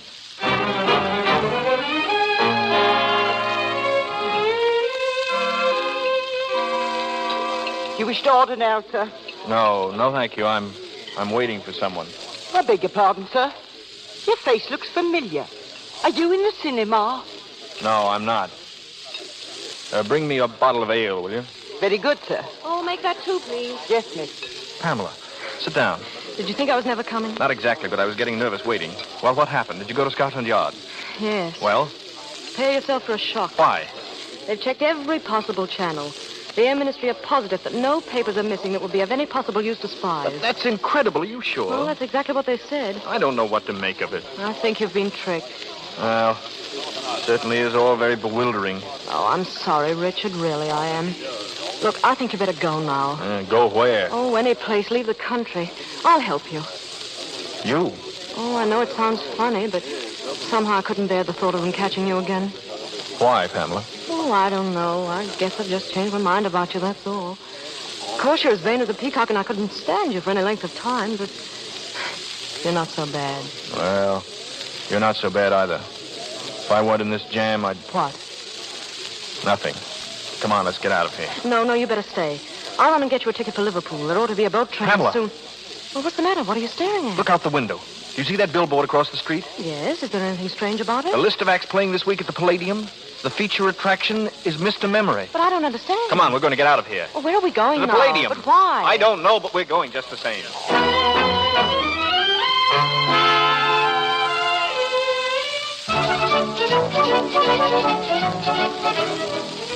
Here are your seats, sir. First 2 on the aisle. Thank you. Sit down, Pamela. This is silly. In the first place, the show's almost over. If anyone sees you here, what are you looking for? Be quiet. I'm just playing a hunch, that's all. Well, you're playing a fool if you ask me. Ladies and gentlemen, with your kind permission and attention, I now have the honor to present to you one of the most remarkable men in the world. I present Mr. Memory. Pamela. What? Look at that right-hand box nearest the stage. You see that small man sitting in front? Why, yes, It's the professor himself. You better get out of here before they see you. No. Sit down. Listen. Every day he commits to memory 50 new facts, and he remembers every one of them. Facts from history, from geography, from newspapers, from scientific textbooks. Pamela. Yes. I've got it. I've got it. What? Don't you see the details of this Air Ministry secret have been borrowed, memorized by Mr. Memory, and then put back again before anyone could know? Why, that's it. Of course it is. Pardon me, sir, but there's a gentleman who would like to speak to you. Who, me? You, Richard Annie? Well, You're under arrest. Wait, officer. Listen, there's something here you ought to know. That'll keep, Annie. Come along quiet. Yes, but you must listen to him. That man on the stage can... Come on, we don't want any excitement here. All right, I'll go quietly. Richard, you're not. Distance from Montreal, 1,424 miles. Am I right? Thank you. Question, please. Do not hesitate. Your question, please. Wait a minute. Mr. Memory, what are the 39 steps? Come on, answer up. What are the 39 steps? The 39 steps. The 39 steps is a secret organization headed by Professor... There's your man up there in the box. He's the one who shot him. Stop that man. Stop that man. Stop him. Stop him.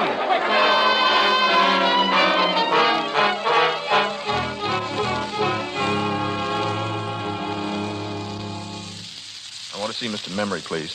Where's his dressing room? Number 5, but you can't go in now. Well, I'm afraid we have to. Detective, have you a pencil and a piece of paper? Yes. I want you to write down everything you hear. But listen here, I Do as he tells you, please. I'm going to prove to you that the man who shot Memory is the murderer of Annabella Smith. What is it? We want to see Mr. Memory. How is he, Doctor? Very bad.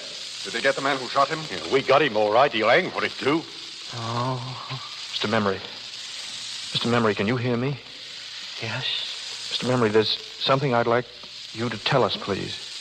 Yes. What was the secret formula you were taking abroad? Will it be all right, my telling you? It was a big job learning it. The biggest I've ever tackled. I don't want to throw it away, sir. It will be quite all right. The first feature of the new engine is its greatly increased ratio of compression, represented by the formula 1 minus 1/r to the power of gamma minus 1, where R represents the ratio of compression and gamma dimensions of cylinders diameter. This device renders the engine completely silent. The exhaust gases impinging on a series, entirely eliminating all sound. Am I right? Am I right, sir? That's quite right, old chap. Thank you, sir. I'm glad it's off my mind. At last. Memory. Mr. Memory. Richard, what is it? The Air Ministry's secret will never leave England.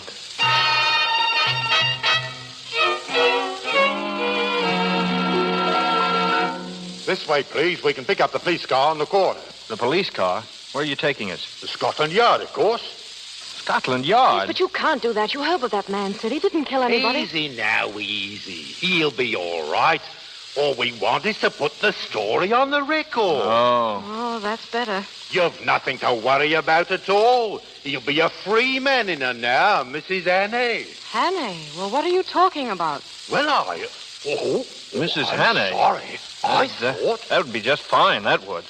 We were together for one day, and we fought for 24 hours. 20? You were asleep 4 hours. Can you imagine what it would be like? Fight for breakfast, fight for lunch, fight for dinner. One long, drawn-out battle for the next 30 or 40 years. Oh, 30 or 40 years. Do you think we could keep it up that long? I mean, really. Well, we could try.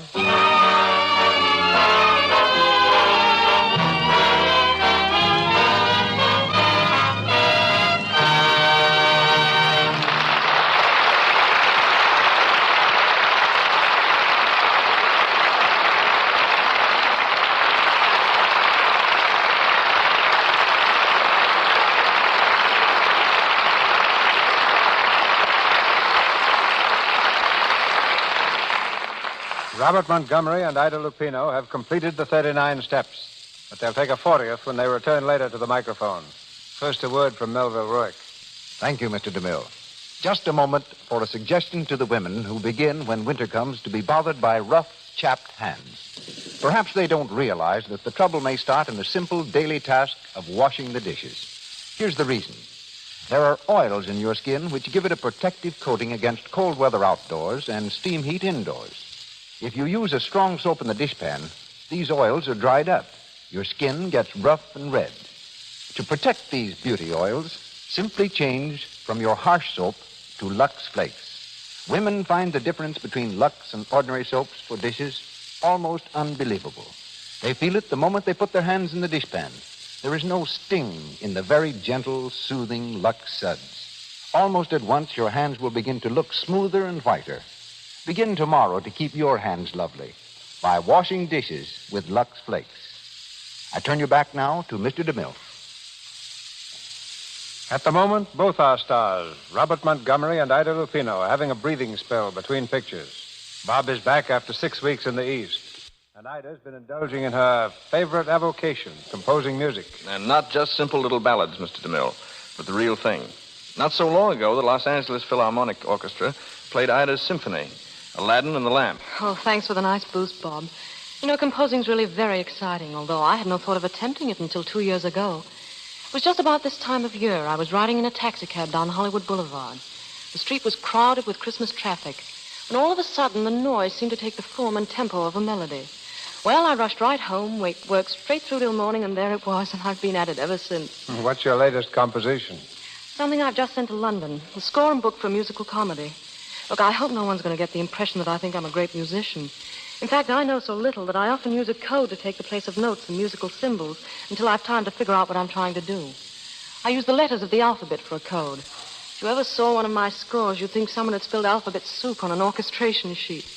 But I think our listeners are a lot more interested in what Bob's next picture is going to be than in my music.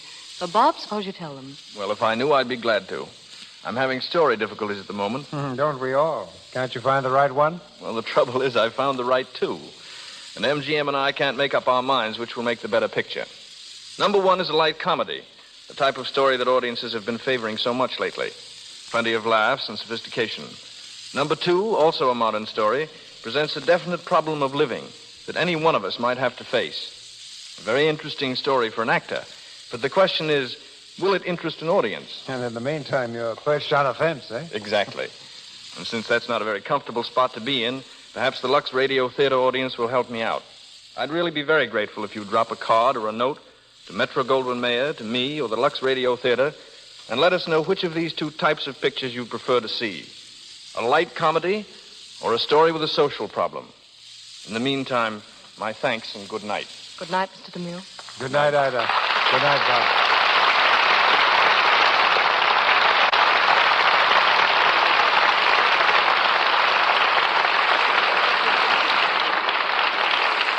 Thank you, Robert Montgomery and Ida Lupino. Ladies and gentlemen, this is your announcer, Melville Ruick. Mr. DeMille returns in just a moment with news of next week's play and stars. In our cast tonight were Leonard Mudie as Professor Bartlett, Reginald Sheffield, Herbert Evans, and Keith Kenneth as detectives, Lionel Belmore as innkeeper, Vernon Steele as cart driver, Edgar Norton as manager of the music hall, Eric Wilton and Raymond Lawrence as Cockney travelers, Ward Lane as butler, Eric Snowden and Norman Ainsley as Scotchman, Sybil Harris as a rowdy, and Phyllis Coughlin as a woman. Louis Silvers appeared through courtesy of 20th Century Fox Studios, where he was in charge of music for the new picture Love and Hisses. And now, our producer. One of the most glamorous beauties of the screen that the screen has ever known appears in the Lux Radio Theater next Monday night. Marlene Dietrich. Our play is taken from the highly successful motion picture in which Miss Dietrich starred, The Song of Songs, the love story of a Viennese girl and the three men who tried to win her. Miss Dietrich will be surrounded by an all-star cast headed by Douglas Fairbanks, Jr., with Lionel Atwill.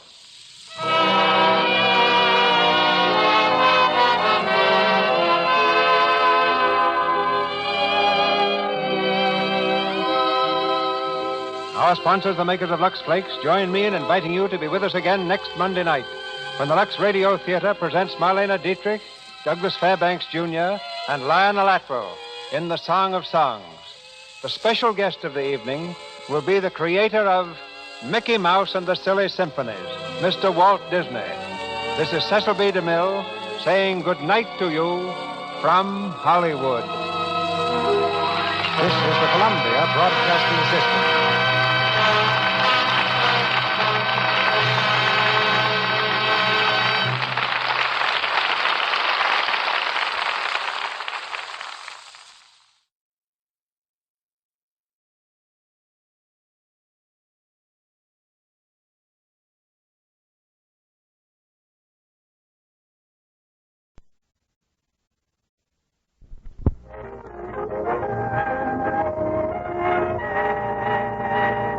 United States Steel Outfit tonight stars Richard Widmark as Winston Smith and features Alan Hewitt as O'Brien and Marion Seldes as Julia, with Kenneth Banghart reporting the world of 1984. And here to introduce our broadcast, Ken Banghart. Good evening, everyone. Perhaps you're wondering why a newsman is appearing in the Theater Guild on the Air dramatization. It's because George Orwell's great novel, 1984, deals with the most terrifying subject in the news today, the threat to all free men of communism or totalitarian domination in any form. In fiction, Orwell creates for us a picture of what life might be should the totalitarian forces succeed with their plan to become the Earth's masters. It is fiction that projects into a kind of prophetic reporting of the future. It is our blessing that we can see it so, and thus alert ourselves. We now raise the curtain on 1984, adapted by S. Mark Smith, directed by Homer Pickett.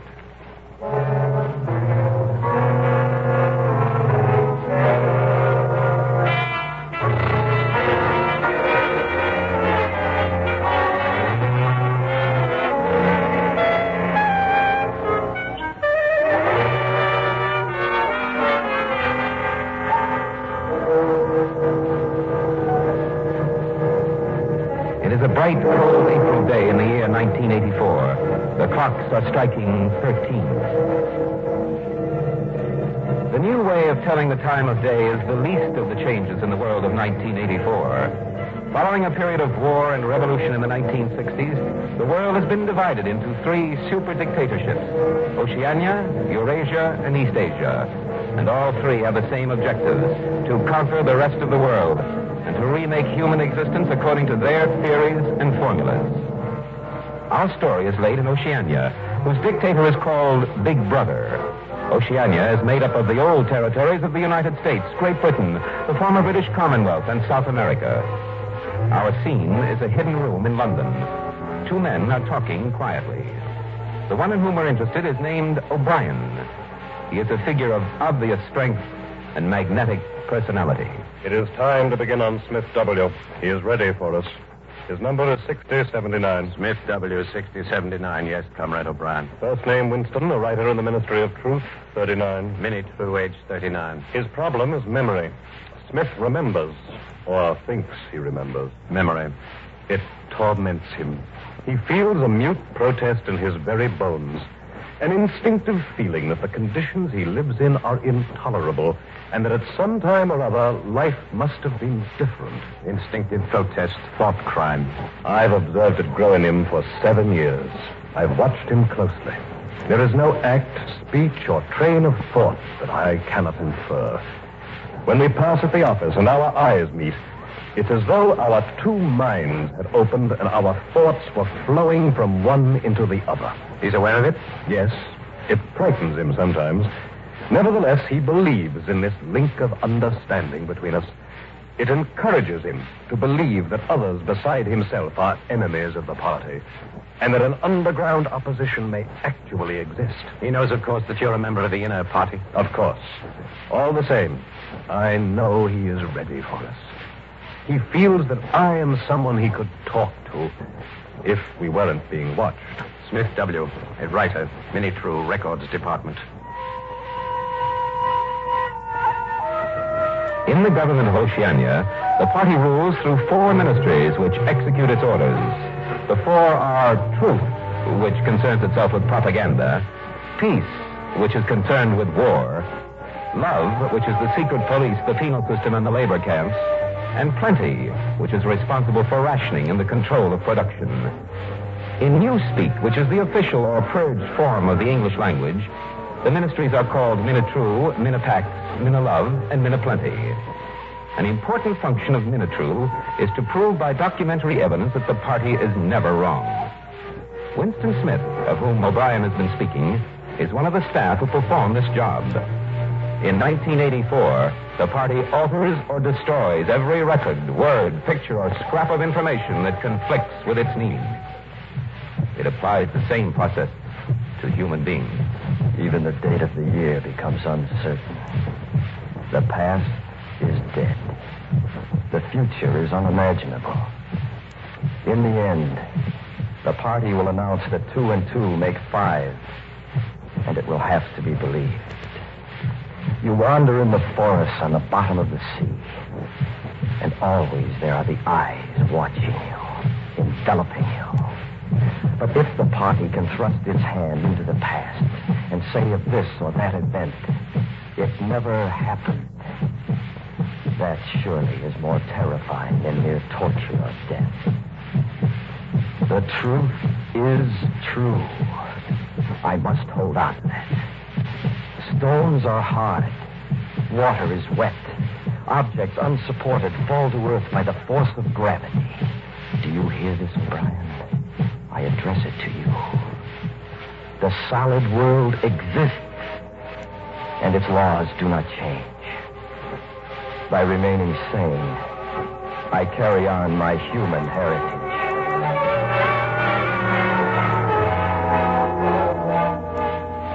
This Smith, was he married, Comrade O'Brien? He was 9-10 years ago. After 15 months, they applied for a separation. The usual reason, Comrade O'Brien? Yes, there were no children. Lately, he has noticed a girl at the ministry. He doesn't know her name, and they don't work in the same section. Yet she keeps turning up around him for no reason. He feels that in some way she's dangerous to him. He even thinks she may be an agent of the 4th Police. But she's young, pretty, dark-haired.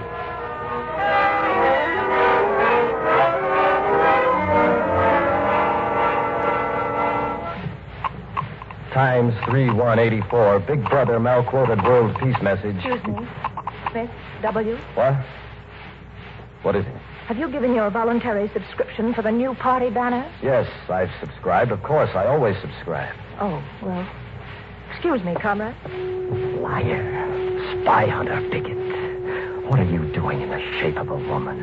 If you had a quarter of a chance, you'd denounce me as a thought criminal and have me killed. Excuse me again, please.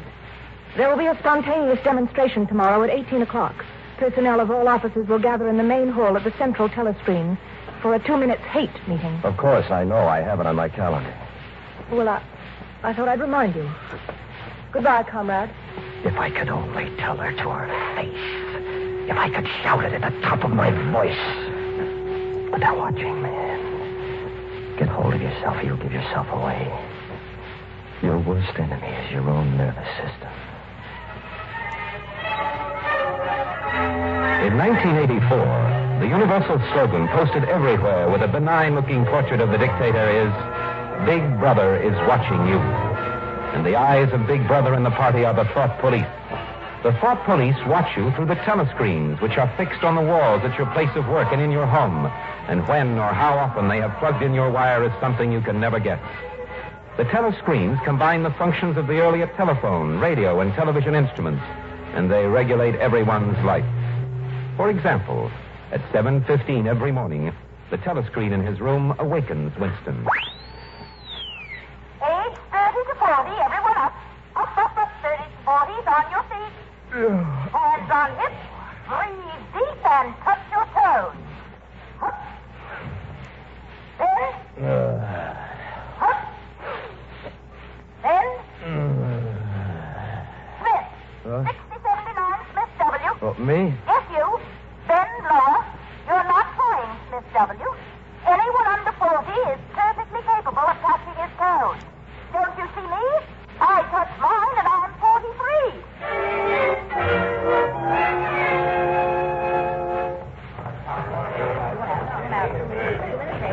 Now, Winston is joining the staff at Minutru for the 2-minute hate that afternoon. A colleague, Comrade Ampleforth, is in charge. Comrades, attention! Attention! First, the telescreen shows them a flash of the war at sea against Eurasia. An enemy troopship is blown up. We've blown up the gangster degenerates. Machine gun the lifeboats. Don't let them get away. Attention! You have just seen the foreign enemy. But who is the enemy at home? Who is the traitor hiding among us, guiding his spies and saboteurs, poisoners and stranglers? What? The telescreen fades in the features of the alleged leader of a mysterious underground conspiracy against the party. Goldstein! Goldstein! Wait! From the eternal menace of Eurasia abroad, and Goldstein at home. Deliverer, Protect us. Enfold us in your light. Show us your face. Big brother. Big brother. My savior. Attention, please. 2 minutes up. Here is an announcement from the Ministry of Plenty. Beginning next week, the chocolate ration will be reduced from 30 grams to 20. That is all. Dismissed. Wasn't it stimulating? I feel ever so gratified, replenished. Oh, yes, comrade, it's always ever so inspiring. She again. She was behind me all the time. Everywhere it's she, and I've got to stop her. No matter how. Anyway, my girl, you heard me hating with the rest. Yes, I hated you. And I know why now. Why you obsess me. Because in spite of everything, I see your eyes, and your hair, and your mouth. Because I want to hold you, not kill you.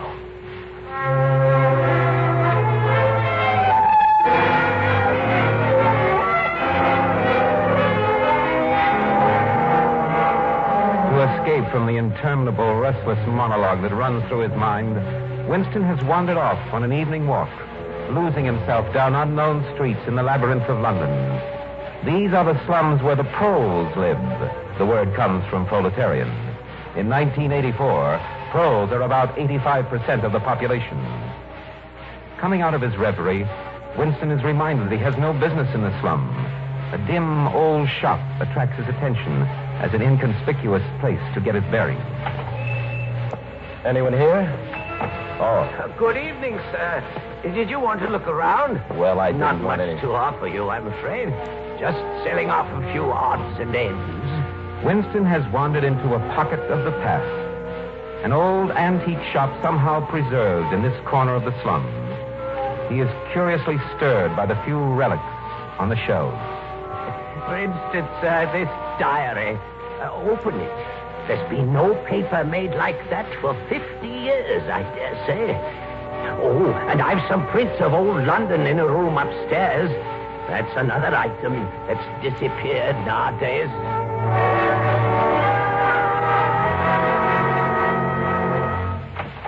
In here, sir. I'll light the lamp. It's still an oil lamp, you see. There we are. Why, there's no telescreen. Oh, I never saw the need of one of those things. Besides, a lot of old houses down here were never wired. We lived up in this room till my wife died. I've slept downstairs since. I remember a room like this. I was very small. I looked at the fire and I saw wonders. I once thought I might rent this room, but there were no takers. Now, if you happen to be interested, this print on the wall is an old church. Ever see it? Yes, I believe I have. It's a ruin now. That's right. It was bombed. I don't remember when.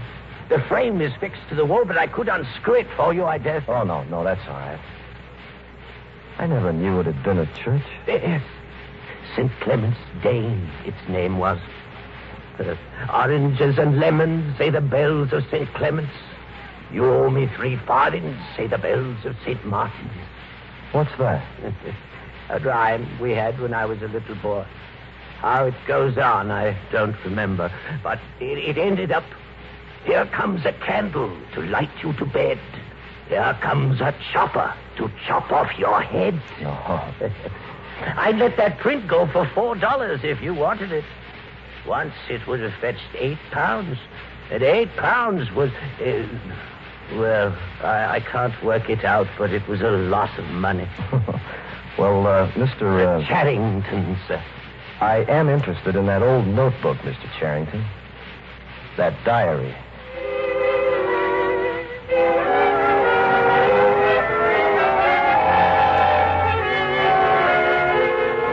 April 17, 1984. I have begun this diary as a safeguard, a control against the suicidal impulse to declare myself openly. I'm writing it in a corner of my room, out of the range of the telescreen. But what I write here, and whether I go on with this, will make no difference. I have committed the essential crime by thinking of a diary. thought crime is death.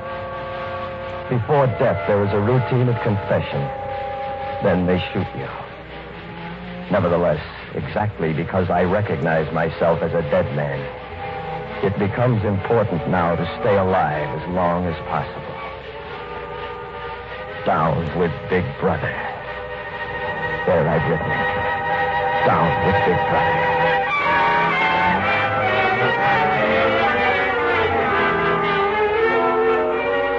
April 20.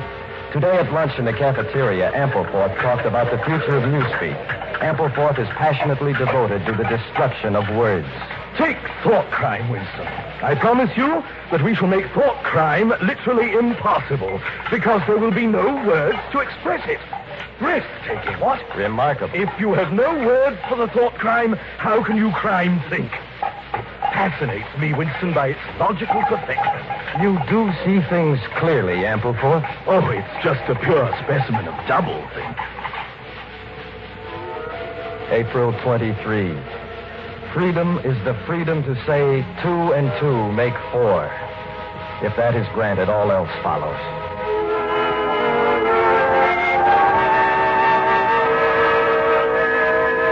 April 24. Last night in a dream, everything was light. The slanting rays of the evening sun fell on a brook in a field beyond a wood. I felt a great freedom. I asked, where am I? This is the golden country. The dark-haired girl at the office came across the field, and her arms opened wide to me in a gesture of infinite grace and splendor.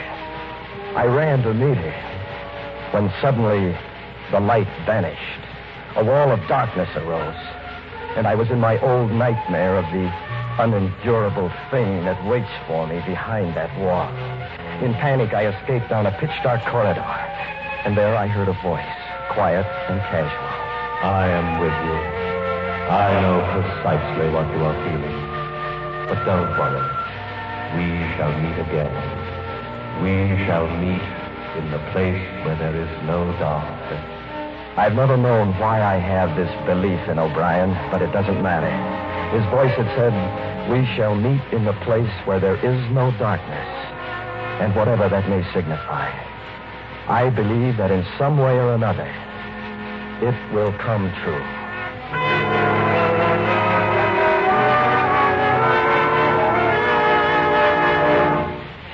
Ampleforth. Yes, Vincent? Will you watch my message tube on your screen? I'm going down the hall a moment to check a map. Right, I'll leave you plugged in. Thanks. That girl coming up the corridor. She again. Watch out!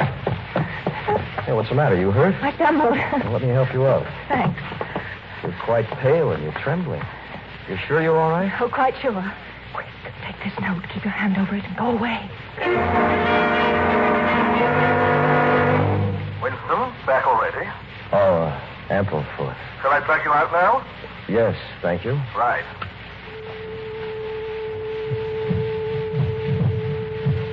I mustn't look yet.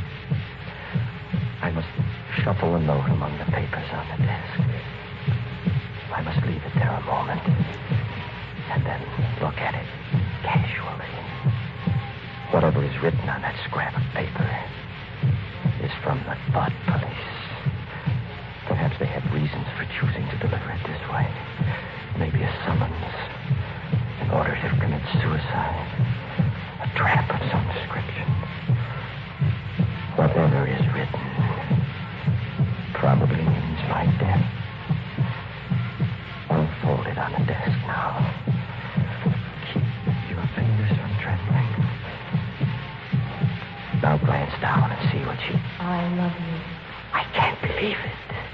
It's a trick. I love you. It's a trick. I love you. But she was pale. She was frightened. Maybe... I love you.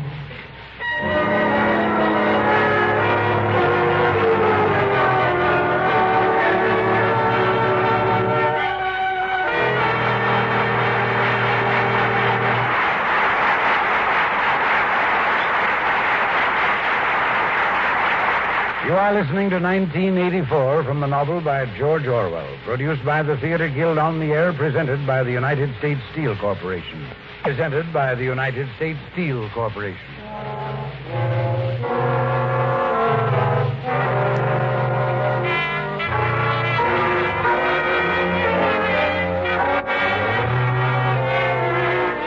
And now the curtain rises on the second act of 1984. Starring Richard Widmark as Winston and featuring Alan Hewitt as O'Brien. Marion Seldes as the girl, with Kenneth Banghart narrating.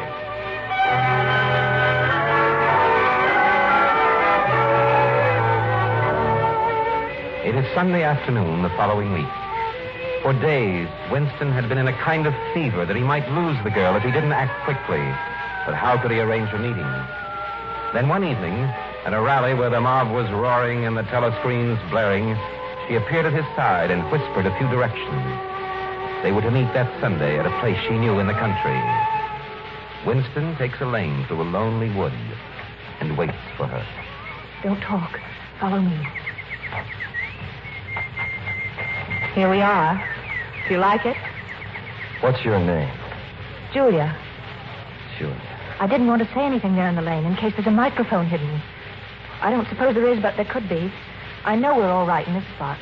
Would you believe that until this moment I never knew what color your eyes were? They're brown. And the lashes are thick and dark. How old are you? 26. Well, now that you see me in broad daylight, can you still bear to look at me? Yes, easily. I'm 39 years old. I've had an unsuccessful marriage. What could you possibly see in a man like me? There was something in your face. I thought I'd take a chance. I'm good at spotting people who don't belong. As soon as I saw you, I knew you were against them. And you're against them, too? I hate them. You thought I was a good party member. Banners, processions, cold showers, always dressed in party overalls. Yes, Julia. Well, actually, I am that sort of girl to look at. Always yell with the crowd, that's what I say. It's the only way to be safe. And you want to be safe? Doesn't everyone? Listen to that fellow up there. He just sings away for nothing. To please himself. It's the golden country. Almost. The golden country? A dream, a landscape I've imagined. I just can't believe this. No, don't stand up. Don't go out into that field. You might be seen. Julia. Yes? You've made me feel very proud. It's a pride in myself I've never had before. Your mouth is beautiful. It's too wide. And your waist is soft, just as I thought. I've never held anything as sweet to me. Oh, my darling. Listen, Julia. I love you. Do you understand that? You can't have pure love when no emotion is pure and everything's mixed up nowadays with fear and hatred. But while we live, Julia, I love you.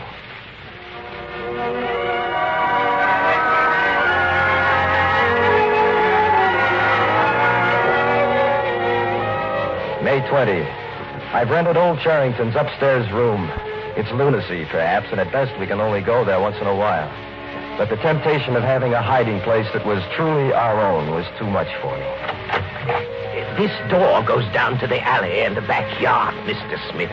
You'll have your own entrance, you see. I dare say everyone wants a little privacy now and then.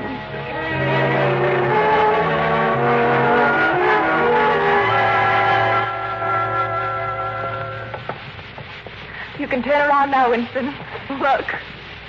Julia, you put on makeup. Smith, that's perfume. Oh, good. In this room, I'm going to be a woman, not a party comrade. Yes, do that, Julia. The instincts they can't control are the forces that can tear the party to pieces. You make things too complicated, Winston. When you're in love, you're happy inside, aren't you? And if you're happy inside, why get excited about Big Brother and the party and all the rest? All this politics and yelling and marching up and down is simply energy gone sour. Because there is no love.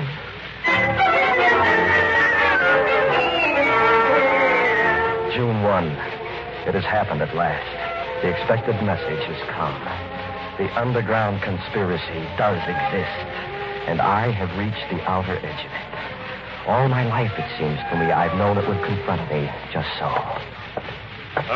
Smith. Oh, good afternoon, Comrade O'Brien. Smith, I notice you take a scholarly interest in Newspeak. Well, it's just in the course of the work. I have an early edition of a Newspeak dictionary that would interest you, I should think. You might pick it up at my flat sometime. At your flat? It's the old 4th edition. Very rare, you remember. Here, I'll give you my address.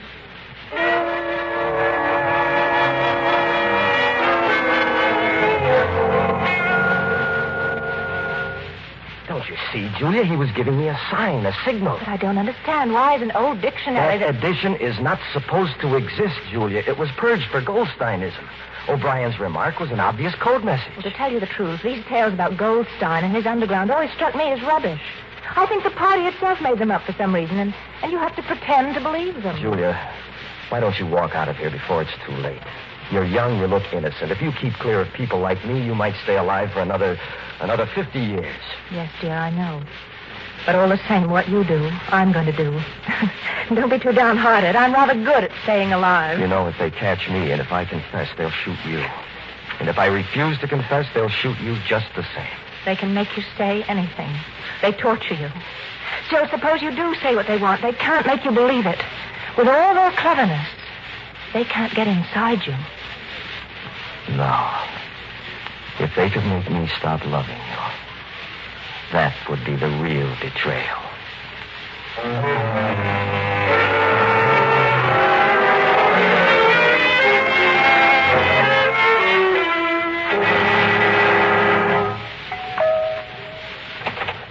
Yes? My name is Smith. I was invited here. This young lady's with me. Come in. Excuse me. God, that's Winston Drapes. They have everything. We've done it, Julia. In here, please. I'm a vast strategic maneuver. You are now witnessing a battle of our front. Yes, sir. Directly in...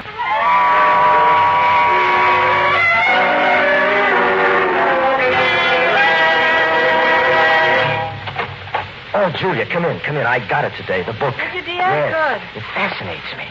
It's as though my own thoughts had been transformed by a mind enormously more powerful and vastly more systematic. That's nice, dear. I brought some water for the coffee. Julia, you'll have to read it, too. You read it out loud, then you can explain it to me as you... Ah! Get out, you filthy brute! What was that? Oh, rat. Huh? I saw him stick his nose out of the wall. There's a hole down there. Rats. In this room? Well, they're all over. And the nasty thing is... Don't go on. Dearest, what's the matter? Of all the horrors in the world, a rat. It's a nightmare. Winston, you've gone quite pale. I'm sorry, Julia. Don't pay any attention. Darling, hold me close. It's just something in me that I can't help, Julia. Something unendurable. It's all right. I'll stuff the hole with a bit of stocking. There. That'll keep the brute out. Thanks. Say, Winston, that picture on the wall, what is that place? Oh, that's a church. Or at least it used to be. St. Clement's Day. Oranges and lemons, say the bells of St. Clement's. You owe me 3 farthings, say the bells of St. Martin. Where did you hear that? From my grandfather. He used to say it to me when I was a little girl. Someday I'll have to take that picture down and give it a good cleaning. We'll go on with the book.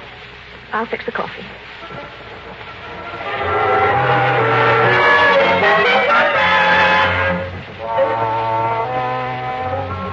And now he comes to doublethink, Julia. Oh, this part is absolutely...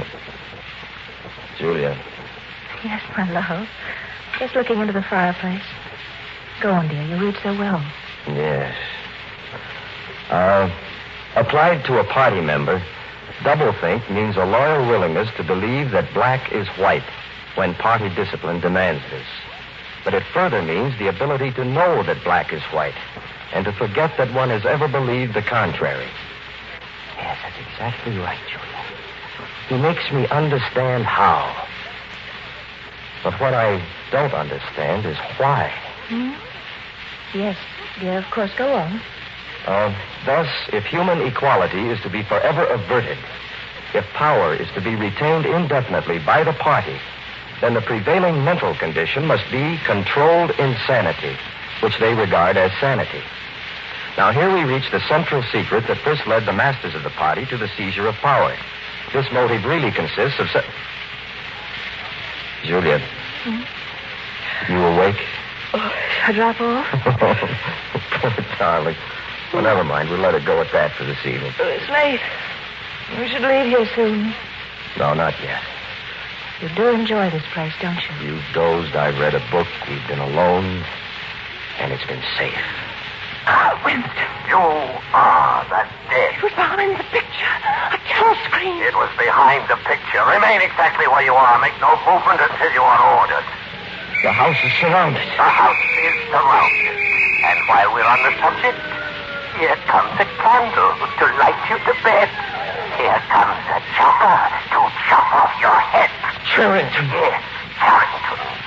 For the first time in your life, Winston, you can identify a member of the Fort Police. Take the man first, comrade.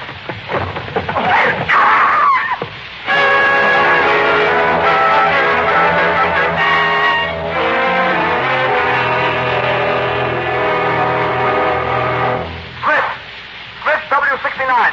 Take your hands down from your face. No faces covered in the cell. If only the pain would stop.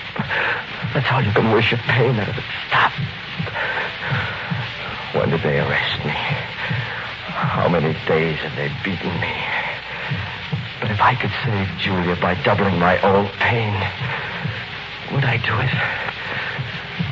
They never turned the lights out.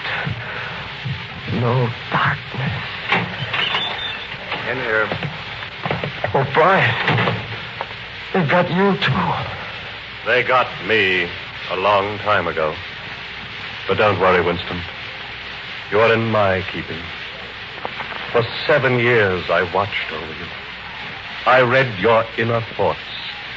I studied the sickness in your mind, your insanity.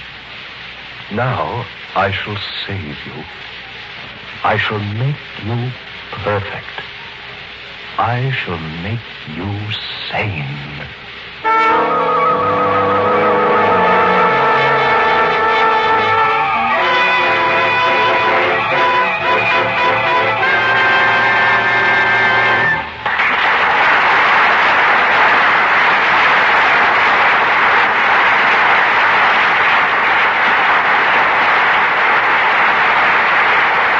You are listening to 1984, produced by the Theater Guild on the Air, presented by the United States Steel Corporation. You are listening to the Theater Guild on the Air, presented by the United States Steel Corporation. We pause now for station identification. You're in tune to Orlando, WORZ, AM and FM.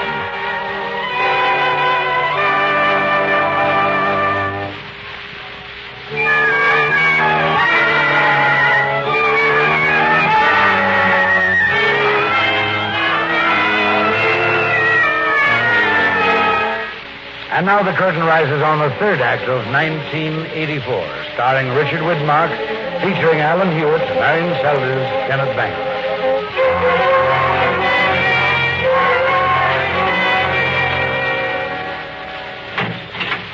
In here, Ampleforth. We'll wait in here. Ampleforth. Ah, Smith, you too. What are you in for? It was an indiscretion, undoubtedly. But I couldn't help it, Winston. We are producing a definitive edition of the poems of Kipling, and I allowed the word God to remain at the end of a line. The rhyme was Rod. Ampleforth? Yes? You will come with me. Room 101. Room 101? Come along quietly. No, not room 101, I beg you. God, get this man out. No, not me. Take Smith. He's the one that's against the party. What is in room 101? You know what is in room 101, Smith. Everyone knows. Think, and it will come to you.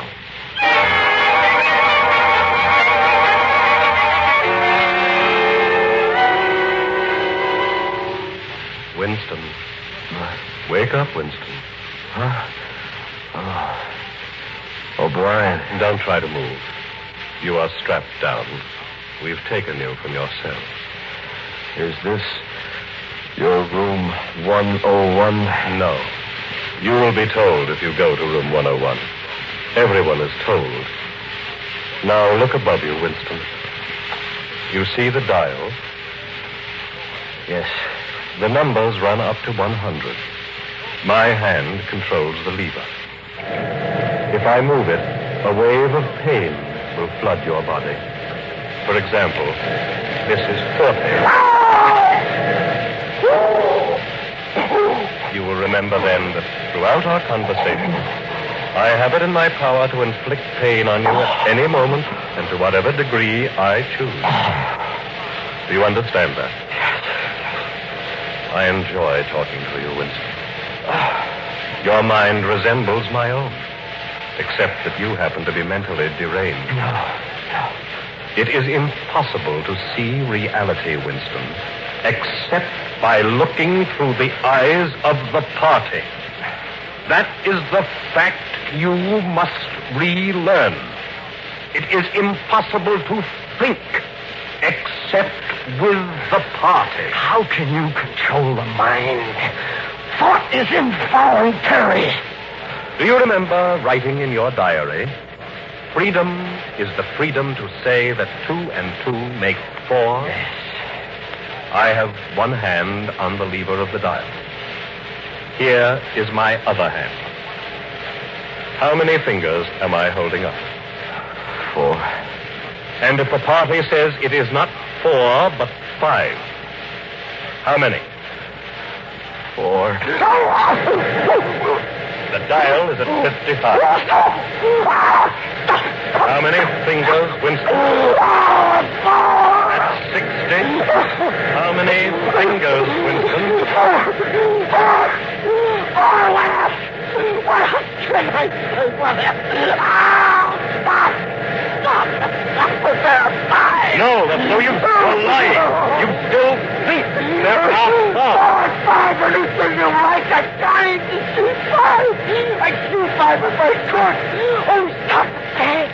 Stop the pain. That's better.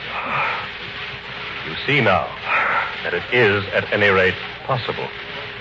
Here, this syringe in your arm will ease things.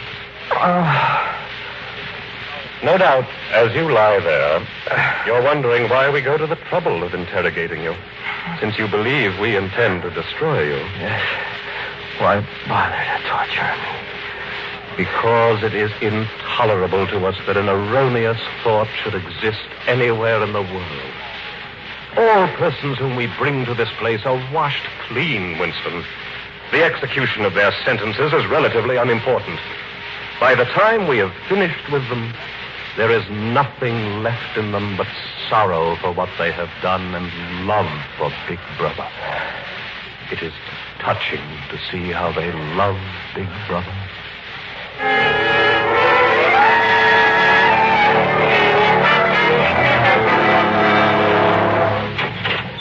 Ah, Winston, been sitting up? Yes. Good. You tried to walk? Yes. You're getting better. Well, before we resume today, you can, if you choose, ask me a few questions. Any question you like, it will be all right. What have you done with Julia? She betrayed you, Winston. Unreservedly. You would hardly recognize her if you saw her now. All her rebelliousness, her deceit, her folly, burned out. You tortured her. Next question. Does Big Brother exist? Of course he exists. The party exists. Big Brother is the embodiment of the party. Does he exist in the same way that I exist? You do not exist. I was born and I shall die. I have my own identity, my own, no other. I exist. No importance. Now, the next stage in your reintegration is the stage of understanding. Do you remember Goldstein's book?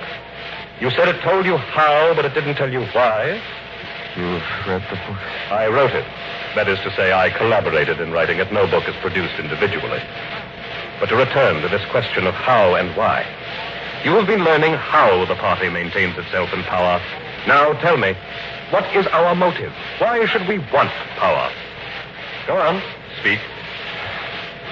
You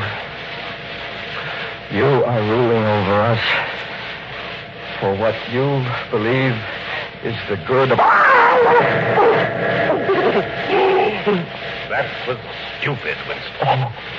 I will tell you the answer to my question. The party seeks power entirely for its own sake. We are interested solely in power, pure power. Power is not a means, it is an end. The object of persecution is persecution. The object of torture is torture. The object of power is power. Do you begin to understand me? You can't do it. You can't succeed. You can't rule the world by fear and hatred and cruelty. You are talking with a part of your brain that we have not cured. Something will defeat you. Something, I don't know. Life. Like maybe the spirit of man. Something. Winston. I don't know. How does one man assert absolute power over another? Think. By making him suffer. Exactly. By making him suffer. Obedience is not enough. Unless he is suffering, how can you be sure that he's obeying your will and not his own? Somehow you will fail. There is some principle that you cannot overcome. With pure power, we are omnipotent. Never forget that, Winston. Always and forever. We know the intoxication of power constantly increasing. Always and forever, the thrill of victory, the thrill of trampling over a victim who is helpless.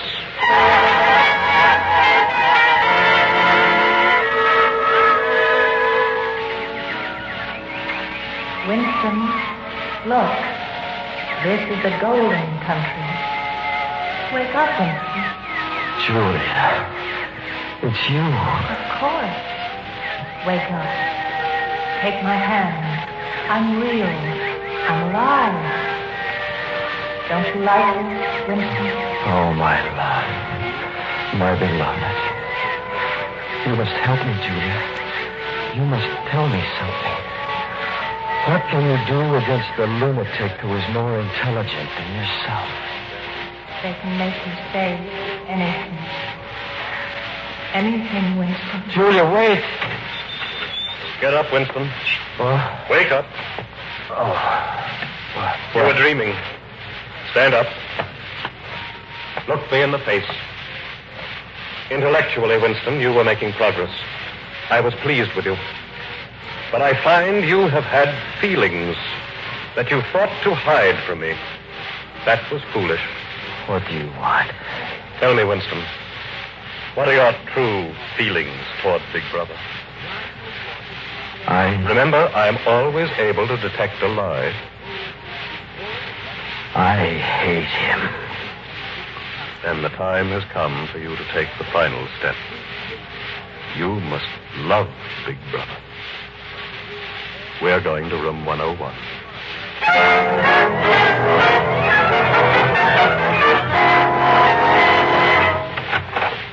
Strap him up right in the chair. Strap him. Winston, you asked once what was in room 101. Everyone knows the answer. The thing that is in room 101 is the worst thing in the world. The worst thing in the world varies from individual to individual. There are cases where it is quite some trivial thing. But for everyone, there is something unendurable, a pressure that you cannot withstand even if you wanted to. Bring in the cage. The cage. Do you remember your nightmares, Winston? The wall of darkness and the thing that could not be faced. It was rats that were on the other side of that wall. No, you can't do that. You couldn't do that. In your case, the worst thing in the world happens to be rats. Oh, Brian, please. I'll do anything. Just tell me what it is you want me to do. Come, Winston. In your heart, you know. I'll try if you won't tell me what it is. There is one person to whom you can transfer your punishment, but you must do it of your own free will. Set down the cage. Set it down. It was an ancient Chinese punishment, Vincent. No. The cage fits over the face, and the rat... No, don't do it to me, no! Punishment. No, not to me. Not at my face! face. Yours, No. unless you press for it. No, not to me. To her. To Julia. To let to Julia.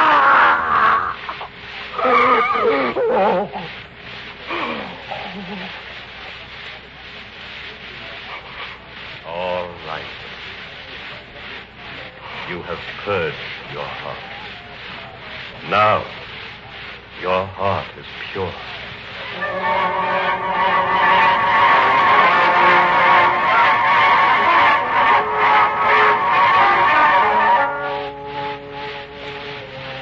We have our last glimpse of Winston in 1984 as he sits in an empty cafe in mid-afternoon.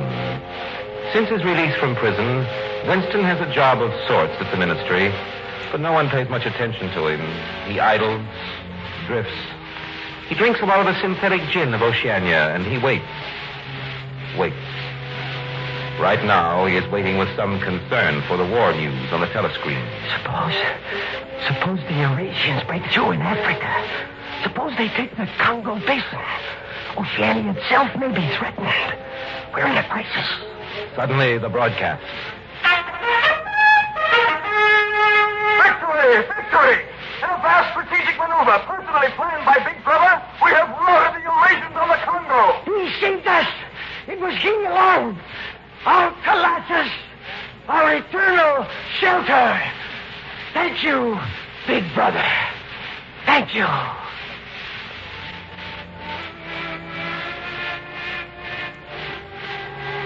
Winston has won the final victory over himself. He loves Big Brother.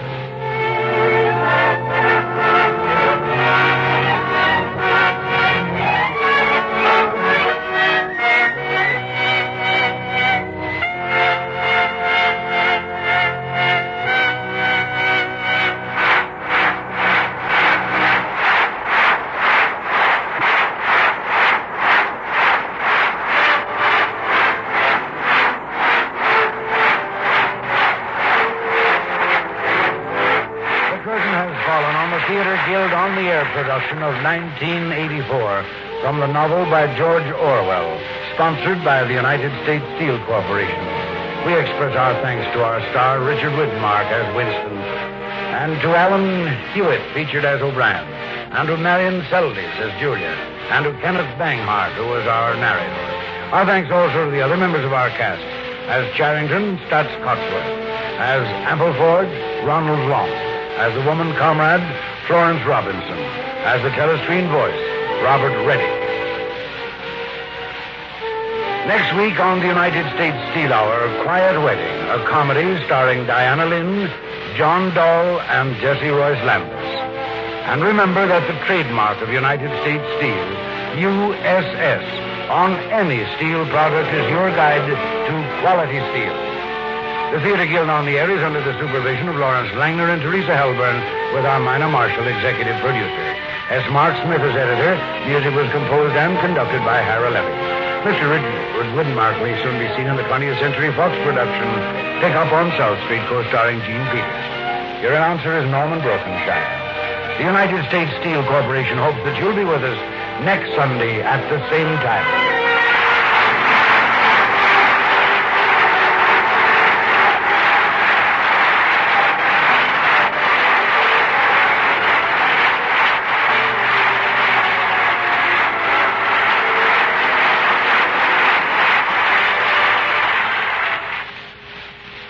Tonight here, Dragnet over NBC.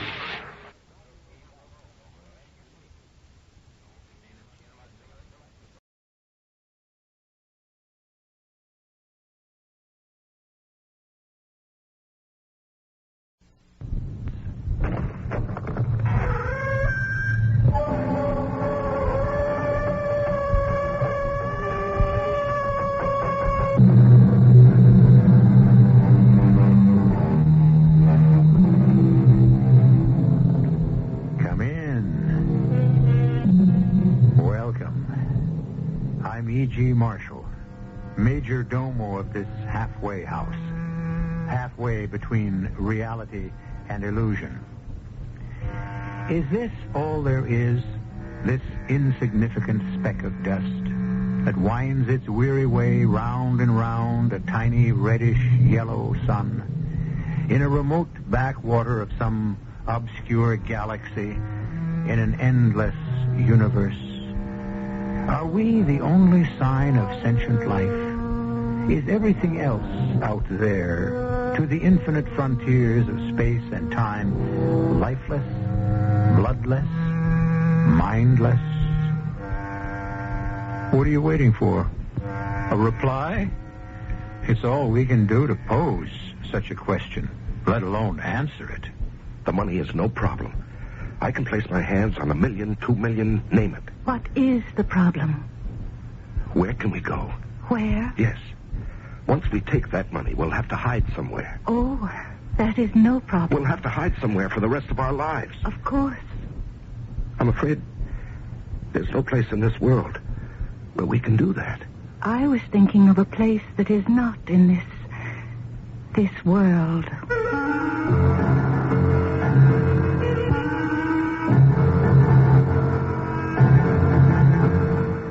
Our mystery drama, The 11th Hour, was written especially for the Mystery Theater by Sam Dan and stars Larry Haynes and Carol Teitel. It is sponsored in part by Buick Motor Division and Anheuser-Busch Incorporated, Brewers of Budweiser. I'll be back shortly with Act One.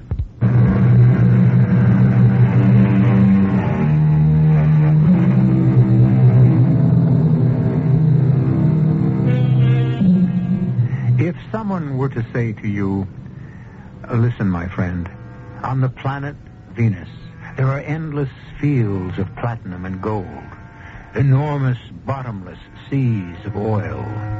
The very stones on the ground are glittering diamonds and lustrous pearls. And best of all, I know a way to get there, a secret way of my own. I'll need some cash for expenses, of course, but believe me, you will never make a sounder, a more substantial, a more solid investment in your life, even if you have to mortgage your house to raise the money. If someone were to say all this to you, what would you answer? Well, before you say anything at all, remember, in effect, that's what Columbus said to Queen Isabella.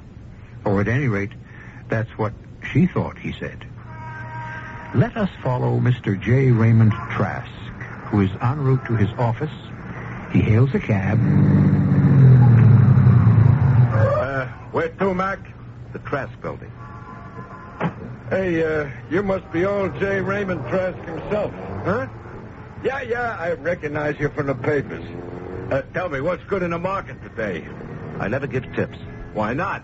Because you might lose your money. Oh, how could I lose if you give me the tip? I've been wrong. No, I'm willing to take the chance. I'm not.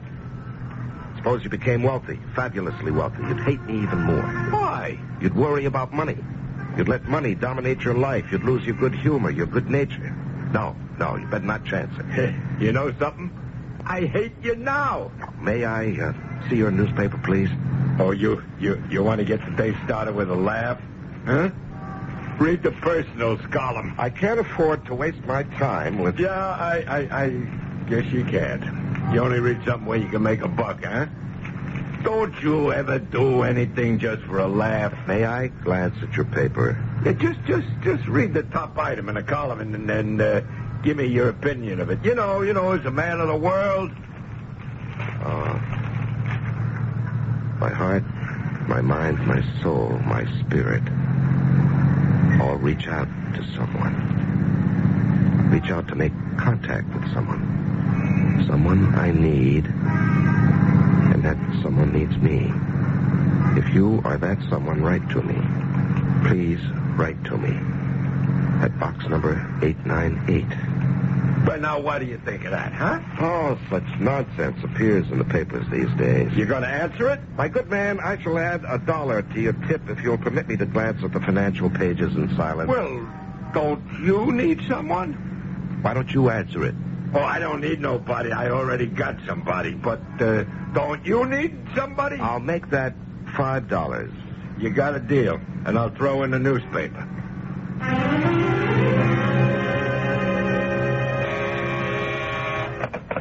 Yes. All right. Send her in. Raymond, I'm sorry to bother you, But you'll do it anyhow. Very well, Millicent. What do you want? Raymond, it's about Douglas. Yes? You're displeased with him.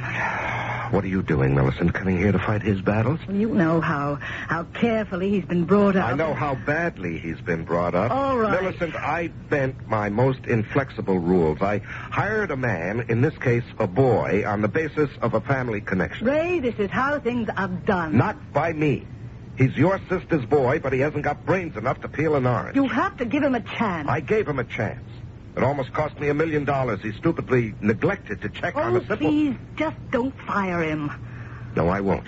Thank you, Raymond. But he'll work here at his level of competence. And at this point, I can't see anything higher for him than in the mailroom. Oh, no. And even that may be too advanced. You can't be serious. Why not? Your nephew, my sister's son, in the mailroom. I started in the mailroom. Oh, Raymond. Why does he have to have any responsibility? I don't follow that. Be reasonable. Look, you have more money than we can ever spend. We have no children. And so, like it or not, Douglas will be very wealthy one day. What are you trying to tell me, Millicent? He has no incentive to work. He told me so himself. Why knock my brains out, Aunt Millicent? Just to get rich? I'll be rich anyhow. Well, that's quite an attitude. Like it or not, it's what exists. This is the most ridiculous thing. Raymond, you can't change people. You know that. And so settle for second best. Find a tolerable or at least a non-abrasive way to live with him. That's how you and I live, isn't it? Tell him to show up at his desk tomorrow. He can't show up tomorrow. You see, he was so upset that he went away for the weekend. He went skiing. Well, tell him to show up when it's convenient.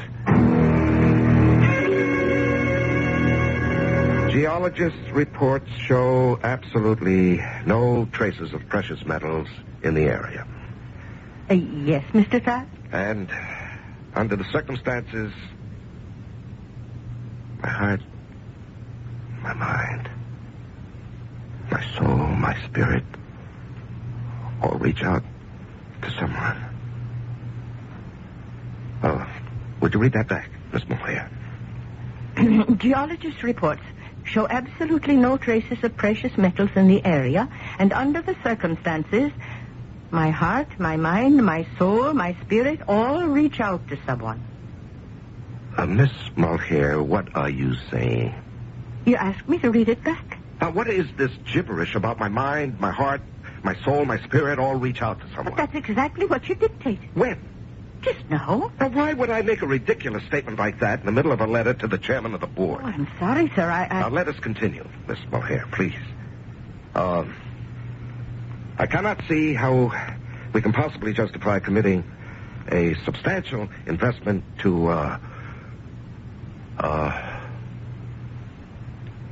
reach out, to make contact with someone.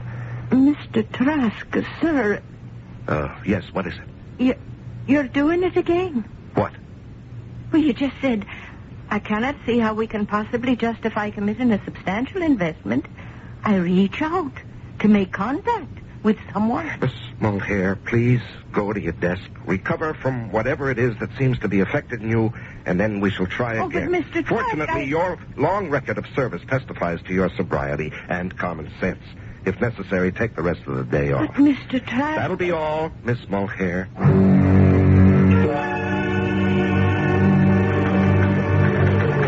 Kitty Mulcair. Good morning, Mr. Wilson. Now, you must call me Douglas. Now, please, sir, I have to finish this letter. Do you know a woman truly arrives at the great peak of her beauty when she's 40? Oh, sir. You're like some glorious Gaelic queen. Mr. Wilson, Mr. Trask needs this letter. Will the world stop spinning if it's 5 minutes late? My world will. How is the old bear? I don't know. You? Miss Mulcair? You don't know? You don't fool me. You know him like a book. Lately, it's been a closed book. What have we here? I don't know. The man is distracted. How? Why? By what? It's hard to say. He goes along, all guns firing his usual self. And then... Then what? Then... he goes away. Where? I don't know. But it's as if he takes his leave. And he starts to mutter something about reaching out, trying to make contact with somebody or something. What is all this? I don't know, Mr. Wilson. But I'm afraid. Of what? Once again, I don't know. But I've never seen Mr. Trask act peculiar in his life. Well, I do know he's mad at me. Oh, yes, sir, that he is. Well, I'll do what I can. In what way, sir? Oh, poor guy. He's been cooking so hard it finally got to him. I won't irritate him anymore. How can you not irritate him? I guess I'll just have to turn over a new leaf. Let me go in and talk to the old boy. Good morning, sir. Oh, it's you. Yes, sir. And I got the decks cleared, and I'm ready for action. Now, let's understand each other, Douglas. Your aunt and I had a serious discussion, and she's right. You're a jackass, but you were born lucky. So you'll always be assured of a plentiful supply of hay. I must say, Uncle Raymond, you're not much of a flatterer. That's because I'm pretty much of a realist. So, you've got your office, your secretary, your salary, and just keep out of the way. Uncle Ray, I've done some thinking. That's all, Douglas. I've decided to make a fresh start. My heart, my mind, my soul. See, I've learned something from you. My spirit. The secret of success, and I'm going to make it work for me. Reach out to someone. Reach out. Uncle Ray. Hello. What's the matter with you, Douglas? Why are you staring at me? Well, what were you saying about someone reaching out? Now, look, Douglas, I don't have time for you and your nonsense right now. I'm due at a meeting. Could I come along? What for? I want to learn the business. Douglas, we needn't play these charades. Now go to your office and quit bothering me.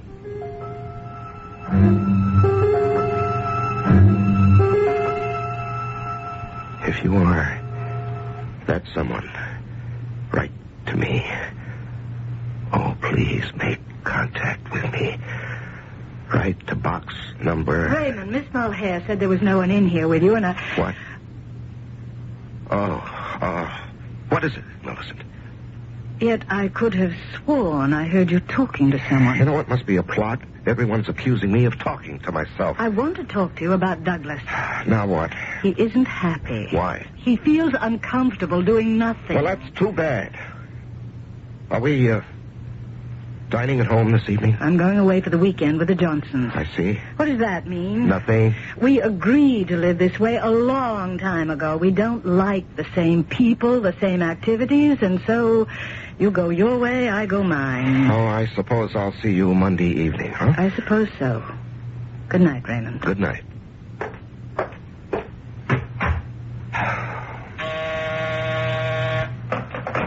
Yes. Will you need me for anything else, Mr. Trask? Yes. Yes, I want you to drop a note to, box number 898. Yes, Mr. Trask? Never mind. I'll do that myself. You can go home now. Yes, Mr. Trask. Have a nice weekend.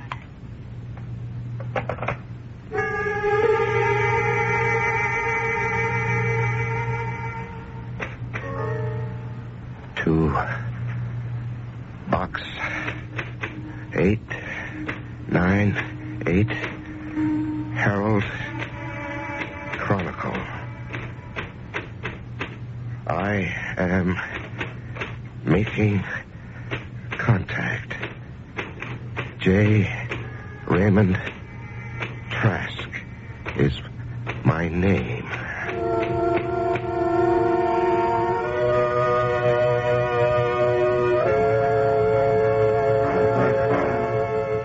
Well, the bigger they are, the harder they fall. J. Raymond Trask. What is he reaching out for anyhow? Is there a side of Raymond Trask that the world is unaware of? Somewhere, somehow, somebody is reaching out for someone. Be around when contact is made in Act 2.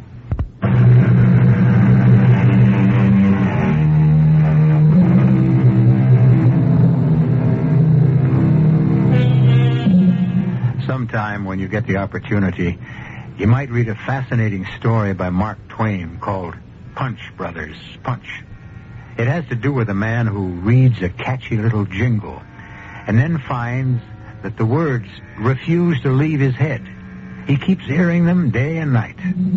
Well, Mr. J. Raymond Trask has accidentally come across a paragraph in the personals column of the newspaper, and for a reason he simply cannot fathom, he is in a similar situation.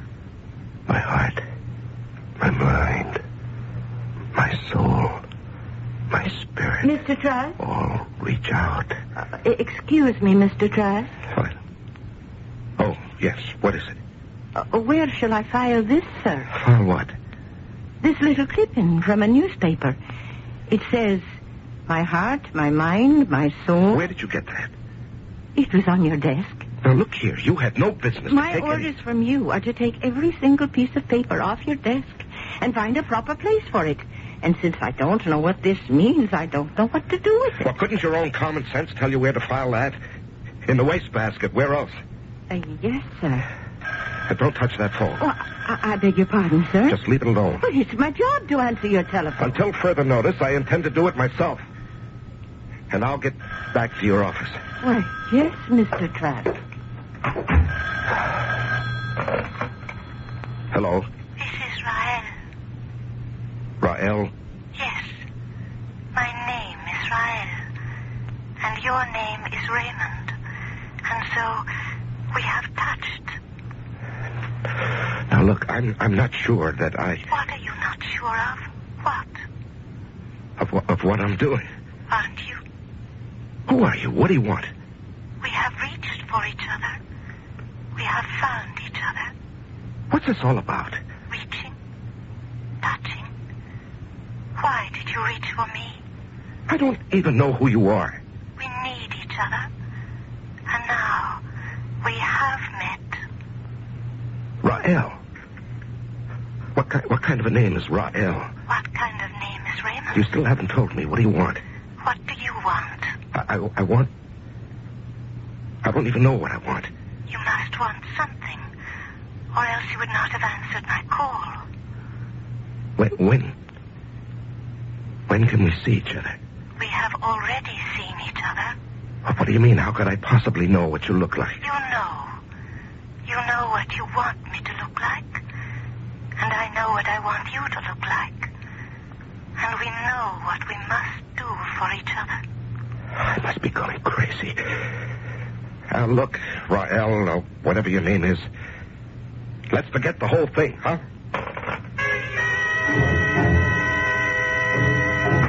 Uncle Ray. What are you doing here? I work here. All right, Douglas, don't irritate me. I have your recommendation on the Iroquois development. What are you doing with that? I wouldn't approve it. What are you talking about? Well, this goes counter to every principle of prudent investment. Douglas, why don't you take the day off and play golf? How does this group propose to develop that property? It's a nice day. There are no roads, no utilities, and furthermore, they don't even have a clear title to the property. What do you say to that? What do I say to what? This phony prospectus for Iroquois development. My mind, my heart, my soul. Uncle Ray, are you all right? Uncle Ray. Who do you think you are? Coming in here and shouting at me? Now go back to your office. Please, check through this prospectus for Iroquois again. You'll see I'm right. Mr. Wilson, I heard every word. I tell you, Kitty, there's something wrong with that man. I think you're right. He'd better see a doctor.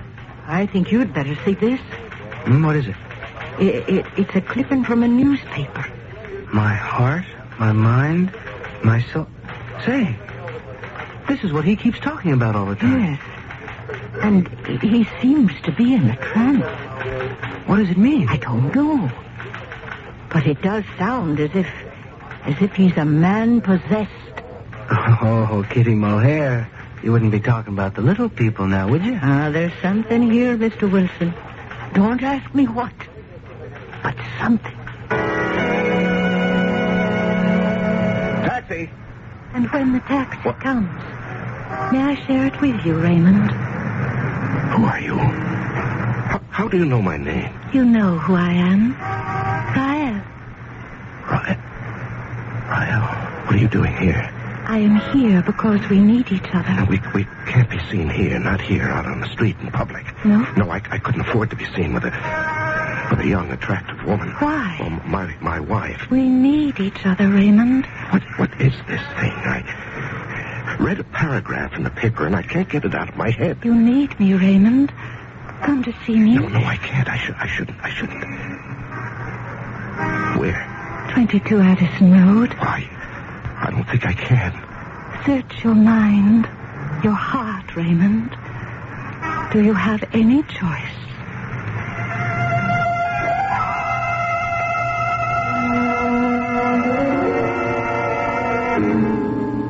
What are you telling me, Douglas? I don't know. There are two crazy things going on, both of which are completely out of character for Uncle Ray. First, he mutters some gibberish from this ad in the personals columns of the paper. And the second thing, and this is what really gets me, is the Iroquois development deal. I never heard of it. Well, he's worked on some real estate thing. It's going to take millions. Now, that's nothing new for him. It's wild, barren country. I mean, you can't sell it to anyone. I assure you that Raymond can find people to put up money for anything. But this isn't a public offering. This is something for the company to finance on its own. How do you know all this? I told you. I'm serious about the business. I want to learn it. As a matter of fact, I'm even getting to like it. What can Raymond be thinking about? I don't know. And I hate to say this, but I'm afraid that Raymond is... Well, he's not competent to handle the business. Douglas. Well, something has happened to Uncle Ray. I don't know what it is, but he just isn't the same person. It's as if he's a stranger. A man who no longer has the faintest idea what he's doing in that office. Just a minute, Raymond. How did you know it was Raymond? Come in. Is this how you pictured the house? I don't know how I pictured it. A house like any other house on a suburban street? I'm here. Each of us wants something from the other. I don't know what you're talking about. Then leave. It was wrong of you to make contact. Leave and give me a chance to find someone else. I want the Iroquois project. Yes? You don't know what that means, do you? You will tell me. One day I was sitting in my office and a question crossed my mind. The question was... I hope you're not going to laugh. You know I will not laugh at you. And I know you will not laugh at me. I asked myself, what am I going to do if there's a God? Yes? You see, I've lived my entire life as if there isn't any God. Do you understand? I understand. I have done everything. Well, no, not everything, but many of the things that God would disapprove of. I admit that, flat out. Yes. And I can't be a hypocrite about it. So, what do I propose to do? The Iroquois Project. It's a 100,000-acre tract of wild, undeveloped country. I want to make it a place where people can go and live and find peace. Do you understand? Yes. That's good. Because nobody else will. I'm not selling anything. I'm giving it away. Anyone who wants to can live there for as long as he needs to, and everything is provided, free of charge. Do you see? I see. So, if there is a God, this will square me with him. For what I've taken, I shall have returned. But if I'm going to be okay up in heaven when I die, I'm going to be in plenty of hot water down here on Earth while I'm alive. You know that. I know. Now, in the first place, they're starting to ask questions right now in the office about the project. My wife is an officer of the corporation. She could move to stop what I'm doing. I can help you. Well, from one viewpoint, it can all look like a giant fraud. You see, from another, it can appear that I've gone completely insane. I see that. So what I can expect to get out of the Iroquois Project is to spend the rest of my life either in a prison or a sanitarium, and that's why I need someone to help me. To help you do what? Escape. But so far, you have done nothing wrong. But I have. I've done more than just think about the project and talk about it. I've already spent an enormous amount of money on it. Money I simply cannot account for if I would have to. That's why I must escape. And that is why you reached out for me. Yes, but why did you reach out for me? I want to go home. Where's home? I cannot explain it. Why not? You could never understand Well, it. it has to be simple. Just tell me the name of the place. Rael. But Rael is your name. I said you could never understand it. Everyone who lives on Rael is called Rael.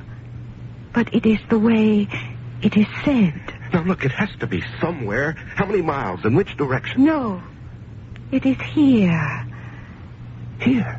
What are you saying? It is the other side of here. There is no way I can make you understand it. Just as I really do not understand the real meaning of your Iroquois project. But I believe you, and you must believe me. Will you say you believe me, Raymond? I believe you, Rael. But if you don't come from here, what are you doing here? I was very young, and I was very foolish. And one day, I decided force. Do you follow me? Well, I'm not sure. And it brought me here. But it does not work anymore. And I need a new one. How can you get a new one, whatever it is? You are going to help me, Raymond. Me? How? What do I know about it? And from what you're saying, you're talking about a level of science that we have yet to achieve here on Earth. I know. Then how can I be... Every civilization has its mysterious force. The basic essence that makes things happen. I discovered the one that you have on Earth. It is money. Well, that should have been obvious. Not to a stranger. And it is money that can create my force field that will take me home again. But no one on Earth knows how to build such a machine. I do. I will use the money to transform the raw materials into energy. But that'll take machinery and skill. No. You see, you here on what you call the Earth use your money literally. The money transforms a tree into a house. But first you go through the motions of physical labor. I know how to transform the money into pure energy without wasting time or effort. Do you understand? Well, I think so. I'm not sure. Could I go back with you? That is the only way you can escape. What you're saying is with money, you can build a force field or thing or whatever that will transport... Or transmit. Us back to whatever it is you come from. Yes. Do you know how much money you'll need? I have priced the values of the basic raw materials. I will need exactly $1 million. $1 million. True, in these days, $1 million is no longer an awe-inspiring sum, but it's hardly an amount to be bandied about lightly. And consider the conversation you've just heard in context. Is it possible that J. Raymond Trask is one of the shrewdest articles in the financial world? Everybody thinks so. Well, estimates will be revised, upward or downward, when I return shortly with Act 3.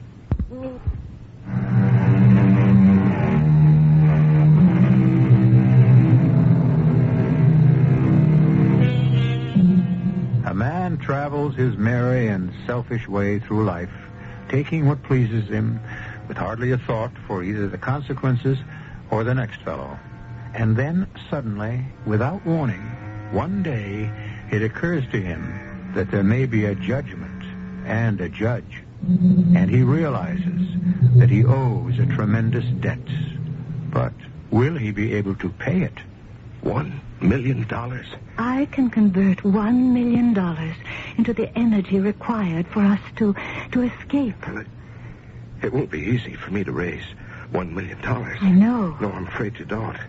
You'd have no way of understanding the complications. That is not what is difficult. Those are the mechanics. You can solve them. The conflict, the true difficulty, is now within yourself.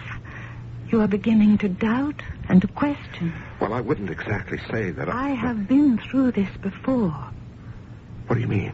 Before you and I made contact, there were others. Others? I reached out and touched others before I touched you. Do you mean you actually spoke like this? I have been here a long, long time. But in the end, they all failed me.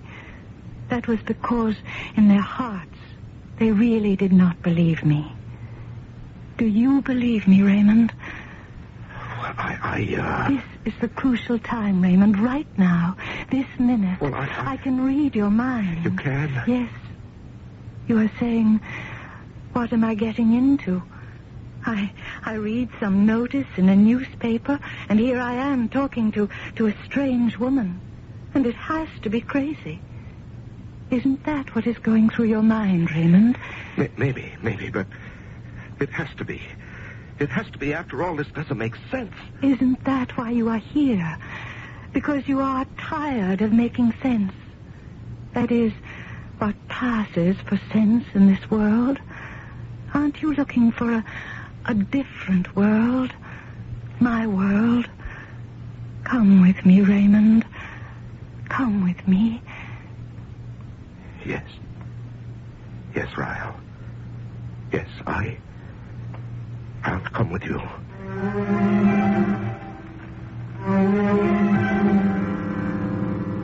Raymond, I demand an answer. What's the question, Millicent? Tell me about the Iroquois project. Why? Because I am an officer of this corporation. You never manifested any interest in any of our past projects. I am interested in this one. Your being an officer doesn't give you any say in the operations of the company. That's true. I'm not accountable to anyone for the decisions I make. That is not true. Especially when I have reason to suspect either fraud or incompetence. And what makes you suspect either? The project is an expenditure of a vast sum of money with no clear way of realizing a profit. Well, naturally, it's a non-profit venture. So I must assume that you have some scheme for diverting the money into your own pocket, or that you have taken leave of your senses. And just what are you going to do about it? Go to court.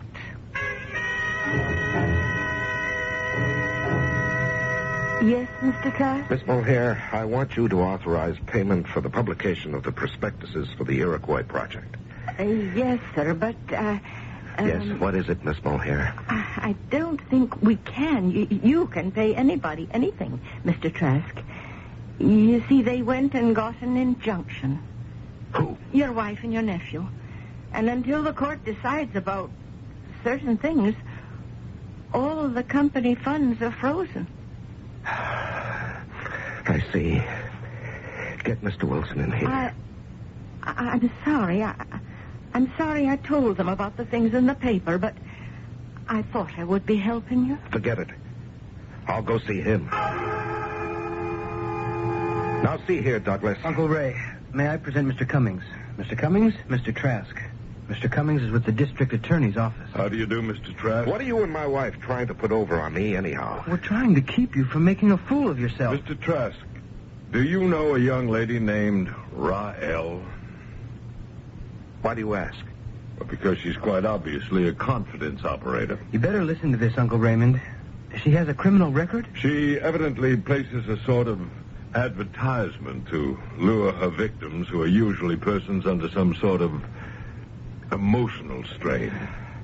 What sort of proof have you? Plenty of proof, Uncle Ray. Just listen. She gives them a story of how they can escape to, well, it's never quite clear, some sort of paradise, another world, maybe. And tell him how, Mr. Cummings. Well, that's never quite clear either.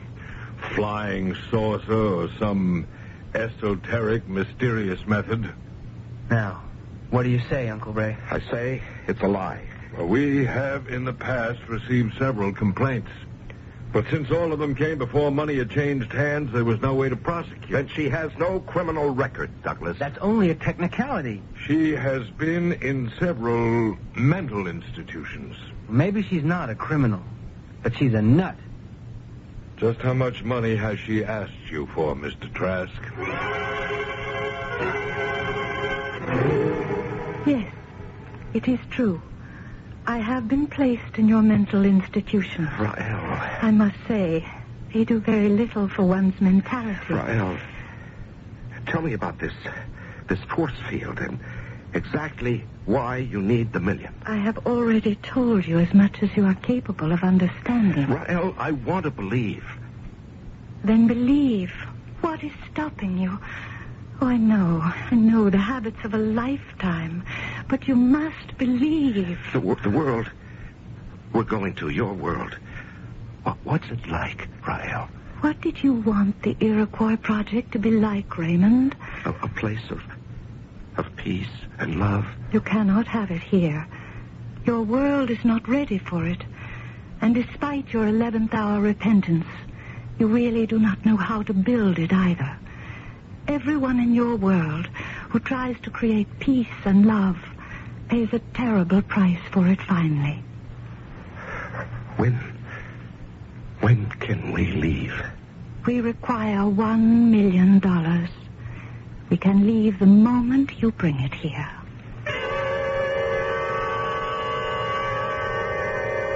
Mr. Trask. Your Honor, I protest this entire procedure. No one has the right to drag a man into a court of law and put his sanity on trial. Mr. Trask, none of your rights have been violated. Indeed, it is the duty of this court to ensure that they are protected. Then what am I doing here? For your own protection, as well as for your families and the stockholders of your company, it has been proposed that you undergo a series of tests to determine your mental capability. In other words, to have me certified insane so my wife and my nephew can strip me clean. Mr. Trask, this court has no such aim in view.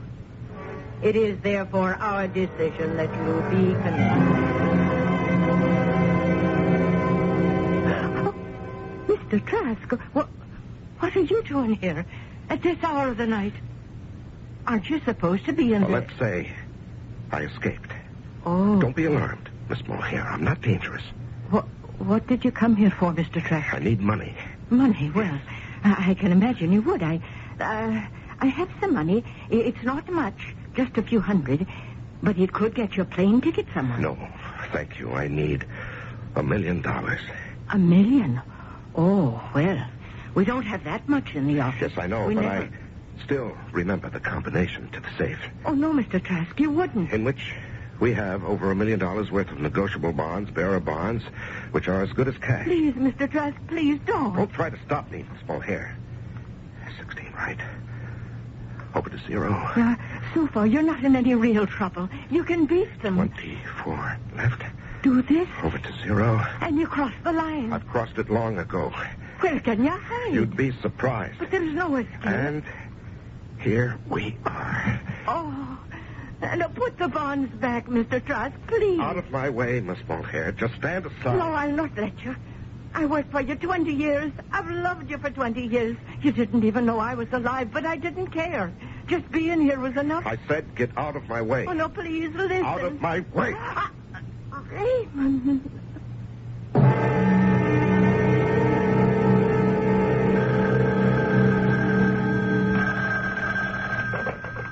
Cummings here. Mr. Cummings, my uncle broke out of the institute. We know. He went to the office and took $1 million in negotiable bonds from the safe. He must have gone to that woman's place. He's there now. What? We've had a place staked out. Our man saw him go in there. Don't let him get away. The place is being watched. Don't worry. Rael. Raymond. This is the money. It's even better than money. Look. I see. Rael, I'm a desperate man. Everything I've done until tonight might be interpreted in two ways. But now I've crossed the line. I've stolen this money. But it is your money. Well, it is and it isn't. But I have to know. What do you have to know? Is it true? What you promised? Look at me, Raymond. Look at me. We are making contact. Yes. Our minds, our hearts, our souls, our spirits are touching. Yes. And now, with the money, I shall create the force that will remove us from this place. Close your eyes. Close your eyes now. Now. Hold my hand. And now, do you feel the force? Well, Yes. I feel as if the whole room is spinning. Yes, Raymond, it is. And that smell, that sharp smell. The forces, the life forces in flux. Trial, I'm dizzy. I'm going to faint. Don't fight it. I'm going to pass out. No, Raymond, not pass out, but pass through, pass over, and pass into the other side of the world.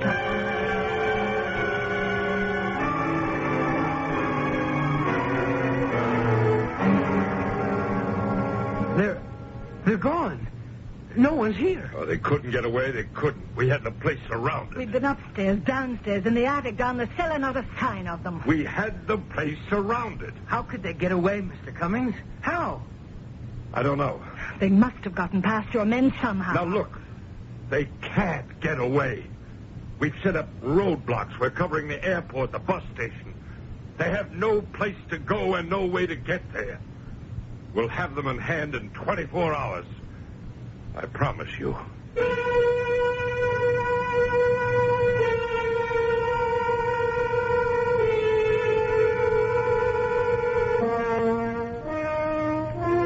The assistant DA, Mr. Maxwell Cummings, made that promise some 5 years ago. So far, he has been unable to keep it. Since that evening, no one has ever seen Rael or J. Raymond Trask. I'll be back in just a few moments with a comment on the story you just heard, plus some other assorted goodies. Children make a lot of noise, but to me it's a wonderful sound. They have a lot of energy, a lot of playing to do before they take on the serious world of adulthood. Every day they take on a bit more of this wonderful world. I guess we're lucky, because there are so many places in the world where the children are too weak, even for play. Bangladesh, Honduras, right here at home. They're weak from the lack of protein and essential vitamins, weak from the bad water and the parasites that rob them of important nutrients. A childhood of tears instead of laughter. And even if they do manage to become adults, their minds and limbs will be stunted by chronic malnutrition. You can help a child to grow up strong and independent, maybe even be one of tomorrow's leaders.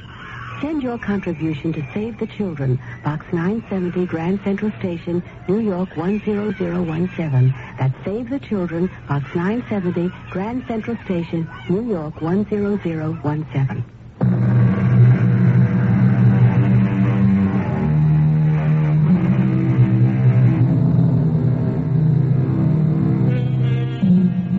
They say you can't be all things to all people. We can, because our stories have something for everybody.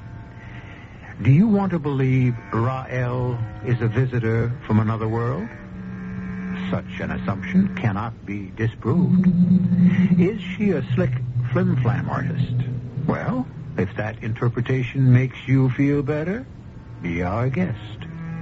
It is scientifically possible to create a force field to break away from the world. It's also practically possible to elude even the tightest police surveillance. All things are possible, especially here, 7 times each week. Our cast included Larry Haynes, Carol Teitel, Mary Jane Higby, Don Scardino, and Arnold Moss. The entire production was under the direction of Hyman Brown. And now, a preview of our next tale. The Greeks and the Romans were hardly barbarians. In many respects, their civilization was superior to our own. And in the second place, it is the height of arrogance to call anybody's religion nonsense. Are you trying to tell me that this silly-looking oaf that is employed in our stables is actually an ancient Greek god called Vulcan? His Roman name was Vulcan. His Greek name was Hephaestus. All right. Just answer one question. If it's true, what is he doing here working for us, this god of yours? Well, with very few exceptions. A visit from the gods usually meant a great deal of trouble for the people he called on. What kind of trouble? I I just hope we never find out the hard way. Radio Mystery Theater was sponsored in part by Listerine lozenges. Z.G. Marshall inviting you to return to our Mystery Theater for another adventure in the macabre. Until next time, pleasant dreams.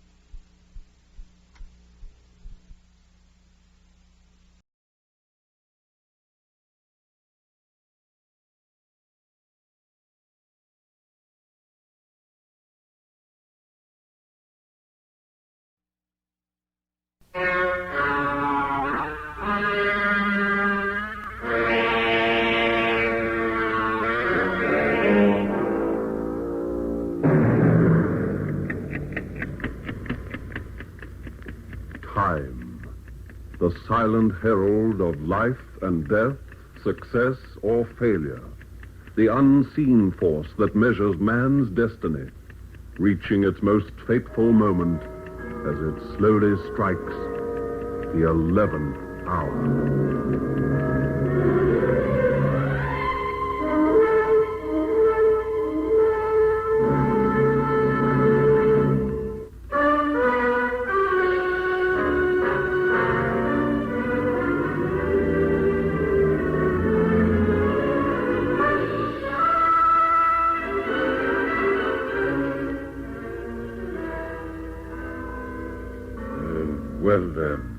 How about another hand of rummy, Leo? It'll pass the time. Time?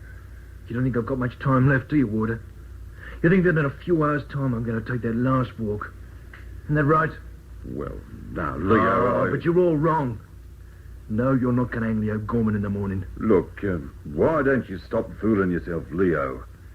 I'm sure it'd help if you just resigned yourself to the situation. They're not going to hang me. My brother will get me out of this. Leo, you killed a policeman. There's no power on earth that'll save you from the gallows.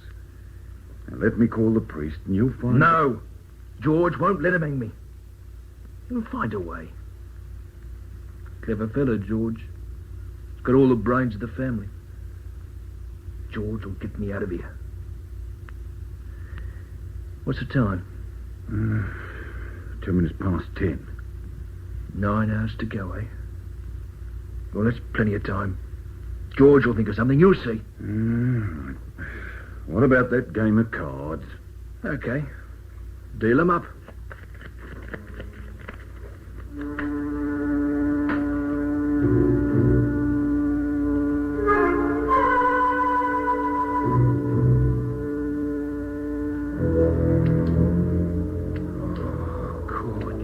For Pete's sake, stop messing around with the hammer of that gun.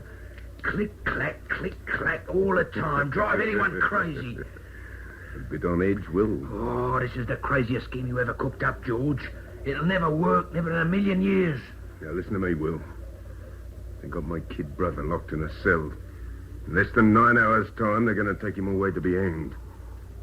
At least that's what they think they're going to do. But I'm going to get Leo out of that place. And believe me, they're going to be glad to let him go. See any sign of that truck yet? No, the road's still clear. Yeah, maybe they're not coming. Maybe you made a mistake about the delivery day. Well, why would they want to deliver the stuff in the middle of the night? They work 24 hours a day at the atomic plant, that's why. Yeah? Well, I don't like messing around with that stuff anyway. It's in a special canister. Perfectly harmless, unless you take it out of the lead container. Oh, you're not going to get away with it, George. I've got a feeling that this whole scheme's going to blow up in our faces. It's got to work. I'm not going to hang my kid brother, Will. I've always looked after him ever since the old folks died. Yes, I know. I've always taken care of him, always. He's dependent on me now. Well, I'll tell you why this scheme of mine's going to work. I'll tell you why. Because we're dealing with fear, Will. Fear.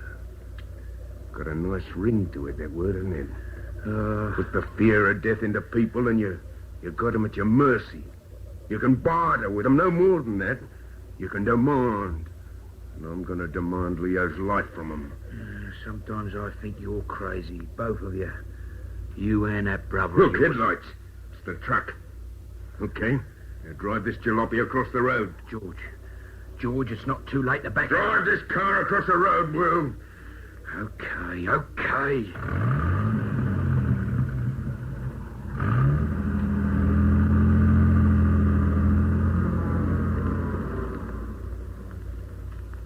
All right, let's get out and take up our positions.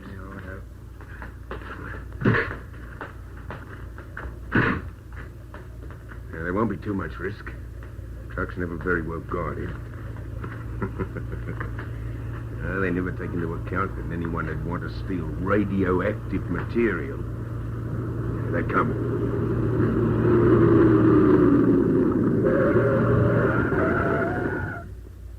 Hey, anyone there? Get that car off the road.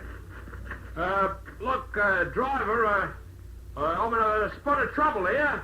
It went into a skid across the road and now the engine's stalled. I can't get it moving again. Well, I can't leave this truck. Maybe I can work my way around you. Anyway, I'll try to get help for you from Bixton. You put your hand on that gear lever, driver. It's the last thing you'll ever do. I had it snowed up. What? Hold it, Harry. I got you well and truly covered. You're not going to get away with this. Do you know what we're killing? Sure I do. You're carrying some radioactive material from the atomic pile to the research center, and I want that stuff. But it's no use to you. You can't sell it.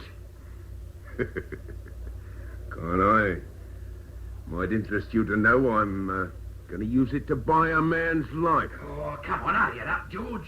Come on, now, get out of there. Open the back of this truck. Don't do it, Len. If he doesn't, he's going to end up very dead. Then look at that. Len. Now, shut him up, Will. Sorry to have to do this, mate. Why, you rotten...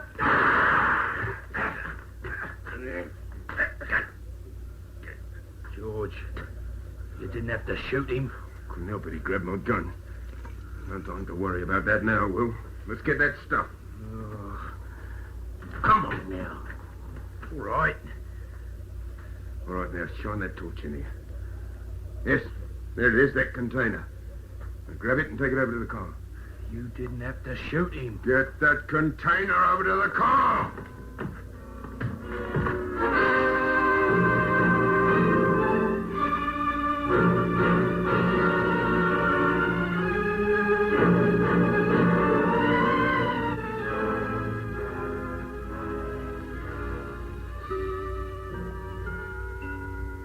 No, Inspector, it's no use my going to bed. I never sleep on the eve of an execution. Well, Governor, this is one time you need feel no sympathy for the condemned man. He's a vicious killer. If anyone deserves to die, he does. You feel very strongly about this, don't you, Inspector? He shot down a policeman in cold blood. Not only a policeman, but a personal friend of yours. Sergeant Denton and I joined the force on the same day. He's a good officer. Fine officer. Better than most. Well, you've avenged him. You tracked down his killer, and in less than 9 hours, Leo Gorman will pay the supreme penalty. Your job's finished, Inspector. Why don't you go home? I'll go home, sir. And the clock is finished striking the hour of 7 tomorrow morning. As you wish. Excuse me a moment. There's always a lot of things to attend to this time. Hello, this is Governor speaking. Governor, this is George Gorman here. Pick up that extension, Inspector. Right. Leo's brother's on the line. Yes, Gorman, I'm listening. Yeah, well, don't miss a single word of what I'm going to say. Leo's not going to hang, do you hear? There's nothing that can stop the execution, Gorman. Oh, yes, there is, Governor. Just a little while ago, I hijacked a truck on the Bexton Road. It was a very special sort of truck. You see, it was carrying some radioactive material to the research station. Gorman. Now, I got that stuff now, Governor. Unless you release Leo before 7, I'm going to take it out of the lead container, and I'm going to dump the stuff somewhere where they'll never suspect it's hidden. And all the people passing are going to be subject to radioactive rays. Do I make myself clear? Gorman, listen. Now you listen. I'm going to hide it in some public place. Place where 1,000 people a day pass close by. And every one of those people will get a dose of the rays. And it'll take months to find out where it is. Now you better think it over, Governor. I'll ring you back in a little while. Gorman. You got it all, Inspector? Yep, every word. What do we do? Hopeless to try and trace the call. Public phone box. The first thing to do is to check whether or not Gorman's bluffing. I don't think he is. It's just the sort of audacious trick he'd pull. The brothers are very close. Leo's going to die, Governor. Leo's got to die. Now, you'll better keep this line to you open. In the meantime, I've got some phone calls to make.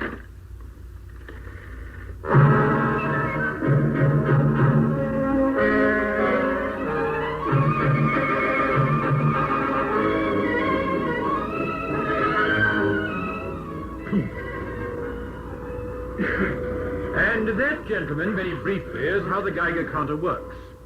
The amount of radioactivity in the immediate vicinity is recorded on this dial, and there is that distinctive crackling sound. Professor, can you tell us something about the material stolen? Just a brief outline. We have to hurry. Certainly, Inspector. The report states that the substance stolen was cobalt-60. The active ray is extremely dangerous to human tissue. Primarily, they consist of gamma and betas. Gammas affect the deeper human organs. They penetrate deeply into and through the skin tissue. The beta rays concentrate mostly on the surface tissues. And it must be noted that they affect the eyes, causing blindness after a lapse of time. However, the cobalt-60 would have been dispatched in a lead container. This is a sketch of just such a container. The lead forms a barrier against the rays. And as long as it stays there, it is relatively harmless. Does that mean there'll be no reaction from a Geiger counter? In theory, that's so. But actually, you will get a fairly definite reading. I must stress the necessity for extreme caution, gentlemen. This is a dangerous substance you're dealing with. If Gorman does take the cobalt-60 from its container and hides it in a public place, then it will be a long time before it can be detected. Unless the entire city is combed by Geiger counters. And in the meantime, many innocent people will be contaminated by the rays. I'm afraid so, Inspector. Thank you, Professor Riddell. Now, I'm going to give this operation priority over everything else. The commissioners give me a completely free hand. The driver of the truck died before he could get into the hospital. The guard's still unconscious, but as soon as he comes to, he'll possibly be able to give us a description of the car Gorman used. In the meantime, there is one angle we can explore. Soon Gorman will ring the governor again. Now then, he's bound to use a public telephone booth. And the post office authorities have furnished me with details of every public telephone box in the city. Inspector Muir, would you arrange to have every box under close surveillance? Have every man issued with a description of George Gorman, and anyone remotely answering that description who makes a call from a public phone booth should be apprehended. I'll get my men straight onto it, Inspector. Good. The flying squad detail is to stand by here, ready for immediate action. My men are waiting, Inspector. Post office technicians are ready to monitor any calls to the governor. They'll tell us immediately where the call is being made from. Get the flying squad there at the double.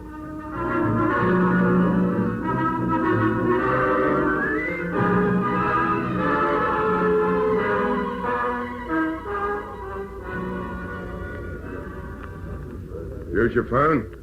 Go ahead and help yourself. Thanks. Come on, Will. I don't see why you couldn't have used a public box. I think we should keep out of sight. No, the trouble with you, Will, is that you don't use the brains you were born with. Yes, I know. The police will have thought that we were going to use a public booth. And I'll guarantee they've got men stationed at every single one. They can't cover every cafe that happens to have a phone box, can they? You got through it? Yeah.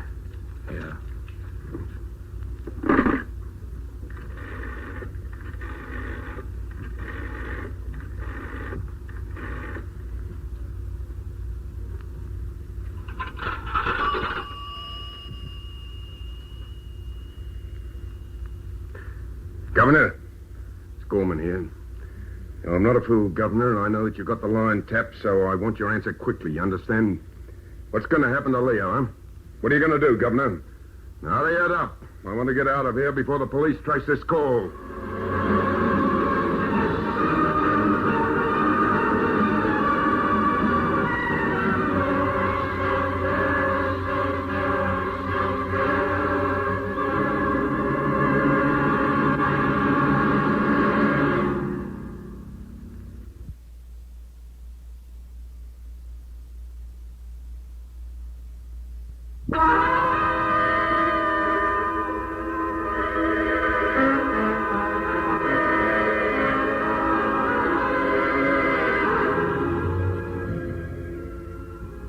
Talking, Governor. Now, listen to me, Gorman. I cannot make decisions of this nature in such a short time. I'm going to give you just 30 seconds, Governor. Then I'm going to hang up and get out of here. 30 seconds, Inspector. No good. Not enough time. Come on, Governor. What's the answer? Gorman. Keep him talking. Gorman, for a stay of execution, I have to contact the Home Secretary. I want Leo released. Otherwise, a lot of innocent people are going to get hurt. Now, what's your answer, Governor? Can't you ring me back later? 5, 4, 3... Gorman, listen. 2, 1. All right, that's it. Governor, your conscience is going to trouble you for the rest of your life. Gorman! Gorman! He rang off, Inspector. Did you trace that call? Just a minute, Inspector.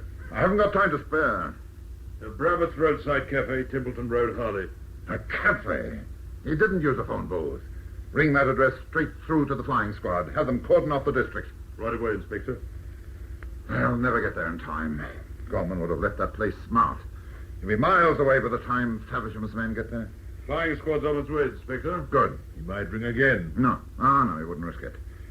The only way we'd call him off now would be to release Leo, make it known that we've done it. By George, we're not going to do that. He's going to put the cobalt in some public place, take it from its container, and... Inspector, he'll expose himself to the radiation. It'll be as though he commits suicide. He's a dead man already, Governor. Because I'm not going to rest until I have George Gorman in a condemned cell. Governor here. The inspector there, sir. Oh, it's for you, Inspector. Hello? Yeah, Inspector, this is Grayson here at the hospital. The guard just came to. What did you get from him? There were 2 men involved, sir. From the description, it sounds as though the other fellow was Willis. He works in with Gorman sometimes. Yeah. Anything else? A dark green sedan parked across the street formed a barrier.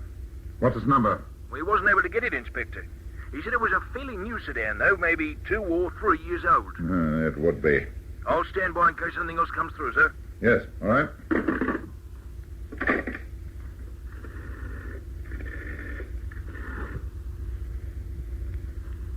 Hello? This is the governor's office. Inspector Burton speaking. Put me through to Muir, will you? Hurry. Hello, Muir. Dark green sedan, no number, 2 or 3 years old. Better stop every car in the city that answers that description. Yes, every one. Detail off the men with the Geiger counters for it. Is it any good, Inspector? Is there any chance of catching him before he dumps that cobalt? Yes, there's a chance, sir. There's a chance. Though with every moment that passes, it grows less and less.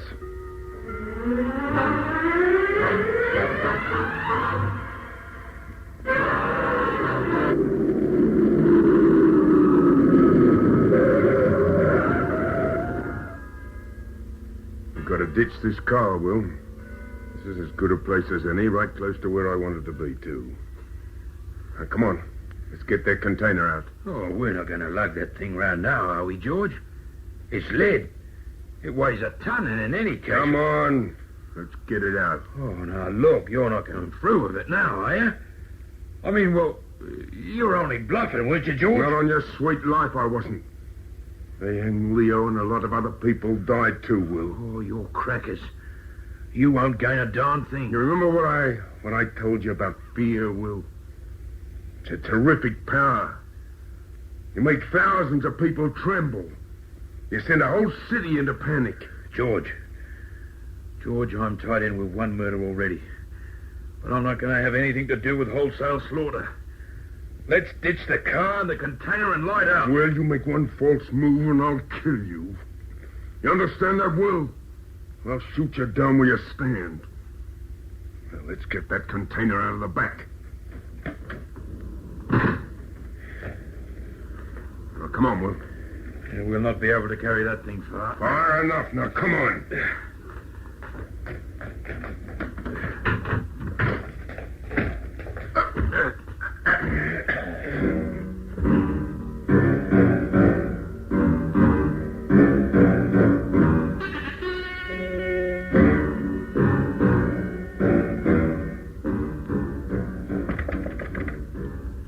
Come in. What is it, Sergeant? One of Inspector Muir's men reports finding an abandoned green sedan, sir. They went over it with the Geiger counter, and there was a very definite register. This is it. Get me a map of the city. Over there. Hurry. This one, sir? Yeah, that's it. Now, whereabouts did they find the car? Steerforth Street, sir. Just about there. Fairly suburban. News, Inspector? All right, Sergeant. Have all units standing by. Very good, sir. Fairly suburb. News, Inspector? Yes, they found the car. Steerforth Street, Fairly. That means they've only ditched their car, surely. Yes, Governor. And until such time as we receive a stolen car signal, they'll be on foot. They're carrying a lead container. It'll be darn heavy. I doubt they want to lug it very far. So? It's my guess that Gorman's going to hide the cobalt very close to Steerforth Street. He's probably carrying it to the place he's chosen right at this very moment. Then the thing to do is to find a fairly public place in Fairlea, a logical place for him to hide the cobalt. There must be hundreds of places like that. Fairlea's a pretty big suburb. Yeah, let's have a look at the map. Well, then have to be somewhere that's deserted right now. Well, that rules out the railway station. And phone booths. He knows we're watching them, evidently. I'll steer clear of them. The public library is out, so the other public buildings are all locked up. I suppose he could be thinking about forcing his way into... Wait a minute. What's this? Fairlea Sports Ground. Well, he can't get inside there. The turnstiles will be locked. The turnstiles? You could slip a capsule of cobalt somewhere around a turnstile easy enough. And hundreds of people pass through a turnstile. Yes, that'll be it. Get me Muir. Hurry. Hello, Muir. Now listen carefully and act on this immediately. Call all units, have them converge on Fairlea Sports Ground. Now, this is something of a long shot, but it's a logical one. No sirens to be used. We don't want them to fly the coop if they're there. It's our guess that they'll be at one of the turnstiles. Yeah, turnstiles. Now, one other thing, Muir. Who's the best pistol shot in the force? Who? Oh, Constable Duncan. Yes, okay. Get in there together with a large caliber target pistol. It's all right. Now, get moving. I'll follow on in my own car. Best pistol shot? Target pistol? Yes, I've got a feeling you're going to have to use Constable Duncan's skill before the night's out, Governor. I'll keep in touch. 6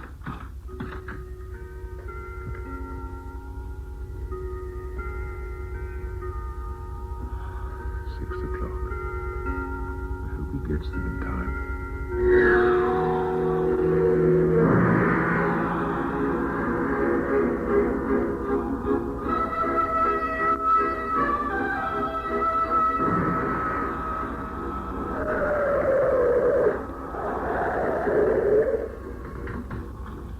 Sergeant.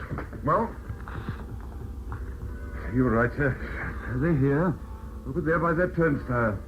We've got them covered. Well, why don't you grab them? You'll see in a moment, sir. You better forget about the threats, Gorman. It'll be easier on you if you surrender. You make any sort of move and I'll take the lid off this container. And you'll all get the radiation. He'll do it, too. You see, Inspector? We make one move and he takes the lid off that container. And the radiation contaminates us all. He's bluffing. Oh, I don't think so, sir. He's a 3-time loser. with a murder count hanging over him. If he doesn't die here, he'll die on the gallows. Yes, but surely if we rush him now... Look at the faces of our men, sir. They're taking it by and large. They're a pretty rugged bunch. But that's cold fear on their faces, Inspector. See, they're dealing with something beyond their ken. Where's Constable Duncan? Here, sir.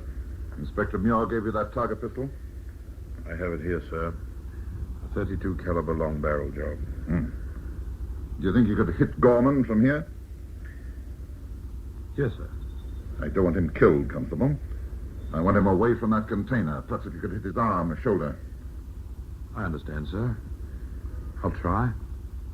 Hand me that speaker.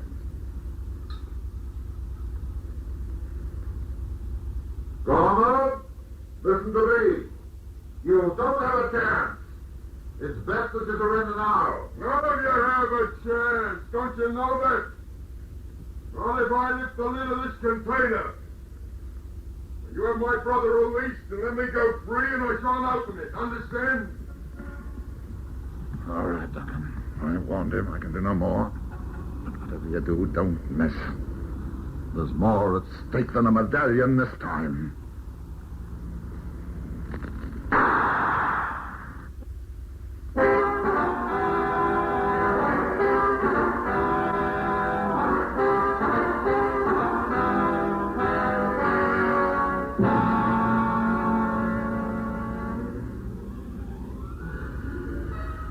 That's a John Warder. Won't be long now, Leo. You're kidding. There isn't going to be an execution. George will get me out of this. You can't give a bloke like George down. Got all his buttons on, old George. Want a cigarette? So what if I do? So. Nice brand.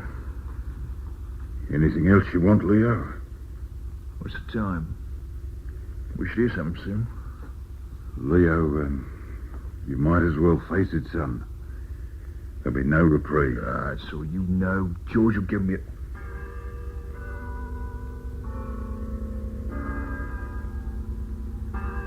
It's 7 o'clock, Leo.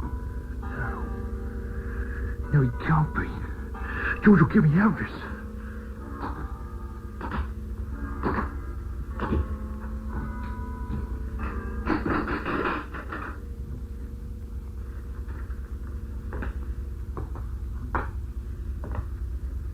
It's 7 o'clock, Leo. Time to go. I'm afraid George didn't make it.